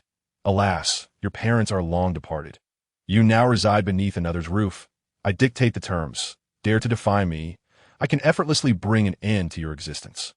Si Yao crumpled to the ground, racked by violent coughs, as Tong stood paralyzed, torn between the urge to assist her sister and the sight of their brother, who remained engrossed in his video games in the living room, oblivious to the pain he had just caused. After a prolonged moment of indecision, she turned her head, closed her eyes, and ascended the stairs, unwilling to bear witness to her sister's delicate state any longer. In her heart, she always felt a disconnection from her family. She was educated and could not tolerate such conduct. Yet deep within, she recognized that she was no different from them. Indifference is, indeed, a transgression. Tong grasped her dress. The dim light in her eyes extinguished entirely as she meandered to the school gate, observing the ebb and flow of traffic outside. Today, no one had come to collect her. Ping Ping joyfully assisted Si Yao in potting the apple tree. Using her tiny feet to pat the soil down. Yao stifled a laugh, reaching out to firm the soil with her limited strength. Alas, it would likely remain loose by the morrow. Xian gazed affectionately at the few pots of cacti she had completed, then turned her attention to the others, her bright eyes sparkling as she regarded Si Yao. Oh, will I still possess such a vast expanse of land after relocating to our new abode? Si Yao mused about the area, uncertain of how many planets the Federation encompassed and how many regions were available for cultivators to cultivate. Nevertheless, she felt an innate belief that President Zhong was a benevolent individual. Perhaps he would permit her to cultivate a larger expanse of land. I'm not entirely certain about their association's allocation plan, but I shall endeavor to secure for you a plot of equivalent size. Si Yao vowed with a smile. Ping Ping turned her gaze toward the barren land, a pang of melancholy coursing through her. Before looking back at Sao, in an instant, her heart felt enlightened. Wherever her master resided was her most cherished place. She flitted to the small sign beside her painted apple orchard and playfully mewed. Must we take this as well? Upon hearing the little girl's plaintive tone, Si Yao collected the signs for the apple and cactus gardens, placing them into a basket. Only after confirming that everything had been transplanted did he allow Lanshu to approach and carry everything onto the spaceship. Dubai is my pet. How could a master depart while leaving the pet behind? Si Yao furrowed her brows, casting a discontented glance towards Lanshu. Observing her sister's vexed expression, Lanshu couldn't help but smile. Even in anger, Si Yao exuded an endearing charm, truly a reflection of himself that he yearned to elucidate his thoughts. Yet Si Yao interjected, I care not. Allow me to reiterate, Dubai is my pet and must not be abandoned on that desolate planet. His health remains unstable, rendering him susceptible to infection. Lanshu regarded the languid white lion sprawled beside Si Yao, a sense of impending frustration washing over him. The marshal had transformed into an aberrant beast man. Theoretically, he could not traverse to the main star. Should a riot ensue, it would only exacerbate his sister's troubles. Yet, should he fail to take Dubai with them, Xiao's ire would be provoked. Lanshu scrutinized him pointedly, as if assessing a swine that had nibbled at his own cabbage. After a brief moment of indecision, he made one final attempt to reason, stating, if a riot breaks out, fear not, dear pet, I shall take full responsibility, Si Yao replied with resolute determination, turning to guide the lion onto the spaceship. Lanshu rubbed his temples in exasperation. It was precisely because of that word responsibility that he found it difficult to find solace. The marshal was an SS's level aberrant beastman. Should chaos erupt, his sister, so petite and fragile, would be the first to endure the consequences. The mere thought of Si Yao coming to harm sent a shiver down Lanshu's spine, prompting him to rush forward and grasp the lion's neck, declaring, I shall hold on to her. You must maintain your distance and ensure her safety. Si Yao, confused yet respectful, observed his sister's concern.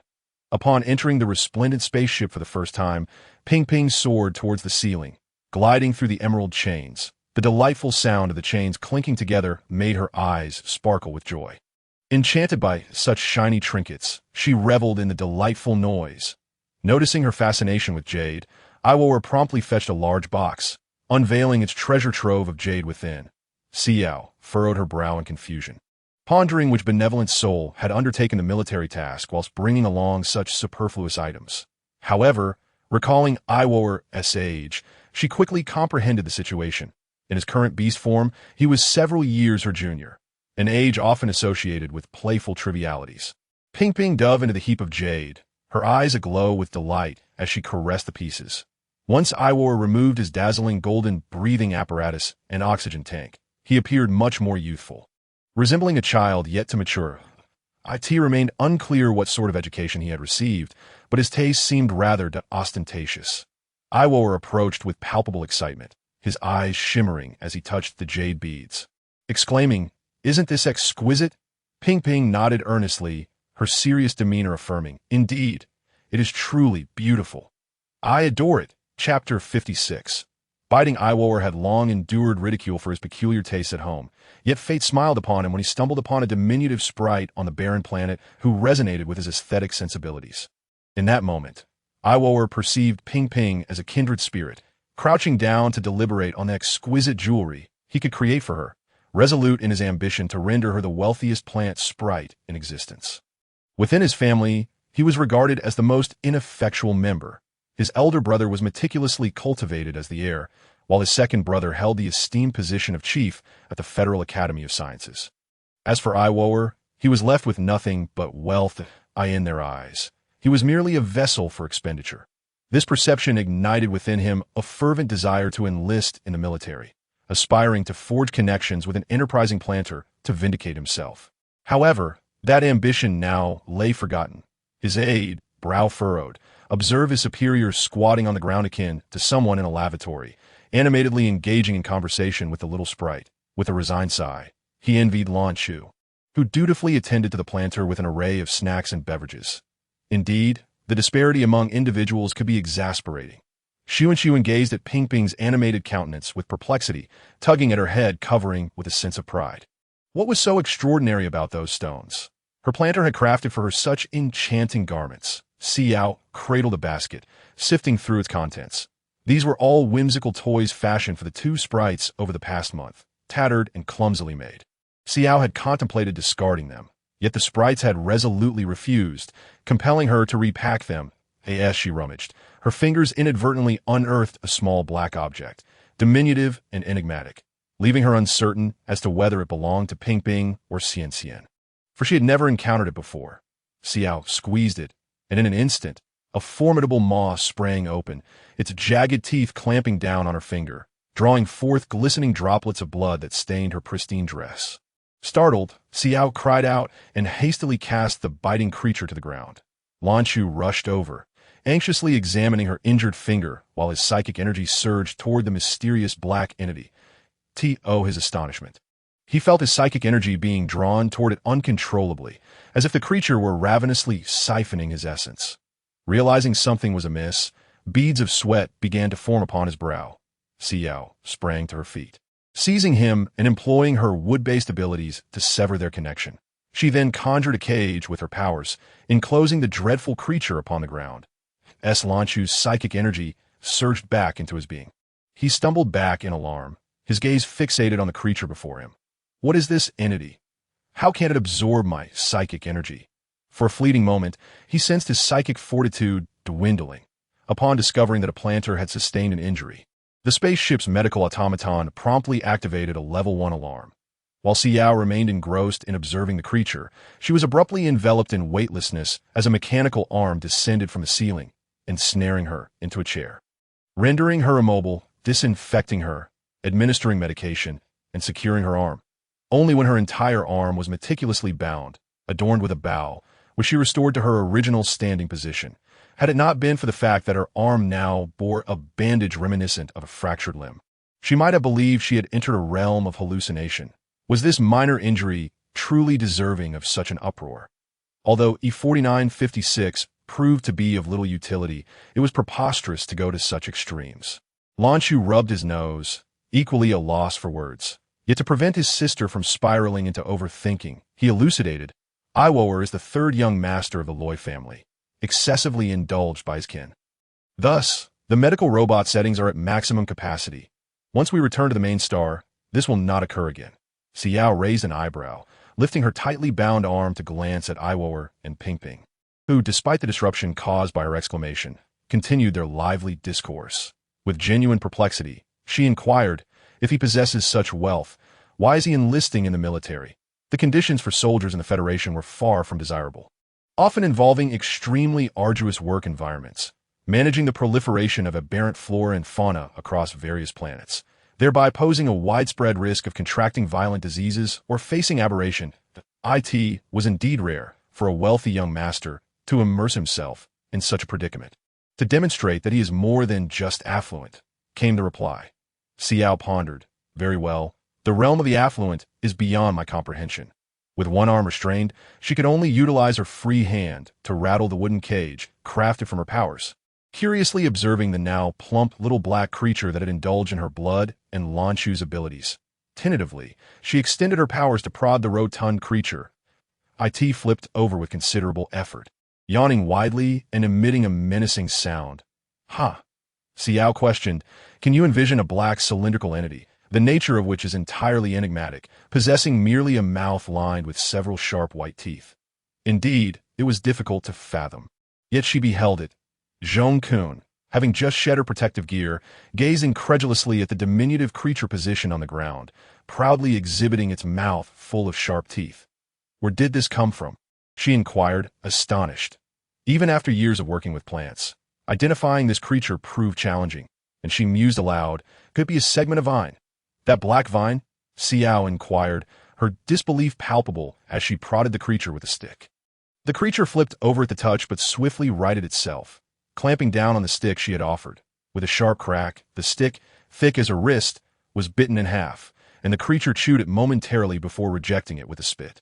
Si Yao pondered, is this a metal rod? It shattered so effortlessly. What manner of creature is this? Should I be thankful that this little one merely nipped my fingertip instead of severing my hand? Zhong-kun found the situation hard to fathom and instinctively reached out to touch it, only to be promptly restrained by Lan Zhuiqi, who seized his wrist.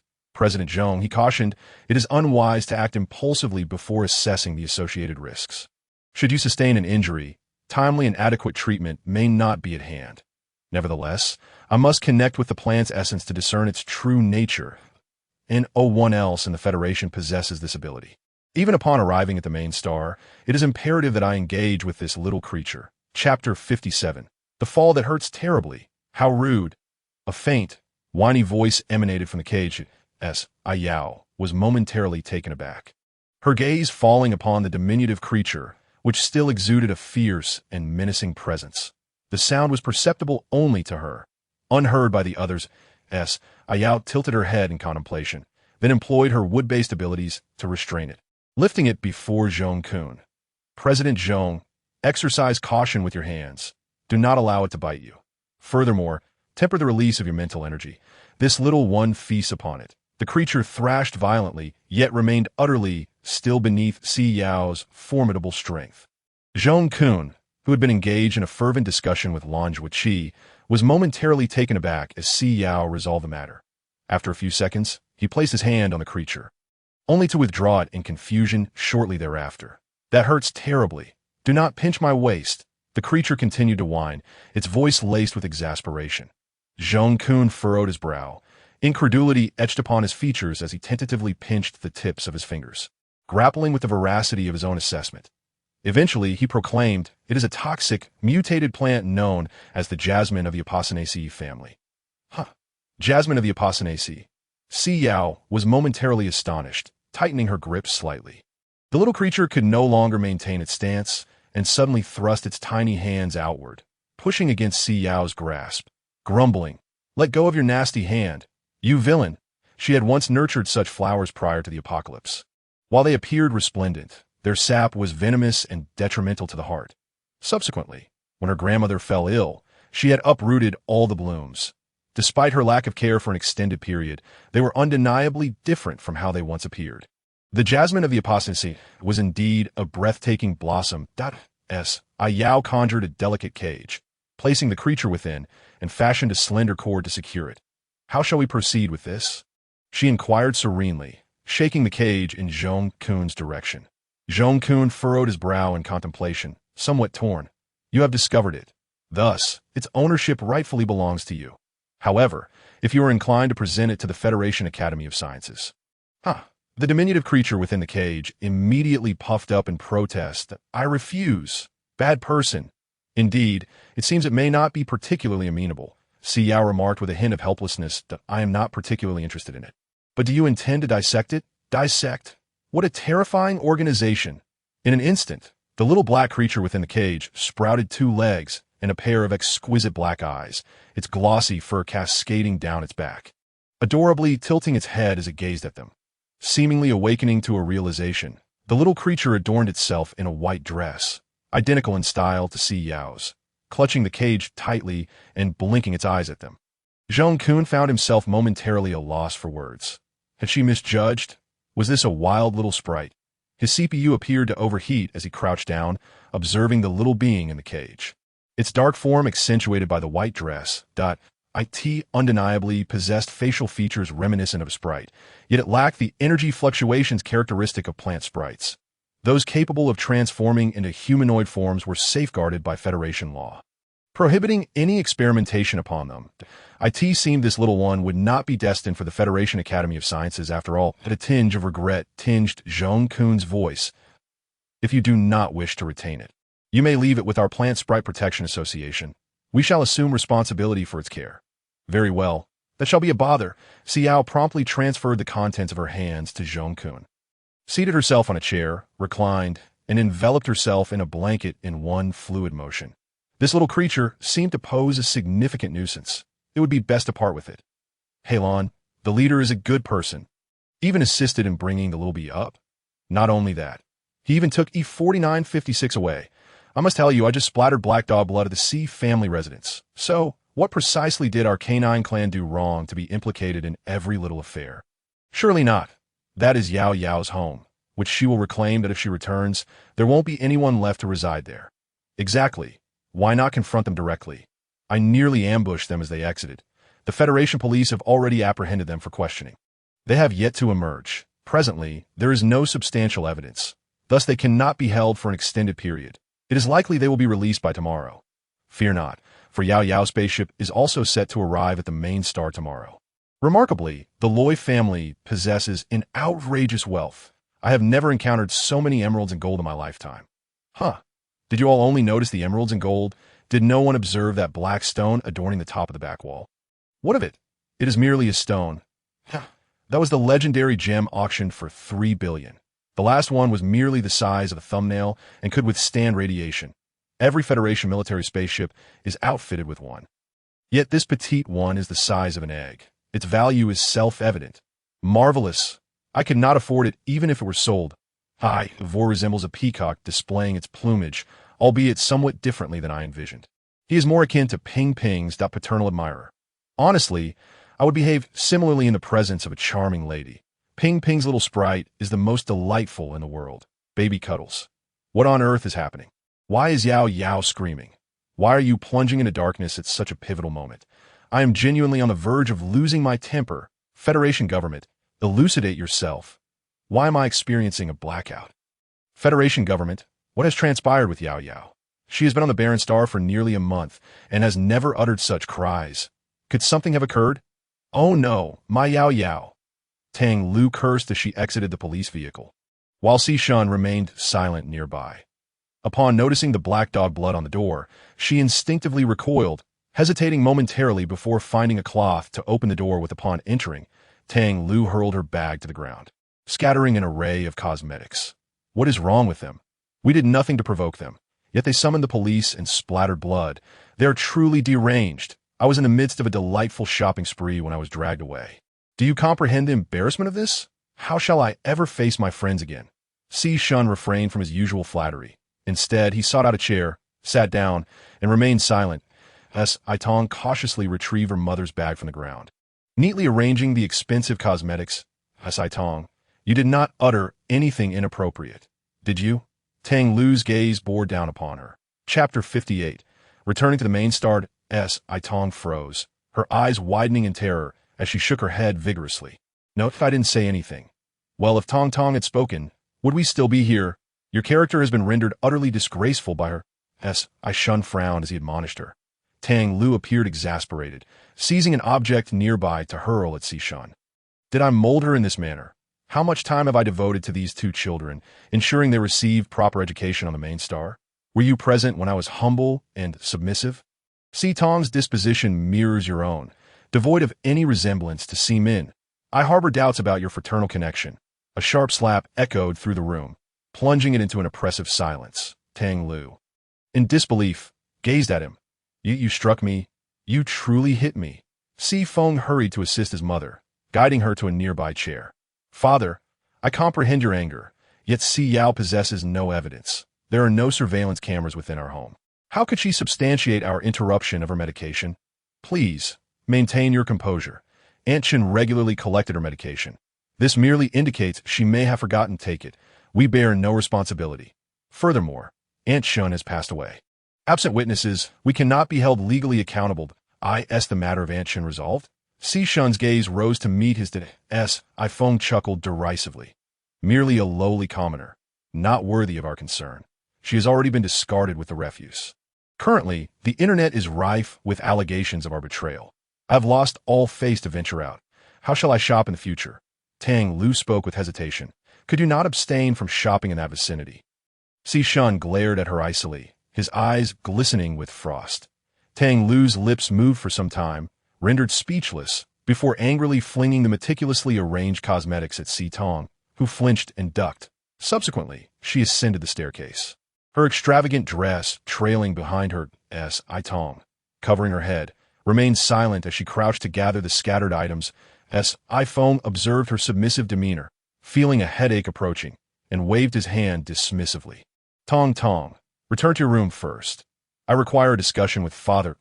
Si Yao stirred from her slumber. She discovered that the spaceship had made 3 jumps, leaving her momentarily awestruck by the scenery unfolding before her. The vista was strikingly different from her initial observations. These planets were abundant with vibrant greenery, teeming with life. They had already entered the primary star system. The soil of the principal planet had been meticulously cultivated, rendering it ideally suited for the specialized planting undertaken by master planters. Lan Zhuiqi, noticing her awakening, chuckled softly as he gazed at her. The Plant Protection Association of the main star has contacted me in advance. Would you prefer a serene arrival at the main star, or are you inclined to broadcast your entry live? He elucidated that the camera had malfunctioned during the preceding jump, conveniently freezing at the moment she was bitten. The online community buzzed with speculation regarding her well-being. Would you care to respond? Lan Zhuiqi inquired with great patience, harboring a quiet hope that she might address the concerns of those who genuinely cared for her. Should she seize this moment to amplify her return, the tribulations of the Si family would not languish in obscurity. Public support was essential. Si Yao briefly hesitated, her fingers dancing playfully. How many individuals are we discussing? She inquired, her astonishment palpable. Lan Zhuiqi was momentarily taken aback by the inquiry. Not many, merely a few tens of millions, perhaps. In comparison to her previous broadcasts, this one attracted a smaller audience. That is acceptable. I do not mind. Those who study geology seem genuinely concerned for me. They are rather kind. However, upon her descent from the spacecraft, she was greeted not by the gentle curiosity of her supporters, but by a throng of journalists, cameras thrust before her amidst a military blockade. Si Yao found herself taken aback. Within the crowd, a young woman waved a flag adorned with images of Ping Ping, accompanied by slogans extolling her bravery and beauty. The exuberance of the scene was overwhelming, and Si Yao felt the weight of the world upon her shoulders. What is happening? Zhong Kun observed her with concern. Are you not accustomed to this? Feigning calmness, Si Yao shook her head and cautiously stepped forward, only to be besieged by microphones. Si Yao, regarding your visit to the barren star, what are your thoughts? Si Yao, the Si family has publicly accused you of maliciously deceiving the citizens and inciting online harassment against your family to solidify your fan base. What do you have to say about that? Si Yao, rumors suggest that you have inherited all your father's planting abilities, and now that he has passed, are you considering cultivating new rice sprites to fill the void he left? Si Yao. Many believe you are the most promising planter in this new era of interstellar agriculture. Are you contemplating achieving the long-elusive saint-level planter rank? Si Yao, the Si family has expressed their welcome for your return to the Federation. Yet they are deeply pained by the allegations against you. Would you consider confronting them live? The reporters pressed on relentlessly. Lanjuichi frowned, clearly displeased with the arrangement. Each question was fraught with traps, and any misstep from Si Yao could be wielded against her. Instinctively, he shielded her, attempting to guide her away from the relentless barrage of inquiries. However, Si Yao grasped his garment and pulled him aside. Seizing a microphone from the grasp of a reporter, with an air of indifference, she addressed the eager faces before her. Allow me to clarify a few points. First, the idea that I willingly ventured to the barren star is absurd. As an orphan devoid of parents, and with a mental capacity rated F, what audacity would I possess to embark on such a journey for a mere hypothesis? To speak frankly, I found myself devoid of the courage necessary for such a momentous decision. And on the eve of my departure, I succumbed to a harrowing episode of my affliction. I was, quite literally, on the brink of death. A fleeting shadow of sorrow crossed her gaze as she tightly shut her eyes, stifling the tears that threatened to cascade forth. That I have already departed. How much longer must these individuals pursue me with unrelenting fervor? Furthermore, with respect to the baseless allegations of malicious deceit directed at my family, I must firmly assert that they do not embody the essence of family. Prior to the unfolding of these events, I was blissfully unaware of the multitude observing my broadcasts until my disembarkation from that vessel. I was led to believe that only a mere handful of souls were cognizant of my existence. What could an ordinary individual such as myself possibly gain from amassing admirers? Additionally, I must rectify your misconception. It was my father who filled the void left in the Federation's rice sprites, not the reverse. He was an extraordinary high-level planter, and had fate not dealt him an untimely demise, he would have cultivated an even greater abundance of sprites for the Federation. Your focus ought not to rest on attributing blame for his death to the shortage, but rather on investigating the circumstances surrounding the incident. How could it be that 2 planters perished on a main thoroughfare without a single survivor? It is utterly preposterous. Instead of seeking the truth, you find yourself here, attributing his death as the cause of the void left behind. Do you not find that somewhat absurd? As for the varieties of sprites I may cultivate, that is of no concern to you. Lastly, aspiring to attain the rank of saint-level planter is a noble ambition that every planter should pursue. While I cannot foresee the extent of my journey, I shall tread each step with unwavering diligence and resolve. There is no necessity for a live confrontation. We shall meet in court. With that, Si Yao thrust the microphone back into the hands of the reporter and forged her way through the crowd.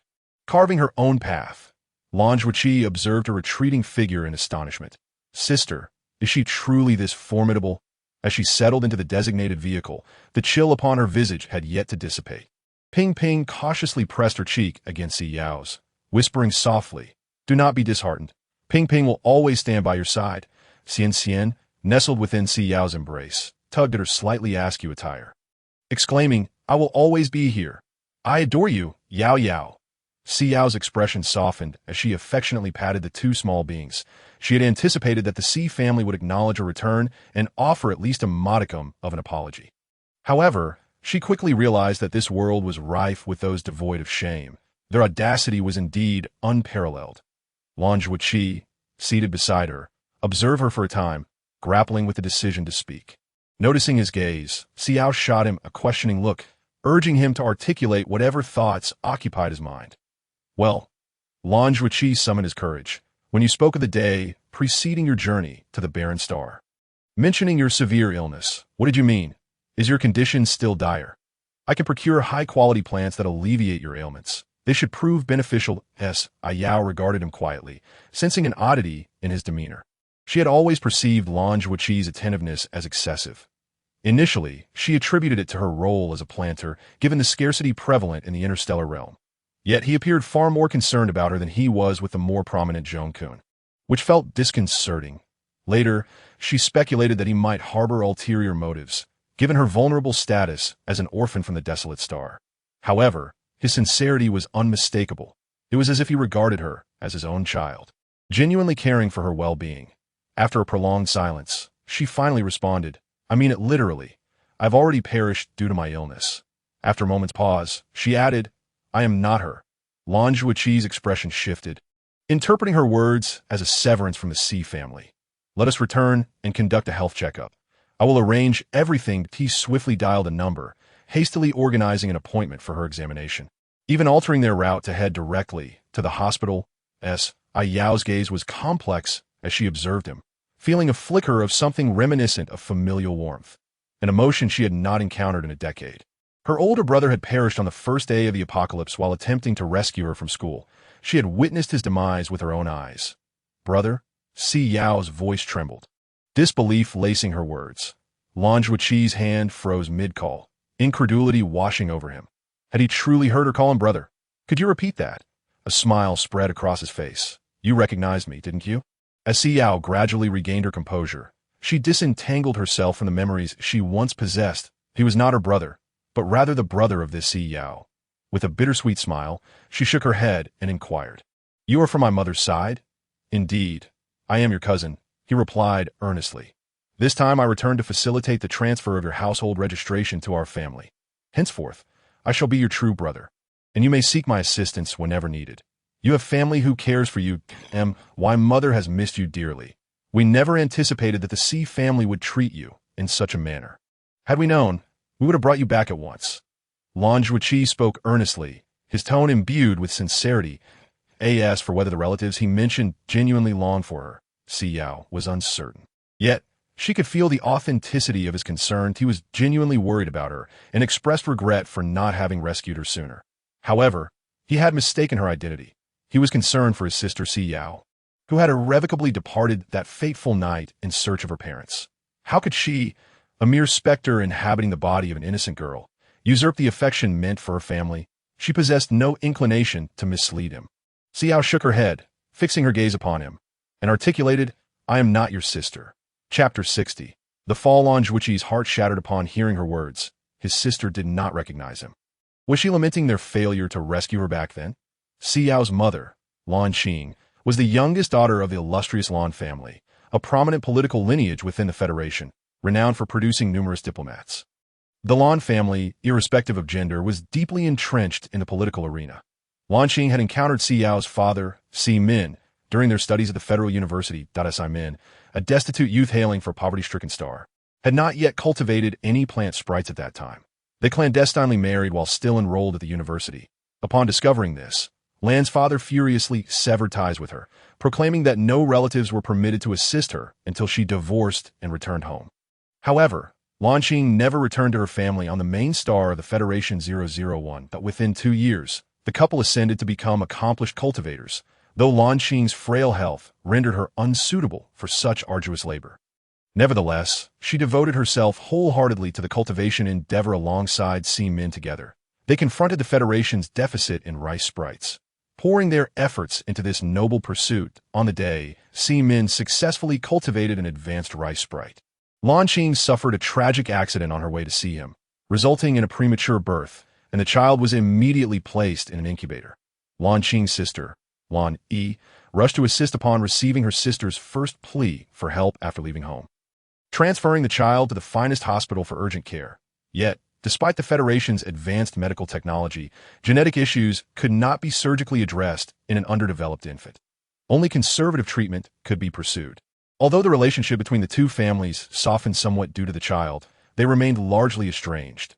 Later, Si Min and his wife were invited to participate in a government experimental project. Initially, they intended to hire a nanny to care for Si Yao. However, fearing that a stranger might lack the requisite dedication, they resolved to bring Si Min's brother's family from the impoverished star directly to the main star, providing educational opportunities for their niece and nephew, along with monthly salaries for their assistants. Who could have anticipated the treachery concealed behind the mask of kindness? When news of their deaths reached the Lan family, their immediate response was to organize a search for the wreckage of the spaceship, seeking to unearth the truth behind the incident. They were blindsided by the betrayal of the Si family, who had always appeared to cherish Si Yao. Are you blaming your brother for not rescuing you in time? Lan Zhuqi's voice quivered with fragility, as if it could shatter at any moment. Si Yao felt a pang of sorrow in her heart as she replied, No, I am truly not Si Yao. I am merely a lost spirit that has taken her place. Yet, Si Yao had never cast blame upon anyone. The little girl in her memories comprehended that her parents were sacrificing for the Federation. Whenever they inquired about her well-being, she would always smile and reassure them not to worry. Within the family group chat, she maintained a positive demeanor, even striving to uplift relatives who appeared downcast. Yet, in the solitude of night, she would securely lock her door, retreat to the bathroom, and administer special medication to ensure her physical examinations revealed no abnormalities. Initially, she had felt fear and uncertainty, but ultimately, she reconciled her feelings alone, sparing everyone else the burden of concern. The only time she acted out of selfishness was after her parents' demise, when she escaped the Si household to take an examination. But subsequently, she willingly returned to pay her respects at her parents' memorial. She aspired to attend the same school her parents had, wishing to emulate their dedication to the Federation. This little girl had never harbored resentment toward anyone. Si Yao gazed intently at Lan Zhuiqi, and upon witnessing his lack of reaction, she sighed softly. "What I have said is the truth." Lan Zhuiqi's expression was somewhat perplexed, and he remained silent, noticing his lack of response. Si Yao found it peculiar and turned her attention to the scenery outside, cradling the sprite in her arms, in the starry sky. Vehicles soared above, landing directly on the rooftop of the hospital. A young girl in a white coat approached to assist with the door, her face radiant with excitement, covering her mouth in astonishment as she gazed at Si Yao. "You Yao, right?" startled by the sudden voice. Si Yao stumbled slightly and turned to face her. Ping Ping, sharing an uncanny resemblance to her, gazed at the girl before them. It's Ping Ping. The phrase mama, kiss lingered on her lips, but she hesitated to utter it. Si Yao was taken aback, pondering just how many people were observing this live broadcast across the stars. The girl, her eyes sparkling with delight, led the way, glancing back at Si Yao with a face brimming with happiness. Her smile barely contained, her hands waving excitedly. Once inside the elevator, Si Yao, noticing the girl's exuberance, suggested, "How about we take a photo together?" The girl's eyes lit up with disbelief. "Really? Is that true?" Despite her words reflecting skepticism. She promptly unclasped the watch adorning her wrist, releasing a camera into the air and positioning herself alongside Si Yao, striking a series of poses for an array of photographs. Each capture exquisitely immortalized the moment shared among Si Yao, Ping Ping, Xian, and herself. Subsequently, she hurriedly stored the camera, bowing repeatedly. "Thank you, Yao. You are indeed as beautiful and kind-hearted as you appear on the broadcast." Si Yao chuckled helplessly, following the girl out of the elevator. Upon noticing the sign for the neurology department, she paused momentarily. "Isn't this for a physical checkup? Am I on the wrong floor? I recall there being a dedicated ward for violent illnesses in the Federation." The girl cast a concerned glance at her before returning her gaze to the taciturn Lan Zhuiqi. "The neurology department is quite significant. We should confirm everything first," Lan Zhuiqi replied gently. "What are we confirming?" Si Yao exclaimed incredulously, her eyes widening in disbelief as she suddenly recalled his silent demeanor during the car ride. "You don't believe what I said? You specifically brought me here, Captain Lan. Isn't this a bit excessive? The Federation has long established that souls do not exist, nor is there any possibility of soul exchange. This conclusion was definitively proven in the paper published by Kenwen in 726. The radiation from the wasteland can damage brainwaves, creating fabricated memories, a fact substantiated by evidence. Therefore, I must bring you in for an examination," Lan Zhuiqi explained earnestly. "Oh, you don't believe me at all?" "I do believe you are my sister. It's not that I don't believe you. I am merely concerned," Lan Zhuiqi said, his voice imbued with worry. Si Yao pondered. How could she have squandered her breath articulating so much? Chapter 61. The examination. This man simply did not believe her. Si Yao grasped his arm, drawing him aside to evade the others, and gazed earnestly into his eyes, asserting, "I am not deceiving you. I inhabit a world teetering on the edge of collapse. That I vividly recall my memories from elementary through high school, and then the apocalypse descended, unleashing zombies upon the earth. That I witnessed my loved ones metamorphose into the undead before my very eyes, and endured the treachery of friends and family. Every moment from the decade of the apocalypse is indelibly etched in my memory. That I am not your sister Si Yao. I am Si Yao from another realm who has usurped your sister's body. To consider me your sister is to do a disservice to the true Si Yao. Her existence is confined, and should you forget her, she will be left without kin. The apocalypse you speak of is chronicled in the pre-stellar historical records. You often borrowed those documents during your academic pursuits. Yao, Your memories have become disordered, Lan Zhuiqi remarked, pain evident in his eyes, yearning to offer her solace, yet apprehensive that it might frighten her away. He clenched his fists tightly. Si Yao furrowed her brow in confusion, shaking her head. My abilities diverge from yours. My memories are not disordered. My personality is entirely distinct from hers. I cannot possibly be her. Then let us conduct an examination, shall we? Lan Zhuiqi's eyes shimmered with a hint of pleading, laden with concern for her well-being. Si Yao could not bear to gaze upon his distressed visage, and sighed softly. All right, that he too was a pitiable soul, unable to accept that his sister had long since ceased to exist. Lan Zhuiqi, cradling a small sprite, stood beside the doctor, gazing intently at the screen. Ping Ping tugged anxiously at her skirt, pondering whether her master was in peril or unwell. Can the fruits I cultivate aid my master in recovery? Lan Zhuiqi gently caressed her head, offering reassurance. Do not fret. Yao Yao is merely in good health. We are simply conducting a health assessment. The doctor regarded the computer screen with a stern expression, gesturing towards a gray area in her brain. It became evident that she had previously endured an episode of Fury syndrome, which had adversely affected her cerebral function. The manifestations of this ailment were conspicuously apparent in that region. Nevertheless, her mental resilience was extraordinary, allowing her to suppress the anger forcefully, concerning your earlier remarks about her possessing memories that do not belong to her. It is highly plausible that this phenomenon is a byproduct of the Fury syndrome intertwined with the desolation of the planet, that a prior case bore resemblance to hers, yet the individual's memory fragments were fleeting, leading to a swift acknowledgement that his recollections have been shaped by the barren environment.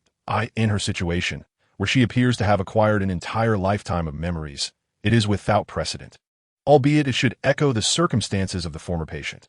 Lan Zhuiqi scrutinized the gray area on the screen, rubbing his temples in exasperation, pondering the course of treatment that I believe that, given your earlier observations regarding Miss Si Yao's unhappiness, timidity, and experiences of bullying, alongside her memories predominantly centering on hospital treatments in the Federation, now that she has attained a sense of self-acceptance, why must we insist that she identifies as Si Yao?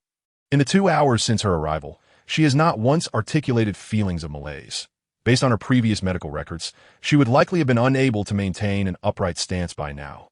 The doctor, with a solemn countenance, perused Si Yao's historical medical records from various hospitals, shaking his head. Considering her disposition, she would undoubtedly grapple with the notion of having usurped another's body, wrestling with this concept internally. I wish for her to relinquish this belief of inhabiting someone else's form.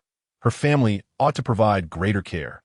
At present, there exists no definitive remedy for Fury syndrome, unless a saint-level planner emerges. Little can be done beyond mere alleviation. Lan Zhuiqi nodded gravely and opened the door to address the nurse awaiting outside. Please assist in replacing the machine for comprehensive examination. Thank you. Upon awakening, Si Yao was engulfed by a wave of dizziness. The machinery of the Federation was rather deficient. How could she have succumbed to unconsciousness merely by reclining, as if under anesthesia? After a while, she took the reports from Lan Zhuiqi's hands and scrutinized them one by one, noting that they bore no distinction from the hospitals of the pre-apocalyptic era. These reports indicated her perfect health. Thus, it was merely Lan Zhuiqi's reluctance to accept the truth. How could she persuade him otherwise? Lan Zhuiqi's expression darkened as he pondered the doctor's earlier revelation regarding Si Yao's altered genetics, which deviated from the prior database.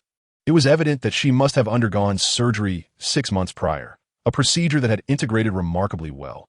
This time frame coincided with the vacation of the Si Yao couple, who could have facilitated such a surgery for her. Only her parents could have taken on that responsibility. Si Yao gathered the substantial stack of reports and gently tapped Lan Zhuiqi's arm, now reassured that everything was in order, thus proclaiming, I am not your sister. Please do not mistake me for someone else in the future. A sharp pang of anguish pierced Lan Zhuiqi's heart as he beheld her indignant expression, forcing a smile in response. No, I will not mistake you. However, I cannot disregard my sister's well-being. My mother is aging and suffers from various ailments. I hope you can keep this confidential. Lan Zhuiqi gazed at her intently, convinced that despite Si Yao's transformation, she remained a person of genuine heart. Si Yao paused and nodded. I can assist with that. Do not hesitate to reach out if needed. Ping Ping cautiously peeked at Lan Zhuiqi and, upon locking eyes with him, swiftly dove into Si Yao's collar. Concealing herself, oh dear, I have just forged an agreement with this individual to keep secrets from the master. But does this not constitute deceit against the master? Yet he claims it is for the master's benefit. Ping Ping was utterly baffled. When Si Yao returned to the original elevator, she encountered the girl who had been capturing photographs. With a light laugh, she greeted her. The girl's eyes sparkled as she exclaimed, "I saw your remarks, Si Yao. Your courtroom appearance was absolutely epic," Si Yao replied. "Huh." The girl eagerly projected a display in midair, where the leading entry read Si Yao meeting court. Scrolling down revealed a plethora of entries bearing her name, Si Yao dominant. Si Yao calls out the Si Yaos. Si Yao expresses anger in interview, and a series of trending topics culminating in "I stand with So against her enemies." Fortunately, the interstellar populace was not entirely frivolous, as there were still trending topics unrelated to her. Si Yao, your declaration of war was simply phenomenal. Those who bullied you should be imprisoned for life. Maintaining a polite smile, Si Yao felt a surge of warmth. Yet, Ping Ping could not contain her curiosity and slowly floated out, scrolling up the screen. She had never encountered such a holographic display before, filled with various memes and photos of Si Yao. Leading the pack was an image of Si Yao with a microphone, her expression icy, captioned, "We meet in court. My goodness." The girl gasped, quickly shutting off the screen, her face flushing with embarrassment. "Si Yao, go for it. We will support you. I believe you will triumph over them." Si Yao smiled and nodded at her before stepping into the vehicle. That it was indeed a revelation that such inexplicable kindness existed in the world. The vehicle finally came to a stop at the entrance of the Plant Spirit Protection Association. The grand entrance was impressive, and upon their arrival, Zhong Kun approached with a radiant smile, adorned with numerous medals, each one a testament to her years of dedicated service to the Federation. "How is Si Yao's health?" she inquired, her gaze filled with affection for Si Yao. Then shifting toward Lan Zhuqi, "No issues. We can conduct a mental power assessment and a planner-level evaluation," Si Yao replied. Zhong Kun nodded, clasping Si Yao's hand. "I just reviewed your comments upon disembarking. They were both logical and eloquently articulated. A planter like Si Yao Min is truly a gem of our Federation," Zhong Kun remarked with a smile, leading Si Yao through the majestic entrance of the association. The staff in the hall looked on in astonishment. "Is this truly the successor spoken of by President Zhong? She appears rather frail. Can she manage?" Si Yao felt the weight of their scrutiny, uncomfortable yet unable to withdraw her hand from Zhong Kun's grasp, so she maintained a tentative smile. They proceeded to a spacious room, where Zhong Kun explained, "This is the mental power level testing chamber. It is far more accurate than the machines that we can now measure up to SSS. Just fill the room with your mental energy as much as you can."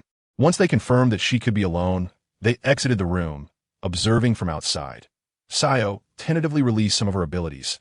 She was somewhat apprehensive that her powers might differ from her mental energy, leading them to perceive her as an anomaly. Yet her trust in President Zhong was unwavering. She knew she was not the type to judge hastily. Once assured that everything was normal, Si Yao gradually expanded her wood-based abilities, filling every corner of the chamber. Zhong Kun watched as the green mist on the machine expanded, and after the entire room was enveloped, she sighed in awe, contemplating the whims of fate. The screen displayed a progression from F to E, continuing upward until it finally halted at SSS. After a prolonged moment, it suddenly shifted to a bold red SSS. The researcher in charge of the machine gasped in shock. He had overseen this device for so long without witnessing the existence of an SSS. Particularly, the red classification was unprecedented as for how much higher it could go. None could ascertain, as the machine was incapable of measuring such heights. Notably, Si Yao had not even exhausted herself, effortlessly releasing her mental energy, as if her mental strength were boundless and infinite. Suddenly, the door burst open, and a panting planter collapsed to the ground, drenched in sweat. The responsible official quickly assisted him, exclaiming, "Congratulations, Planting Master 1. Your mental power has reached S level." The planter endeavored to articulate his thoughts. However, his weary form could not comply, and his screen merely exhibited a verdant mist enveloping half the chamber. But a nearby researcher approached, clutching a notebook, rendered astonished and mute. This individual, my heavens. A passing staff member interjected, halting in their tracks as they beheld the thickening green mist on the screen, utterly at a loss for words. Even the marshal had scarcely filled the room with green mist during his evaluation. How could any planter wield such formidable mental energy? Would such overwhelming power not obliterate this person's mind? Lan Zhuiqi inquired with curiosity. Has her mental energy truly manifested in a tangible form? She possesses corporeal mental energy, a feat attainable solely by high-level mentalists. Although there have been instances in the past, none have emerged in recent times that it is indeed remarkable. Yet such individuals typically experience shorter lifespans, which is a lamentable truth. The researcher pressed the pause button and turned to President Zhong, stating, President Zhong, we cannot proceed. This machine cannot ascertain her upper limits. Further testing may inflict damage upon the equipment. Shorter lifespan. Zhong Kun admonished, lightly tapping the researcher on the head that do not speak so thoughtlessly. The matter of one's lifespan is an enigma. Commander Lan, disregard his reckless claims. Lan Zhuiqi cast a worried glance at his oblivious sister within, pondering the potential ramifications of her altered genetic sequence. While he understood that she would require surgery upon reaching 18, he questioned the rationale behind the premature procedure. Ikati felt reminiscent of how his aunt and uncle seemed to anticipate calamity and took precautionary measures. His present concern was not her mental fortitude, but rather the genetic sequence embedded within her being. What sort of genetic sequence had his uncle and others implanted into her? Are there any adverse ramifications to this gene that could precipitate an unforeseen crisis? To him, this genetic modification resembles a ticking time bomb, unpredictable in its detonation. Si Yao remains oblivious to the intricacies of mental strength detection within the interstellar domain. She merely recalls President Zhong Kun mentioning its extensive reach and accepted it at face value, believing that the minimum threshold for mental strength in this realm necessitated filling an entire room. Consequently, she exerted herself to ensure the room was brimming, hoping to persuade them of her satisfactory mental strength. Thus, when the door swung open, she found herself bewildered, having scarcely completed half of her preparations before the assessment commenced. Si Yao retracted her wood-type ability, gazing at President Zhong with a perplexed expression, pondering whether an unforeseen event had transpired or if they had discerned that her mental strength deviated from the interstellar standard. Zhong Kun, with a glimmer of delight in his eyes, reassured her that all was well. As Si Yao followed him out of the room, her gaze fell upon the SSS rating displayed on the machine, leaving her momentarily astounded. This was indeed troubling. The highest classification for planters within the interstellar realm ranged from B to S, and her SSS grade essentially announced to all that there was a discrepancy. However, the onlookers did not regard her with the suspicion typically reserved for those with issues. Rather, they gazed at her with eyes alight, akin to that of admirers. Si Yao mused. Could it be? Their expressions mirrored that of the younger sister she had encountered earlier, as if they were beholding a celebrity. Surely, everyone had witnessed that video? Help! How could the denizens of the interstellar realm be so idle? Even the researchers were aware of her situation. Was there anyone in the interstellar realm who had not seen it? Their idleness was indeed astonishing. Zhong Kun chuckled softly, proposing to assess the foundational levels of Ping and Xian, as this was crucial for land allocation, a significant evaluation for the Federation. Chapter 63. Planting base Ping, Si Yao regarded the diminutive sprite tugging at her arm with kindness. The little creature shyly concealed behind her, still lacking the confidence of Xian. The apparatus for evaluating sprites was modest compared to that of mental fortitude. It resembled a compact device reminiscent of a blood pressure monitor from the pre-apocalyptic era. Directly affixed to Xian's leaf, Xian dutifully extended its leaf for demonstration, while the timid Ping cautiously peeked out to observe. Junior Sprite, the staff member conducting the assessment, remarked as they detached the device from Xian's leaf and addressed Si Yao. I have followed your live stream that if you aspire to cultivate cacti on a grand scale, relying solely on Xian's growth is impractical. I suggest a direct collaboration with the government to access large-scale breeding equipment. We shall provide all pertinent information by tomorrow. Large-scale breeding equipment. Si Yao nodded, recognizing that the interstellar realm primarily focused on production. Thank you for your assistance. Ping, the staff member beamed warmly at the sprite. The personnel at the Plant Sprite Protection Association treated the plant sprites with the affection reserved for their own children, their tone imbued with tenderness. Ping clutched Si Yao's sleeve tightly, casting a timid glance at the person before her, as if they were the villain from the educational videos presented to her by E4956. Si Yao gently patted her back, offering reassurance. It's all right. Xian vigorously nodded in agreement, echoing Si Yao's words. Yes, it's fine. Ping slowly approached the table, extending her delicate arms, only to be swiftly ensnared by the straps around her waist. The The staff member observed the values on the screen escalate with excitement. President Zhong. Zhong-kun quickly turned his attention, his eyes sparkling. The purity of this little sprite's abilities far surpassed that of the sprites she had previously nurtured. It was currently the highest purity plant sprite known within the Federation. Upon hearing the exclamations, Si Yao approached to see the screen filled with incomprehensible data, perplexed by their enthusiasm. Ping Ping, a rare apple tree sprite, currently classified as a junior sprite. Congratulations, Planner Si Yao. Your junior planner qualification certificate will be mailed to you tomorrow along with the relevant documents.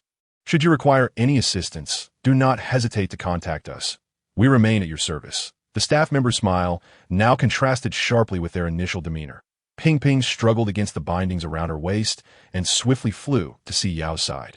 Clinging tightly to her Si Yao comfortingly stroked Ping Ping's head, placing Xian on her other shoulder. Once all data had been recorded, Zhong-kun seized the moment to smile at her, inquiring if she would be interested in visiting their planting base. A planting base? Si Yao's interest piqued at the prospect, eager to discover how the flora of the interstellar realm diverged from that of the apocalypse. Is that permissible? Will it disturb the sprites?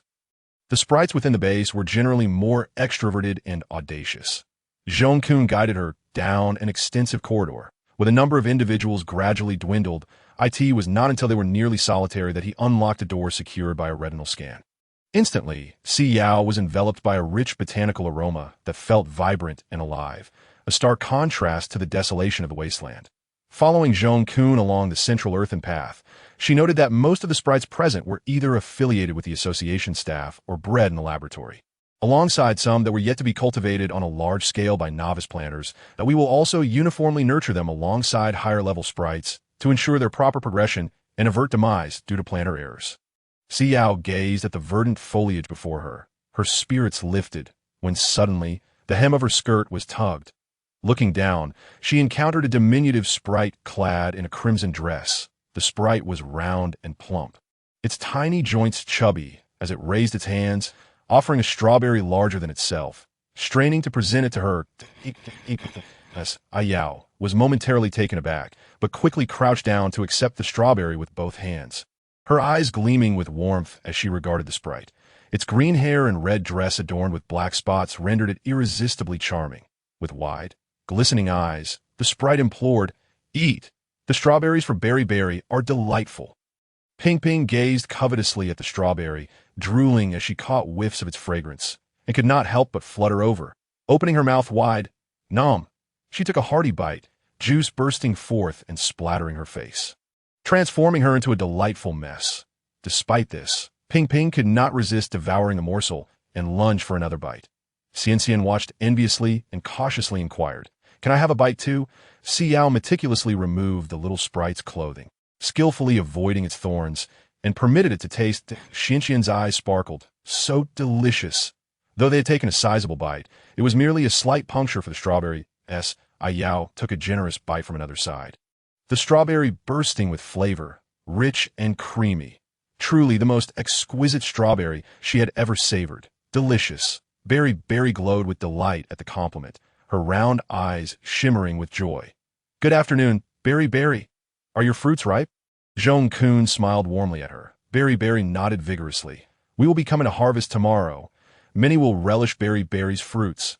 Berry Berry is simply marvelous," with her chubby little hands shyly concealing her face. She sprinted into the fields, vanishing from sight. Zhong-kun chuckled, shaking his head in gentle amusement. "She is the sprite of our staff member Chu Pei, who delights in distributing her strawberries far and wide." Strawberries are a variety known for their brief growing cycle and abundant yield, yet they are quite challenging to sustain, and nurturing sprites is no simple task. You may take some seeds to experiment with cultivating them before your departure. Si Yao nodded, slowly offering the remaining half of the strawberry to her two little sprites. As they traversed the strawberry patch, they entered a vast rice field, which appeared to have suffered a collapse. Leaning precariously, Zhong-kun stood before the rice field, his expression tinged with sorrow as he chuckled softly. "This was your mother's experimental field. Ms. Lanqing's rice field, after her untimely passing, had been sensed by the sprites that had once thrived here, leading them to bury themselves in the earth, reverting to their original forms." Si Yao, who had been gently wiping Ping Ping's face, halted in disbelief as she gazed at the rice field before her.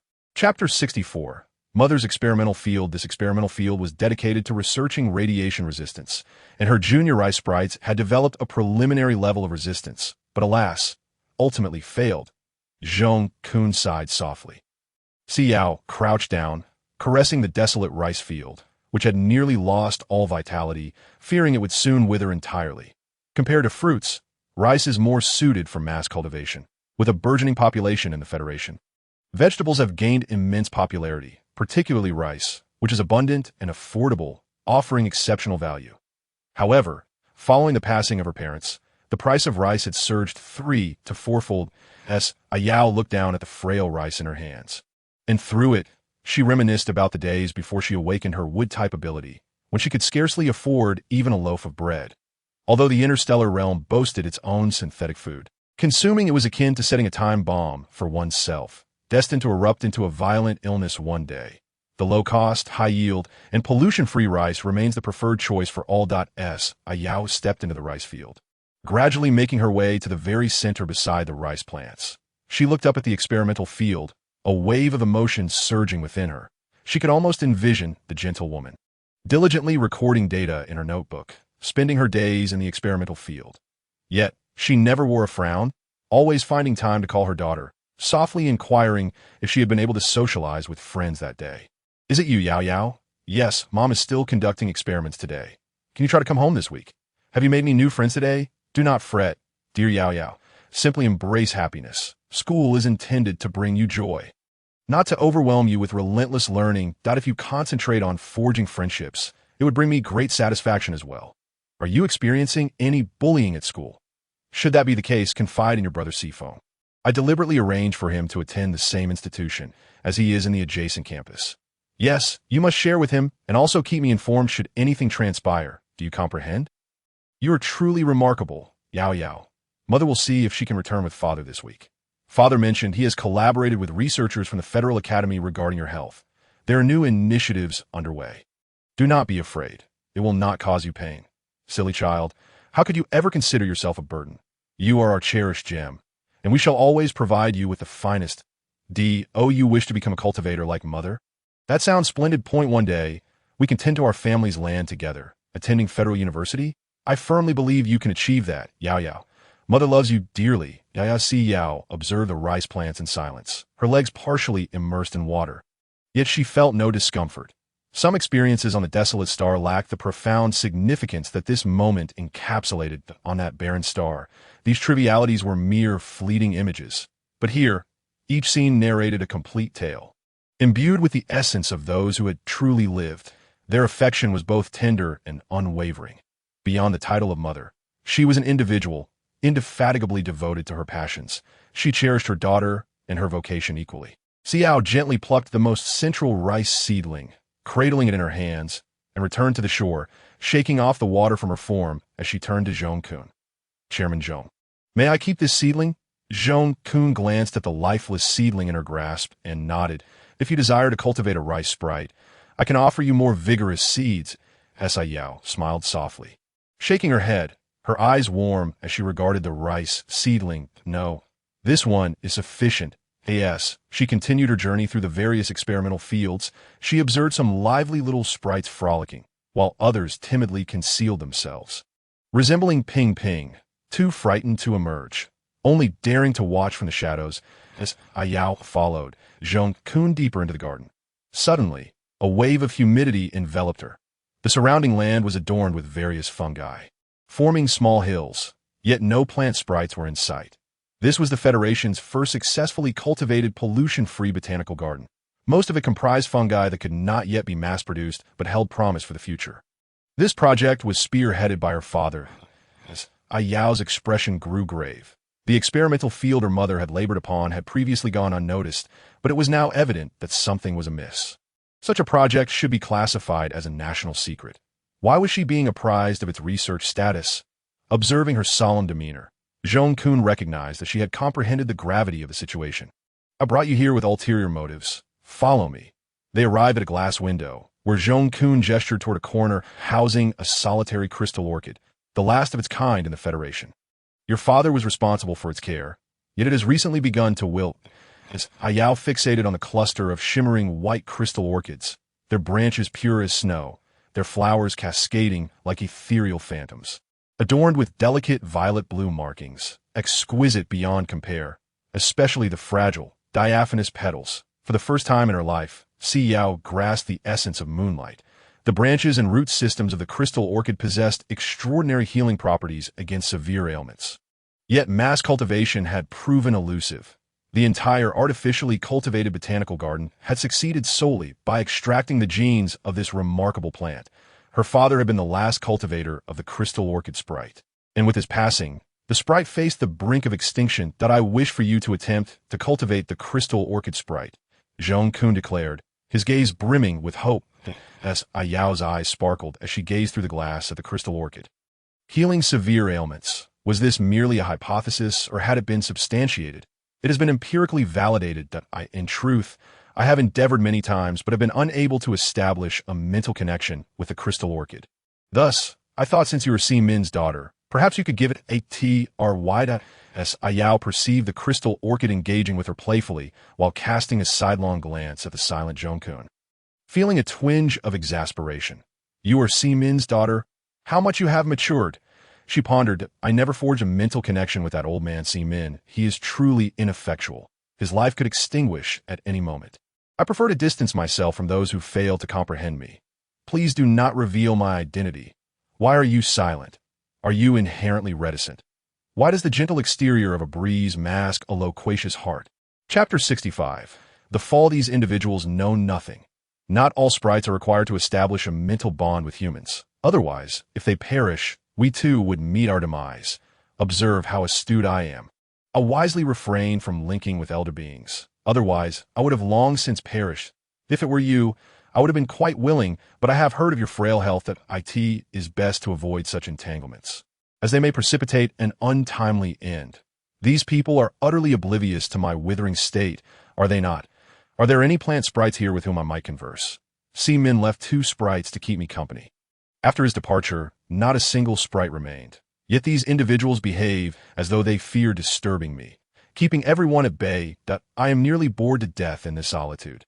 Perhaps I should simply perish to astonish them a little. Do you truly wish to disregard me? I am aware that you can perceive my presence. Much like Si Min.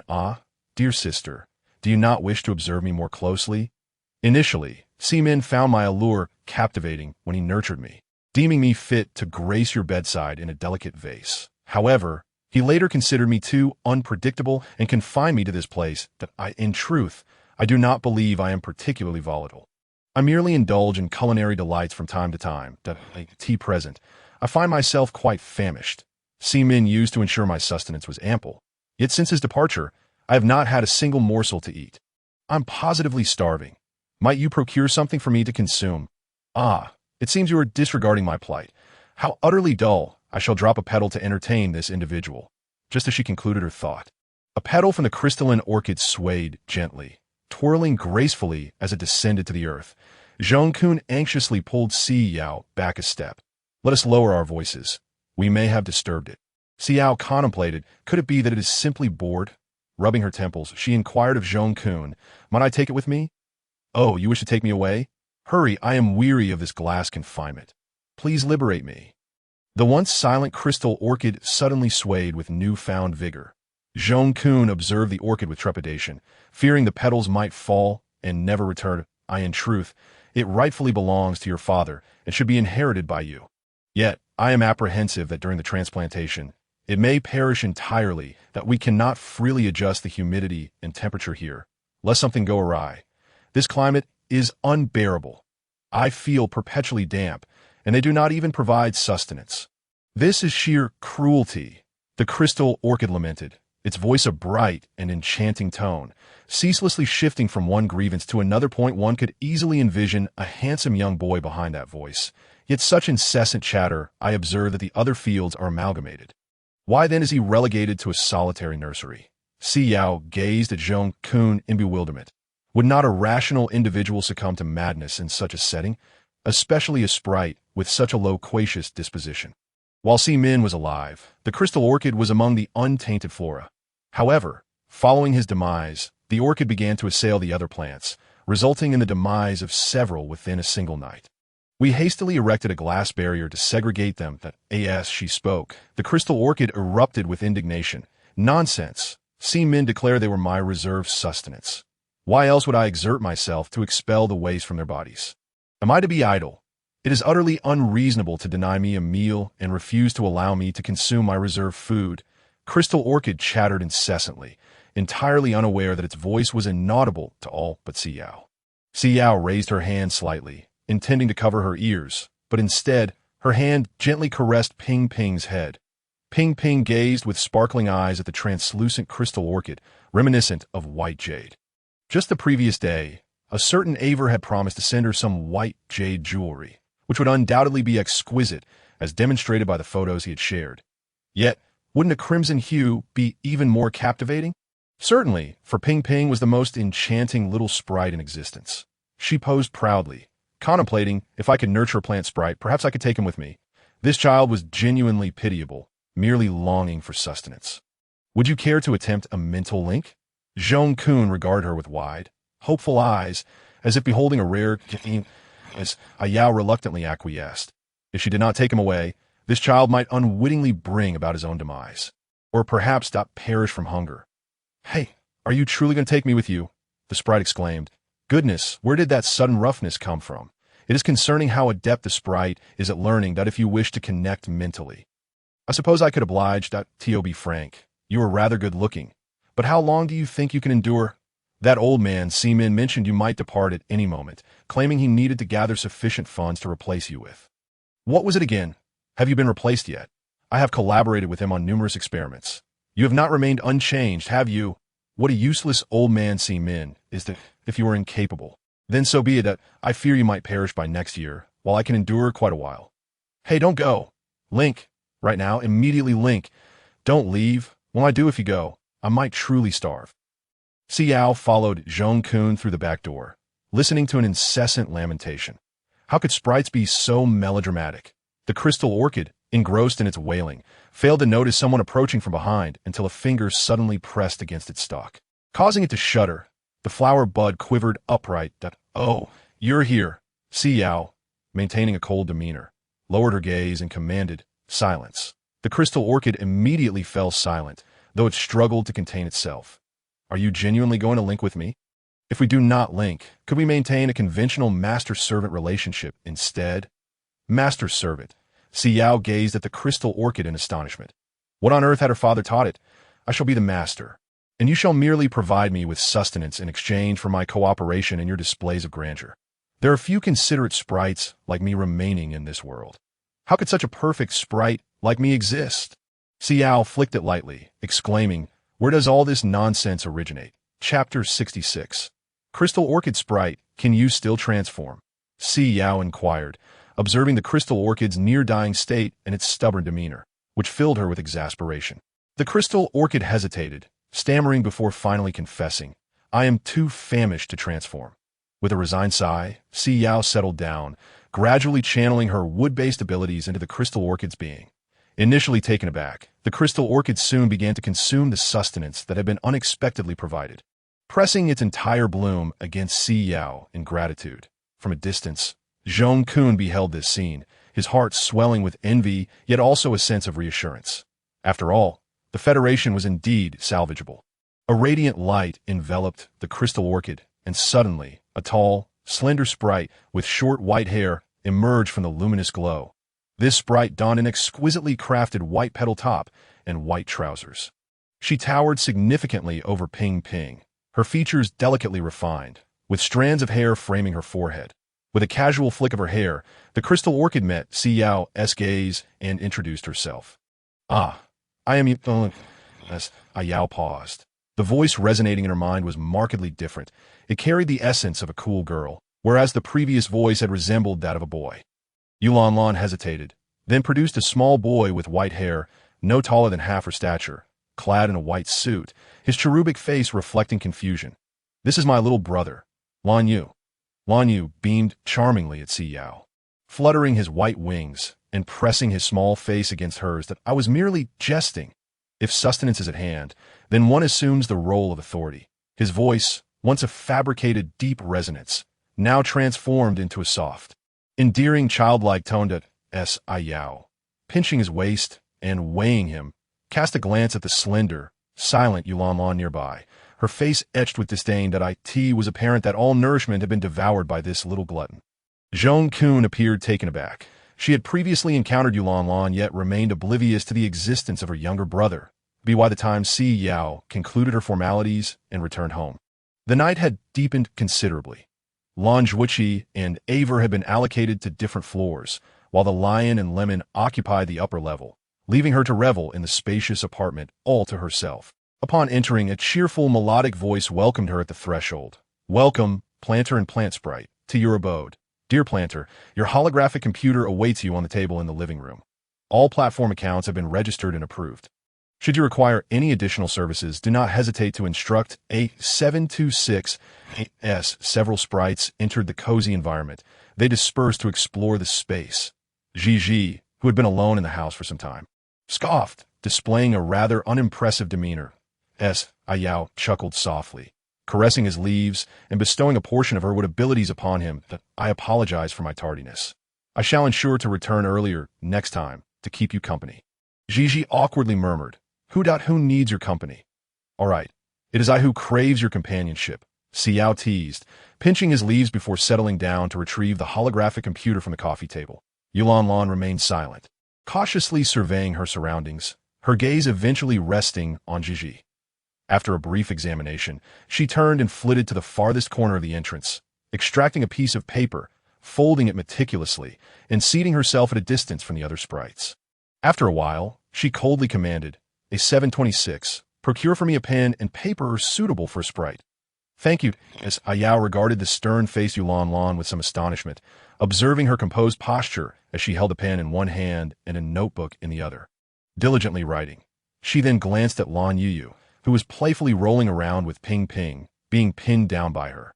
These siblings were indeed entirely different in disposition. The first action Si Yao undertook upon accessing the holographic computer was to log into the premier interstellar social platform. Star domain, ding, your special attention, Planner Si Yao V is now online. This account had been established earlier that afternoon, with the registration address linked to the Plant Sprite Protection Association. Having just completed the registration, it was now adorned with a light green the 5th, signifying that Si Yao had attained her intermediate planter qualification. Within the span of merely an hour, she ascended to the pinnacle of trending searches. Now, with her login credentials refreshed, she found herself officially logged in as Si Yao. In an instant, her private messages inundated her screen. Puzzled by the somewhat sluggish interface, Si Yao shook the holographic device in her grasp. Was the Federation's internet truly this subpar? She scarcely registered the staggering count of 280,000 unread messages displayed below.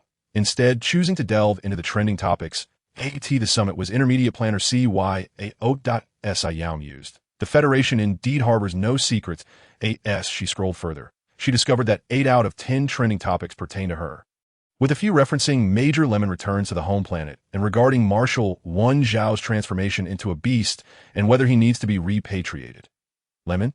Si Yao hastily clicked on the trending topic concerning Lemon, skimming through an extensive article that chronicled his remarkable achievements. The magnificent eagle I casually rescued is a major in the Federation, and he possesses numerous military accolades. Yet how could a major in the Federation endure such a fate? Is it truly just to exile someone with such accomplishments to a desolate planet, leaving them to fend for themselves? What absurd legislation permits this? Do they offer no protection for their soldiers? To abandon him to his own devices? He was but in his 20s.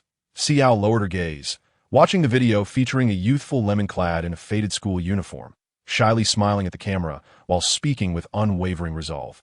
My dream is to join Marshal Wen Zhao's legion and devote my utmost loyalty to the Federation. I will exert my all in this review, although the Federation often acted with injustice. The sentiments expressed by citizens online were heartwarming, brimming with advice to safeguard his health, along with recommendations for a medical examination to avert the resurgence of the violent ailment. All were words of kindness. Lemon's verified account also responded below.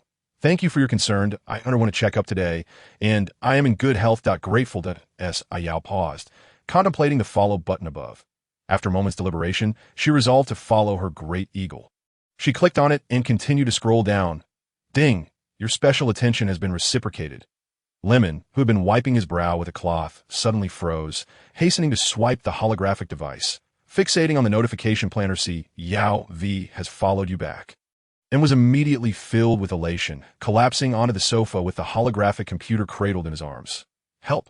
My Yao is truly my Yao. The first individual Si Yao focused on was Major General Raymond. Chapter 67. Impressive acting. Yao Yao. Behold us without the live stream. We are beside ourselves. I long to see Ping Ping. I yearn to see Xian Xian. Could you possibly record a video to satisfy my cravings? Woo, I miss the goddess. Yao Yao. Please allow me a glimpse of baby Ping Ping. My longing has reached the point of despair. Yao Yao, my little treasure Xian Xian. Please convey to him that he's the finest child in the world. Mama adores him. Si Yao, with an impassive demeanor, perused the trending topics concerning her, her fingers lingering on the Si family calls for Si Yao.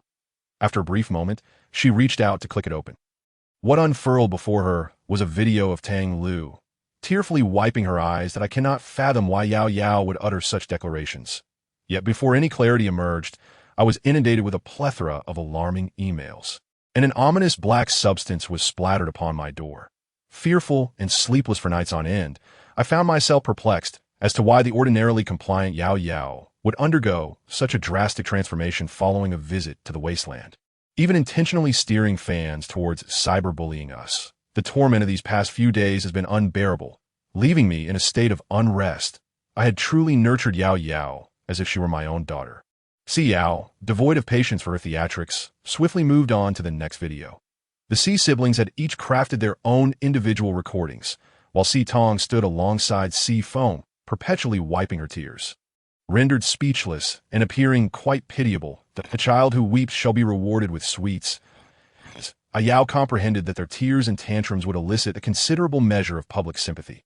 Public sentiment operates in such a manner. The weaker party inherently occupies the moral high ground. Indifferent as she was, she had to concede that the Si family's performance was indeed quite remarkable. She continued to scroll to the initial press conference of the Si family. Astonished by their brazen declarations, unable to grasp how one could possess such audacity, speaking without a modicum of shame, Yao casually clicked a like and left a comment. Remarkable performance. Yet forging another's handwriting is a criminal act. Then, dismissing them entirely, she redirected her attention to other matters concerning Si Min and Lan Qing. Unbeknownst to her, her nonchalant click had incited a considerable uproar. Yao likes. Si Yao's acting is impressive.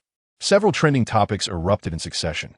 Forging someone else's handwriting is a crime. Baby Ping Ping is adorable.jpg. Impressive acting. Doghead.jpg. The Si family truly squandered their talents by not entering the entertainment industry. Such acting prowess is genuinely wasted. Do they truly need to encroach upon the Si family's assets? With this level of talent, they could effortlessly secure awards in the entertainment realm. And their audacity. They would undoubtedly excel in villainous roles. Si Yao's gaze rested heavily upon the children of the destitute stars, who could scarcely afford synthetic sustenance, relying solely on the most inexpensive mutated flora and fauna. Beset by violent maladies before reaching their teenage years, their lifespans were predetermined, with a maximum of merely 30 years. The destitute stars were colloquially referred to as garbage planets. Most individuals raised in such dire circumstances were devoid of basic human rights. Only those fortunate enough to possess extraordinary mental faculties rated S or higher had the opportunity to transcend the identity of their impoverished origins. Major General Raymond served as a quintessential example of one who had risen from such a background. Si Min also emerged from the destitute stars and, upon settling on the main planet, never forgot his origins. Instead, he and his wife devoted themselves to the humanitarian efforts aimed at uplifting the impoverished stars. Half of the yield from the 7 rice pixies he cultivated was generously donated to the citizens of the destitute stars. Si Min's collection of charitable medals adorned an entire wall of his home. Furthermore, he established several schools within the impoverished stars, granting the children their access to opportunities they would have otherwise never encountered. The couple's reputation among the impoverished stars eclipsed that of the federal government, with numerous communities spontaneously erecting statues in honor of Si Min and his wife. Most of the individuals supporting Si Yao on the Star Network possessed IP addresses originating from the destitute stars. Even though Si Min and his wife had departed from this world and could no longer extend their aid as they once did, the people continued to fervently uphold the mantle of support for their daughter, just as Si Min and his wife had once done for them. Who would dare to insult Si Min's daughter? We shall retaliate 100-fold unless you withdraw from the internet, as for the lack of reciprocity in this matter. They remained indifferent. When Si Min and his spouse extended their assistance, they never broached the subject of repayment. They would eternally cherish their origins. Si Yao silently monitored the IP addresses that had initially orchestrated the clean internet campaign on the Star Network, tears shimmering in her eyes. Her perspective began to evolve. Previously, after enduring the apocalypse for an extended period, she had been exceedingly self-centered, evading all potential harm, adopting a cold and indifferent demeanor, and relying solely on strength for survival. Particularly concerning her interactions with others. Humans are intricate beings, and she harbored a fear of betrayal, which is why she refrained from engagement. Yet now, everything felt transformed. Si Yao clicked on the red dot at the bottom, immediately unveiling an email interface that, as she read through the messages, she was enveloped in heartfelt affection within each correspondence. Some were letters directed to the pixies, extolling their cuteness and brilliance. Each letter brimmed with their sincerest adoration. Si Yao glanced at the still frolicking Ping Ping and Lan Yu, then lifted Xian Xian into her embrace, gesturing towards the letters dancing in the air. Xian Xian, these are letters written for you. Xian Xian, incredulous, tugged at her clothing and gazed upward at the dense array of letters, her eyes brightening as she focused on the words above, deciphering the few characters she had learned. Awo, Awo, Awo. Xian Xian is the most wonderful pixie and adored by all. Awo, Awo, Awo. Were these penned by others? Do they all like Xian Xian? Si Yao swiftly opened 10 or more letters addressed to Xian Xian, her expression softening. Indeed, they all cherish Xian Xian. After a moment of reflection, Si Yao raised her gaze to the diverse little pixies in the room, activated the camera on her light brain, recorded all the pixies, labeled their names, and ultimately posted her first update on the homepage. Planter, Si Yao V. Thank you all for your concern. The pixies are thriving. Video attached. Front row occupied. Baby Ping Ping is utterly adorable. Which pixie is tugging at her hair ribbon? What have I missed during the days without a live stream? Xian Xian is so obedient. If the baby feels bored, she should certainly take off her clothes. It truly won't harm anyone. Who is that cool baby with short white hair over there? She appears so delightful with her serious expression. Is she a new pixie? Two unfamiliar pixies, yet their names sound lovely. Are they plant pixies? When shall we have 24-hour uninterrupted live streams? I wish to indulge in. Chapter 68. The inception of live streaming. As the count of gifts reached 500, an update was anticipated. Si Yao chuckled softly while navigating through various applications, ultimately discovering a tome of the Federal Code, a compilation exceeding 1 million words. She resolved to immerse herself in its depths. By nightfall, Si Yao succumbed to slumber, her head resting upon the table. After a prolonged silence, Lan, who had been quietly perusing a book, rose to her feet, retrieved a blanket, and tenderly draped it over Si Yao. Settling beside her, she gazed at the incessantly flipping pages of the Federal Code for an extended period before finally extinguishing the screen. Turning, she noticed Lan Yu, nestled in Ping Ping's embrace, peacefully asleep after a lengthy night of play, their positions in delightful disarray. Xian Xian was slumped over the table, already lost in dreams. Lan observed for a moment, then cautiously approached Ping Ping, gently prying apart her slender arms to lift Lan Yu away, seeking a distant spot to casually place her. Lan Yu turned over, smacking her lips, and surrendered back to slumber.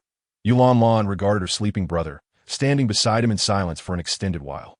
It was not until dawn that her delicate fingers twitched, gathering a green orb of light that ascended into the air and merged with Lan Yu's form. The once pallid complexion of Lan Yu gradually assumed a rosy hue, her figure noticeably expanding. Meanwhile, Lan's fingers began to take on a translucent quality. She casually shook her hand, tucked it in her pocket, and her expression darkened. In mere moments, she leaped onto the cabinet near the entrance. Leaning against the wall, her gaze fixed vacantly upon a pen resting atop the cabinet. Si Yao was roused from her slumber by a sound at the door. Lan stood there, her small face composed as she directed the incoming personnel to place items upon the shelves within. After bidding them farewell, she returned to secure the door. Si Yao. This marked her first encounter with such a self-sufficient little sprite. Si Yao rose, picked up the small blanket, and regarded it with a hint of confusion. She had fallen asleep while perusing the federal code the previous night, and this blanket, she glanced at Yulanlan's petite form and neatly folded the blanket. Setting it aside, that IT must have been crafted by an ingenious robot. Si Yao casually seized a piece of bread from the table, deftly opening the box labeled Federal Planter, which housed a delicate metal adorned with the federal flag. Activating the star symbol upon the metal, messages from Ping Ping materialized in the air, unfurling to reveal Xian, Lan Yu, and Yulanlan's information. How remarkably convenient, at the very bottom lay a screen resembling a pad for selecting planting zones. Si Yao scrutinized it for a while, before discarding everything back into the box. After extensive examination of the federal code the previous day, she had ultimately discovered a solution for herself. She would never remain on the main star indefinitely. Given the extraordinary talents of Si Yao's parents, it was only natural that she would aspire to emulate them, ensuring that the citizens of the entire Federation could access untainted sustenance. Si Yao swiftly organized her belongings, opening the bag she had received from the Plant Sprite Protection Association the day before, and gently placed the still drowsy Ping Ping and Lan Yu within. Soon, Xian crawled in of her own accord, settling obediently in the corner. Yulan closed the notebook resting on her lap, her cold gaze directed at the bread in Si Yao's other hand, and suddenly inquired, "Is it delectable?" Si Yao paused momentarily, tearing off half of a treat and offering it to her companion. "It is quite delectable. Would you care to sample it?" Yulan leaped upon Si Yao's shoulder, replying, "No need, as long as it is enjoyable." As Si Yao contemplated, these two little sprites truly possessed contrasting temperaments. As she descended the staircase, she noticed Lime Ming standing on the first floor with Bai. Encircled by a throng capturing photographs, she skillfully navigated past them and proceeded to the VIP room on the third floor. Rather than a mere VIP room, it resembled an opulent commercial space reserved for distinguished guests. Si Yao perused a shop specializing in electronic devices, her gaze landing upon a camera identical to the previous Little B, labeled as Si Yao's model of the WildStar camera, offered an astonishingly low price. The series of zeros following the price hardly indicated a bargain. Intrigued, Si Yao scanned it with her light brain, prompting the Little B in the display case to gradually ascend, that a nearby robot approached with politeness. Inquiring, "Esteemed Plant Master, may I assist you in activating it?" "Yes." Suddenly an announcement erupted. "Hey, Si Yao's account has gone live. What is occurring? Why has she commenced streaming? Wait, why is Yao on the spaceship?" Yao has Yulan perched upon her shoulder. "That new little sprite. I find her utterly charming." By the time the live stream initiated, Si Yao was already aboard the spaceship en route to main star 043. Given her family's favorable public standing, she resolved to provide them with even more to discuss. Yulan glanced at the time on Si Yao's light brain, hopped onto the table, opened the little sprite's sleeping bag, and promptly extracted Lan Yu. Shaking him vigorously, Lan Yu, feeling as limp as a rag doll, swayed with her motions. After a while, he finally opened his eyes slowly, grumbling, "I wish to sleep more." "No sleeping allowed. It is time to engage in exercise." Yulan tossed him onto the table. Still in a daze, Lan Yu lay on the ground, gazing up at his sister in confusion. Exercise? Why would a little sprite require exercise? His eyes brimmed with bewilderment. Yet upon witnessing his sister's stern expression, he clumsily rose, enviously observing the other two little sprites still in slumber. Why can they sleep? With her hands clasped behind her back and her posture impeccable. Yulan declared that sprites did not necessitate rest. 3, 2, 1. Si Yao paused while perusing the federal code, glancing at Lan Yu, who was diligently digging. I do not quite comprehend the sprite's need for exercise." Si Yao's gaze swept over the flurry of comments on her light brain as she replied in a composed tone, "I am currently within the jurisdiction of the main star. Yes, it is a rented spaceship." "In what direction?" Si Yao smiled, her already exquisite features becoming even more enchanting, infused with a hint of fox-like cunning. "It is main star Z043. For what purpose?" "Certainly, to partake in benevolent acts by revealing unlawful conduct. I am a law-abiding citizen." Her brief remarks ignited a flurry of comments, cascading at a bewildering speed, rendering it nearly impossible to comprehend their substance. Si Yao paid little heed, following the contact details on the Star Network to connect with the Z043 police station. "Greetings, I wish to report the Si family for unlawfully occupying the estate of a plant master. Indeed, the property presently belongs to the plant master's estate and has yet to be transferred. My name? Si Yao. Chapter 69. The fall as the spaceship came to a standstill, the two diminutive sprites that had been slumbering stirred. Ping Ping peered out from the bag, her curiosity piqued by the unfamiliar surroundings. She soon noticed Yulan dragging the semi-conscious Lan Yuyu and unceremoniously depositing him back into the bag. Lan Yuyu reclined at the bottom, exuding an air of utter despondency, unwilling to budge an inch. Xian regarded him with concern. Are you okay? Xian articulated slowly, reminiscent of a small robot, occasionally faltering in her movements. Lan Yuyu raised his head to glance at her, lamenting, Buddy, my back feels as though it might fracture. Xian observed his petite frame, even shorter than Ping Ping, and earnestly elucidated, we that are distinct from them. Our backs that shall not break, and we that shall not age. Yao gently caressed Ping Ping's head and slung the bag over her shoulder. Yulan sprang up to perch at the edge of the bag. Casting a frosty gaze at Lan Yuyu within, he promptly fell silent, burying his head in the crook of his arm. Ping Ping, my dear, it has been ages since I beheld a fair maiden. You have grown even more enchanting in a realm where your mother cannot behold you. Ping Ping peeking. Yulan is so impressive. LOL, bloodline suppression. Yao stood on the upper deck of the spaceship, gazing outside, a stark contrast to her prior experience on the wild star at Z043, being one of the principal stars inhabited by numerous plant masters. Showcased lush green shrubs by the landing pad, with some individuals diligently gathering berries from the bushes. However, she did not observe any little sprites among shrubs. Perhaps they had returned home upon disembarking.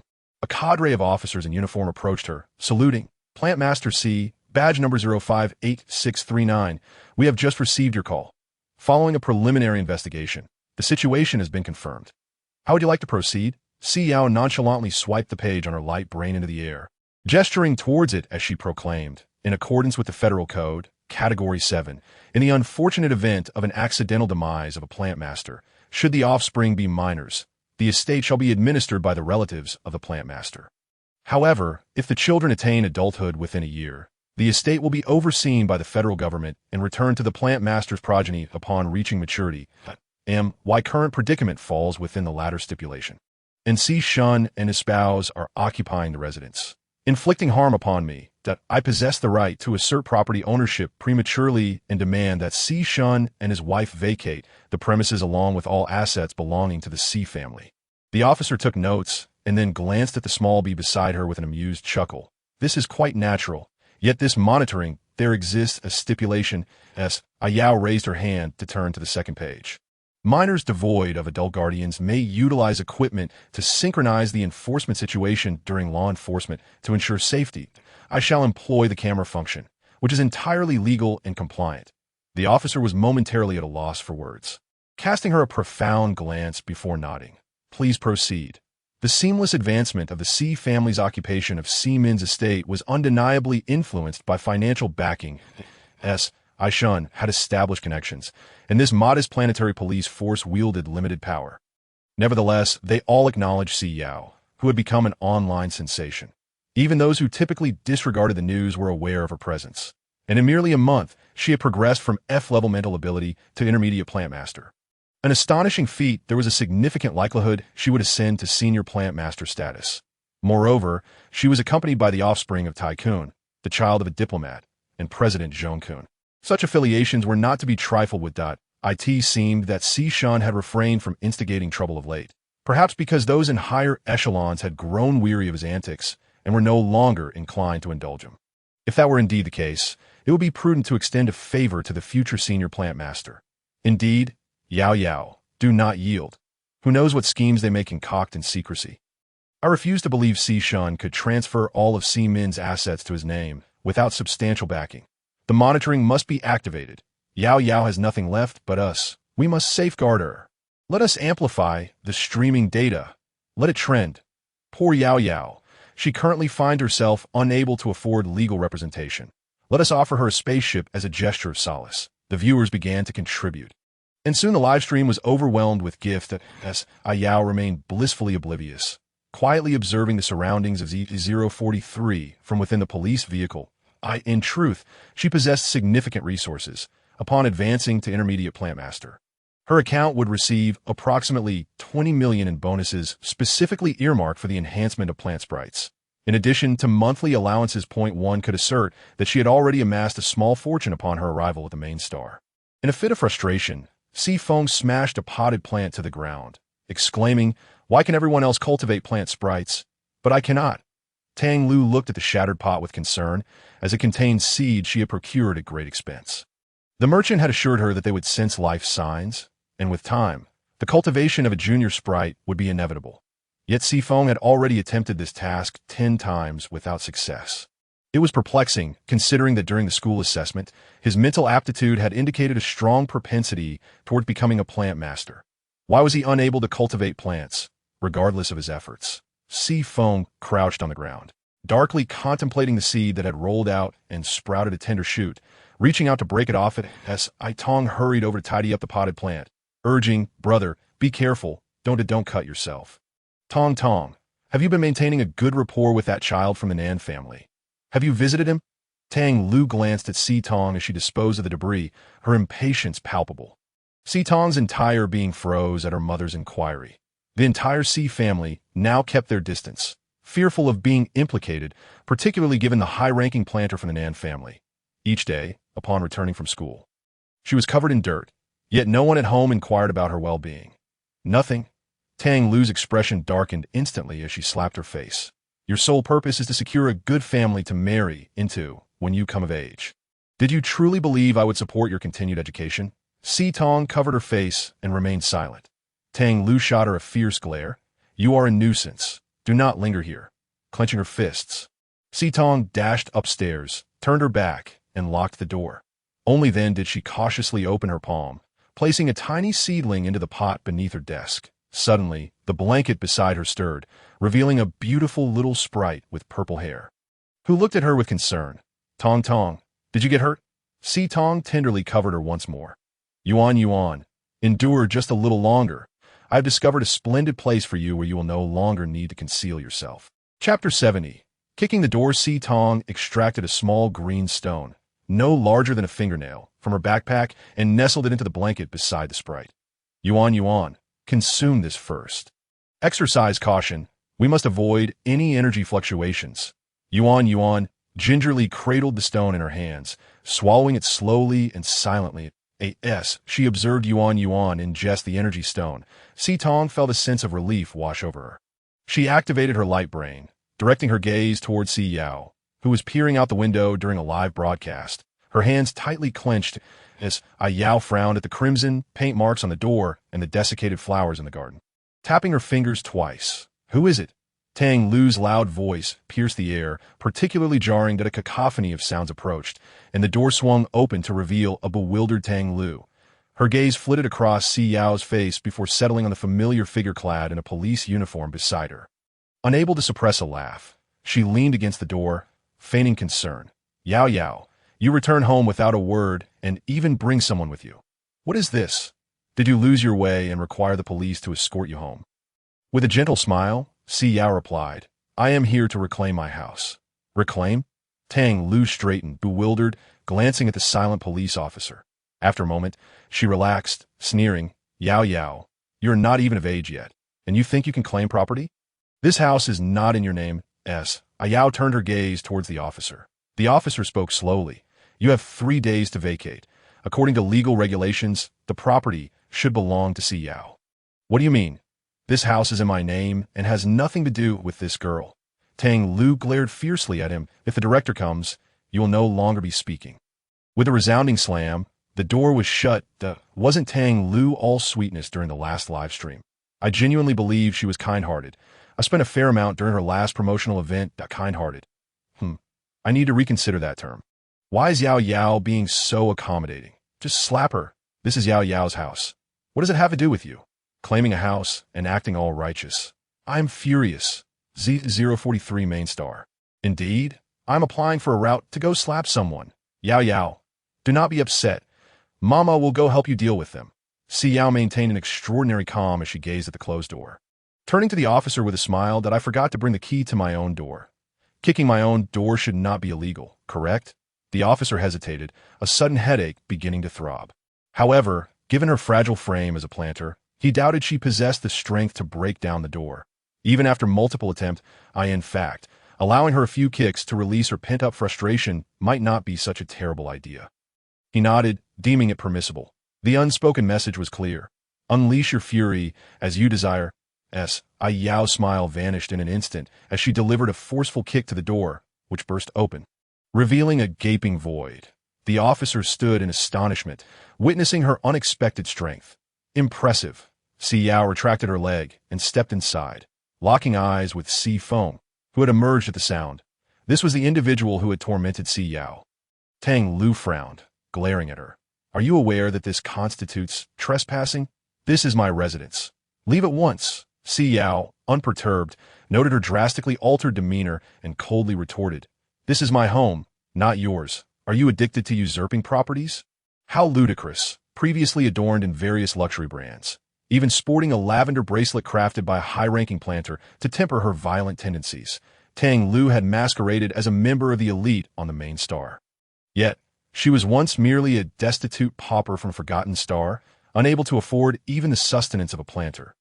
Now, she exuded the bitterness of a resentful woman, stripped of any trace of noble grace. Just as Tang Lu was about to respond, Si Feng seized her wrist. With a chuckle, he remarked, Sister, you've grown quite sharp-tongued in just a month. Have you forgotten the agony of your dental work?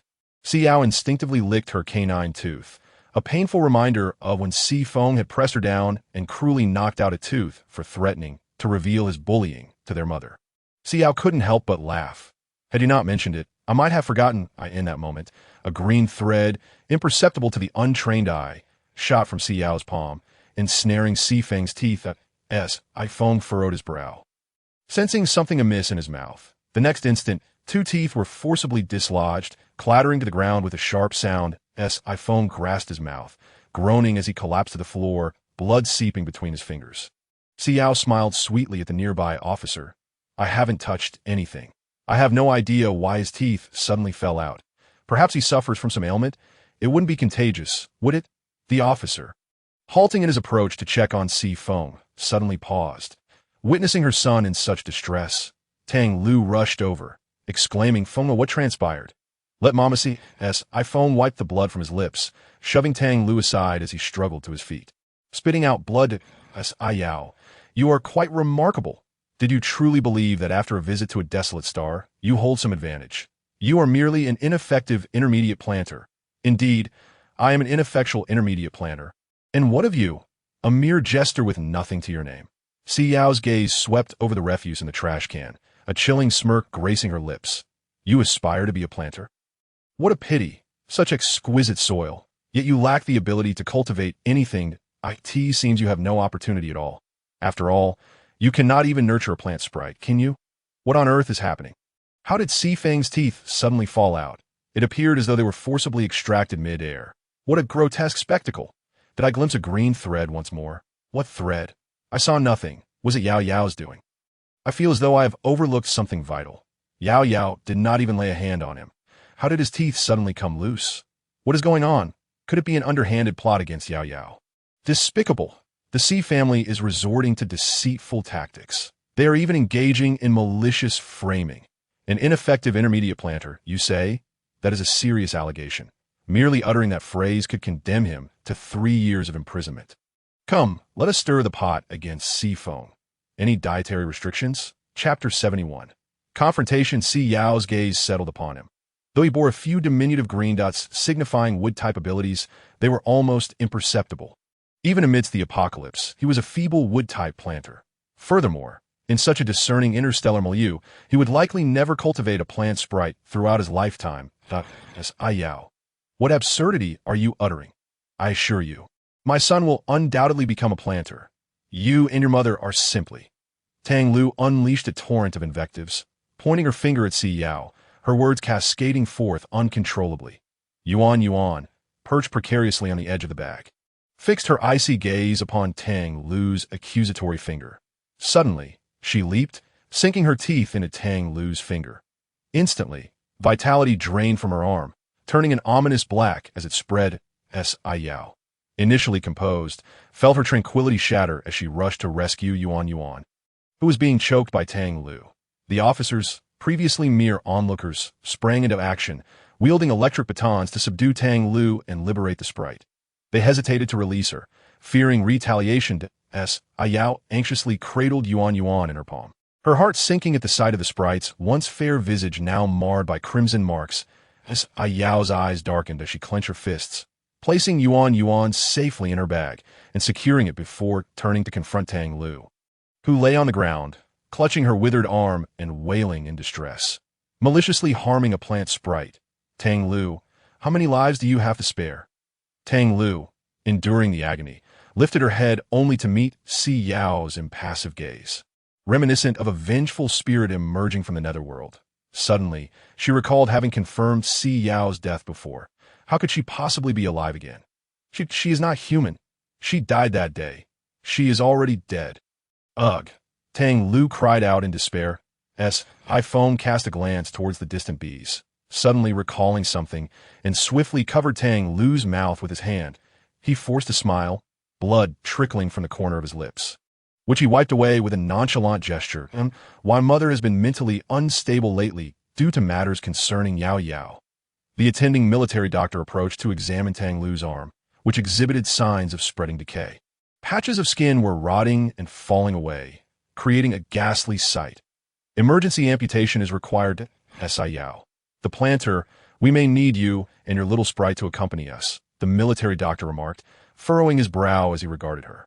Si Yao met his gaze, regaining a semblance of composure. No need. You should have records of my sprite, Yulan Lan, who is a crystal orchid. Moreover, according to federal regulations, plant sprites cannot be held accountable for injuries. All responsibility lies with the federal government, and why sprite should not need to cooperate. Yulan Lan poked her head out of the bag, her expression devoid of emotion as she gazed at Tang Lu. Surrounded by the military doctor, like a harbinger from the abyss, the doctor fell silent, apprehensive that she might unleash her wrath upon another. Si Yao, maintaining her composure, remarked, since Si Feng claims his mother is mentally unwell. Following the amputation, there is no need for discharge procedures. She should be transferred directly to the psychiatric hospital. Tang Lu attempted to speak, but Si Feng swiftly shoved a piece of cloth into her mouth. Fearing she might divulge something she ought not to. It was a scene laden with maternal affection. Only when Tang Lu was carried away did Si Yao turn her attention to Si Feng, who stood nearby, pressing an ice pack to his face. So, are you willing to converse now? What a venomous tongue, what a wicked heart. What was that shadow that flitted by? Yulan Lan. Ah, little treasure, do not consume everything. It is filthy. She pinch my baby. I want to kill her. I must eliminate her. Is Yulan Lan a toxic plant sprite? I have never heard of plant sprites being venomous. Yao Yao was nearly killed. Who can endure on a desolate planet? Heartbroken, Si Feng gazed at the camera. What do you mean by mentally unstable? Is there something we are unaware of? Has Yao Yao endured further grievances? She deserves it. Crystal orchid? Yulan Lan is a crystal orchid? This plant is not toxic, is it? But wasn't it declared extinct long ago? The crystal orchid, also known as ghost grass, is a saprophytic plant. Genetically modified crystal orchids uncontrollably assault surrounding flora and fauna. This led to the extinction of the entire species for a time. This must have been cultivated from seeds acquired from the Plant Sprite Protection Association. Is it permissible again now? The psychiatric hospital? The Federal Psychiatric Hospital is infamous for accommodating violent patients. I find myself rather eager to encounter Tang Lu there. Si Yao sat poised in a chair, surveying the freshly renovated living room, and scoffed. Firstly, concerning your unlawful occupation of the Si family's estate, I have already consulted an attorney. Within a week, you shall receive a legal summons to Si Feng, enduring considerable discomfort from his missing front teeth. Feigned an air of gentlemanliness and responded, Sister Yao Yao, this is not an unlawful occupation. It stems from your youthful inexperience, which renders you incapable of inheriting the property. Furthermore, we possess a court ruling on this matter. The court will not reconsider it. However, taking into account your frail health, we remain willing to assist you. We shall cover all medical expenses. Despite the agony from his dental affliction, Si Feng maintained a facade of confidence. Medical expenses? Si Yao scoffed. The Federation covers all major illnesses aside from violent disorders. How fortuitous. Very well, we shall await the court summons. Secondly, the Si family has ill-treated the children of planters. This includes, but is not limited to, the repeated beating and maltreatment of planter children in private settings, maliciously altering their medications, and persecuting them to seize property. You still refute this? Si Feng sneered, propping his legs upon the table, gazing at her with a smile. Sister Yao, did you strike your head on a barren planet? I have always cherished you as a dear sister. I have never caused you harm. Why do you persist in such paranoid delusions? You possess no evidence for these allegations. Thirdly, in a bid to usurp planter assets, you have conspired to murder senior planter Si Min and intermediate planter Lan Qing. You sincerely deny this? Si Yao slammed the folder upon the table, her icy gaze penetrating as though scrutinizing a lifeless body. Chapter 72. Falling gift quantity reaches 700 for an update. As I Feng's smile evaporated in an instant. He abruptly retracted his legs from the table, fixing his gaze upon her intently. He then stood, seizing the folder and flipping it open. With each page he turned, his astonishment deepened. Upon reaching the final page, his eyes reddened as he locked his gaze on her. Si Yao, you have fabricated evidence. Merely a few sheets of paper. Do you genuinely believe they carry any significance? Do they not? Si Yao arched an eyebrow, interlacing her fingers and resting her chin upon them, her expression playful. Or perhaps you would prefer to view the video instead? Oh, I nearly forgot. You also took the life of a servant who had been with the Si family for years. Did you not? You have quite a few debts to settle. Are you not fearful of specters knocking at your door this very night? Si Feng abruptly closed the folder, standing in contemplation, silent for a prolonged moment. Suddenly, a disturbance arose at the door as Si Shun navigated through the throng, entering with a smile. Yao, your brother may be unaware, but this residence has always been under your name, that we have not touched a single cent of the assets. We merely safeguard them for the time being. As for your concerns, we would never engage in such actions. Si Min is my biological brother. We grew up together, and you are a child I have nurtured. You must not place your trust in unfounded documents fabricated by those with ill intentions. Yao, you have always been a wonderful child. Your uncle has always taken pride in you. However, now that you have entered this societal quagmire, it is inevitable that you may face deception. That is why your uncle has safeguarded all your assets, awaiting the day you reach adulthood to return them fully to you. Aishun's expression was sincere, imbued with the anguish of misunderstanding from his niece. Was senior planter Si Min murdered? No, it was declared an accident. How could it be murder? Yao had only returned a few days ago. How could she possess these documents? They must be counterfeit. It is improbable. How could anyone elude so many bodyguards to commit such a crime? Are they mad? As long as Si Min is alive, the Si family remains beneficiaries, does it not? Why would they kill him without cause? Si Feng's demeanor suggests that yes, he is implicated, that I sense something amiss. As long as they ensure Si Min lives a little longer, they can continue residing on the main star. Are they not fearful of deportation? The issue has arisen. It has been over a month, and they have not been expelled. Aishun's words are truly. I have heard this countless times, yet it remains unchanged. I have tuned out his discourse. Not a single truth has penetrated my ears. Help! I wish to view the video from Si Yao. What exactly is she holding? Ugh, treacherous scoundrel. Canine clan. Do not queue. Thank you. Si Feng suddenly seemed to recollect something, rushing toward the staircase, only to be restrained by Si Shun's grip. Yao, to misunderstand your uncle so deeply truly pains me. If that is the case, I shall move out today. Si Feng. Have Tong bring down the luggage. Wait. Yao interjected, halting them both. She opened the folder left on the table, flipped to a page, removed it, and held it aloft for the police. This page, concerning the contact with the space pirates, should suffice for a few days in jail, correct? Space pirates? The leading officer swiftly took the document, scrutinizing the ID address information with disbelief as he regarded Si Shun. Are the Si family members deranged? Why squander a prosperous life to orchestrate murder? They could leverage the Si family status to educate their children, then utilize Si Min's identity to secure employment. Transforming their fortunes. Why resort to such drastic measures? Si Yao. Si Shun, unable to maintain his composure, rushed forward to seize the folder from Si Yao's grasp. Yao held the folder firmly with one hand while gripping Si Shun's hand tightly with the other, her countenance resolute as if she had foreseen his action. Uncle, what are you doing? This is quite unbecoming. Si Yao gradually tightened her grip, her knuckles paling in response as Si Shun grimaced in agony, collapsing to the side. "Uncle, what are you doing? Are you pleading for forgiveness?" Si Yao smiled sweetly as she released her hold, leaving Si Shun's wrist appearing as though it had been wrenched beyond repair. The moment she loosened her grip, his arm fell limply at his side. Nearly rendered speechless by the pain, Si Shun felt as though his entire hand had been crushed. Suddenly, it felt as though a hand pressed firmly against the back of his head. Si Shun frantically glanced around, realizing that Si Yao stood 3 or 4 steps away from him.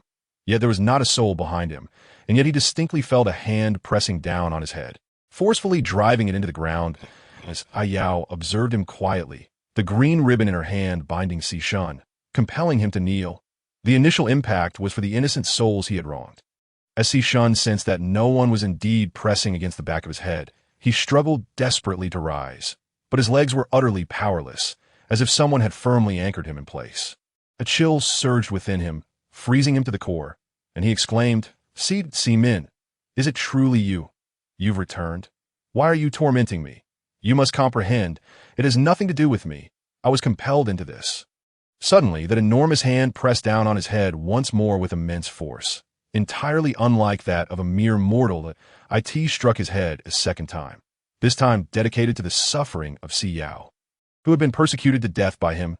Akifone sensed something was amiss and hurried forward to intervene, only to find his ankles firmly immobilized, rendering him incapable of moving even an inch. Could Si Yao truly possess such extraordinary power? Si Feng's hands trembled as he beheld Si Yao, whose expression was laden with confusion, as though she genuinely failed to grasp Si Shun's actions. An encroaching sense of dread enveloped him, akin to descending into a frigid abyss. As Si Shun's visage turned ashen, his gaze fixed ahead, trembling uncontrollably as the hands at the back of his head quivered. "I have reached out to a representative from the Plant Sprite Protection Association, who will personally guide you. This is your sprite, and you bear the responsibility for its care." Si Yao added 2 small stones to the sprite. Si Tong's eyes sparkled with a flicker of hope, yet she lamented, "I had previously contacted them, and they informed me that my sprite did not meet the requisite standards and would inevitably dissipate within 10 days. No, you need not fret. Simply attend to her needs." As Si Yao gazed quietly at the violet-haired sprite, reminiscing about the moment she had inadvertently glimpsed Yu Lanlin's fingertips turning transparent that morning, a wave of unease washing over her. She reached into her bag and felt Yu Lanlin's soft, short hair, employing her abilities to scan within her, confirming that she was well and brimming with vitality before she finally relaxed and withdrew her fingers. Perhaps she had merely awakened and misjudged the situation, as Tong shifted a box from the corner of the table, unveiling a small safe within. After several attempts to input the password, she eventually unlocked the box and retrieved a small device resembling a USB drive, placing it into Si Yao's palm. "This contains the master copies of all the videos. Are you not retaining a copy?" Si Yao gazed at her in astonishment as Tong shook her head, asserting, "I shall not require it. If you are accepted into the Plant Sprite Protection Association, I am aware that you must have made some pledge on my behalf that I cannot accept more than I deserve. Indeed, the Si family lacks surveillance cameras. However, Si Tong had, since childhood, purchased a miniature camera disguised as a hairpin with her pocket money, which she wore daily. Since her arrival at the Si household, she had meticulously documented her daily existence with it. Initially, she intended to chronicle her life like many residents of the main star, aspiring to become an internet sensation and earn a fortune. Yet on the very first day, she witnessed her brother pushing Si Yao down the stairs. And from that moment forth, she became an exclusive observer. No one else was privy to these occurrences, nor could anyone else capture such events. Subsequently, she deliberately installed cameras in various corners of the house, the study, the living room, and the bedroom. She was acutely aware of the position of every object within the household and every action undertaken by its inhabitants. Even when they committed atrocious acts, she observed from a distance. Biding her time for the day, she could escape this home, in a calculated gamble. She transmitted all the data to Si Yao's account, cognizant of the Federation's esteem for cultivators in the eyes of those in power. Si Yao undoubtedly held greater significance than her father or brother. Should Si Yao face disgrace today, she would not survive the night. Conversely, if Si Yao triumphed, she would be liberated. Si Yao, everything in your bedroom has been discarded. This box contains what I managed to salvage. The remainder is lost, Si Tong said as she placed a small basket on the ground. Si Yao lowered her gaze to the family photo resting at the center of the box. And after a prolonged moment, she bent down to retrieve it, scrutinizing it intently. It depicted her with her parents and their sprite. The I in the corner was a white-haired sprite closely embracing Lan Qing. The center stood a 7 or 8-year-old Si Yao. Si Yao returned the family photo to the box and looked at Si Tong. I know that the handwriting disguised as mine is your imitation. And I am aware that you were the one who locked the door. I understand your circumstances at home. They're not much better than mine. My assistance to you merely reconciles our accounts in this regard. Si Yao shook the USB drive in her hand. This does not signify my forgiveness. I shall not partake in any actions that would bring you harm. However, you know Si Shun and Si Feng's nature far better than I. They will soon recognize your involvement and retaliate in their juvenile manner. Therefore, you must safeguard yourself. I cannot expend any further energy on your behalf. I Tong clutched her sprite tightly, tears welling in her eyes as she gazed at Si Yao. She had never fathomed that Si Yao would be aware of her having locked her in the basement for an entire day and night, only releasing her upon learning that the Si couple would return that weekend. That was I know Si Feng compelled you to do it, but it was because I truly trusted you back then. I believe that when you claimed to have lost something in the basement, you genuinely searched for an hour, only to realize you were trapped inside. That moment, Si Yao could not comprehend why a cherished little sister would suddenly ally with the brother who often tormented her. I treated her so well. I'm sorry. Si Yao, I am profoundly sorry. I Tong covered her eyes and wept uncontrollably. I am sorry. I am so sorry. I accept your apology, but I do not wish to forgive. Nor shall I forgive you, Si Tong. Our matters conclude here. Yao carried the box into the adjacent study. You may descend. There are workers from the Federation's Plant Sprite Protection Association in the yard. You are quite astute. How your future unfolds is contingent upon your own choices. Si Yao. Si Tong hastily pursued her. With a resounding bang, the door to the study shut before her. Si Tong lingered at the threshold for an extended moment before finally uttering, I apologize. Si Yao placed the family photograph upon the table and liberated the sprite from her bag. Only Yulanlan froze at the sight of the photograph, her typically serene countenance betraying an unusual flicker of panic. Yao. Chapter 75. Following additional updates for every 800 gifts. Yao fixed her gaze intently upon the obedient Yulanlan depicted in the photograph. Lan Yuyu emerged from the bag, landing headfirst with a thud. Momentarily dazed. Nevertheless, she dusted off her little suit and joyfully dashed towards her sister. Upon witnessing the identical sprite in the photograph, her lively steps abruptly ceased. After a prolonged examination, she excitedly pointed at the picture and exclaimed to Yulanlan, Sister, you resemble her perfectly. Yulanlan pressed her forehead and, with a swift gesture, scooped up Lan Yuyu and deftly tossed her back into the bag. Ouch! Si Yao observed her spirited demeanor and sighed inwardly, pondering how much longer she could remain in this place. Yulanlan lifted her gaze, meeting Si Yao's eyes. Instead of responding, she secured the bag tightly, pushing it away to shield Lan Yuyu from their discourse. I am not a sprite birthed by your father, she stammered, a tremor of fear evident in her glance at Si Yao. I was discovered by Lan Qing during her fervent breeding endeavors. The name I bear was bestowed upon me by her that time. Our clan was on the brink of annihilation.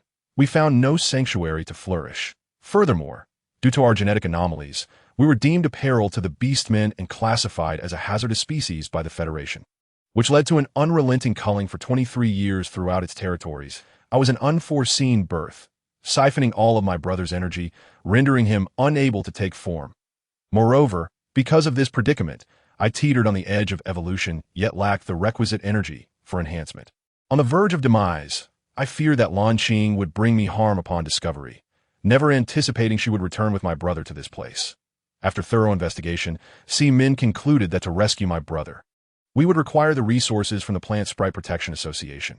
Thus, I aligned with him, suppressing my inherent nature and absorbing impurities from all the flora to experiment on pollution-free plants. However, when I confirmed my brother's awakening, the mental connection I had forged with Si Min was severed. That I dared not wager whether the individuals in the association would possess the same compassion as Si Min. Therefore, I feigned death and reverted to my original form to instruct my awakened brother. Yet, the ramifications of the severed mental link were profound. I could not endure much longer. Additionally, I was on the brink of dissipating, able only to sustain my final consciousness while concealed within the crystal orchid in slumber. It was only upon sensing your presence and absorbing the energy you offered that I could emerge to educate my brother for a fleeting moment longer. I apologize. I may soon cease to exist, leaving you to care for Lan Yu alone. Yulan bowed her head, gently closing her eyes as Si Yao stared at her in astonishment, reaching out to caress her head. Just wait a little longer. I shall find a solution. Yulan's voice was barely a whisper. Yet, Si Yao firmly grasped her delicate face, insisting, "No, do not even entertain that thought." Startled, Yulan covered her small visage and looked up at Si Yao, who was already sifting through a multitude of documents, genuinely seeking a remedy. Lan Yu is a crystal orchid sprite. She struggles to harness her abilities while in slumber. There exists a possibility that she might inadvertently harm other sprites. I have been training her during this interval, teaching her to regulate her breath. Do not fret. Before I depart, I will ensure she knows how to manage herself. She will not unintentionally harm Ping Ping or Xian. Upon hearing her name, Lan Yu suddenly poked her head out of the bag, indignantly proclaiming, "Sister, are you speaking ill of me once more?" Yulan's already frigid demeanor grew even more frigid as she forcefully repressed the boisterous child back into the bag. Delivering a swift kick for emphasis, she truly could not comprehend how she had found herself burdened with such a loquacious sprite. Si Yao rummaged through the contents for an extended period before withdrawing her hand and commencing her examination of the items within the box. These were diminutive toys, meticulously handcrafted by Si Yao's parents, alongside a collection of photographs. She continued to sift through until she reached the very bottom, where a diary lay hidden. Taking a moment to compose herself, she gazed at the combination lock, endeavoring to unlock it with her birth date, which proved successful. That it was Lan Qing's diary. After perusing nearly half of its contents, she finally stumbled upon a page pertaining to Yulan. Today, for the first time, I encountered a wild little spirit with white hair, reminiscent of Yao's hair color. She is teetering on the brink of death. If possible, I wish to save her. She is a magnificent crystal orchid spirit. Yet there is no longer a sanctuary for her within the Federation. It is quite lamentable. Hence, I conferred with Si Min and sought his assistance from the association to care for this little spirit. The crystal orchid is the sole plant that has successfully undergone genetic modification and has transmitted this trait to the next generation. Could Yao's affliction also be remedied through genetic alteration? I yearn to attempt it. Yulan is truly a cooperative little darling. However, I did not discern any genetic anomalies within her. Yet, she possesses the ability to absorb radiation from the human body, nurturing naturally untainted plants. Perhaps this could alter the current predicament of the Federation. I fear Yao's body cannot endure for much longer. She requires surgery. Yet, I am paralyzed by fear. I have procured top-secret documents indicating that this experiment contravenes the principles of humanity. Si Min is adamant about proceeding without my involvement. However, I must partake. Originally, Si Yao intended to seek clues regarding Yulan among old possessions. The diary predominantly chronicles her life experiences, effectively serving as Si Yao's medical history. Nevertheless, the few sentences interspersed within it carry profound significance.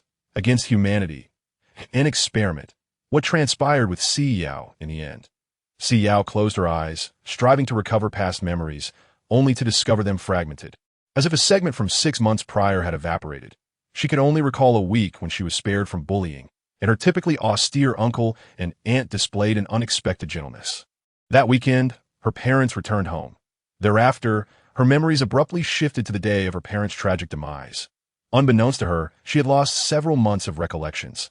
The light brain chimed several times, yet Si Yao did not cast a glance at it. Yulan, observing Si Yao's dazed expression, cautiously approached her, encircling her small hands around Si Yao's wrist. Yao, I have existed for an exceedingly long time. That is sufficient. Do not fret over me. Do not indulge in self-reproach. You have performed admirably. Your parents would be proud. Chapter 76.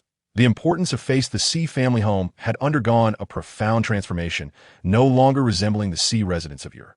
Even her room had been dismantled, repurposed into a dressing room. Si Yao silently removed the photograph of Mr. and Si Shun that adorned the wall, shattering it onto the floor, leaving a scatter of glass shards. It was absurd that intruders had invaded merely a month after the owners had departed. Si Yao accessed her light brain, The majority of information regarding Z043 pertained to the residences of planters and their families, with no renovation services available, compelling her to hastily procure assistance from neighboring planets. She was determined to restore the house to its former glory. Within half an hour, the doorbell chimed. Si Yao was somewhat astonished, realizing that the interstellar expedited orders were swifter than she had anticipated. Upon descending the stairs and opening the door, a large white lion bounded inside, circling her several times as Si Yao regarded Lan Zhuiqi before her, instinctively petting the exuberant creature, perplexed. "Why are you here?" Lan Zhuiqi felt somewhat aggrieved by his sister's inquiry, but patiently elucidated. Lemon mentioned he had to report back to the army. "I called you before, but you did not answer." "Reporting back to the army?" "No wonder I watched the live broadcast. Those individuals are nefarious." Yao, do not fear. I have hired the foremost lawyer from the main star. They shall undoubtedly serve their time. Lan Zhuiqi expressed his frustration, wishing he could employ his psychic abilities to confront those scoundrels if they were still around. He had spent the entire day in the hotel lobby, awaiting Si Yao's descent. Only service personnel were permitted on the planter's floors, all seasoned professionals dedicated to ensuring the planter's safety. However, upon learning that Si Yao was streaming, he realized she had already embarked on a vessel to Z043, a young girl daring to enter a den of wolves and tigers.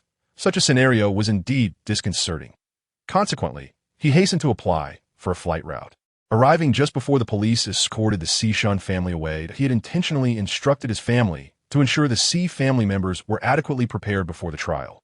There was no need for fatal harm, merely enough to render them unrecognizable. They should endure suffering but not perish. That he held little faith that Si Shun's background could rival that of the Lan family. The typically uneventful Z043 police station was in disarray. "No need. I have already arranged everything," Si Yao remarked, feeling her tone too brusque, and added, "I have found a suitable lawyer in advance." Lan Zhuiqi regarded her in silence, a flicker of grievance in his eyes. Why did his sister always seem to wish to distance herself from him? As they awaited the construction team's arrival to set standards for the renovation, Si Yao busied herself, evading conversation with him. Unable to contain himself any longer, Lan Zhuiqi gently tugged at the corner of her sleeve, fearful of her resentment, pulling just slightly. Yao. The question of whether she harbored dislike for her brother lingered unvoiced, swallowed as he gazed into her bewildered eyes. Shifting the topic, he inquired, "Where did you uncover that information?" "We discovered that the Star Pirates route coincided with Si Min's, and there were no survivors, including the Star Pirates. No one knows better than family what actions they have taken." Si Yao responded coolly, her hands remaining engaged in their task. After a while, the screen turned green, and Si Yao relaxed, quietly stowing her light brain away. "I'm going to inspect the land. Would you care to accompany me?" "Land?" Lan Zhuiqi echoed in astonishment, following her. The Plant Spirit Protection Association publicly announced that her 2 new spirits were unlinked spirits cultivated by Si Min. "Are you planning to cultivate your own spirits?" "You speak excessively." Si Yao regarded him with a calm demeanor, a slight frown marring her brow, as if she preferred the usually reticent Lemon over him. Lan Zhuiqi fell into immediate silence, merely desiring to engage in conversation with his sister. Si Yao flicked through her light brain, noting a message from President Zhong Kun, her lashes fluttering ever so slightly. It dawned upon her that she must be wary of her prominence, attracting unwarranted attention, hence designating the 2 spirits as unique, unassociated entities from departed planters. She was shielding her. "I have submitted an application to the Plant Spirit Protection Association for all the land belonging to my parents on Z043. It has been approved, and I intend to finalize the particulars. Would you care to join me?" Si Yao fixed her gaze upon him, suppressing a wave of uncomfortable, inexplicable emotions. "Yes." Lan Zhuiqi was easily placated. As long as his sister extended an opportunity, he would gladly embrace it. The significance of face? Insignificant. His sister held the utmost importance in his heart. "May I behold those 2 little spirits?" Lan Zhuiqi gazed at her with eager anticipation. Unable to resist his imploring eyes, Si Yao bit her lip and opened her bag. Lan Yu emerged first, indignantly pointing at the bag. Lan struck me again. This time, she refrained from even addressing her sister, showcasing her genuine distress. Lan Yu hoped the planter would side with him, chastising his sister for her actions. Yet Si Yao appeared to entirely disregard his words, merely introducing him. "This is Lan Yu, a crystal orchid spirit. He is my younger brother." Lan abruptly pushed against the edge of the bag, her expression devoid of emotion. and kicked Lan Yu back within that I told you. This isn't hitting. It's merely training you. Now, retract your aura. Yulan Lan leapt in after him, followed by a chorus of spirit wails and the murmurs of Ping Ping and Xian Xian, who were gossiping nearby. Si Yao's brows knitted slightly. Affirming that Lan Yu was all bark and no bite, he screeched but shed not a single tear. She chose to disregard him. This is Yulan Lan, Lan Yu's sister, and also a crystal orchid spirit. Such exquisite little spirits. Lan Zhuiqi couldn't help but exclaim softly. Upon their arrival, they were met with vast expanses of greenery, with meticulously arranged farmlands, all exceedingly pleasing to the eye. However, not a single plot of land had withered due to the death of a planter and the demise of their spirits. Si Yao had originally intended to utilize these desiccated fields as new sustenance for Yulan Lan and Lan Yu, yet not a single dead plant was in sight. Si Yao. Chapter 77. Lan Si Yao traversed the field alongside the large white lion, perplexed as she scrutinized the map for an extended period, confirming that this entire area indeed belonged to the Si family. But why were there so many flourishing plants? The guardian of the fields observed her from distance. Noting the exotic creature by her side and the tall, dark-haired man accompanying her, hesitating to approach. When he saw the white-haired girl tentatively step into the field, he rushed over with a broom in hand. What do you think you are doing? Do you not know that no unauthorized individuals are permitted to enter the Garter's land? Depart at once, take another step, and I shall summon the authorities.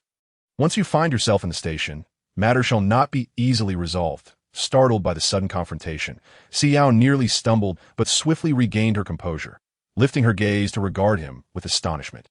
The man was rather elderly. Observing his demeanor, Si Yao instinctively replied in a gentle tone, "This is the land I recently applied for." Recently applied? This land was sold to the Loy family last month. The old man waved his broom impatiently, convinced that anyone could claim ownership out of thin AI. Is this land yours simply because you assert it? Absurd. This child does not know her place. Bringing a beast and attempting to stake a claim?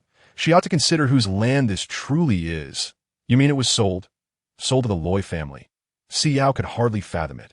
She believed renovating her family's house was rather audacious, but she never imagined that Si Shun had the audacity to sell land without proper documentation. Indeed, little girl, I advise you to seek another place to cause trouble. The Loy family status is formidable. You are not someone they can be trifled with. Si Yao opened the land transfer certificate sent by the Plant Guardian Association, which clearly illustrated the map of her land. Enlarging the certificate, she earnestly observed him, "Sir, this is my land, bearing an official government seal, not the property of the Loy family. The previous owner had no authority to sell the land, according to the federal code. The senior gardener is entitled to land ownership and possesses permanent usage rights. Upon the death of senior gardener, the land reverts to their children, ensuring that even offspring without gardening abilities have basic security concerning land transactions. In the event of the death of direct relatives, the land is distributed based on genetic proximity. This means that if Si Yao were to perish, Si Shun would indeed have the right to dispose of the Si family's land at will." The old man scrutinized her screen for an extended period before stating, "I cannot comprehend these documents. I was hired to guard the land. Whoever pays me is the owner." Si Yao felt a headache coming on, glancing at him in exasperation. "Could you please contact—" "I shall not contact anyone. You must find someone yourself." Entry into the fields. The elderly gentleman resolutely positioned a chair beside the land and seated himself. Casting a fierce glare in her direction, Si Yao clutched the large white creature, eager to roll in the earth, and let out a frustrated laugh before dialing the sole contact she had within the Loy family. AI were knelt on the ground, bare-chested, with marks adorning his back.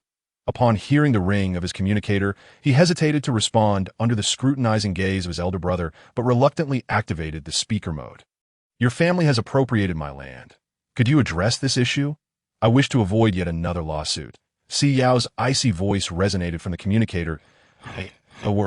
Intended to retort with indignation, but was abruptly struck on the back by his elder brother Kane, prompting a yelp of pain to escape his lips. Ouch! Startled by the sudden outcry, Si Yao paused, realizing the communicator had fallen silent, and continued, "I shall send you the address. Please ascertain the circumstances promptly."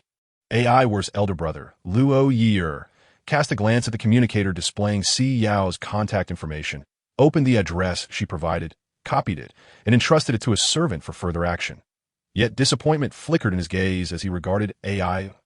Is this truly the same individual who pilfered Mother's necklace and disassembled each jewel from her finest pieces to create an unsightly string of beads as a gift for someone? A junior gardener with such grand aspirations, I told you. This is not for her. It is for her spirit. AI insisted, articulating each word with sincerity and conviction. However, Luo Year remained unconvinced and merely scoffed. Utilizing a minor spirit meant for the gardener as a means to pursue her. That is genuinely absurd. Feeling foolish, AI replied with exasperation. I truly wish to present it to her spirit. Ping ping. You fail to comprehend. Our tastes are nearly identical. I promise to craft her a set of jewelry. Luo Year picked up the grotesquely fashioned bead necklace, feeling a headache looming. Do you believe anyone would accept that? Our Loy family is replete with numerous gardeners and spirits. Not a single spirit harbors an aversion to land or jewels. Next time, devise a more plausible excuse. You should also contemplate how to justify this to Mother. I am not lying, countered. But after a protracted silence at the closed door, he felt both amusement and frustration. He genuinely wished to gift the spirit. Why was he met with disbelief? After a period of waiting without any movement, AI stuffed a handful of jewels into his pockets and resolutely climbed out of the nearby window, determined to escape this humiliation at home. Si Yao had only stood for a brief moment when a meticulously groomed young man hurried over. Gardener C, in regard to your feedback, I've brought the contract as well. It indeed specifies a 5-year agreement. Moreover, the land rights were genuinely in Si Shun's possession at that time. Would you like to peruse it? The man cautiously extended the contract to Si Yao. Upon receiving information from the principal star Z002, he was suddenly reminded of the tumultuous events surrounding Si Yao on Z043. He perceived something unusual about her. Nearly all matters associated with her appeared to yield no advantage for others. Particularly during the recent live broadcast on Z043, being an observer had been enjoyable, yet becoming a participant was far from pleasant. Si Yao, in contrast, her confrontational demeanor with Si Shun was gracious as she accepted the contract.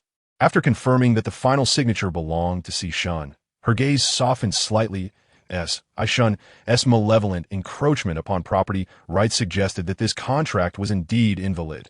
The man inhaled deeply.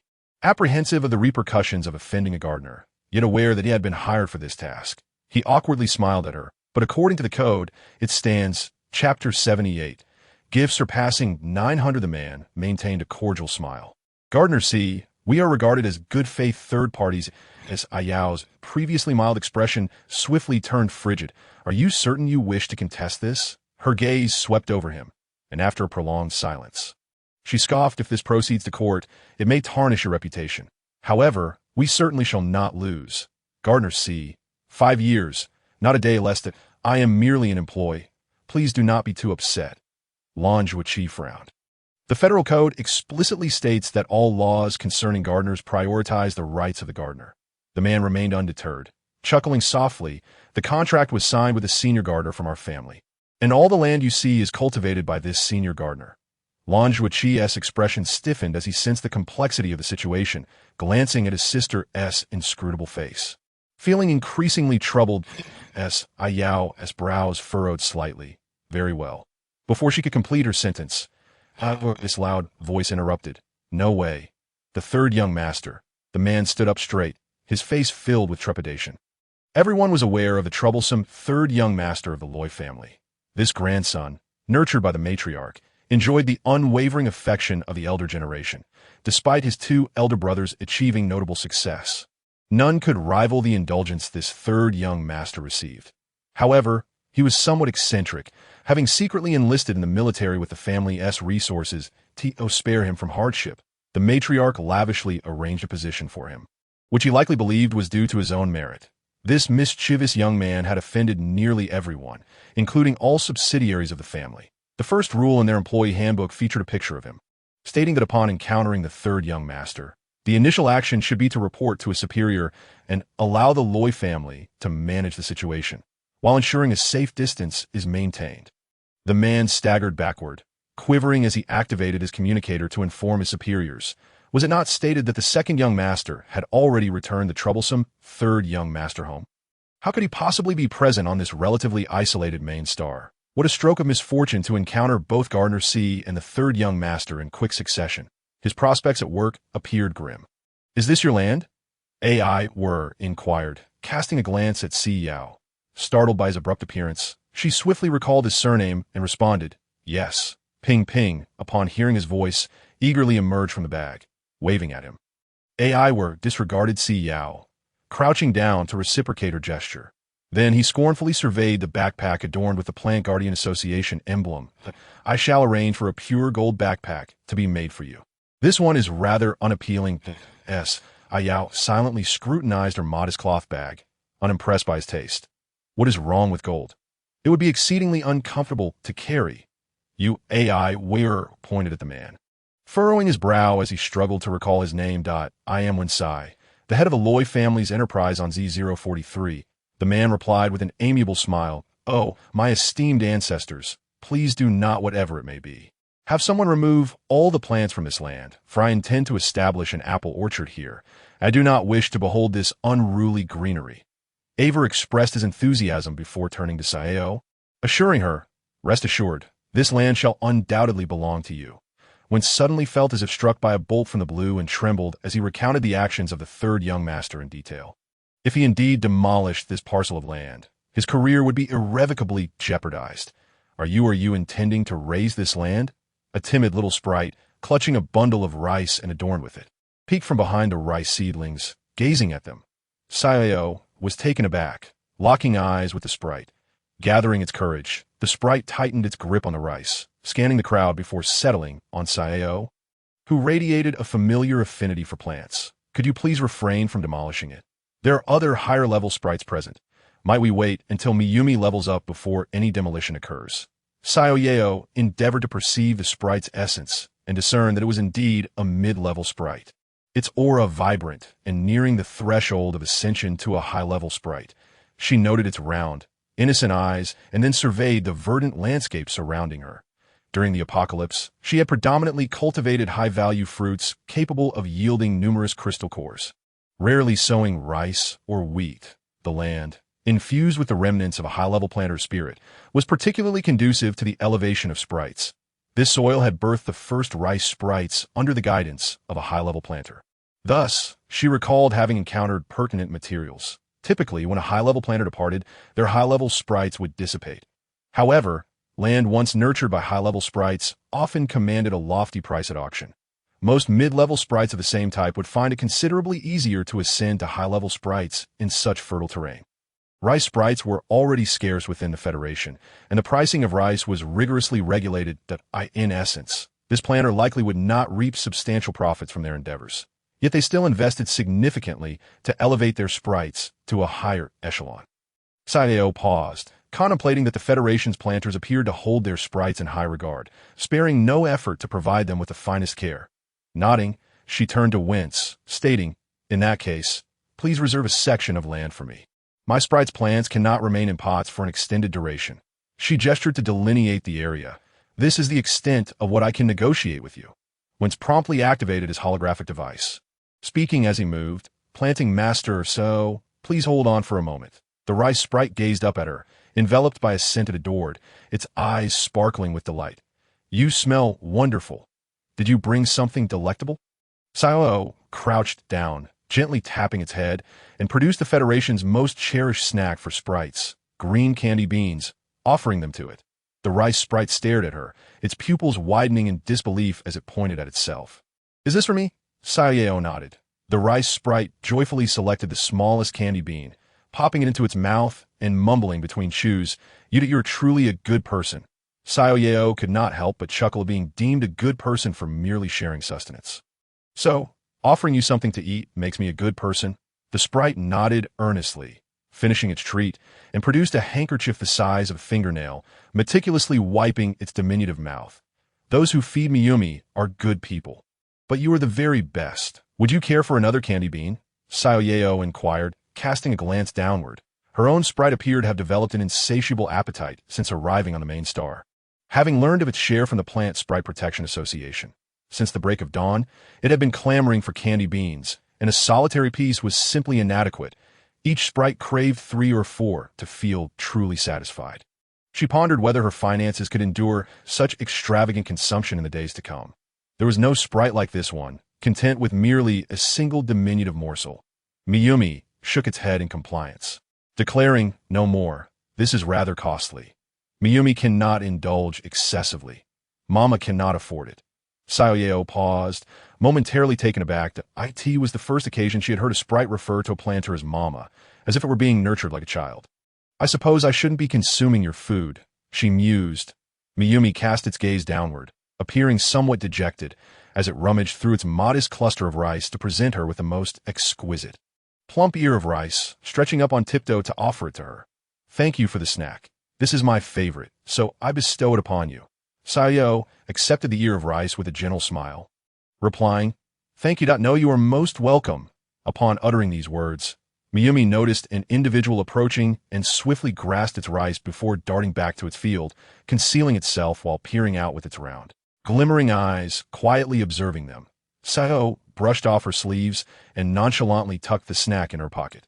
Whence approached with a radiant smile, "Planting Master Si Yao, we have ascertained that the flora on these 2 plots of more fertile land will be eradicated by this evening, leaving the management in your capable hands. Furthermore, the Loy family will oversee all security and purification stone requirements for the land. Should your sprite attain a higher level on this land, we shall furnish all necessary items for the upgrade to compensate for your losses. Thank you for your magnanimity." While Wen's visage beamed with joy, his heart was burdened with sorrow. The call intended for the big boss had, regrettably, been overheard by the matriarch of the Loy family, who insisted on ensuring justice for the planter, leaving him in a state of distress. The initial intention was to entirely clear the land and return it to her. Fortunately, the big boss intervened, proposing that perhaps her land and the Loy family's land could intertwine for an extended duration, thereby facilitating certain pursuits. The elderly lady, perceiving it as a reasonable proposal, generously extended a plethora of additional benefits. Whence inwardly lamented, "This year, I fear my performance on the main star is doomed. These gifts, as the elderly lady had insisted, must be bestowed. However, they would be deducted from a share of the profits from the main star, compelling him to utilize other earnings to cover this loss." Ultimately, everyone was satisfied, leaving only him, the laborer, in a state of despondency. Whence remarked, "No joy here." Si Yao, however, marveled internally at the generosity of the Loy family, truly befitting their status as the wealthiest in the Federation. These provisions would translate into net profits for her, should any of her sprites successfully level up. The Federation indeed possessed ample land. Although high-level sprite plots were costly, they were not exorbitantly priced in comparison to purification stones and items required for sprite upgrades that, in truth, had it not been for the high prices of plants, planters would struggle to sustain their sprites. So smiled contentedly, nodding, "That works." Meanwhile, Aver, who had been silently observing her interaction with the sprite, appeared to contemplate something. "What was that candy-like item you just offered? Do all sprites take pleasure in consuming it?" Si Yao cast him a sidelong glance, smiling amiably as she nodded. Indeed, sprites tend to revel in such delights. Aver, reflecting thoughtfully, produced several diminutive boxes perfectly suited for the grasp of a sprite. He carefully selected the most exquisite box and presented it to her. "This is for Ping Ping." He then retrieved 4 identical boxes, adding, "These are for the other 3 sprites that I recall you have one that has yet to transform, so it deserves a share as well. This way, they shall not envy Ping Ping." Si Yao blinked, glancing at the collection of boxes in her hands, slowly nodding in agreement. To be candid, she harbored doubts that the others would feel envy toward Ping Ping. Upon returning home that evening, the other sprites, already tidied up, clearly expressed disdain for the glittering trinkets, promptly discarding them in favor of Ping Ping, who gleefully claimed 5 boxes of jewels. Gigi shook its leaves in annoyance, directing Si Yao to place another candy bean in its soil. Si Yao complied, tucking 3 or 4 into the earth before setting the boxes on a nearby table, then diligently explored her new abode. The architects of the Federation were indeed remarkable. They had nearly replicated her memories of the house based solely on a handful of photographs and videos.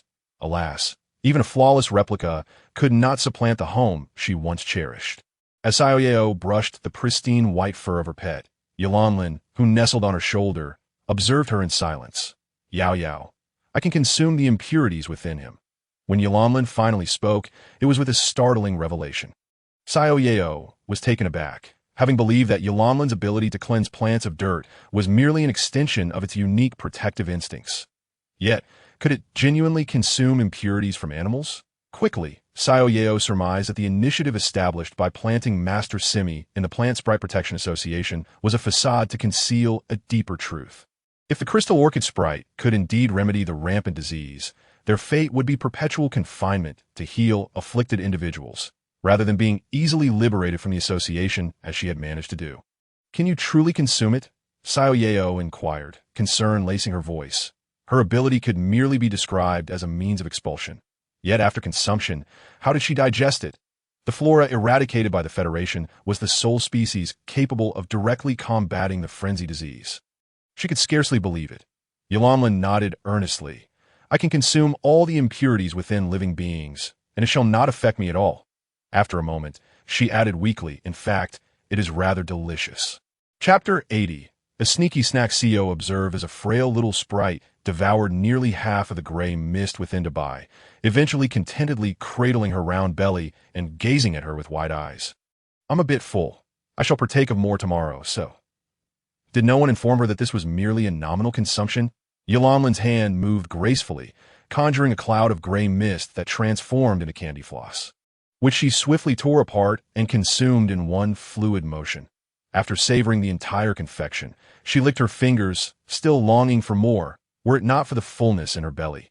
Si Yao cradled the little creature, tenderly caressing her abdomen with a gentle finger. Yalanlin nestled obediently in her embrace, remaining still like a fragile figurine. When Zhao's head throbbed painfully, as if on the brink of explosion, he opened his eyes. His previously muddled thoughts began to crystallize, revealing a pair of long, white legs before him. Daring not to lift his gaze, he quickly closed his eyes and stumbled backward until he pressed against the wall, striving to regain his composure while glancing at the white-haired girl slumbering in the chair. In her sleep, due to her congenital condition, her animal ears emerged involuntarily, cascading over her soft white hair. An enchanting contrast to her usual aloof demeanor, a fellow white-haired beast man, when Xiao recognized that such individuals often bore various ailments. The girl before him still appeared youthful. Could she truly be his savior? He retained all memories from his transformation. Yet that if Raymond were to report back to the military district, would he not be walking into a death trap? Foolishness. When Xiao attempted to shift forms, but the energy within him felt restrained. Steadfastly keeping him in place, he paused, then endeavored to manipulate his mental energy. Yet still, there was no response. His beastly eyes brimmed with disbelief as he gazed at Yalanlin's face, adorned with curiosity. Yalanlin tugged at her sleeping brother's leg, slowly dragging him away from the other sprites, releasing him only after confirming he remained in slumber. She then approached Wen Xiao, observing him intently. Wen Xiao contemplated deeply. It was this little sprite who had eradicated the violent radiation within him. What manner of sprite was she, possessing such extraordinary abilities? This planter must be remarkably gifted. However, it was crucial that no one else uncovered the extent of her powers. Lost in thought, he was suddenly jolted from his reverie by a sharp smack as Yalanlin struck his head. Her small visage stern as she commanded, "Sleep." When Xiao pondered, why did this little sprite, much like her planter, take pleasure in patting his head? Yalanlin seated herself, glaring at him, seemingly resolute in her determination not to depart until he complied. Reluctantly, when Xiao conceded, he was indeed rather weary and would merely close his eyes for a moment. The following morning, Si Yao frowned at the already opened box, completely devoid of candy beans that a chill coursed through her. She had anticipated needing to earn money to care for these sprites, yet never imagined it would escalate to such a level. Each candy bean was worth millions. Did they possess any awareness of its value? How could they consume so much in a single night? Was there no longer a discernible boundary between the sprites and the planter? In a single night, they had consumed nearly 100 million star coins. Who could possibly bear the cost of this diminutive sprite? Catastrophe loomed on the horizon. Ping Ping, Xian Xian, and Len Yu sat in a line, their heads bowed in an expression of shame. Yalanlin glared at Len Yu, seizing the solitary thin braid at the nape of his neck, demanding, "Was this your doing? Do you comprehend the expense involved? Yao Yao has already stated that you are permitted to eat only when she feeds you. Did you pilfer a snack whilst I was slumbering?" Yu shielded his head, tears brimming in his eyes. That I did not. Had you not awakened me, I would still be asleep. Why am I the one to blame? Why not Ping Ping or Xian? I truly did not eat. Suddenly, Ping Ping and Xian echoed in unison. Not I. I did not eat. Ping Ping fervently asserted her obedience, claiming never to indulge in anything irregular. Wah, I did not eat. I'm very good. Si Yao felt a headache brewing. Holding the empty box with a stoic expression that her anger gradually subsided, her awareness heightened. These little beings exhibited no signs of energy fluctuations, indicating they were not the culprits. Was there another presence in this room that eluded her notice? Aver eagerly ascended the stairs, only to be halted by the sight of several little sprites lined up. Appearing as if they were being reprimanded, he paused, struck by the resemblance to his mother's typical disciplinary methods. Lanjuichi had just offloaded a dozen apple saplings when he noticed Aver rushing up the stairs. Unable to intercept him in time, he trailed to the second floor, observing with a shadowy demeanor as Aver, oblivious to his own status, entered the girls' quarters. Si Yao regarded them with intrigue. What could they possibly desire at such an early hour? Did the scion of a wealthy family also rise with the dawn? Aver initially intended to retreat, but softened upon encountering Ping Ping's sorrowful gaze and smiled ingratiatingly. What transgression have they committed? Si Yao was about to respond that they had erred not when Ping Ping interjected. Someone consumed my candy. I could have savored one each day, but now it is gone. Someone has pilfered it. With each utterance, Ping Ping felt increasingly aggrieved, tears cascading down her cheeks, her shoulders quaking in despair. Was it the candy devoured by that little sprite yesterday? Aver gazed at Si Yao incredulously. She nodded. Considering it a trivial matter, she remarked, just wait. Aver dashed out hastily. Ping Ping, still grappling with the situation, stared incredulously at her departing friend, pouting in disappointment. Moments later, the sound of a truck approached, followed by the clattering of goods being unloaded. Chapter 81. A gift-fall Si Yao rose from the balcony, glancing down to behold the courtyard brimming with resplendent green energy stones. Si Yao thought, such opulence, would he truly evade retribution? Aver emerged from the heap of energy stones, nonchalantly sifting through them. These are for their amusement, he remarked, and I inquired about the candy bean, which is essentially a concentrated essence compacted into a small sphere, conveniently swallowable. However, the technique is somewhat complex. Preparation will require 2 days. Wow! Ping Ping exclaimed, her eyes widening in delight at the sight of the abundant energy stones as she swallowed hard. How long would it take me to consume all of this? Xian chimed in, while Yu tugged at his braid, sniffling, feeling pitiful for being reprimanded by his sister. Si Yao rubbed her temples in exasperation. Even with such vast wealth, could one truly indulge in such extravagance? Each stone was valued at 2 to 3 million star coins.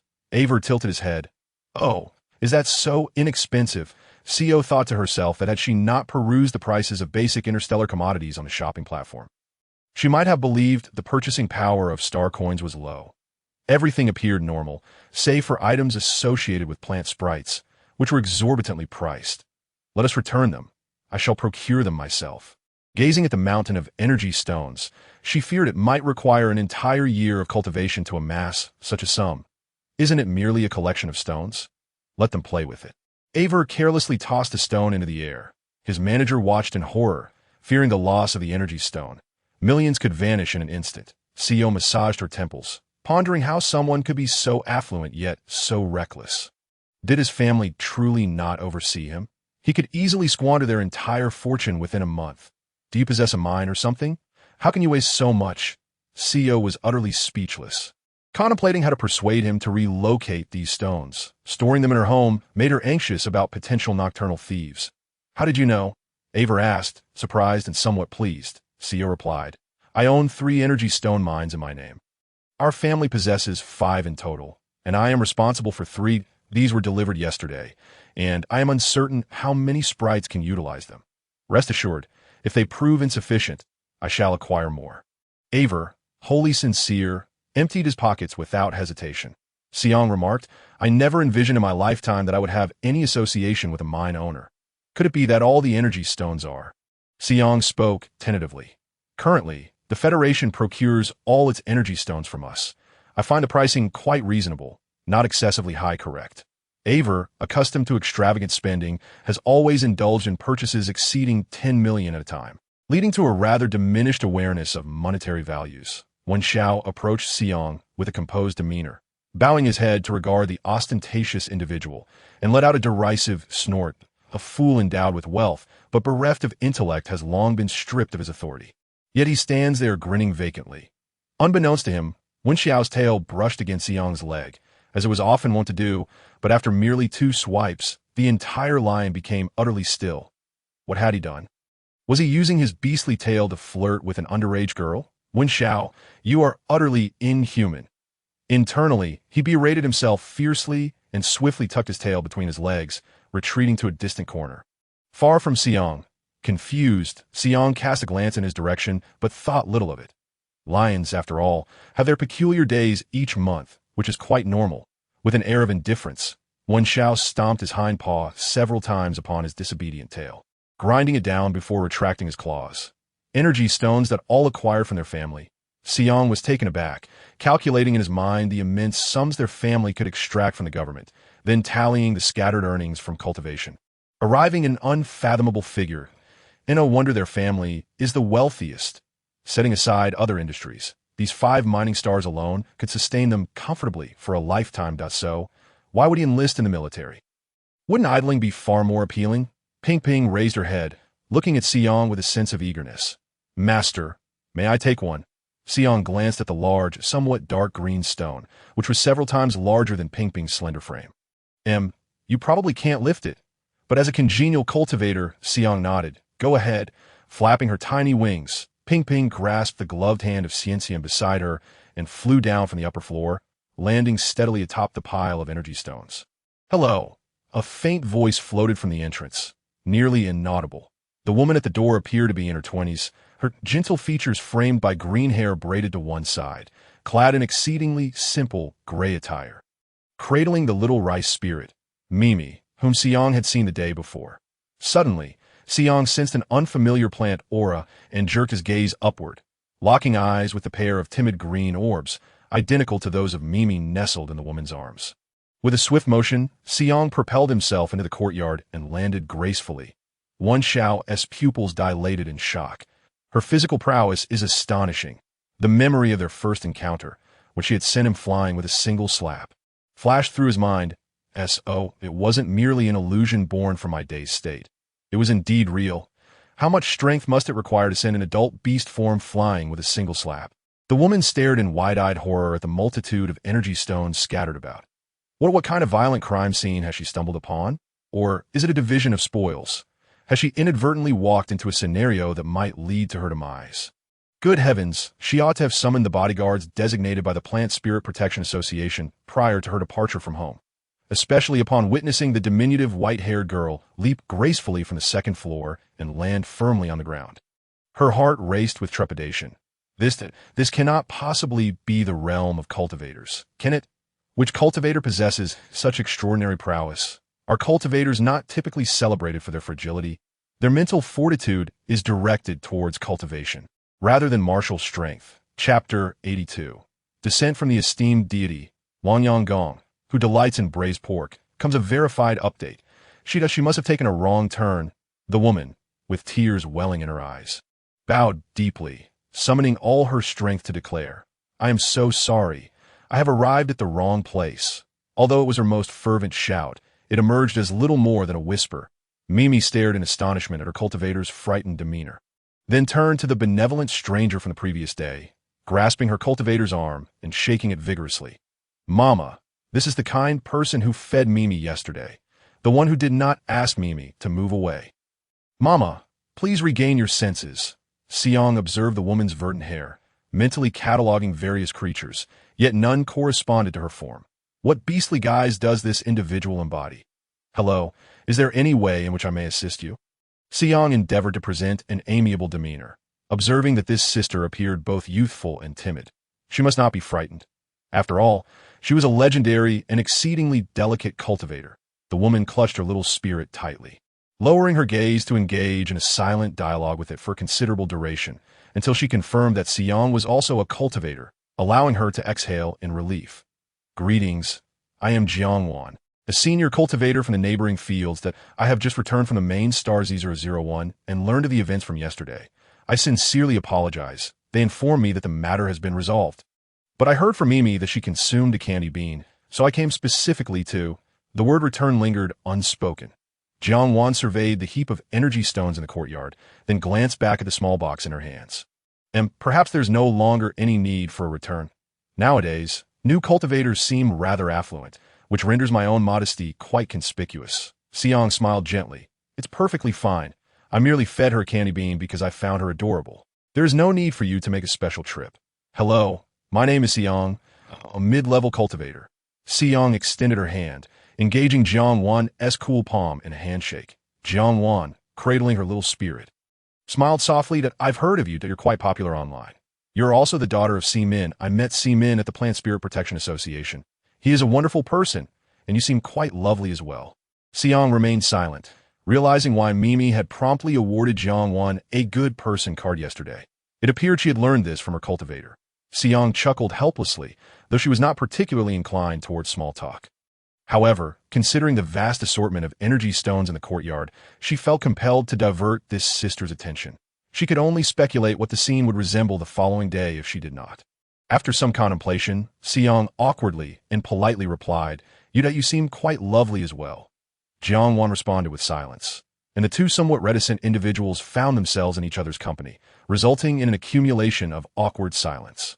An eerie atmosphere enveloped them as Si Yao scooped up Ping Ping and Xian Xian, who were sprawled atop the energy stones, her face adorned with a polite yet distant smile. I shall attend to the fields. Jiangwan nodded stiffly, then responded, I shall also. The two walked in silence for a considerable distance, with Jiangwan occasionally glancing at Si Yao, a hint of envy in her gaze directed towards the four little spirits cradled in Si Yao's arms.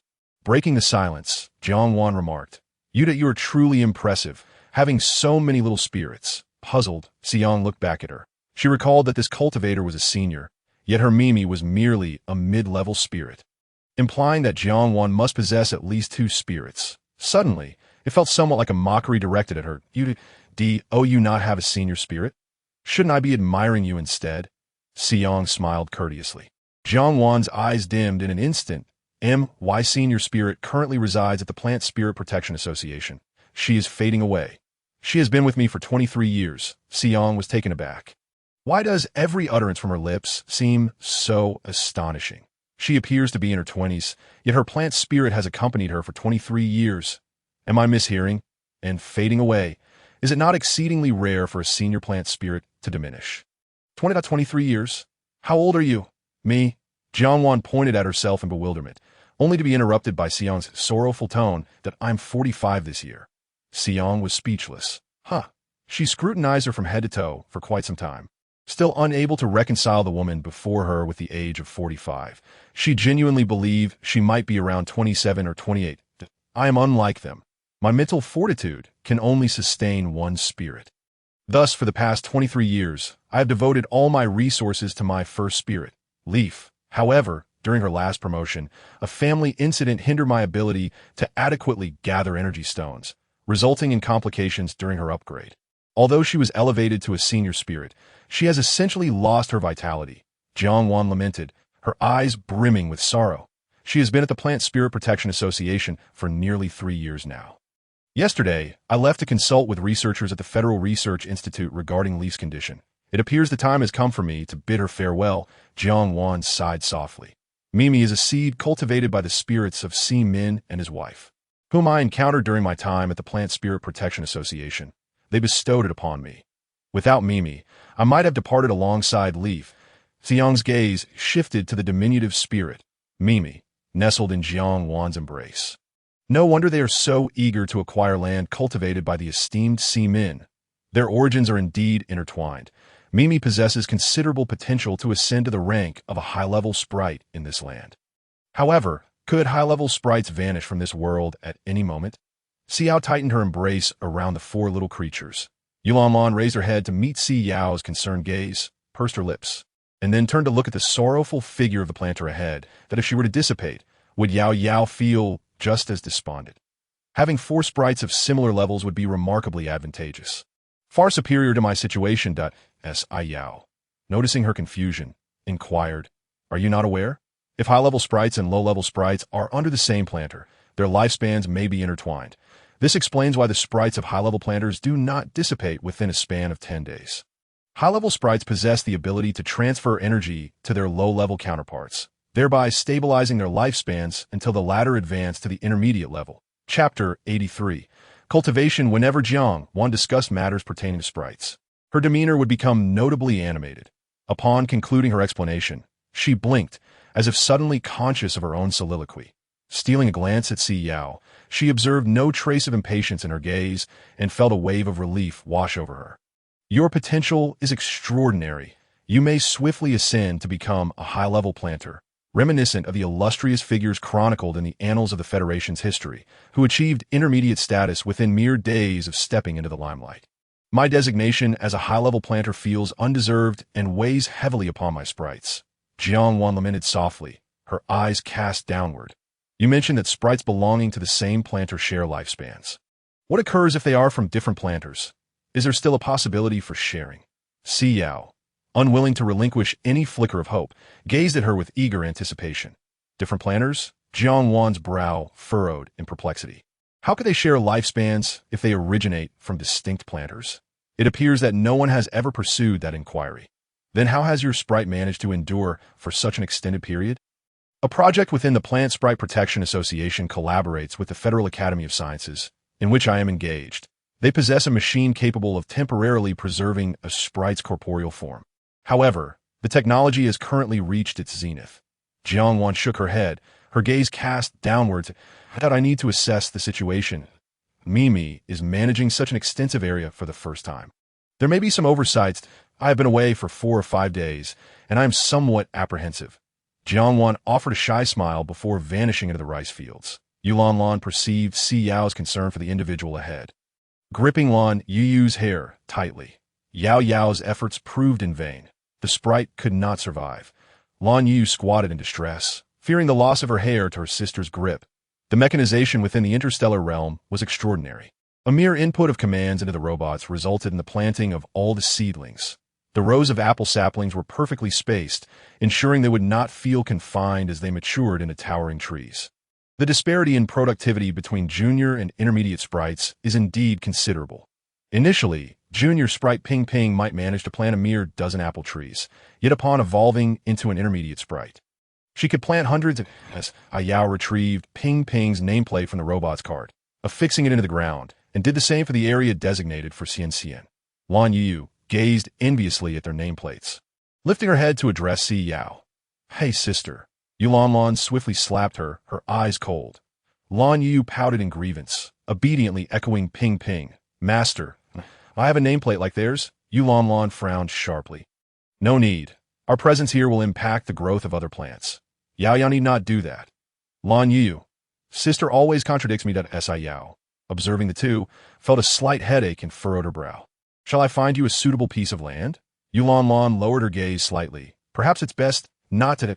If our presence hinders plant growth, it would be disastrous. A small potted plant would suffice." What sprite does not delight in planting? It is merely that their species is inherently sensitive, particularly on planet Z043, renowned as a sanctuary for planters. Lush vegetation flourishes, with vast fields of crops creating a vibrant tableau when viewed from above. Unlike barren planets, which are nearly entirely cloaked in yellow sand, devoid of greenery, should they ruin a patch of land, it might well lead to a recurrence of events from decades past. She must ensure Lan Yuyu's safety. Even if she were to dissipate, Lan Yu must thrive peacefully.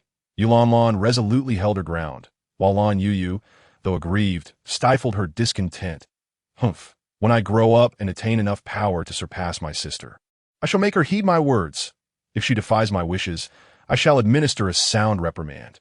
Let her endure the bullying each day." Ping Ping adorned herself with emerald jewelry, unique to sprites, which appeared cumbersome, yet she executed her tasks with remarkable efficiency. Xian utilized a root-turning tool to carve a perfectly sized hole, after which Ping Ping delicately interred the seed within. The two little sprites then joyfully frolicked about, ensuring the seed was securely nestled before proceeding to the next pit. Meanwhile, the robot stood motionless, seemingly entrapped by the presence of the delicate sprites, unwilling to budge even an inch. as the sun began to dip below the horizon. Only half of the apple orchard had been planted. Ping Ping merrily flitted alongside Si Yao on their return journey, singing, "Ing ing ing. When Ping Ping's apple trees bear fruit, I shall select the largest and most exquisite specimens for my master to savor. Ing ing ing. Ping Ping's fruits are the most delectable in the entire galaxy.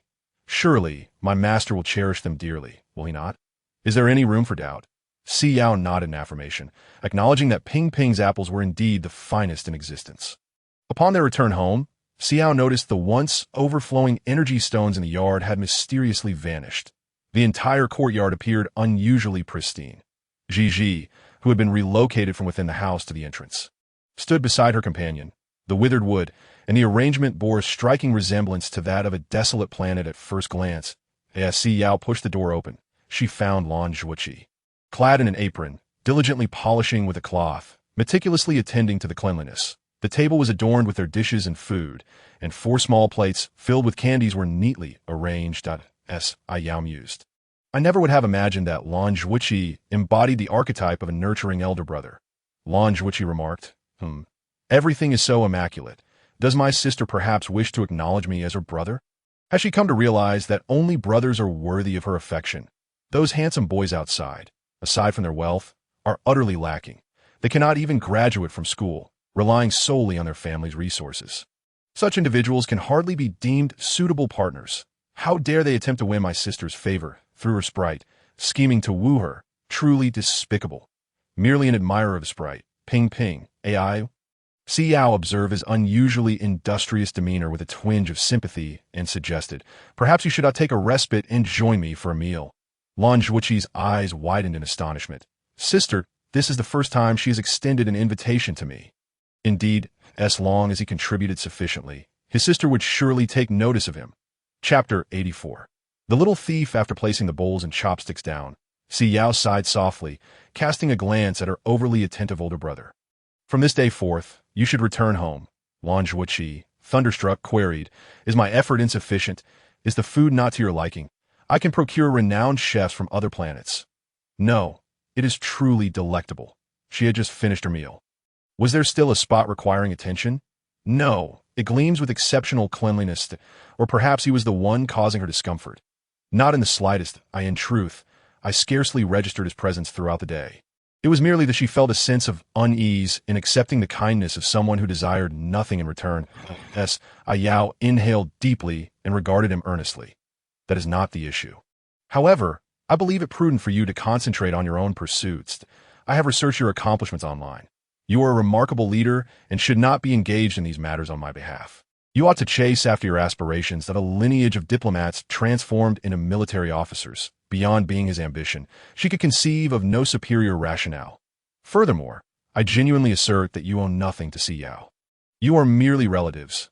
If you can offer assistance, it is admirable, but neglect does not equate to wrongdoing. After all, you are not her guardians, and there exists no obligation to safeguard her unconditionally. In truth, you have never met Si Yao. Your interactions have solely occurred in the digital realm. You feel a sense of indebtedness towards her, yet Si Yao may not reciprocate those sentiments.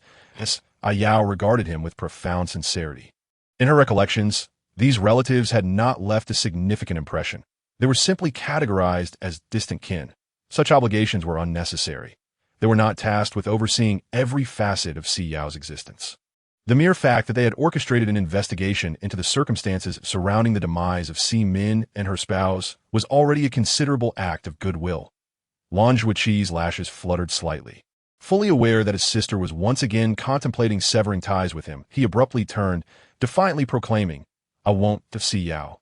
Lan Zhuoqi adopted a stance that suggested he intended to remain there indefinitely. He refused to depart, asserting that it was too perilous for a young woman like her to navigate this world alone, especially given her status as a minor. He was already in the process of applying to be her guardian. Regardless, he would eternally be her brother. If she attempted to expel him, he would simply lay down a blanket at the entrance and sleep there. He was confident that his sister would not dare to take such action. Did she believe she could cast him aside? Impossible. His pride as a beast man would never permit such submission.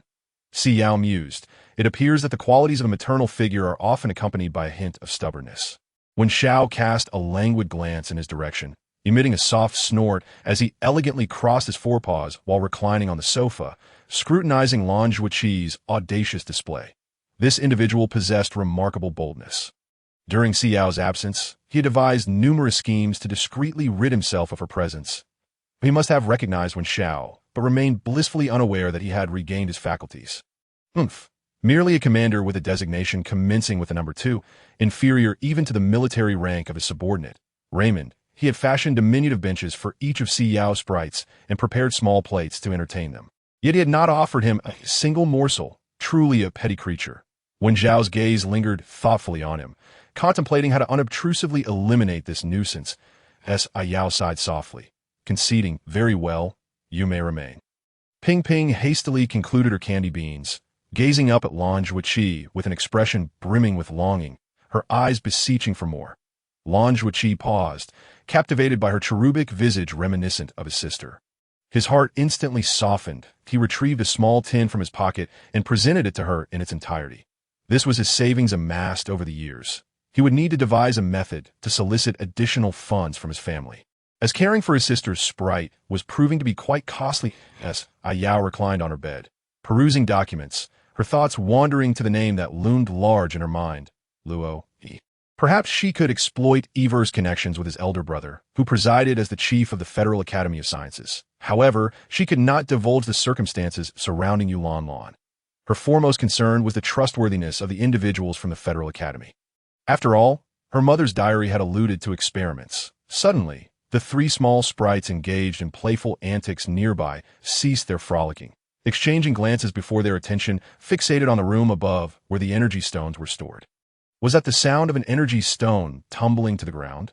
Si Yao sprang to her feet, hastily advancing toward the small door and flinging it open. To her astonishment, an energy stone lay upon the floor, while others were meticulously arranged by size, indicating that this one had inadvertently rolled away. She picked up the stone and cradled it in her palm. The stillness of the room instilled in her a sense of unease. It appeared that the total count of energy stones did not correspond with her initial tally. Yet with so many stones present, she had not found the opportunity to account for them all. As she toyed with the energy stone, she closed her eyes, striving to perceive the wood energy within that it was no longer pristine and untouched. A considerable portion had been devoured by some enigmatic little creature. Si Yao contemplated, feigning indifference as she returned the energy stone and turned to depart, shutting the door behind her. Her resolve to unveil the identity of the gluttonous creature solidified. Roughly estimating, it seemed that in that fleeting moment, it had consumed at least 10 stones, amounting to nearly several million in resources. Fortunately, she had not purchased them. Who could sustain such a ravenous eater? Si Yao quietly leaned against the door, her ear pressed against it, signaling the sprites to remain silent as she listened intently to the sounds within. That little creature would undoubtedly not depart so easily. Having dared to sneak and pilfer, it would surely be unsatisfied with mere morsels. The silence in the room stretched to an extreme, and after nearly 10 minutes, she discerned slow, deliberate movements, each step painstakingly cautious, as if dragging something along the ground, followed by the sound of something being lifted. However, the noise was too distant to be clearly discerned. Eventually, the creature approached the shelf by the door, momentarily tripping over it before falling silent for 2 minutes, confirming that no one was around, and then lazily commenced its feast. As Yao's fingers twitched, and in an instant, a dozen verdant vines erupted from the floor, ensnaring the creature tightly. Chapter 85. The dark green little creature. Si Yao retracted her fingers, firmly immobilizing the creature. She opened the door, observing as the little being frantically collided with the wooden energy confinement, raising an eyebrow in surprise. Unlike their prior encounter, this time it was no longer shrouded in darkness. Rather, it bore a hue reminiscent of dark green, adorned with a diminutive white flower atop its head. Jasmine. Upon seeing her enter, the little creature bared its teeth, hissing in frustration, persistently butting its head against the green vines. Si Yao paused momentarily, crouching down to inquire, "Why are you here?" The diminutive creature bared its teeth with heightened ferocity, emanating an aura of defiance. The verdant vines morphed into a slender whip, delivering a gentle strike. While it was not painful, the creature found itself momentarily bewildered, turning its head to glare at the whip. rendered speechless, as if struggling to fathom the origin of this newfound threat. Speak. How did you infiltrate this place to pilfer? No silence was permitted. I am aware you can hear me. Si Yao fixed her frigid gaze upon it. The little creature quivered, trembling as it turned to face her, tears cascading from its eyes onto the table. Wah wah wah. You wicked individual. You shattered my hard-earned form and cast me into the research facility for examination. Is it a transgression to consume a few stones? Merely a handful. Why do you exhibit such parsimony? Why do you strike me? How can you be so merciless? The creature's voice resonated, clear and melodious, as Si Yao rubbed her temples, sensing a burgeoning headache as she observed its distressed countenance. She remained silent for an extended period, pondering how she might resemble a villainous psychopath. Yet, what was the source of her guilt? This little creature had originally been an utterly unrecognizable mutated plant, and even now, it bore scant resemblance to its original form. So how did you manage to escape? The little creature turned its back, declining to respond, as Si Yao manipulated the slender whip, straightening it. The creature trembled in trepidation, turning back to regard her. After a prolonged pause, it murmured softly, I left the shell behind. When that little strawberry creature dragged you, I concealed myself upon you. Strawberry? That minuscule berry creature. She realized that the little creature had astutely orchestrated a plan for escape. I shall return you, Si Yao declared, lifting the wooden energy confinement to depart. Don't. The little creature screeched, baring its teeth once more. That woman was tolerable, but once you entrusted me to that man, he dismembered me. I barely escaped. I only sought you out after overhearing them mention your name. They're conspiring against you. I fled to seek refuge with you, and you wish to send me back. How heartless. Conspiring against me? Si Yao's grip on the cage faltered, her gaze sharpening. That is what you assert true? Why would I fabricate lies? The moment that woman departed, they commenced discussing you, even presenting a video of you. The little creature scoffed, You ungrateful fiend. Were it not for the sustenance provided here, I would have departed long ago. Why would I linger? They remarked, cough, cough. So this is Si Min's daughter. Si Min's cerebral functions mirror those of an ordinary individual. Yet there exists a desire to ensnare her for the purposes of research. Deceiving Zhong Kun would be prudent. Her inflexible nature poses a challenge. Were it not for her unwavering credibility, she would have been subjected to experimentation long ago. Nevertheless, her presence simplifies matters. Recently, Si Min's daughter has garnered considerable attention within the Federation. Soon, an accident is anticipated.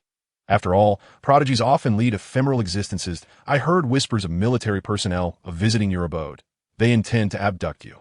Subsequently, they alluded to Wen Shao, yet I was unable to glean more information as I managed to elude capture. This not the essence of being on opposing sides. Why would you dispatch me to your foe? How could such an imposing entity be more naive than I? To him, Si Yao appeared as a formidable being, more powerful than himself. Thus, his instinctive response was to align with this greater entity that offered sustenance. This very kinship rendered her recklessly oblivious to potential dangers. The deluge of information was overwhelming, and in an instant, her defenses crumbled entirely. Si Yao clenched her fists, her nails piercing her flesh painfully. Do you know where they are? She inquired, her gaze fixed intently upon him. Right behind the glass door you just traversed. I could not conceal myself too far. I remained in close proximity to the little strawberry. Si Yao managed a strained smile, retracting the verdant vines, and observed the rich essence of the plant emanating from him. What is your name? Me. The diminutive creature scratched its head, contemplating for an extended moment. Windmill Jasmine? I recall someone addressing me in such a manner that in truth, I find myself uncertain of my own identity, that I was born in solitude. If you wish to partake, then do so, but exercise discretion. With a casual wave of her hand, Si Yao was about to depart when she noticed the collective gaze of several little sprites at the door and added, Consume sparingly. Leave some for the other sprites. Confronted by the intense stares of the other sprites, she opted to sit upon the ground, devoting several hours to dividing the items into equal portions of 5. With a soft sigh, she proclaimed, That is sufficient. No further indulgence. The transformation from 2 little ones to 5 was indeed a considerable endeavor. Si Yao remained awake throughout the night, delving into research about the Institute, managing to steal a brief slumber only by morning. The Institute was rife with speculations regarding the bioengineered beings deemed unlawful by the Federation. alongside various peculiar sponsorships and even military collaborations. As dawn unfurled, Si Yao descended slowly from the upper floors. Yawning as she passed by the fluffy white lion, she paused momentarily, crouching to meet his beastly gaze with earnestness. When Xiao felt a fleeting discomfort under her scrutiny, momentarily averting his eyes, this little girl was exquisitely delicate. Her features diverging from the prevailing aesthetic of the Federation, embodying a pure and innocent allure. Was she akin to a white fox? Perhaps not entirely, as Si Yao observed his evasive eyes, thoughtfully, pinching his paw pad. He struggled slightly, but soon relented, seemingly affirming her suspicions. She channeled her wood-based abilities into his body, swirling gently around. Chapter 86. Memory errors. Just as she had surmised, Lan Yu had consumed nearly all the gray mist within his body over the past 2 days, leaving only scattered remnants of black mist and some gray fog lingering near the sea of consciousness, which would likely dissipate within another 2 days. During her research, she stumbled upon the name of Marshal Wenxiao and resolved to investigate further. Although she had speculated that Bai might be a beast man, his circumstances were markedly different from theirs. Lacking a profound understanding of interstellar beastmen, she had initially perceived him as merely an ordinary mutated beast. She never imagined that such a distinguished marshal would suffer such a tragic fate, only to be taken in as a pet by her. However, he must have regained his consciousness by now. Still masquerading as a mutated beast, it was genuinely challenging to reconcile the imposing lion before her with the white-haired Wenxiao in military garb that she had encountered online. That Si Yao paused, a faint smile gracing her lips as she reached out to stroke the lion's fluffy head. Wenxiao instinctively leaned in her touch, but abruptly halted. What was he doing? Completely oblivious to the fact that Si Yao had already perceived his true nature. He faltered in deciding whether to uphold his fade or maintain his dignity as a beastman. After a moment of contemplation, he edged closer once more. What significance did it hold? After all, he was a lion now. Si Yao effortlessly draped her bag over her shoulder, taking only Yulan Lan and Feng Che along, while entrusting the other 3 sprites in a Lan Zhuqi's arms. Lan Zhuqi seemed momentarily disoriented, gazing at the fully prepared Si Yao with a touch of perplexity. What is this? Please assist in caring for these 3 little ones that I must visit the Sprite Protection Association. An urgent matter has arisen concerning Lan Lan. Just take them for a leisurely stroll in the fields. Si Yao felt a sense of tranquility in Lan Zhuqi's presence. After organizing her affairs, she boarded the spacecraft, only to modify its course midway, landing directly on the principal star Z061, where she had previously resided in a nursing home. Yulan Lan peered out, curiously observing the planet displayed on the screen, then glanced up at Si Yao. Calmly, Si Yao scrutinized the newly charted trajectory, experiencing an unsettling sensation that her memories were incomplete. This encompassed her recollections from before the apocalypse. Her memories commenced in high school, with earlier recollections appearing as a monotonous succession of school days. Yet, when she endeavored to recall her mother and relatives, no distinct visages materialized. They seemed to exist merely as figures within her memories, enacting behaviors that facilitated her development. The loss of her brother, the treachery of her family, these felt like fragmented recollections. Initially, she presumed it was her reluctance to remember, but appeared more akin to a wholly virtual illusion. Only yesterday, upon encountering the constructs of a digital realm, did she begin to question the authenticity of her memories. She vividly recalled falling ill before the age of 10, confined to a stark white hospital room, where a wooden swing in the yard became her sanctuary as she vacantly gazed at the heavens. This contemplation led her to muse that she, too, had once dwelled in a nursing home. She longed to juxtapose her nursing home experience with her hospital stay, believing she had forgotten the faces of her brother and parents due to her prolonged sojourn in the apocalypse. Yet, how could she possess no semblance of interaction with a family she had coexisted with for nearly 2 decades? Even her high school life, which she could recall for merely 3 years, left her devoid of any impressions of what she had learned or experienced. During the tumult of the outbreak, her closest friend had betrayed her, yet she retained no memories of that companion apart from the title of best friend. Ironically, after the cataclysm, once she discovered her path to survival, she preserved vivid recollections of each individual she met, recognizing their faces and personalities. She labored alone at the base, cultivating crops and refining her skills, seldom venturing out to confront the undead. The final scene of zombies surging toward her bore no recollection of being consumed. She simply transitioned into this unfamiliar body, sharing the same name that it felt akin to a video game abruptly erasing its save progress. Si Yao felt a chill as the spaceship descended, hesitating to disembark, remaining aboard for an extended duration before mustering the courage to step off. 61's primary star was markedly different from Z043. It predominantly housed educational institutions, medical facilities, and nursing homes, with frequent interstellar traffic and a vibrant populace. Thus, upon her arrival, no personnel greeted her, as she had experienced on other planets. Everything operated on a self-sustaining, fully automated basis. Donning a mask, Si Yao gazed at the architecture that was both familiar and strange. With each step, a profound sense of familiarity surged within her. Approaching the nearest school, her I conjured an image of her past self standing before the class, backpack in tow, introducing herself. Her white hair had often been the subject of playful teasing from her classmates, yet she never took offense. Instead, she crafted little trinkets from her hair to gift to those who jested.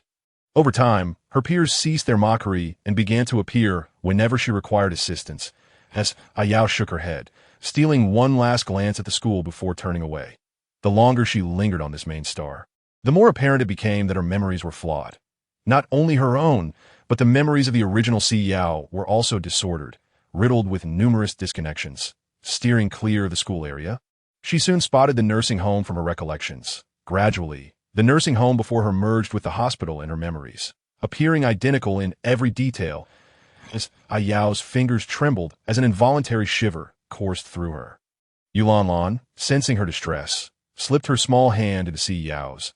Gazing up at her with concern, it was as if a switch had been flipped within Si Yao, as she adeptly navigated past the grand entrance, entering through a side door of the nursing home. Inside, several children and some elderly residents rested in the courtyard. She moved stiffly past them, traversing a lengthy corridor until reaching a small courtyard where the swing from her memories quietly stood in a corner. Chapter 87. The gift falls. The wind blew gently, causing the swing to sway slightly, reminiscent of the little white-haired girl who had once sat there in silence, unpushed, only able to rock gently while lost in thought. Yao Yao, an elderly woman, ambled over slowly, her face radiant with astonishment and delight as she beheld Si Yao. Yao turned to greet her, recognizing the grandmother, who appeared to be in her 70s or 80s. Her countenance illuminated with joy. It truly is Yao Yao. You've grown so much, the grandmother chuckled, playfully teasing the other elderly folk nearby. This dear girl probably doesn't remember me, that I am Grandma Qian.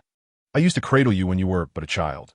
You were so tiny, and your parents were in a frenzy, scurrying about seeking assistance, raising you across various floors that, oh my, it's that little white fox. How swiftly time passes. She fondly reminisced about Si Yao's mother, recalling how she would visit regularly to express her gratitude with gifts, her name being Lan Qing. Yes, I remember. There was also a much older white-haired beast man who would carry you everywhere. Each time I saw you, my heart would soften. That was quite some time ago. This girl likely has no memory of that period. I can scarcely recall the name of that white-haired child.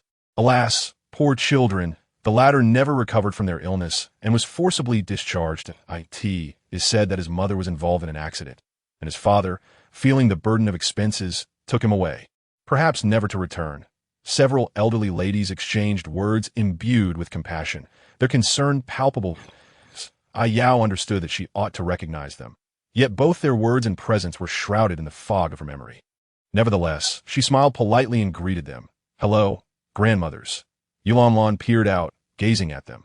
Granny Qian's discerning eyes spotted a small sprite with hair as white as Si Yao's and couldn't help but exclaim, "Oh, you are now a planter. Marvelous indeed. You are quite the remarkable child, just like your mother. So exceptional. She must be on the verge of becoming a senior planter, correct? I recall her rushing back last year to update your records." Mentioning something about a surgery to AT that time, she was accompanied by a sprite nearing a promotion to senior, a white-haired sprite, much like you.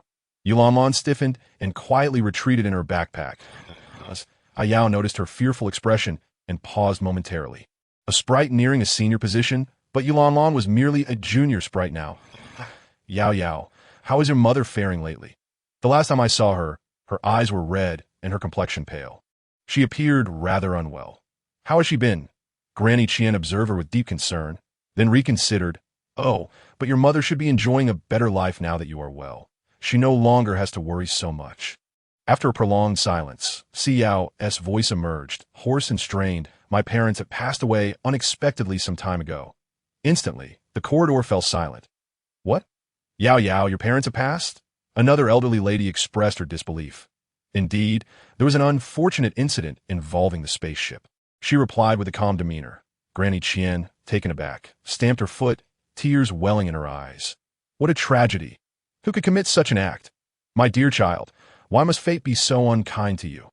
Si Yao's fingers curled slightly, her palm clenched in silence. Granny Qian tenderly caressed her snowy hair. Yao, what brings you here today? I wish to review my medical records. Records? Where they kept? Old M.O.? Granny Qian inquired, turning to a man behind her, who merely shook his head. Perhaps you should consult the nurse. Si Yao lowered her gaze, smiling softly. It's all right. I can locate the nurse myself. Please rest well. Grandmothers. Very well, good child. Only after Si Yao had disappeared from view did Granny Qian reflect aloud. I sense that this child has become noticeably more joyful.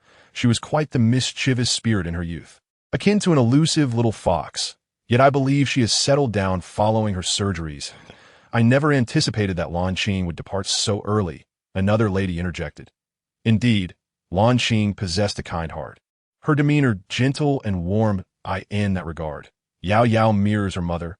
Yao leaned against the wall in the corner, quietly absorbing the ladies' conversation. Savoring this rare moment of serenity, it was not until they had moved further away that she turned to gaze at the distant sky through the window. A nurse approached her from afar, notebook in hand, inquiring, "Excuse me, which family member are you here for?" The nursing home staff were predominantly elderly, a place where employees rarely changed for over a decade. Aside from the treatment building at the front, automation was scant, as most residents were frail. Any exposure to radiation could prove fatal. Thus, traditional paper records prevailed. The nurse glanced at her notebook and commented, "I do not see any appointments for today. I am Si Yao. I have resided here for 12 years, she stated, looking directly at the nurse. The nurse blinked, recognition dawning upon her. "Oh, you are from the third floor? I remember you. Not merely 12 years. You have stayed for 14 years, having entered shortly after birth. Your family is still financing that ward." Still financing? Si Yao was taken aback. Indeed, every month, the latest payment has just been processed. Have you forgotten which room it is? The nurse chuckled lightly. I shall escort you. Yao followed her quietly until they arrived at the southern end of the third floor. Upon opening the door, a spacious room unfolded before her. 2 plush toys resting on a nearby small sofa, clearly tended to with great care. This little room contains copies of your medical records. The originals are archived. If you require them, you can request them at the F7 front desk with identification. Someone comes to clean here daily, and everything inside remains untouched. You seem to be in better spirits. Have you had a recent checkup? I am faring well at present. All my possessions accumulated over the 14 years I resided here are contained within this room. Am I correct? Indeed, the cabinet housing your medical records is secured with a code input by your family, of which we possess no knowledge. Thus, it remains sealed. The nurse continued her conversation before ultimately taking her leave, leaving Si Yao in solitude within the familiar surroundings. After a prolonged moment, she approached the bed, reclined, and contemplated the 4 walls, her hand shielding her eyes as she managed a wry smile. She found herself grappling with uncertainty, pondering whether this realm or the previous one constituted the true reality. It was hardly surprising that she felt minimal resistance upon realizing her transmigration, nor was it unexpected that she felt a profound connection to the Si Yao of her recollections. That it was only logical that she accepted the presence of the diminutive sprites so effortlessly or regarded the anthropomorphic creatures as commonplace. The instant her gaze fell upon Lan Zhuiqi, an overwhelming sense of familiarity enveloped her. As Yao picked up the 2 plush toys from the sofa, a white fox and a white lion. It became evident why she had been so determined not to forsake the large white toy, yearning to bring it back to the main star. She had always been Si Yao. Dear mother and father, you have orchestrated an elaborate game for me, have you not? Si Yao contemplated, her gaze fixed upon the lion, which towered over the delicate white fox, gently caressing its visage before casting it back onto the sofa. She approached the cabinet that housed her medical records. The access code remained her birthday. Having endured 5 surgeries, two necessitated by complications at the tender ages of 3 and 5, executed in urgent hospital settings. The other 3 transpired at the ages of 10, 13, and 16, conducted in various locations without specified hospital identities. Remarkably, her health had seen a notable improvement by age 10, particularly following the surgery at 13, after which she was discharged the subsequent year.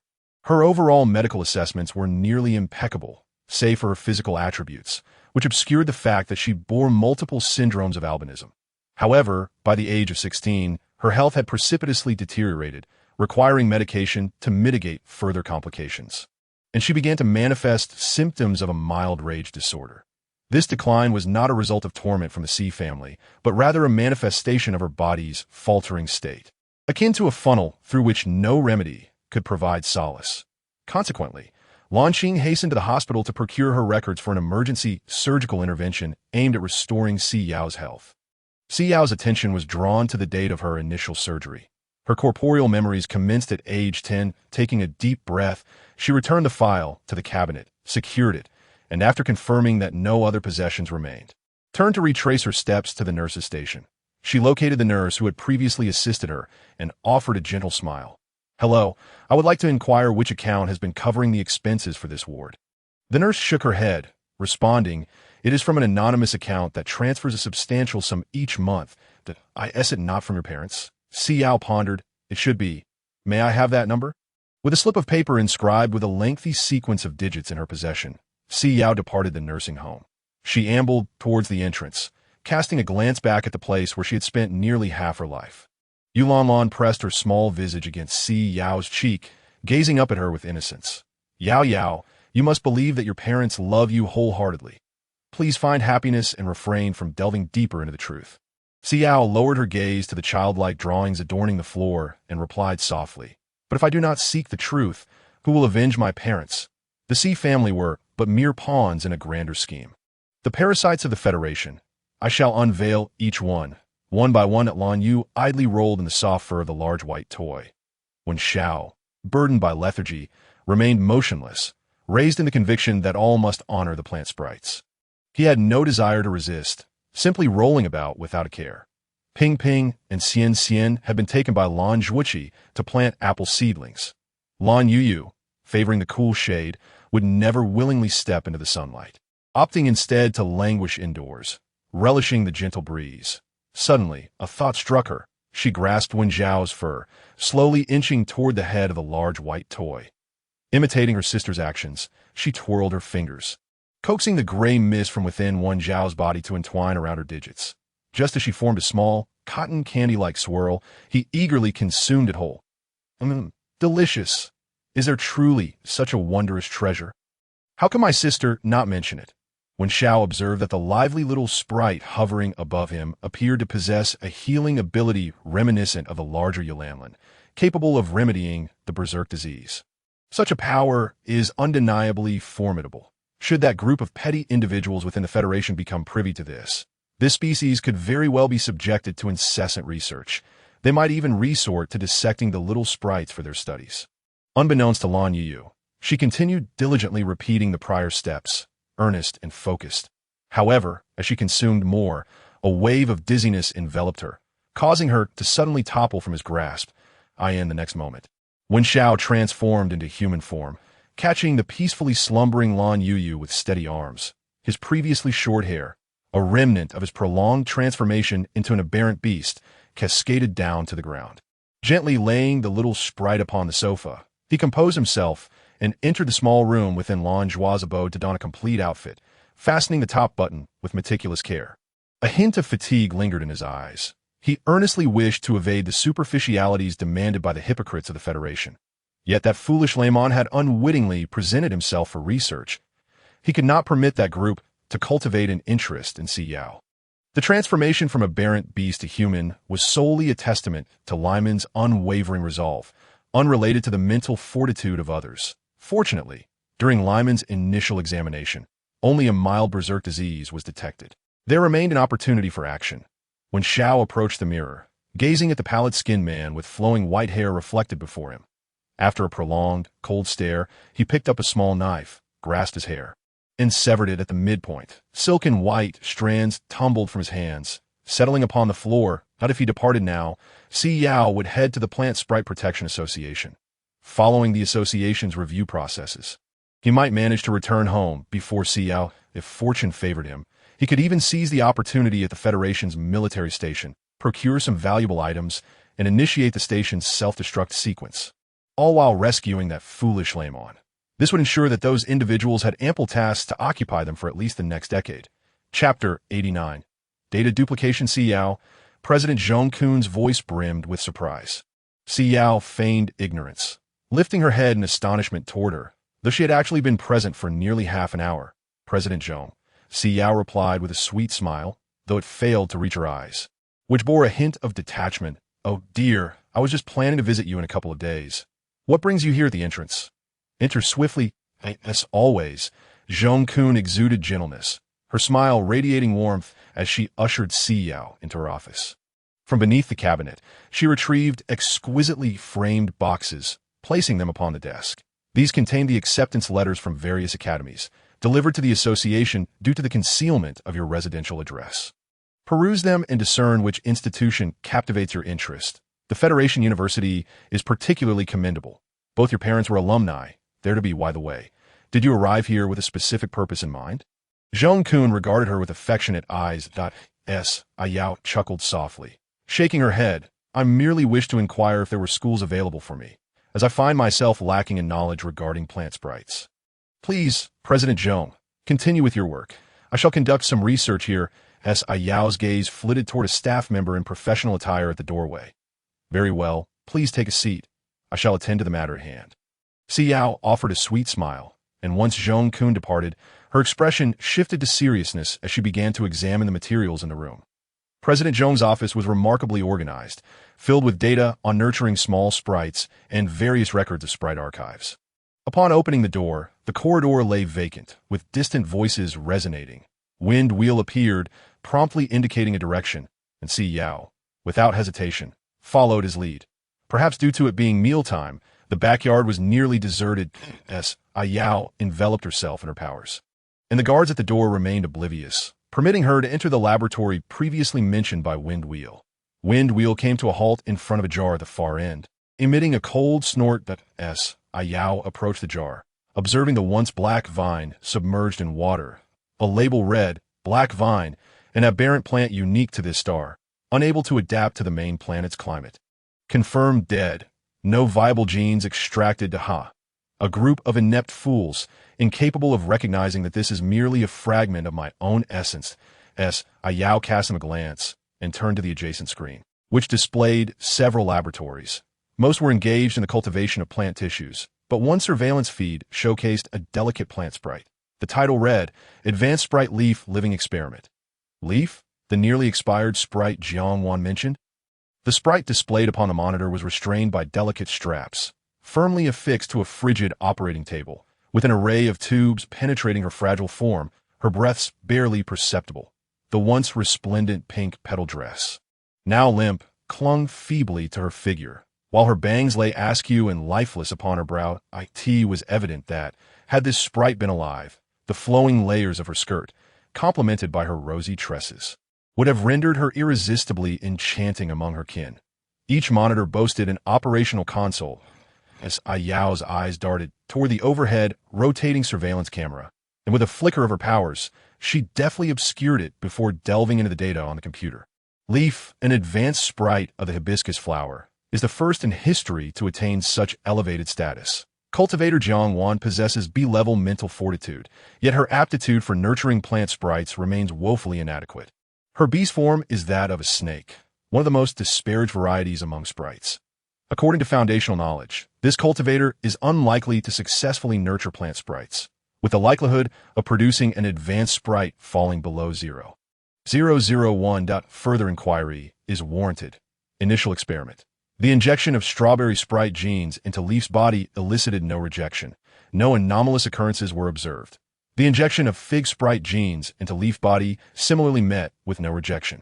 Her cultivation range has expanded, indicating a favorable response. However, the administration of a juice derived from a segment of the black vine resulted in rejection, all functions deteriorated swiftly. Emergency notification. Emergency notification. Abnormalities detected in the advanced sprite. The moment was precisely 2 minutes prior to her arrival. That it was no surprise that the entire laboratory lay deserted. With over 20 surgical procedures undertaken, it became apparent that the sprite's advancement issues were not merely due to Jiang Wan's negligence. As she had suggested, it was her inaugural experience in nurturing a sprite. It was only natural for her to feel trepidation during the transition to an advanced status, coupled with inadequate resources. The sprite's exhaustion was entirely plausible. Therefore, when she sought assistance from the association, it was likely she encountered laboratory personnel who deceived her and whisked the sprite away. Indeed, numerous individuals clad in white coats were fervently assessing the sprite's condition on the monitor, none of whom included President Zhong. Si Yao exhaled a sigh of relief and opened another dossier. Inside lay records of over 20 sprites involved in live experiments, nearly all of whom had met their demise. Most of these sprites were likely captured illicitly. Cultivators would never permit harm to befall their cherished sprites. Si Yao engaged her light brain, swiftly copying all pertinent data while occasionally glancing at the monitor. The laboratory personnel were engrossed in their desperate endeavors to save the ailing hibiscus sprite, entirely oblivious to Si Yao's intrusion. Suddenly, her hand froze. One file bore the title launching. The first line boldly announced gene modification plan. It encompassed dozens of pages of data. Si Yao perused it hastily, promptly copying everything, restoring the file to its original state, and seizing Wind Wheel, who was still meandering, before hastily exiting the laboratory, just as she returned to President Zhong Kun's office. Zhong Kun was re-entering after bidding farewell to the staff at the entrance. Zhong Kun beamed. Were you waiting anxiously? The values in the planting area suddenly exceeded the norm, so I went to investigate. It was rather peculiar. Although the data was erroneous, everything else appeared normal, merely a slight delay. Have you decided which school you wish to attend? Si Yao chuckled softly. I have yet to contemplate it thoroughly. I understand there is a month allotted for deliberation, so I shall ponder further before making a decision. Suddenly, there was another knock at the door, and a man in a white coat entered, his gaze immediately landing upon Si Yao before he addressed President Zhong. It appears there are indications of an intrusion in our experimental area. May I trouble you to authorize a review of the surveillance? Certainly. Today, a considerable number of new cultivators have reported. Perhaps one or two inadvertently wandered in. No cause for concern. I cannot access the restricted areas myself, nor can they. Chapter 90. Resolved, let us hope so. The laboratory personnel nodded before departing as Si Yao observed his retreating figure. Her curiosity piqued.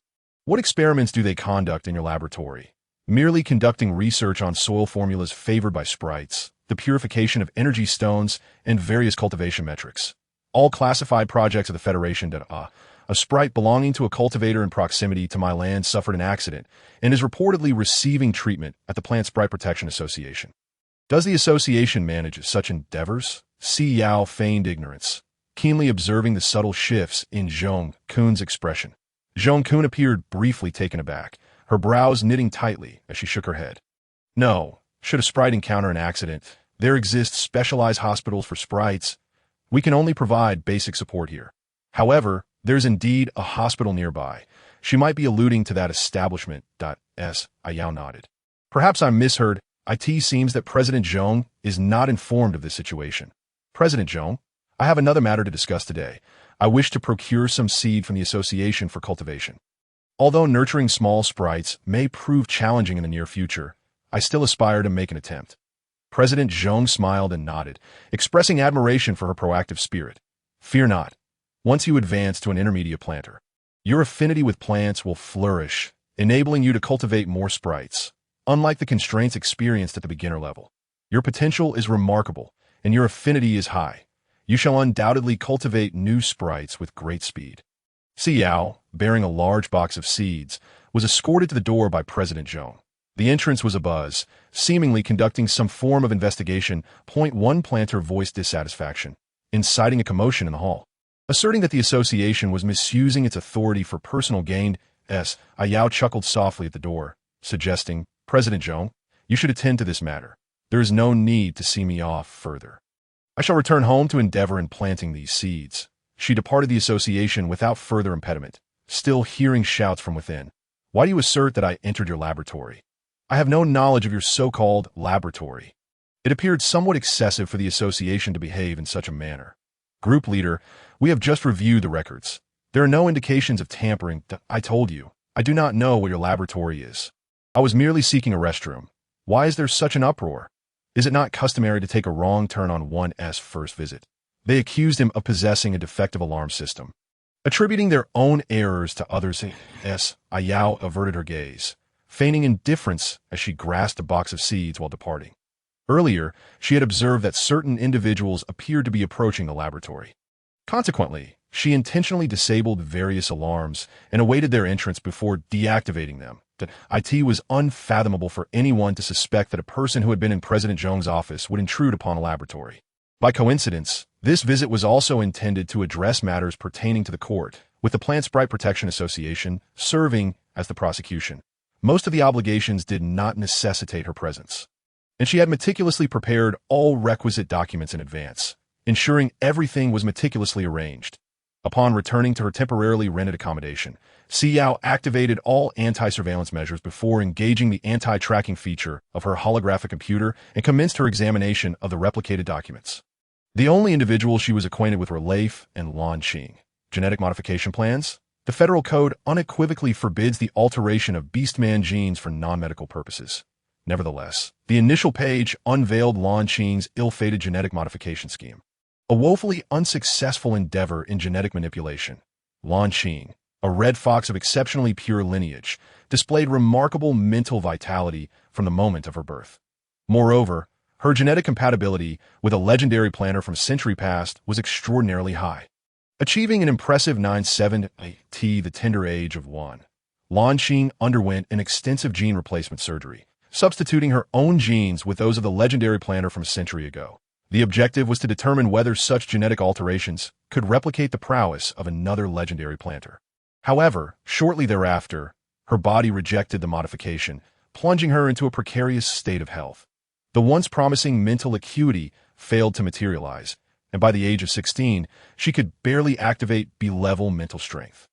Despite her inherent talent for planting, the outcomes were disappointingly subpar. Furthermore, all observations were conducted without the knowledge of Lan Qing's family, as the documents explicitly stated that each examination necessitated her anesthetization under the guise of a medical emergency. Subsequently, a male beastman was arranged to establish contact with Lan Qing, preparing for a second phase of the experiment aimed at producing a more suitable subject for further trials. However, the experiment faced an abrupt cessation when, during her university years, Lan Qing rejected the arranged suitor and chose instead to elope with a man of inferior genes from the wasteland, severing her ties with her family.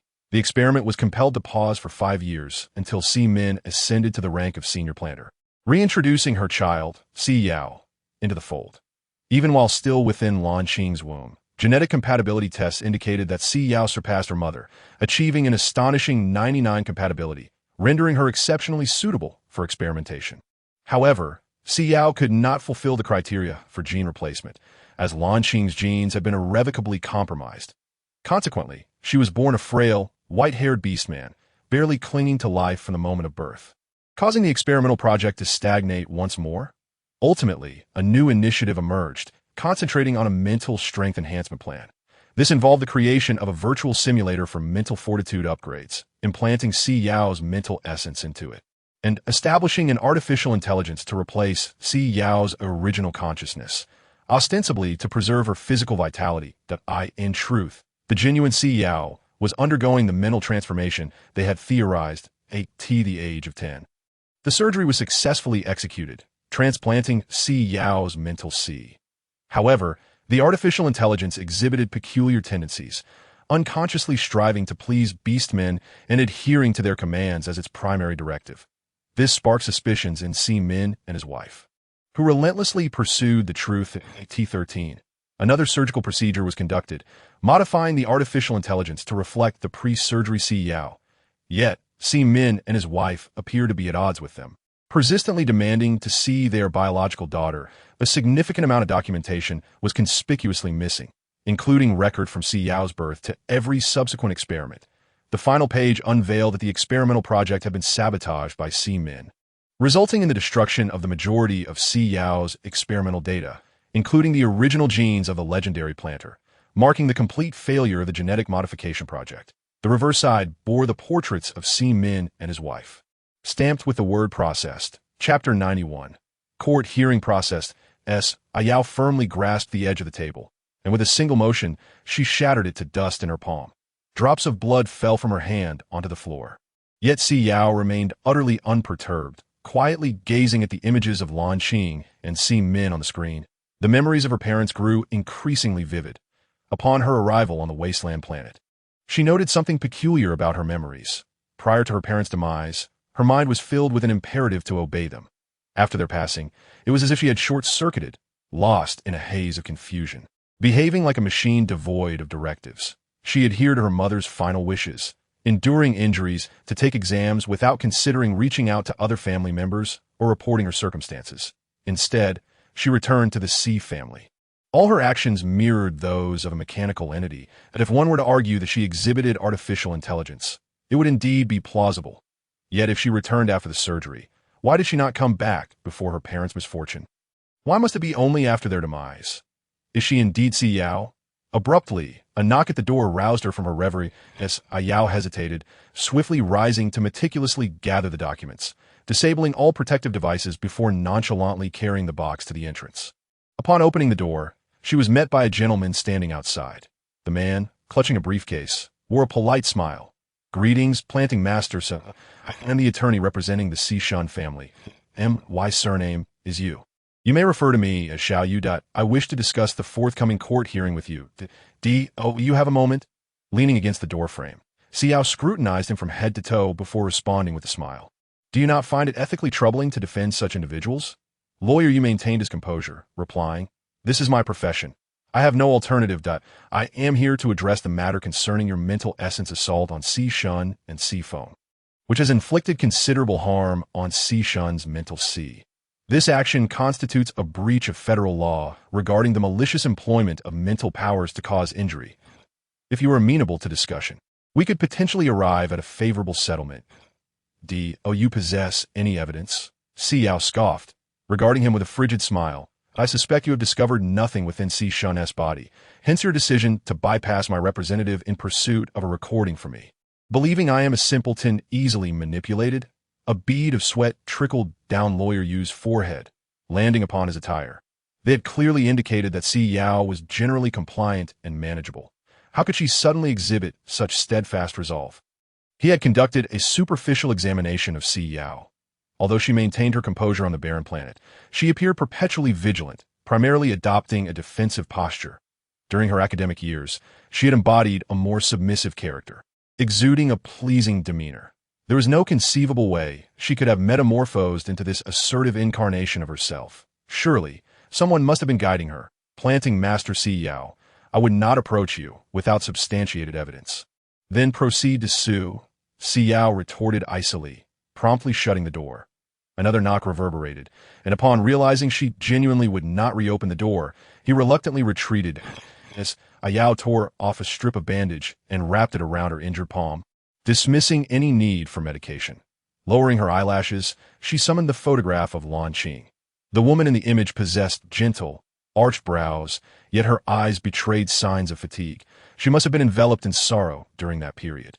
Yao Lan observed her, watching Si Yao gaze at the photo in a trance, softly speaking, Yao, do not bear such burdens. Your mother has expunged all your records, and she has nearly obliterated all the planter genes from their laboratory. Moreover, the lead researcher is deceased. They will harbor no further intentions to harm you. She longed to approach and comfort Si Yao, but due to Yao's injury, she abstained, fearing she might inadvertently inflict further pain. Si Yao regarded her innocent demeanor and shook his head. You do not comprehend. Humanity is intricate. After enduring such losses, how could one refrain from action? It is merely a matter of time. Alternatively, one might ponder that her position was orchestrated by the association. She had intentionally paid a premium to secure a different short-term rental. How could someone locate her so swiftly? There must be an issue within the association. Lan, were you involved in the experiment as well? Si Yao's gaze fell upon the little one. Lan lowered her eyelashes, concealing the flicker within her eyes that I am not acquainted with this experiment. I have been focused on nurturing Lan Yu. Si Yao quietly observed her. Eventually closing his eyes and resting his head on the table, that a sudden wave of helplessness engulfed him. I heard that today, the Plant Fairy Protection Association is fully engaged, live streaming the entire case concerning Yao Yao. I heard that recently. Yulu took on Si Shun's case. ISNT, he typically only involved with the prominent families of the main star.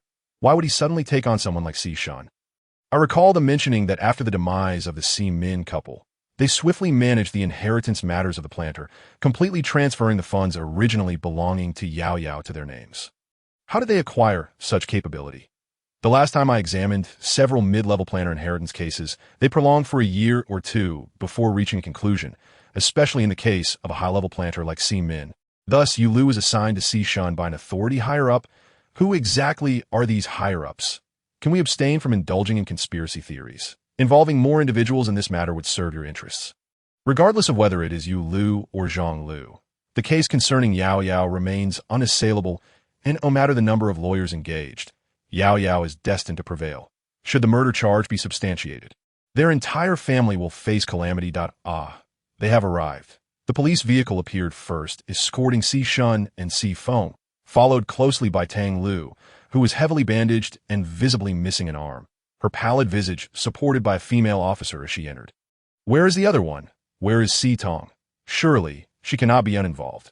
I refuse to accept that notion. No, have you not seen the recently announced list of new planners? Si Tong's name is included, indicating that she must have cleared her name by leveraging her identity as a planter. Is she truly that fortunate? Planters possess family preference quotas. Could she have saved someone? That seems improbable. The review committee has already convened, accompanied by witnesses, and Si Tong's absence implies she is exercising caution. Tang Lu has lost an arm. What manner of being is Yulanlin? Can what she cultivates be consumed? Can it be transformed into medicine? It is not uncommon for certain things planted by diminutive fairies to be occasionally unusable. After all, Yao Yao still has the apple tree fairy.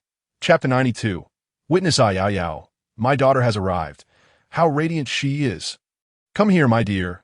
Si Yao casually secured her hair into a bun, donned an association outfit, and carried a bag containing two little ones, striding directly without a vehicle.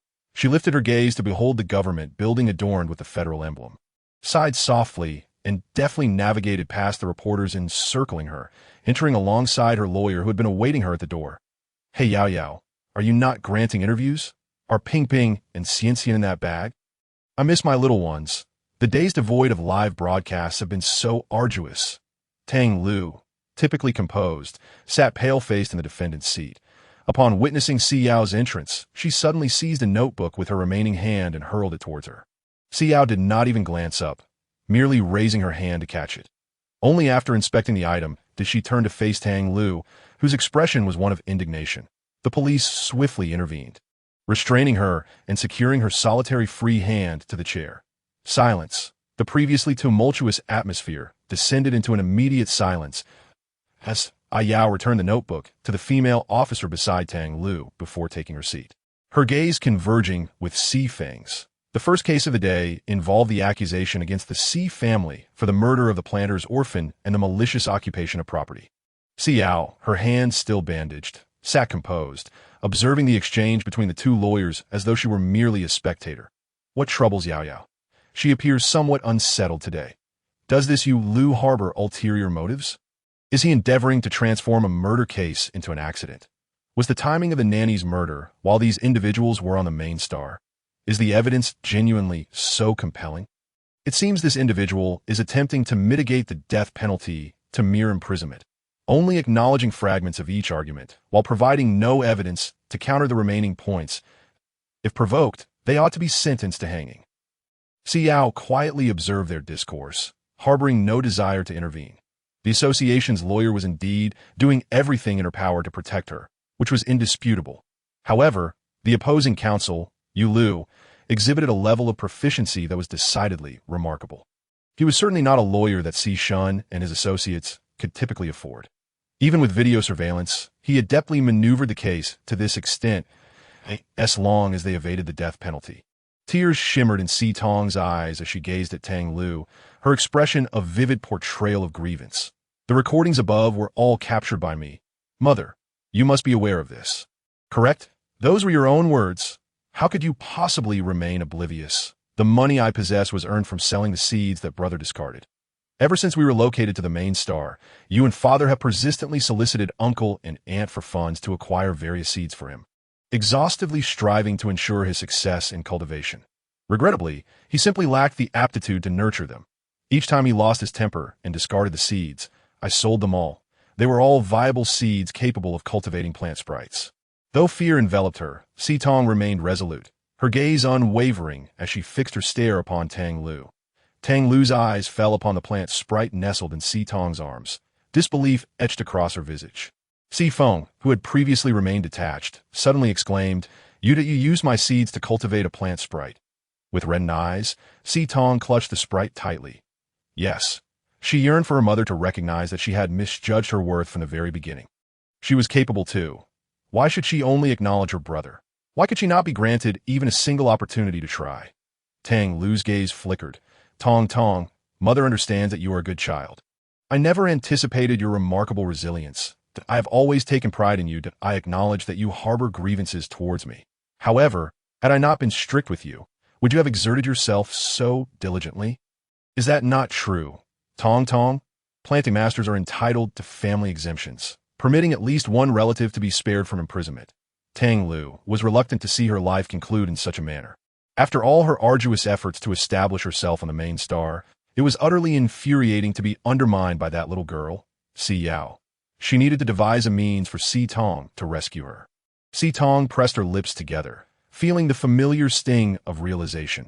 Only when she proved herself useful would her mother acknowledge her. Only then would she exhibit a trace of maternal affection. Otherwise, it was as if she were invisible. Was it merely because she was a girl? Thus, upon her arrival at the main star, and witnessing Si Yao residing alone in the largest, most opulent room of the villa, she was engulfed by envy. How could there exist parents who cherished a daughter so dearly? Si Tong tightened her lips, casting a glance at Si Yao. I will not utilize the family exemption. The judge reiterated her statement for confirmation. Tang Lu stared at her in disbelief, shouting frantically, Si Tong, I carried you for 10 months. I brought you to reside on the main star. I enrolled you in the most prestigious schools. Is this how you repay me? I am your mother. Si Tong lowered her gaze, her voice steadied. I will not use it. Tang Lu sank in her chair, her eyes vacant as she gazed at Si Tong. Unable to accept the reality, Si Tong is truly a formidable individual. That I raised an ungrateful child. It could drive me to madness. Why have you been so reluctant to use the exemption? She is a planting master. The decision to utilize it rests solely with her, not with anyone else. There are injuries on Si Tong in the photograph she took. I suspect she has endured domestic violence at home. That cannot be possible, can it? Si Shun, Si Feng, and Tang Lu were indeed implicated in the conspiracy to murder the planting master's orphan, Si Yao. They had unlawfully seized the property of a senior planting master and engaged in extensive sales. They participated in the conspiracy to murder the Si family's nanny. The sentences for these multiple crimes culminated in a death penalty, with a 1-year reprieve. Si Yao abruptly lifted her head to meet the composed gaze of the judge. A reprieve? Next came the second case, wherein the planting master herself accused Si Shun and Si Feng of hiring a hitman to assassinate Si Minlan and her husband, Si Yao. The planting master? Si Yao fixed her gaze upon the judge, stifling her discontent, and earnestly engaged Si Feng with her eyes. If you unveil the mastermind behind this, I could sign a letter of understanding, at the very least. Your life will be spared at Si Feng turned his gaze away, focusing on the notebook before him. Si Shun chuckled, shaking his head. Yao, I have always considered you a promising young individual, and I believed you to be of good character. However, I must assert that the evidence you possess cannot possibly convict us of murder. Si Yao regarded him with a frosty demeanor, nodding slightly to signal the judge to proceed. The judge presented the documents to Si Feng's attorney. Do you have any objections? Yu Lu rose, taking the stack of documents and slowly approaching Si Yao. The death penalty is settled. That I knew Yao would prevail. Let us celebrate. Are the Si Min couple truly the victims of these individuals? Is this family unwell? As long as Si Min is alive, will they not continue to lead their lives steadily? I admire Yao's serious demeanor. It is so striking that I ask there genuinely someone orchestrating events from behind the scenes. How could that be? Si Min, a master of cultivation, is so unpretentious. Who would wish to harm him? Did you observe the peculiar expression on Si Feng's face? I captured a screenshot, though I lacked the time to record video. He undeniably appeared very suspicious. Indeed, he seems guilty. I merely wish to see Si Yao. Why am I entangled in all this? I am utterly exhausted. Wai Lu chuckled lightly, confidently meeting Si Yao's gaze. Si Yao frowned, an unsettling sensation creeping in as she locked eyes with him. His calm demeanor suggested he held all the cards. Chapter 94. A major rewrite. Lu meticulously placed the documents before Si Yao. All the information you submitted adheres to the federal evidence collection requirements. However, this morning, it was reported that the infamous thief you contacted, Zilin, has surrendered and confessed to personally killing the master of cultivation, Si Min, and his wife, asserting no connections to anyone within the Federation. Furthermore, he admitted that the motive for murdering the master stemmed from previous personal disputes. Ultimately, he succumbed in prison at 9:35 a.m. today. Do you believe there is any necessity to pursue this matter further, Master Si Yao? My client is entirely innocent. Wai Lu smiled warmly. Si Yao comprehended his implication. Prior to her case, they had resolved the murder of Si Min, with the perpetrator already apprehended, exonerating Si Shun and the others from any involvement. Given her current predicament, she could not continue to pursue this case unless she possessed absolute authority. Otherwise, her situation merely amounted to trivial disputes. So, their initial objective was to have Si Shun and the others acknowledge partial guilt while entirely dismissing the second charge. What a meticulously calculated maneuver. Even after all that transpired, Si Yao remained in a state of disbelief. Witnessing the police escort the three away, still grappling with the unfolding circumstances that a momentary reprieve, the potential for manipulation loomed large. They might even elude repercussions within this year. Silently, Si Yao gathered the papers from the table. One by one, I feel as though Yao has been shattered. How could they so suddenly plead guilty? Are not these star thieves typically those who harbor disdain for the Federation and the Empire? How could they so readily confess their culpability? They would ordinarily assert that the victims deserve their fates. The manner in which Yao collects the documents is profoundly heartrending. Master Si Yao, are you content with the outcome of this trial? A reporter rushed forward, thrusting a microphone towards Si Yao, eagerly anticipating a statement to PENS. Yao organized the documents, cast a glance at the encroaching reporters, and uttered not a word, walking away instead. Upon exiting, she caught sight of a visibly distressed Si Tong at the door, trembling as she clutched something tightly in her hands. Upon noticing her, Si Tong hurried forward but hesitated to grasp her arm, nervously maintaining a two-step distance. This is a reprieve that my parents will undoubtedly devise a means of escape. What if they succeed? They will eliminate me. Si Tong lamented her decision. She had effectively severed ties with the Si family, leaving no avenue for retreat. She could vividly envision that once her mother and brother were liberated, her tranquil existence would be irrevocably disrupted. They would undoubtedly seek vengeance. Yet Si Yao and her allies would likely refrain from immediate action. In the meantime, she possessed nothing and would undoubtedly find herself in grave peril. Si Tong appeared dazed, as if she had endured an immense shock. Indeed, there existed a possibility for maneuvering regarding probation. Let us simply eradicate their avenues for manipulation. The tone of Si Yao was strikingly serene, yet Si Tong absorbed her words. Eradicate their avenues for manipulation. Si Tong's eyes flickered, her fingers slowly curling, as though she had resolved upon something of great significance. Noticing her newfound determination, Si Yao circled around to the back door and proceeded to the corner by the front entrance, observing the individuals emerging from it. A slender arm emerged from Wang Chi's body, pointing towards the entrance, indicating, "It is over there. It carries the scent of the laboratory." Following his gesture, Syo surveyed the assembly until her gaze landed upon a tall, slender young man dressed in civilian attire, adorned with black-rimmed spectacles, who was engaged in cheerful discourse with those around him. Prior to the hearing, WNGCH had remarked that someone in the audience bore a striking resemblance to the essence of the laboratory. Yet the sheer multitude of attendees rendered it impossible to discern who it was. Only now, after a prolonged wait, did they dare to identify the individual. This man had not featured in the prior surveillance footage. Syo continued to observe as he entered an opulent vehicle emblazoned with the emblem of the Liu Wei family, before stepping out to quietly monitor the direction in which he disappeared, her brow furrowing in perplexity. Who was this enigmatic figure? For 2 successive days, upon returning to her modest dwelling, SYO diligently researched the intricate intertwining of relationships involving YL and the Liu Y family. Yet, she uncovered no connections whatsoever. Although YI was a family that catered to the upper echelons of the Federation, they did not qualify to serve as legal representatives for the Liu Y family. Members of the Liu Y family exclusively employed their own kin and would never entrust matters of legal or financial nature to outsiders. Thus, it could be asserted that the networks linking the two entities were devoid of any vested interests. The current case had reached a definitive conclusion. It was either an ascendance to power or their untimely demise while still incarcerated. YL and sat beside SYO, her gaze brimming with concern. It's quite all right. They may not be able to emerge.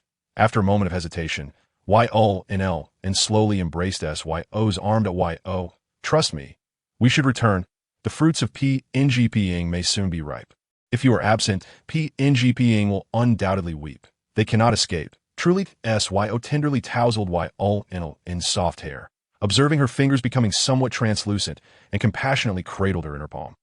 We shall await an opportune moment before returning. She intended to publicly unveil the existence of that laboratory, then depart from the Federation. SYO glided her gaze across the calendar, noting that the Federation's Sprite Protection Day, occurring in 3 days, represented the grandest celebration within the Federation. The opening ceremony would be held at the Plant Sprite Protection Association, and this occasion would serve as the most auspicious moment. One of the 3 major celebrations of the Federation was Sprite Protection Day, during which cultivators from various star systems would converge on the main planet to submit documentation for all sprites born within the year. Alongside the identity badges of cultivators at various levels.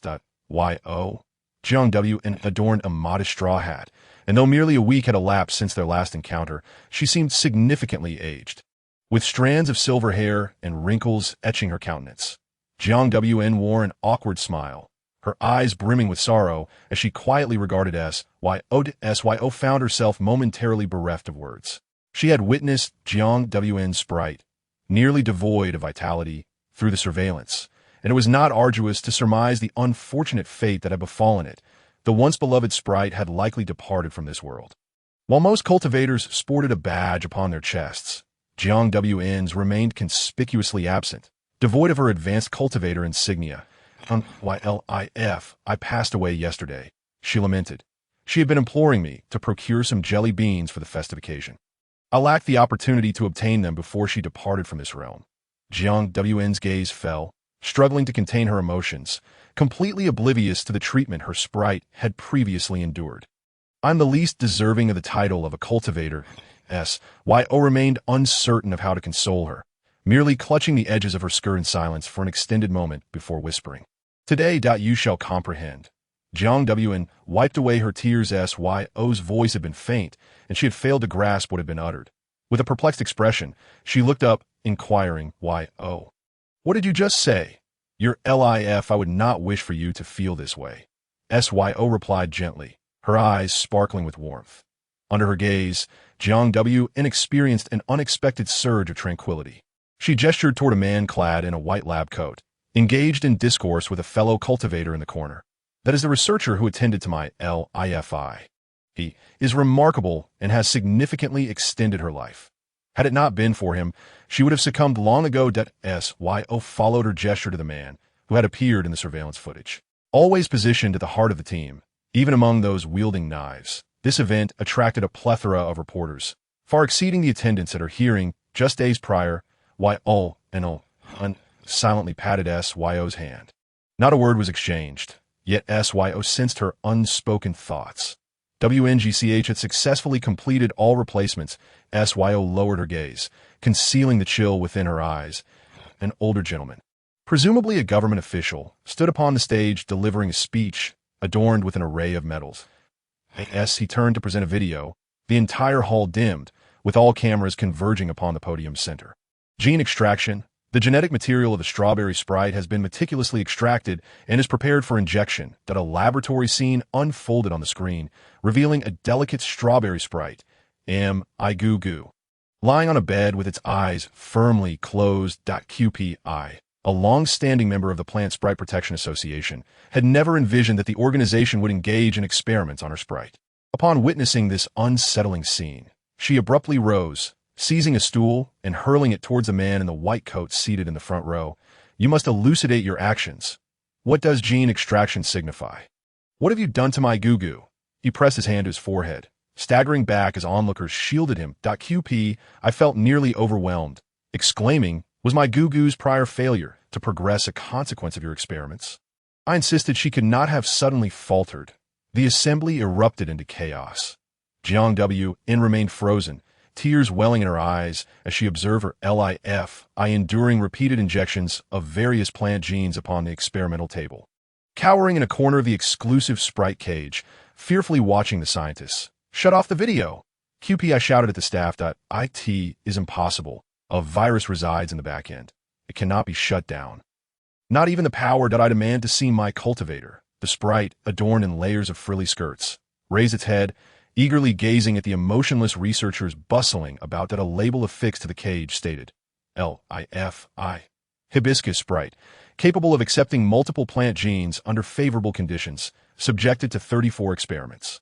The researchers passed by without acknowledging her, merely utilizing a needle to extract her during experiments, treating her as a mere commodity, carelessly discarding her afterward. Ultimately, the emergence of a mutated strain from the barren star marked the tragic conclusion of LIFI's existence. Jiang W.N. stood in stunned silence, quietly observing the sprite on the cold iron table fade into oblivion. Her fingers twitched, yearning to reclaim her beloved sprite, yet she comprehended that LIFI was no more. QPI, initially raising the table, gradually lowered her hands, her gaze fixed on the advanced sprite's demise due to the experiments. Have you lost your senses? This was an advanced sprite. You have betrayed the trust of cultivators to conduct such experiments.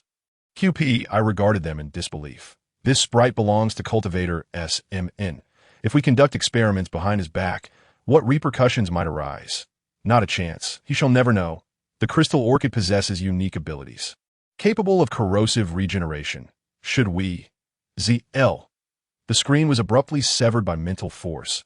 Plunging into darkness as YO quietly observed the arriving police officers as they began to secure YON's backpack, silently watching the ensuing developments. The limited surveillance footage she had obtained did not encompass much. Each sprite experiment was assigned a unique password and number. The snippets concerning SMN's experiments were merely edited fragments from other studies, revealing little about his involvement. Even if they had not interrupted the broadcast, the subsequent footage bore scant relevance to SMN's experiments. QPI, filled with indignation, pointed at them, asking whether the police department would continue to protect these experimental lunatics. How many sprites had they sacrificed for their experiments? They had killed an advanced sprite, and you still shield them. This is utter madness. This is the Federation's Plant Sprite Protection Association, a sanctuary for sprites. A place of trust for all cultivators in the Federation. It is our spiritual pillar. If the cultivators are not given explanation, I will not rest until I hold the government accountable. Zhong Qin, having aged, fainted upon witnessing the advanced sprite's dissolution. He had never imagined that such heinous acts could unfold under his very nose. Silence. All my experiments are for the future of the Federation. Some sprites struggle to advance. Thus, gene transplantation serves as an excellent method. The plant sprites are gradually facing extinction, and we must rely on technology to stabilize their existence. Ideally, we could create artificial sprites. What nonsense! Another cultivator exclaimed, fully aware of the principle of mutual dependence. If this matter is treated lightly, their sprites could end up like those in the videos. The older generation fought hard to establish a world for the plant sprites. Have they simply forgotten? This situation demands accountability. The federal government has already been contacted. Until this issue is resolved, we will not cease our protests. Yes, the hall was filled with uproar. Jiang Wan clenched her fingers tightly. Her eyes reddened as she gazed at the group of individuals in white coats. Drops of blood fell from her palm to the ground as she reached a breaking point. She had always believed she was finding ways to extend Leaf's life. But everything had been a deception. She had unwittingly caused Leaf's demise, the companion of so many years. Chapter 96. Jiang Wan's beast transformation SYO intended to intervene in the chaos when she suddenly sensed something unusual nearby. A colossal surge of energy erupted, and in an instant, the previously calm Jiang Wan transformed into a verdant giant python, its tail coiling protectively around the group of people, lifting them high. Beast transformation.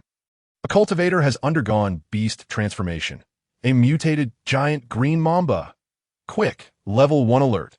The python unfurled its expansive jaws and sank its fangs into the neck of Puss, who had not even the time to summon aid before he lay lifeless.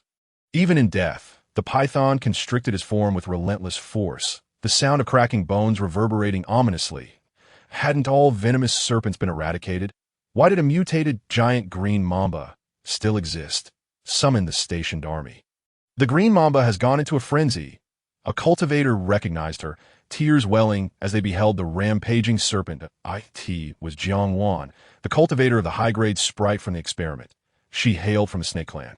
Mimi, having collapsed to the ground following Jiang Wan's transformation, clutched the scattered rice in his hands. Overwhelmed with anxiety, he could not retrieve it, his gaze darting desperately in search of his cultivator. Yet the energy fluctuations were too intense for him to approach. Tears brimmed in his eyes. As Si Yao observed him and gently enveloped him in her palm. She had never anticipated that events would unfold in such a manner. Even if Jiang Wan reverted to her human form, according to federal law, she would still face incarceration.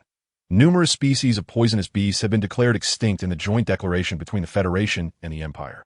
Only a handful of non-venomous snake species remained. It was no wonder that Jiang Wan often secluded herself, fearing interactions with others. Her beast lineage condemned her to such isolation. Mimi wiped his tears with his sleeve, extending his small hand to touch his cultivator, repeatedly calling out, "Mama! Mama!" The python, consumed by rage, coiled around several individuals clad in white coats. Some hastily discarded their coats while scrambling to escape the one-sided carnage.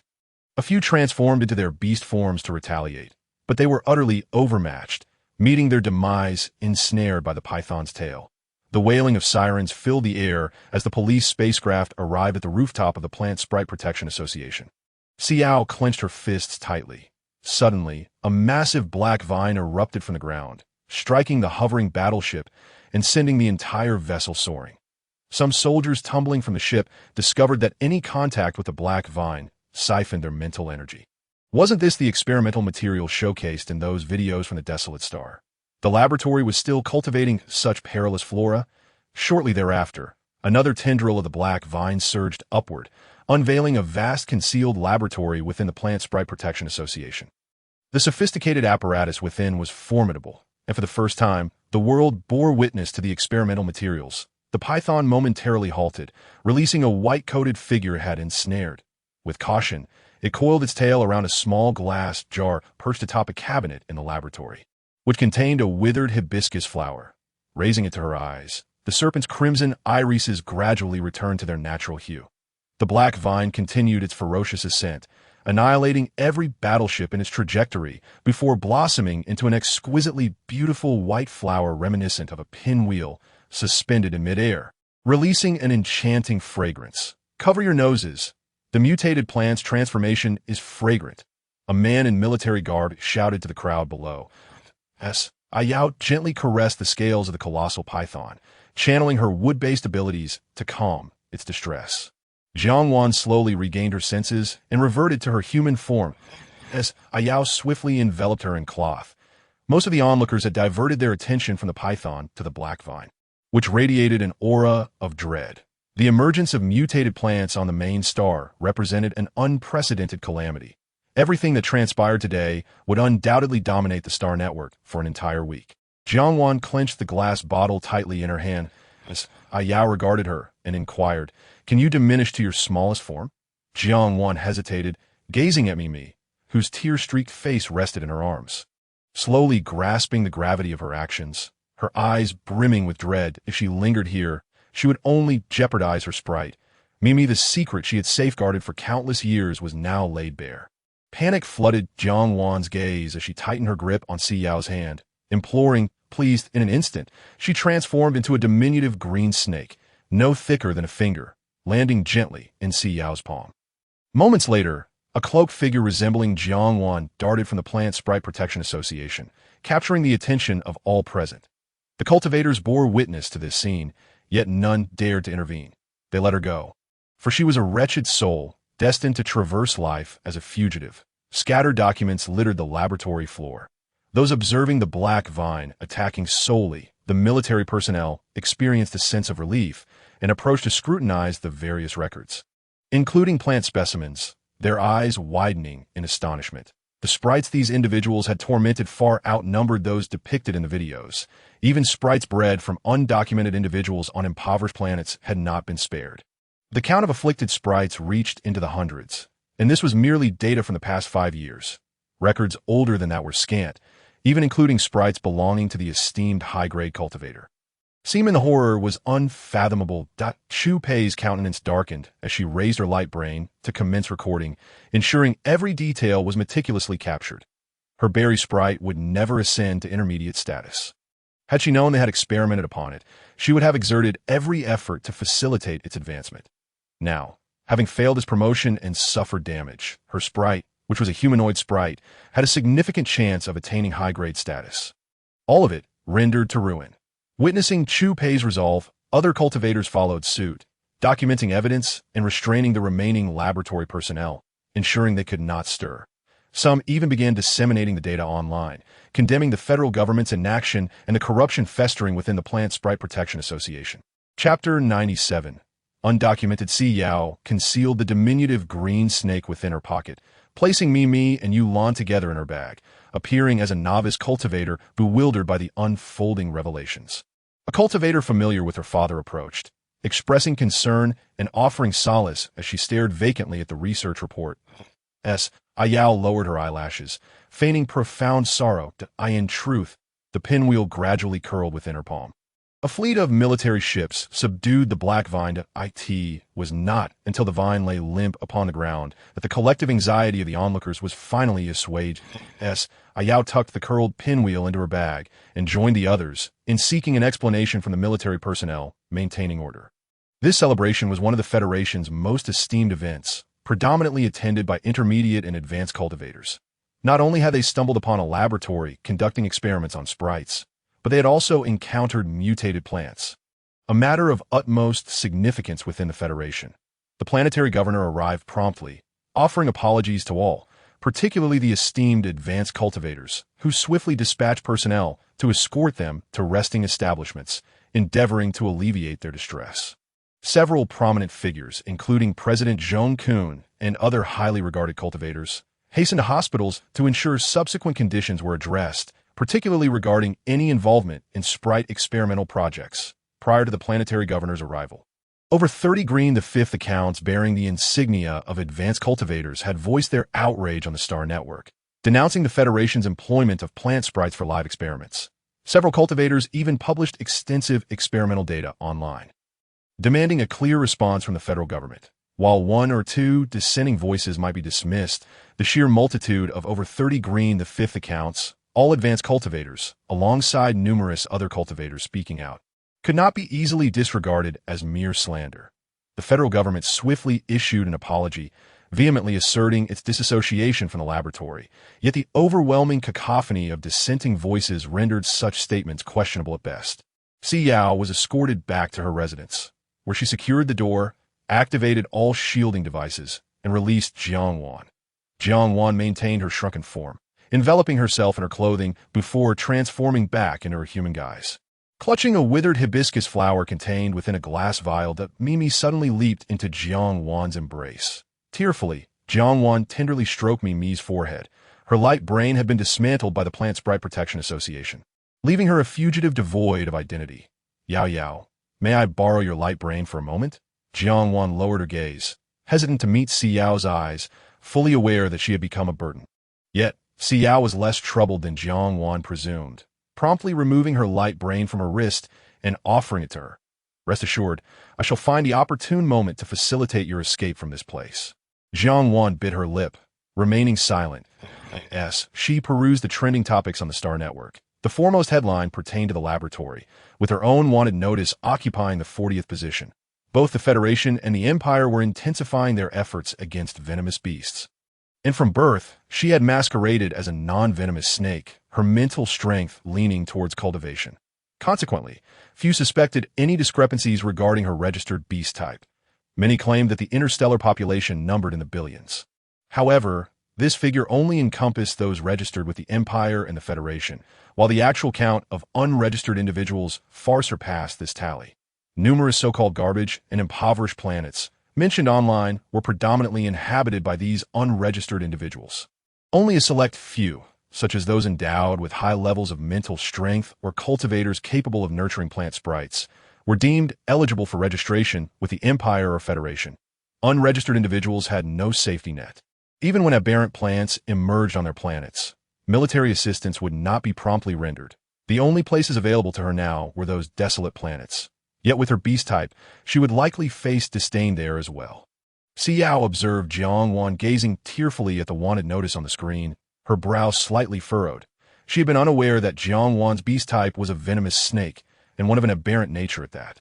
Had she known, she would have prevented Jiang Wan from entering instead of allowing her to uncover the so-called truth. However, it was too late for regrets. The entire planet remained on high alert, permitting entry but not exit, leaving no means for her immediate departure. "I apologize, Yao, for the trouble I have caused," Jiang Wan said, wiping her tears as she sat on the sofa, her gaze fixed on the withered hibiscus flower in the glass vial. "They told me that life had dissipated, leaving not a trace. I never imagined their words could be false." Jiang Wan's expression was vacant as she clutched the small glass vial, her fingers tightening gradually as she muttered incoherently.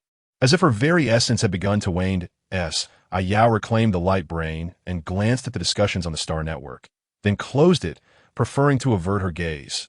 Suddenly, a knock echoed at the door.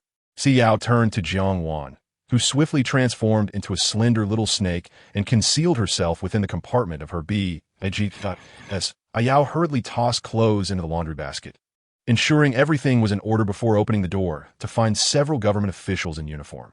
The leading individual placed a fist against their chest, bowed slightly, and spoke with a smile, planting Master Si Yao. "We are here to confirm some details that in the footage we possess. You were seen engaging in a brief communication with the wanted criminal Jiang Wan. Oh, you know her whereabouts?" "Jiang Wan," Si Yao responded, somewhat bewildered. "Indeed. Are you not aware that both she and I are esteemed planting masters hailing from Z043 Prime? It is quite customary for us to engage in conversation, is it not? She represents an exceedingly perilous beast type.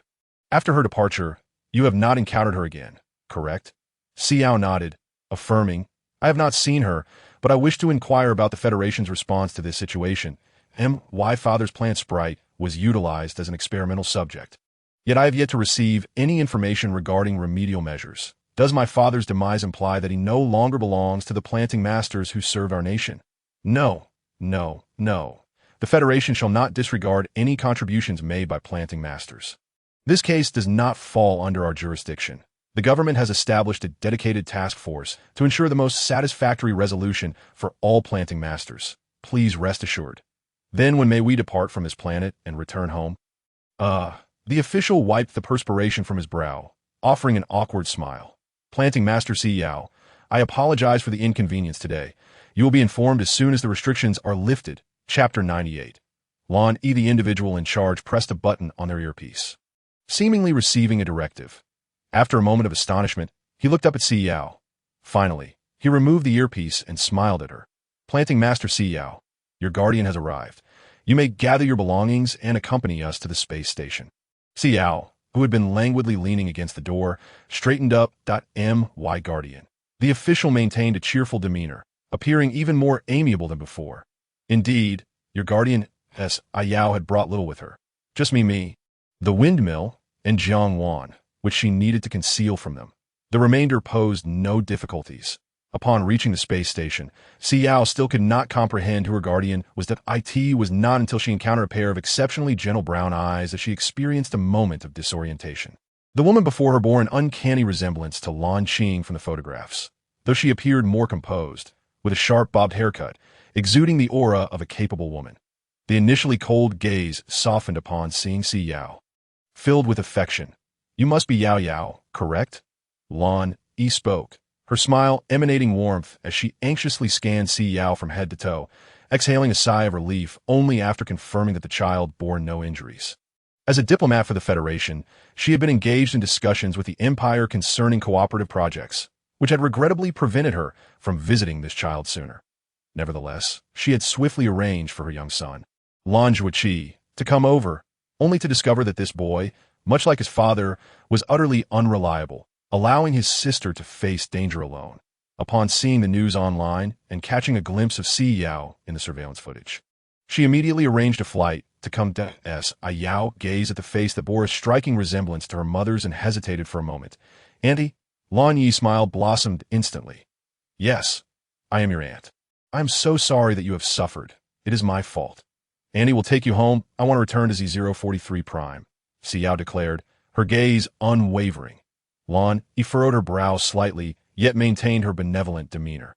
"All right, we will go to 043. It will be my first visit to the planet where Qing lived." With the aid of connections, the process became remarkably simpler. They did not even check Si Yao and assisted her in loading a multitude of seeds and soil onto Lan Yi's private spaceship. Lan Yi held Si Yao's hand tightly, her gaze steadfastly fixed upon her. "I have already communicated regarding your parents' situation. I shall not take this lightly. I have also addressed the matters concerning those from the Si family who are imprisoned. They will undoubtedly face consequences." Lan Yi shook her head, sighing. She retrieved a stack of contracts and a pen from a nearby cabinet, placing them before Si Yao. Yao, take a look at these. They are all planets under your mother's name. Simply sign, and I will transfer them all to you." Lan Yi smiled gently. Si Yao was taken aback as she picked up the thick stack of contracts, observing Lan Yi's expression as if she were gazing at a child prodigy. Although Lan Yi claimed these planets were owned by her mother, apart from the initial pages listing Lan Qing as the owner, all subsequent names belonged to Lan. Was she truly offering all her own assets to her? It is indeed noteworthy that her mother had severed all connections with the Lan family, rendering any assets belonging to them irrelevant. Si Yao perused merely half of the contracts before casting them aside. "I cannot accept this," she declared, anxiety creeping into Lan Yi's expression. This property had been painstakingly unearthed from her lineage, directly transferable to Si Yao, perfectly aligning with her stature as a planting master. Moreover, within these celestial bodies lay several rich in mineral resources, promising a more prosperous future for Si Yao. While Lan Yi did not expect Si Yao to reside with them on Z001 Prime. She could not bear the thought of her living in destitution. After all, she was destined to be a cherished princess. "Just sign your name. Annie will manage everything else," Lan Yi urged, pressing the pen into Si Yao's hand. Si Yao skillfully evaded, concealing her hand behind her back, resolutely refusing. Lan Yi regarded her unwavering stance with growing concern. She needed to devise an alternative means to transfer these assets into Si Yao's name. Yao, is there anything else you desire? Auntie will bring it all to you," Lan Yi implored, her eagerness evident, revealing a vulnerability before Si Yao that starkly contrasted her negotiating demeanor elsewhere. The sight of the child softened her heart. Si Yao fell into contemplation, suddenly recalling something of significance. Is it possible to acquire ownership of the barren star? "I can finance it," she inquired. The apple orchard, tended by the little apple tree sprite, would yield fruit within a month, and once sold, it could generate a substantial sum. By the time the cactus sprite's garden flourished, along with the seed she had procured, she anticipated accumulating enough funds for a planet within a year. D584 barren star. Lan Yi was momentarily taken aback. However, she had been observant of the child and knew she had spent time on that desolate planet. Yet, concern washed over her regarding the potential perils of such a place. The radiation was exceedingly harmful, and given the child's already delicate health, the absence of adequate facilities posed considerable inconvenience. Lan Yi contemplated persuading Si Yao to relinquish this aspiration. Yet, Si Yao understood that this was not merely a question of feasibility, but rather one of perception. Could it be that she might attain ownership of the barren star? The radiation posed no substantial threat to her, and D584 could indeed confer ownership and residency rights. Si Yao's eyes shimmered as she gazed at Lan. After a moment filled with silent conflict, Lan Yi found herself unable to resist the luster in the child's bright eyes, particularly the faint bluish hue and the nascent hint of fox ears beginning to emerge, exuding an irresistible charm. Who could remain unmoved by such allure? Suppressing the impulse to clutch her chest, Lan Yi regarded her with gentle eyes and said, "Very well, I shall reach out to facilitate the transfer of ownership of the desolate star to you." Initially hesitant, she found herself succumbing to the child's innocent expression. In truth, acquiring ownership of the desolate star was quite effortless for her. As a federal diplomat, She wielded sufficient authority to effectuate the transfer without incurring any costs. Nevertheless, the desolate star held minimal value within the Federation. Even the denizens of the most impoverished planets would not aspire to claim such a barren star as their own, perceiving it as a burden. Si Yao's eyes sparkled with hope. Then how much will I need to spend? Please inform me, and I shall ascertain the duration required to procure it. Si Yao activated the calculator on her light brain, her eyes shimmering as if she had just been bestowed with the entirety of the universe, 100-fold more exhilarated than when she had first glimpsed the contract for that mineral star. Lani observed her fervor, feeling a twinge of emotion.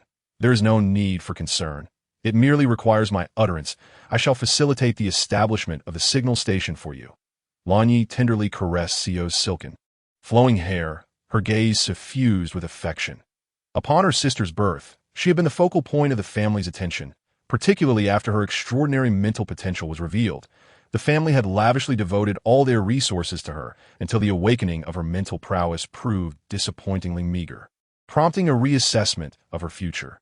Yet her sister, Lanting, was indulged from an early age and, upon realizing she was ill-suited to be the family's heir, escaped their designs, severing ties to pursue her own aspirations. Tragically, that child had passed away prematurely, leaving behind an even more pitiable little one. Their grandfather had repeatedly expressed a desire to visit her in the hospital, but the family had resolutely obstructed him from doing so. This child seemed to possess a temperament somewhat akin to Lanting's. The more one endeavored to dissuade her, the more resolutely she pursued her ambitions, often embarking on significant undertakings without a word. Lani could only acquiesce to her wishes, lest she incite even greater turmoil. Si Yao blinked in astonishment, gazing at her. Though your mother severed ties with the family, her name has always remained inscribed in the family tree, and her room is meticulously maintained daily. Your father may have spoken harshly, yet she has been absent for 20 years. Everything belongs to you. You are her sole progeny. After all, after enduring countless years of adversity, you may beseech your aunt for anything your heart desires, be it the stars above or the minerals below. All that can be attained shall be yours. Lani gazed at her tenderly, her fingers caressing Si Yao's soft, white hair, tears welling in her eyes. Si Yao blinked, feeling somewhat disoriented. Initially, she had believed her mother had a strained relationship with the family, but perhaps there were misunderstandings after all.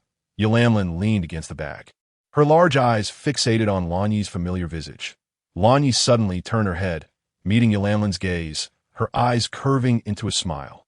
Lan, it has been far too long. Yulanlin stared at her in a daze. Finally stammering, it's been a long time. Lani opened a small cabinet nearby and retrieved a delicate flower crown crafted from starlight stone, placing it gently upon Yulanlin's head. Yulanlin reached up to touch the crown, blinking in disbelief as she looked at Lani. I asked this for me? Indeed, Lani replied with a gentle smile. Yulanlin lowered her gaze to her now substantial hands, nervously pinching her palm. Isn't this exceedingly expensive? It has been quite some time. As long as it pleases you. Yulanlin's eyes shimmered with enthusiasm, nodding fervently, expressing her delight. After a couple of leaps, the spacecraft gracefully descended upon the principal stars E043. Lani's vessel charted a unique course, and upon landing, an assemblage of officials, including the planetary governor and various dignitaries, awaited their arrival. Once the escort team had established the path, Lani rose, beckoning Si Yao to accompany her out. The governor, who had yet to catch a glimpse of Lani, found himself perplexed, pondering how the Si Yao family had cultivated such a close rapport with the diplomat. Reports suggested that Si Jian's wife, Lanting, was the youngest daughter of the esteemed Lan family. Lanting, from the Lan family? What brought her to this star? The Lan family possessed numerous agricultural planets. Could they not simply select one?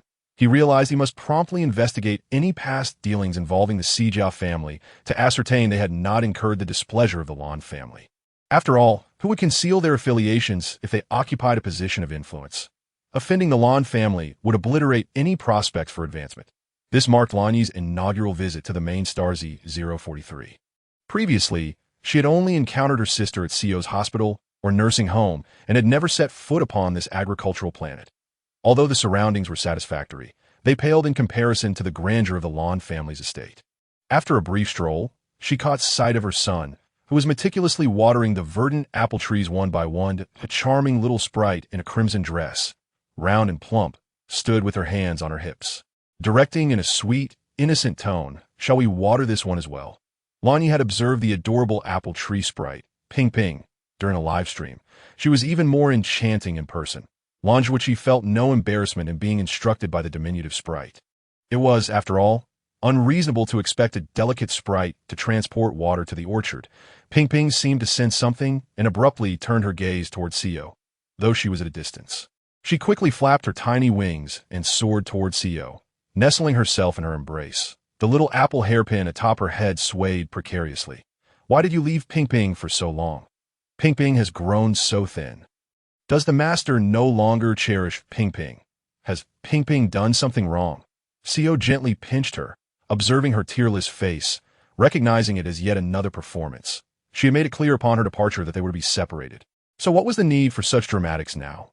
Ping Ping, realizing she had been lifted, blinked her large eyes in confusion, but then smiled sweetly at Si Yao, as if to convey her innocence. Si Yao was slightly taken aback by Lanyi, who had become several shades darker since their last encounter, adorned with a large straw hat and carrying a hefty bucket.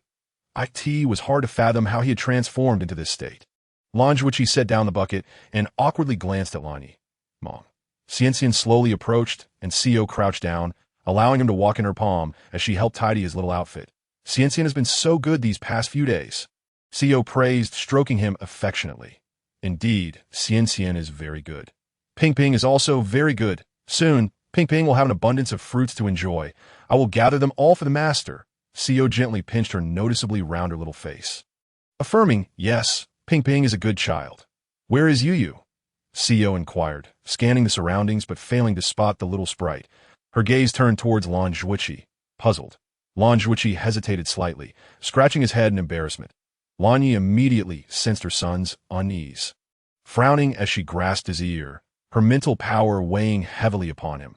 Suddenly overwhelmed by the pressure, Lanyi collapsed to the ground, his black furry ears popping out, his expression a mixture of disbelief as he looked at Lanyi.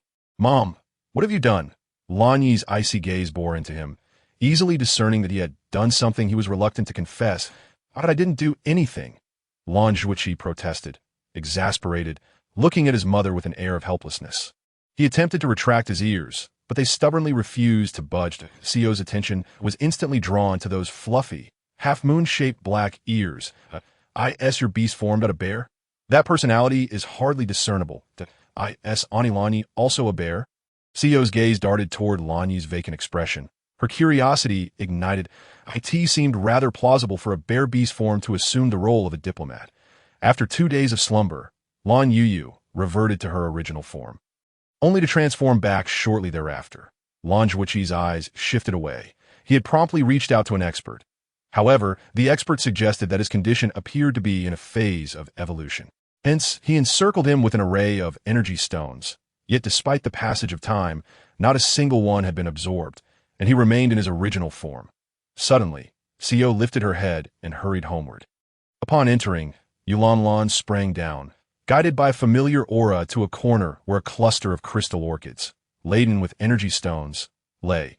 She extended her hand to caress the crystal orchids, which felt cool and stable, though their energy fluctuations were rather peculiar. Yulanlan lightly slapped Lanyi and turned to the somewhat anxious Si Yao, her small face stern as she proclaimed, "It's nothing. He merely overindulged." Si Yao, puzzled, replied, "Overindulged?" She touched the now noticeably plumper crystal orchid, falling into silence as she pondered the cause of such swelling. Typically, she observed that Yulanlan and Lanyi exhibited far less enthusiasm for energy stones compared to Ping Ping and Xianxian. Yulanlan quietly scrutinized Lanyi, extending her petite hand to pinch his neck, drawing forth a portion of his energy. The more she absorbed, the more intrigued she became. After a moment, she withdrew her hand, her expression revealing something awry. Lanyi instantly transformed into a small, rotund creature, plopping down onto the ground. Burp. Lanyi lifted his head, bewildered, glancing at his sister, who was supposed to depart for a few days, tilting his head in confusion. "Why haven't you left?" Si Yao regarded his now considerably plumper figure, feeling speechless as she rubbed her temples. In just a few days, a delicate little boy had metamorphosed into a rotund shape. The contrast was indeed striking. Yulanlan disregarded his words. leaping onto the table to procure a mirror perfectly suited for a small sprite and positioning it before him. Lan Yu gazed at his reflection. Utterly baffled, a shrill scream pierced the atmosphere. Lan Yu rushed over, startled by the cry, and gazed at the round, chubby little sprite with affectionate eyes. It seems the pond was ineffective. Look, he has awakened. Lan Ji, standing behind Lan Yi with an expression of exasperation, noticed the now considerably plumper Lan Yu, and a question mark slowly materialized above his head. Lan Yu suddenly burst into tears, exclaiming, "Ah, so ugly, so ugly. This isn't me, so ugly." Lan swiftly intervened. Silence. Lan Yu instantly ceased his cries, biting his lower lip, his expression one of profound grievance. "What did you do behind my back? What did you eat?" Lan cast a frigid glare at him. Lan Yu, trembling with fear, hiccuped once more, propping himself up on his hands as he struggled to rise. Si Yao effortlessly lifted him, prompting him to stammer. I didn't eat anything." Lanlin's expression darkened even further. You did eat." Lan Yu lowered his gaze, appearing submissive. Yet he soon lamented with an air of indignation, "But you indulge in delectable treats every day without including me. It is so unjust. Delectable treats. You, a mere novice sprite, idling away and seeking shortcuts to relish what you cannot. I've already stated that I shall permit you to consume what is allowed. But the forbidden, you simply cannot." Lan huffed, just continue to grow plump. Lan Yu sighed, recognizing that the black mist was indeed a substantial nourishment for their crystal orchids. She had been on the brink of advancing to a high-level sprite before regressing to a beginner due to Si Min's demise. Despite managing to maintain her form through their bond of coexistence, her abilities were akin to those of a high-level sprite. Thus, absorbing the black mist as sustenance was entirely acceptable for her, serving as a significant enhancement. However, for Lan Yu, a newly emerged novice sprite, indulging in such excess proved problematic. He merely grew pudgy without the capacity to digest it. Thankfully, he had only gained weight. Had he overindulged to the point of bursting, it would have truly provoked her Si Yao shook her head, relieved that Lan Yu did not appear to be in grave danger. Ping gazed at Lanlin's floral crown with sparkling eyes. Tugging at Si Yao's sleeve, I desire a beautiful crown too." "Crown?" Si Yao pinched Ping's cheek. "Very well. I shall procure one for you online shortly." Just as Si Yao activated her light brain, she suddenly realized something. The lion that typically greeted her upon her return was conspicuously absent. Puzzled, she surveyed the room. "Where is Dabai? Why have I not seen him?" Lan Ji shared her curiosity. That day, after spending the entire day planting apple trees for Ping, exhausted from tilling, planting, watering, fertilizing, and burying energy stones in various locations, he returned home utterly spent. To his astonishment, the house was empty. Lan Yu had reverted to his original form and sat in a corner. Concerned for Lan Yu's safety, he hastily contacted the plant sprite expert on the main star to arrange for prompt treatment. Shortly thereafter, he discovered that Dabai had vanished, along with a set of his military attire. In other words, Dabai had transformed back into his human form. Lan Ji was unaware that Si Yao had already uncovered the marshal's identity and was racking her brain on how to convey to her brother that the lion she had been nurturing had turned human.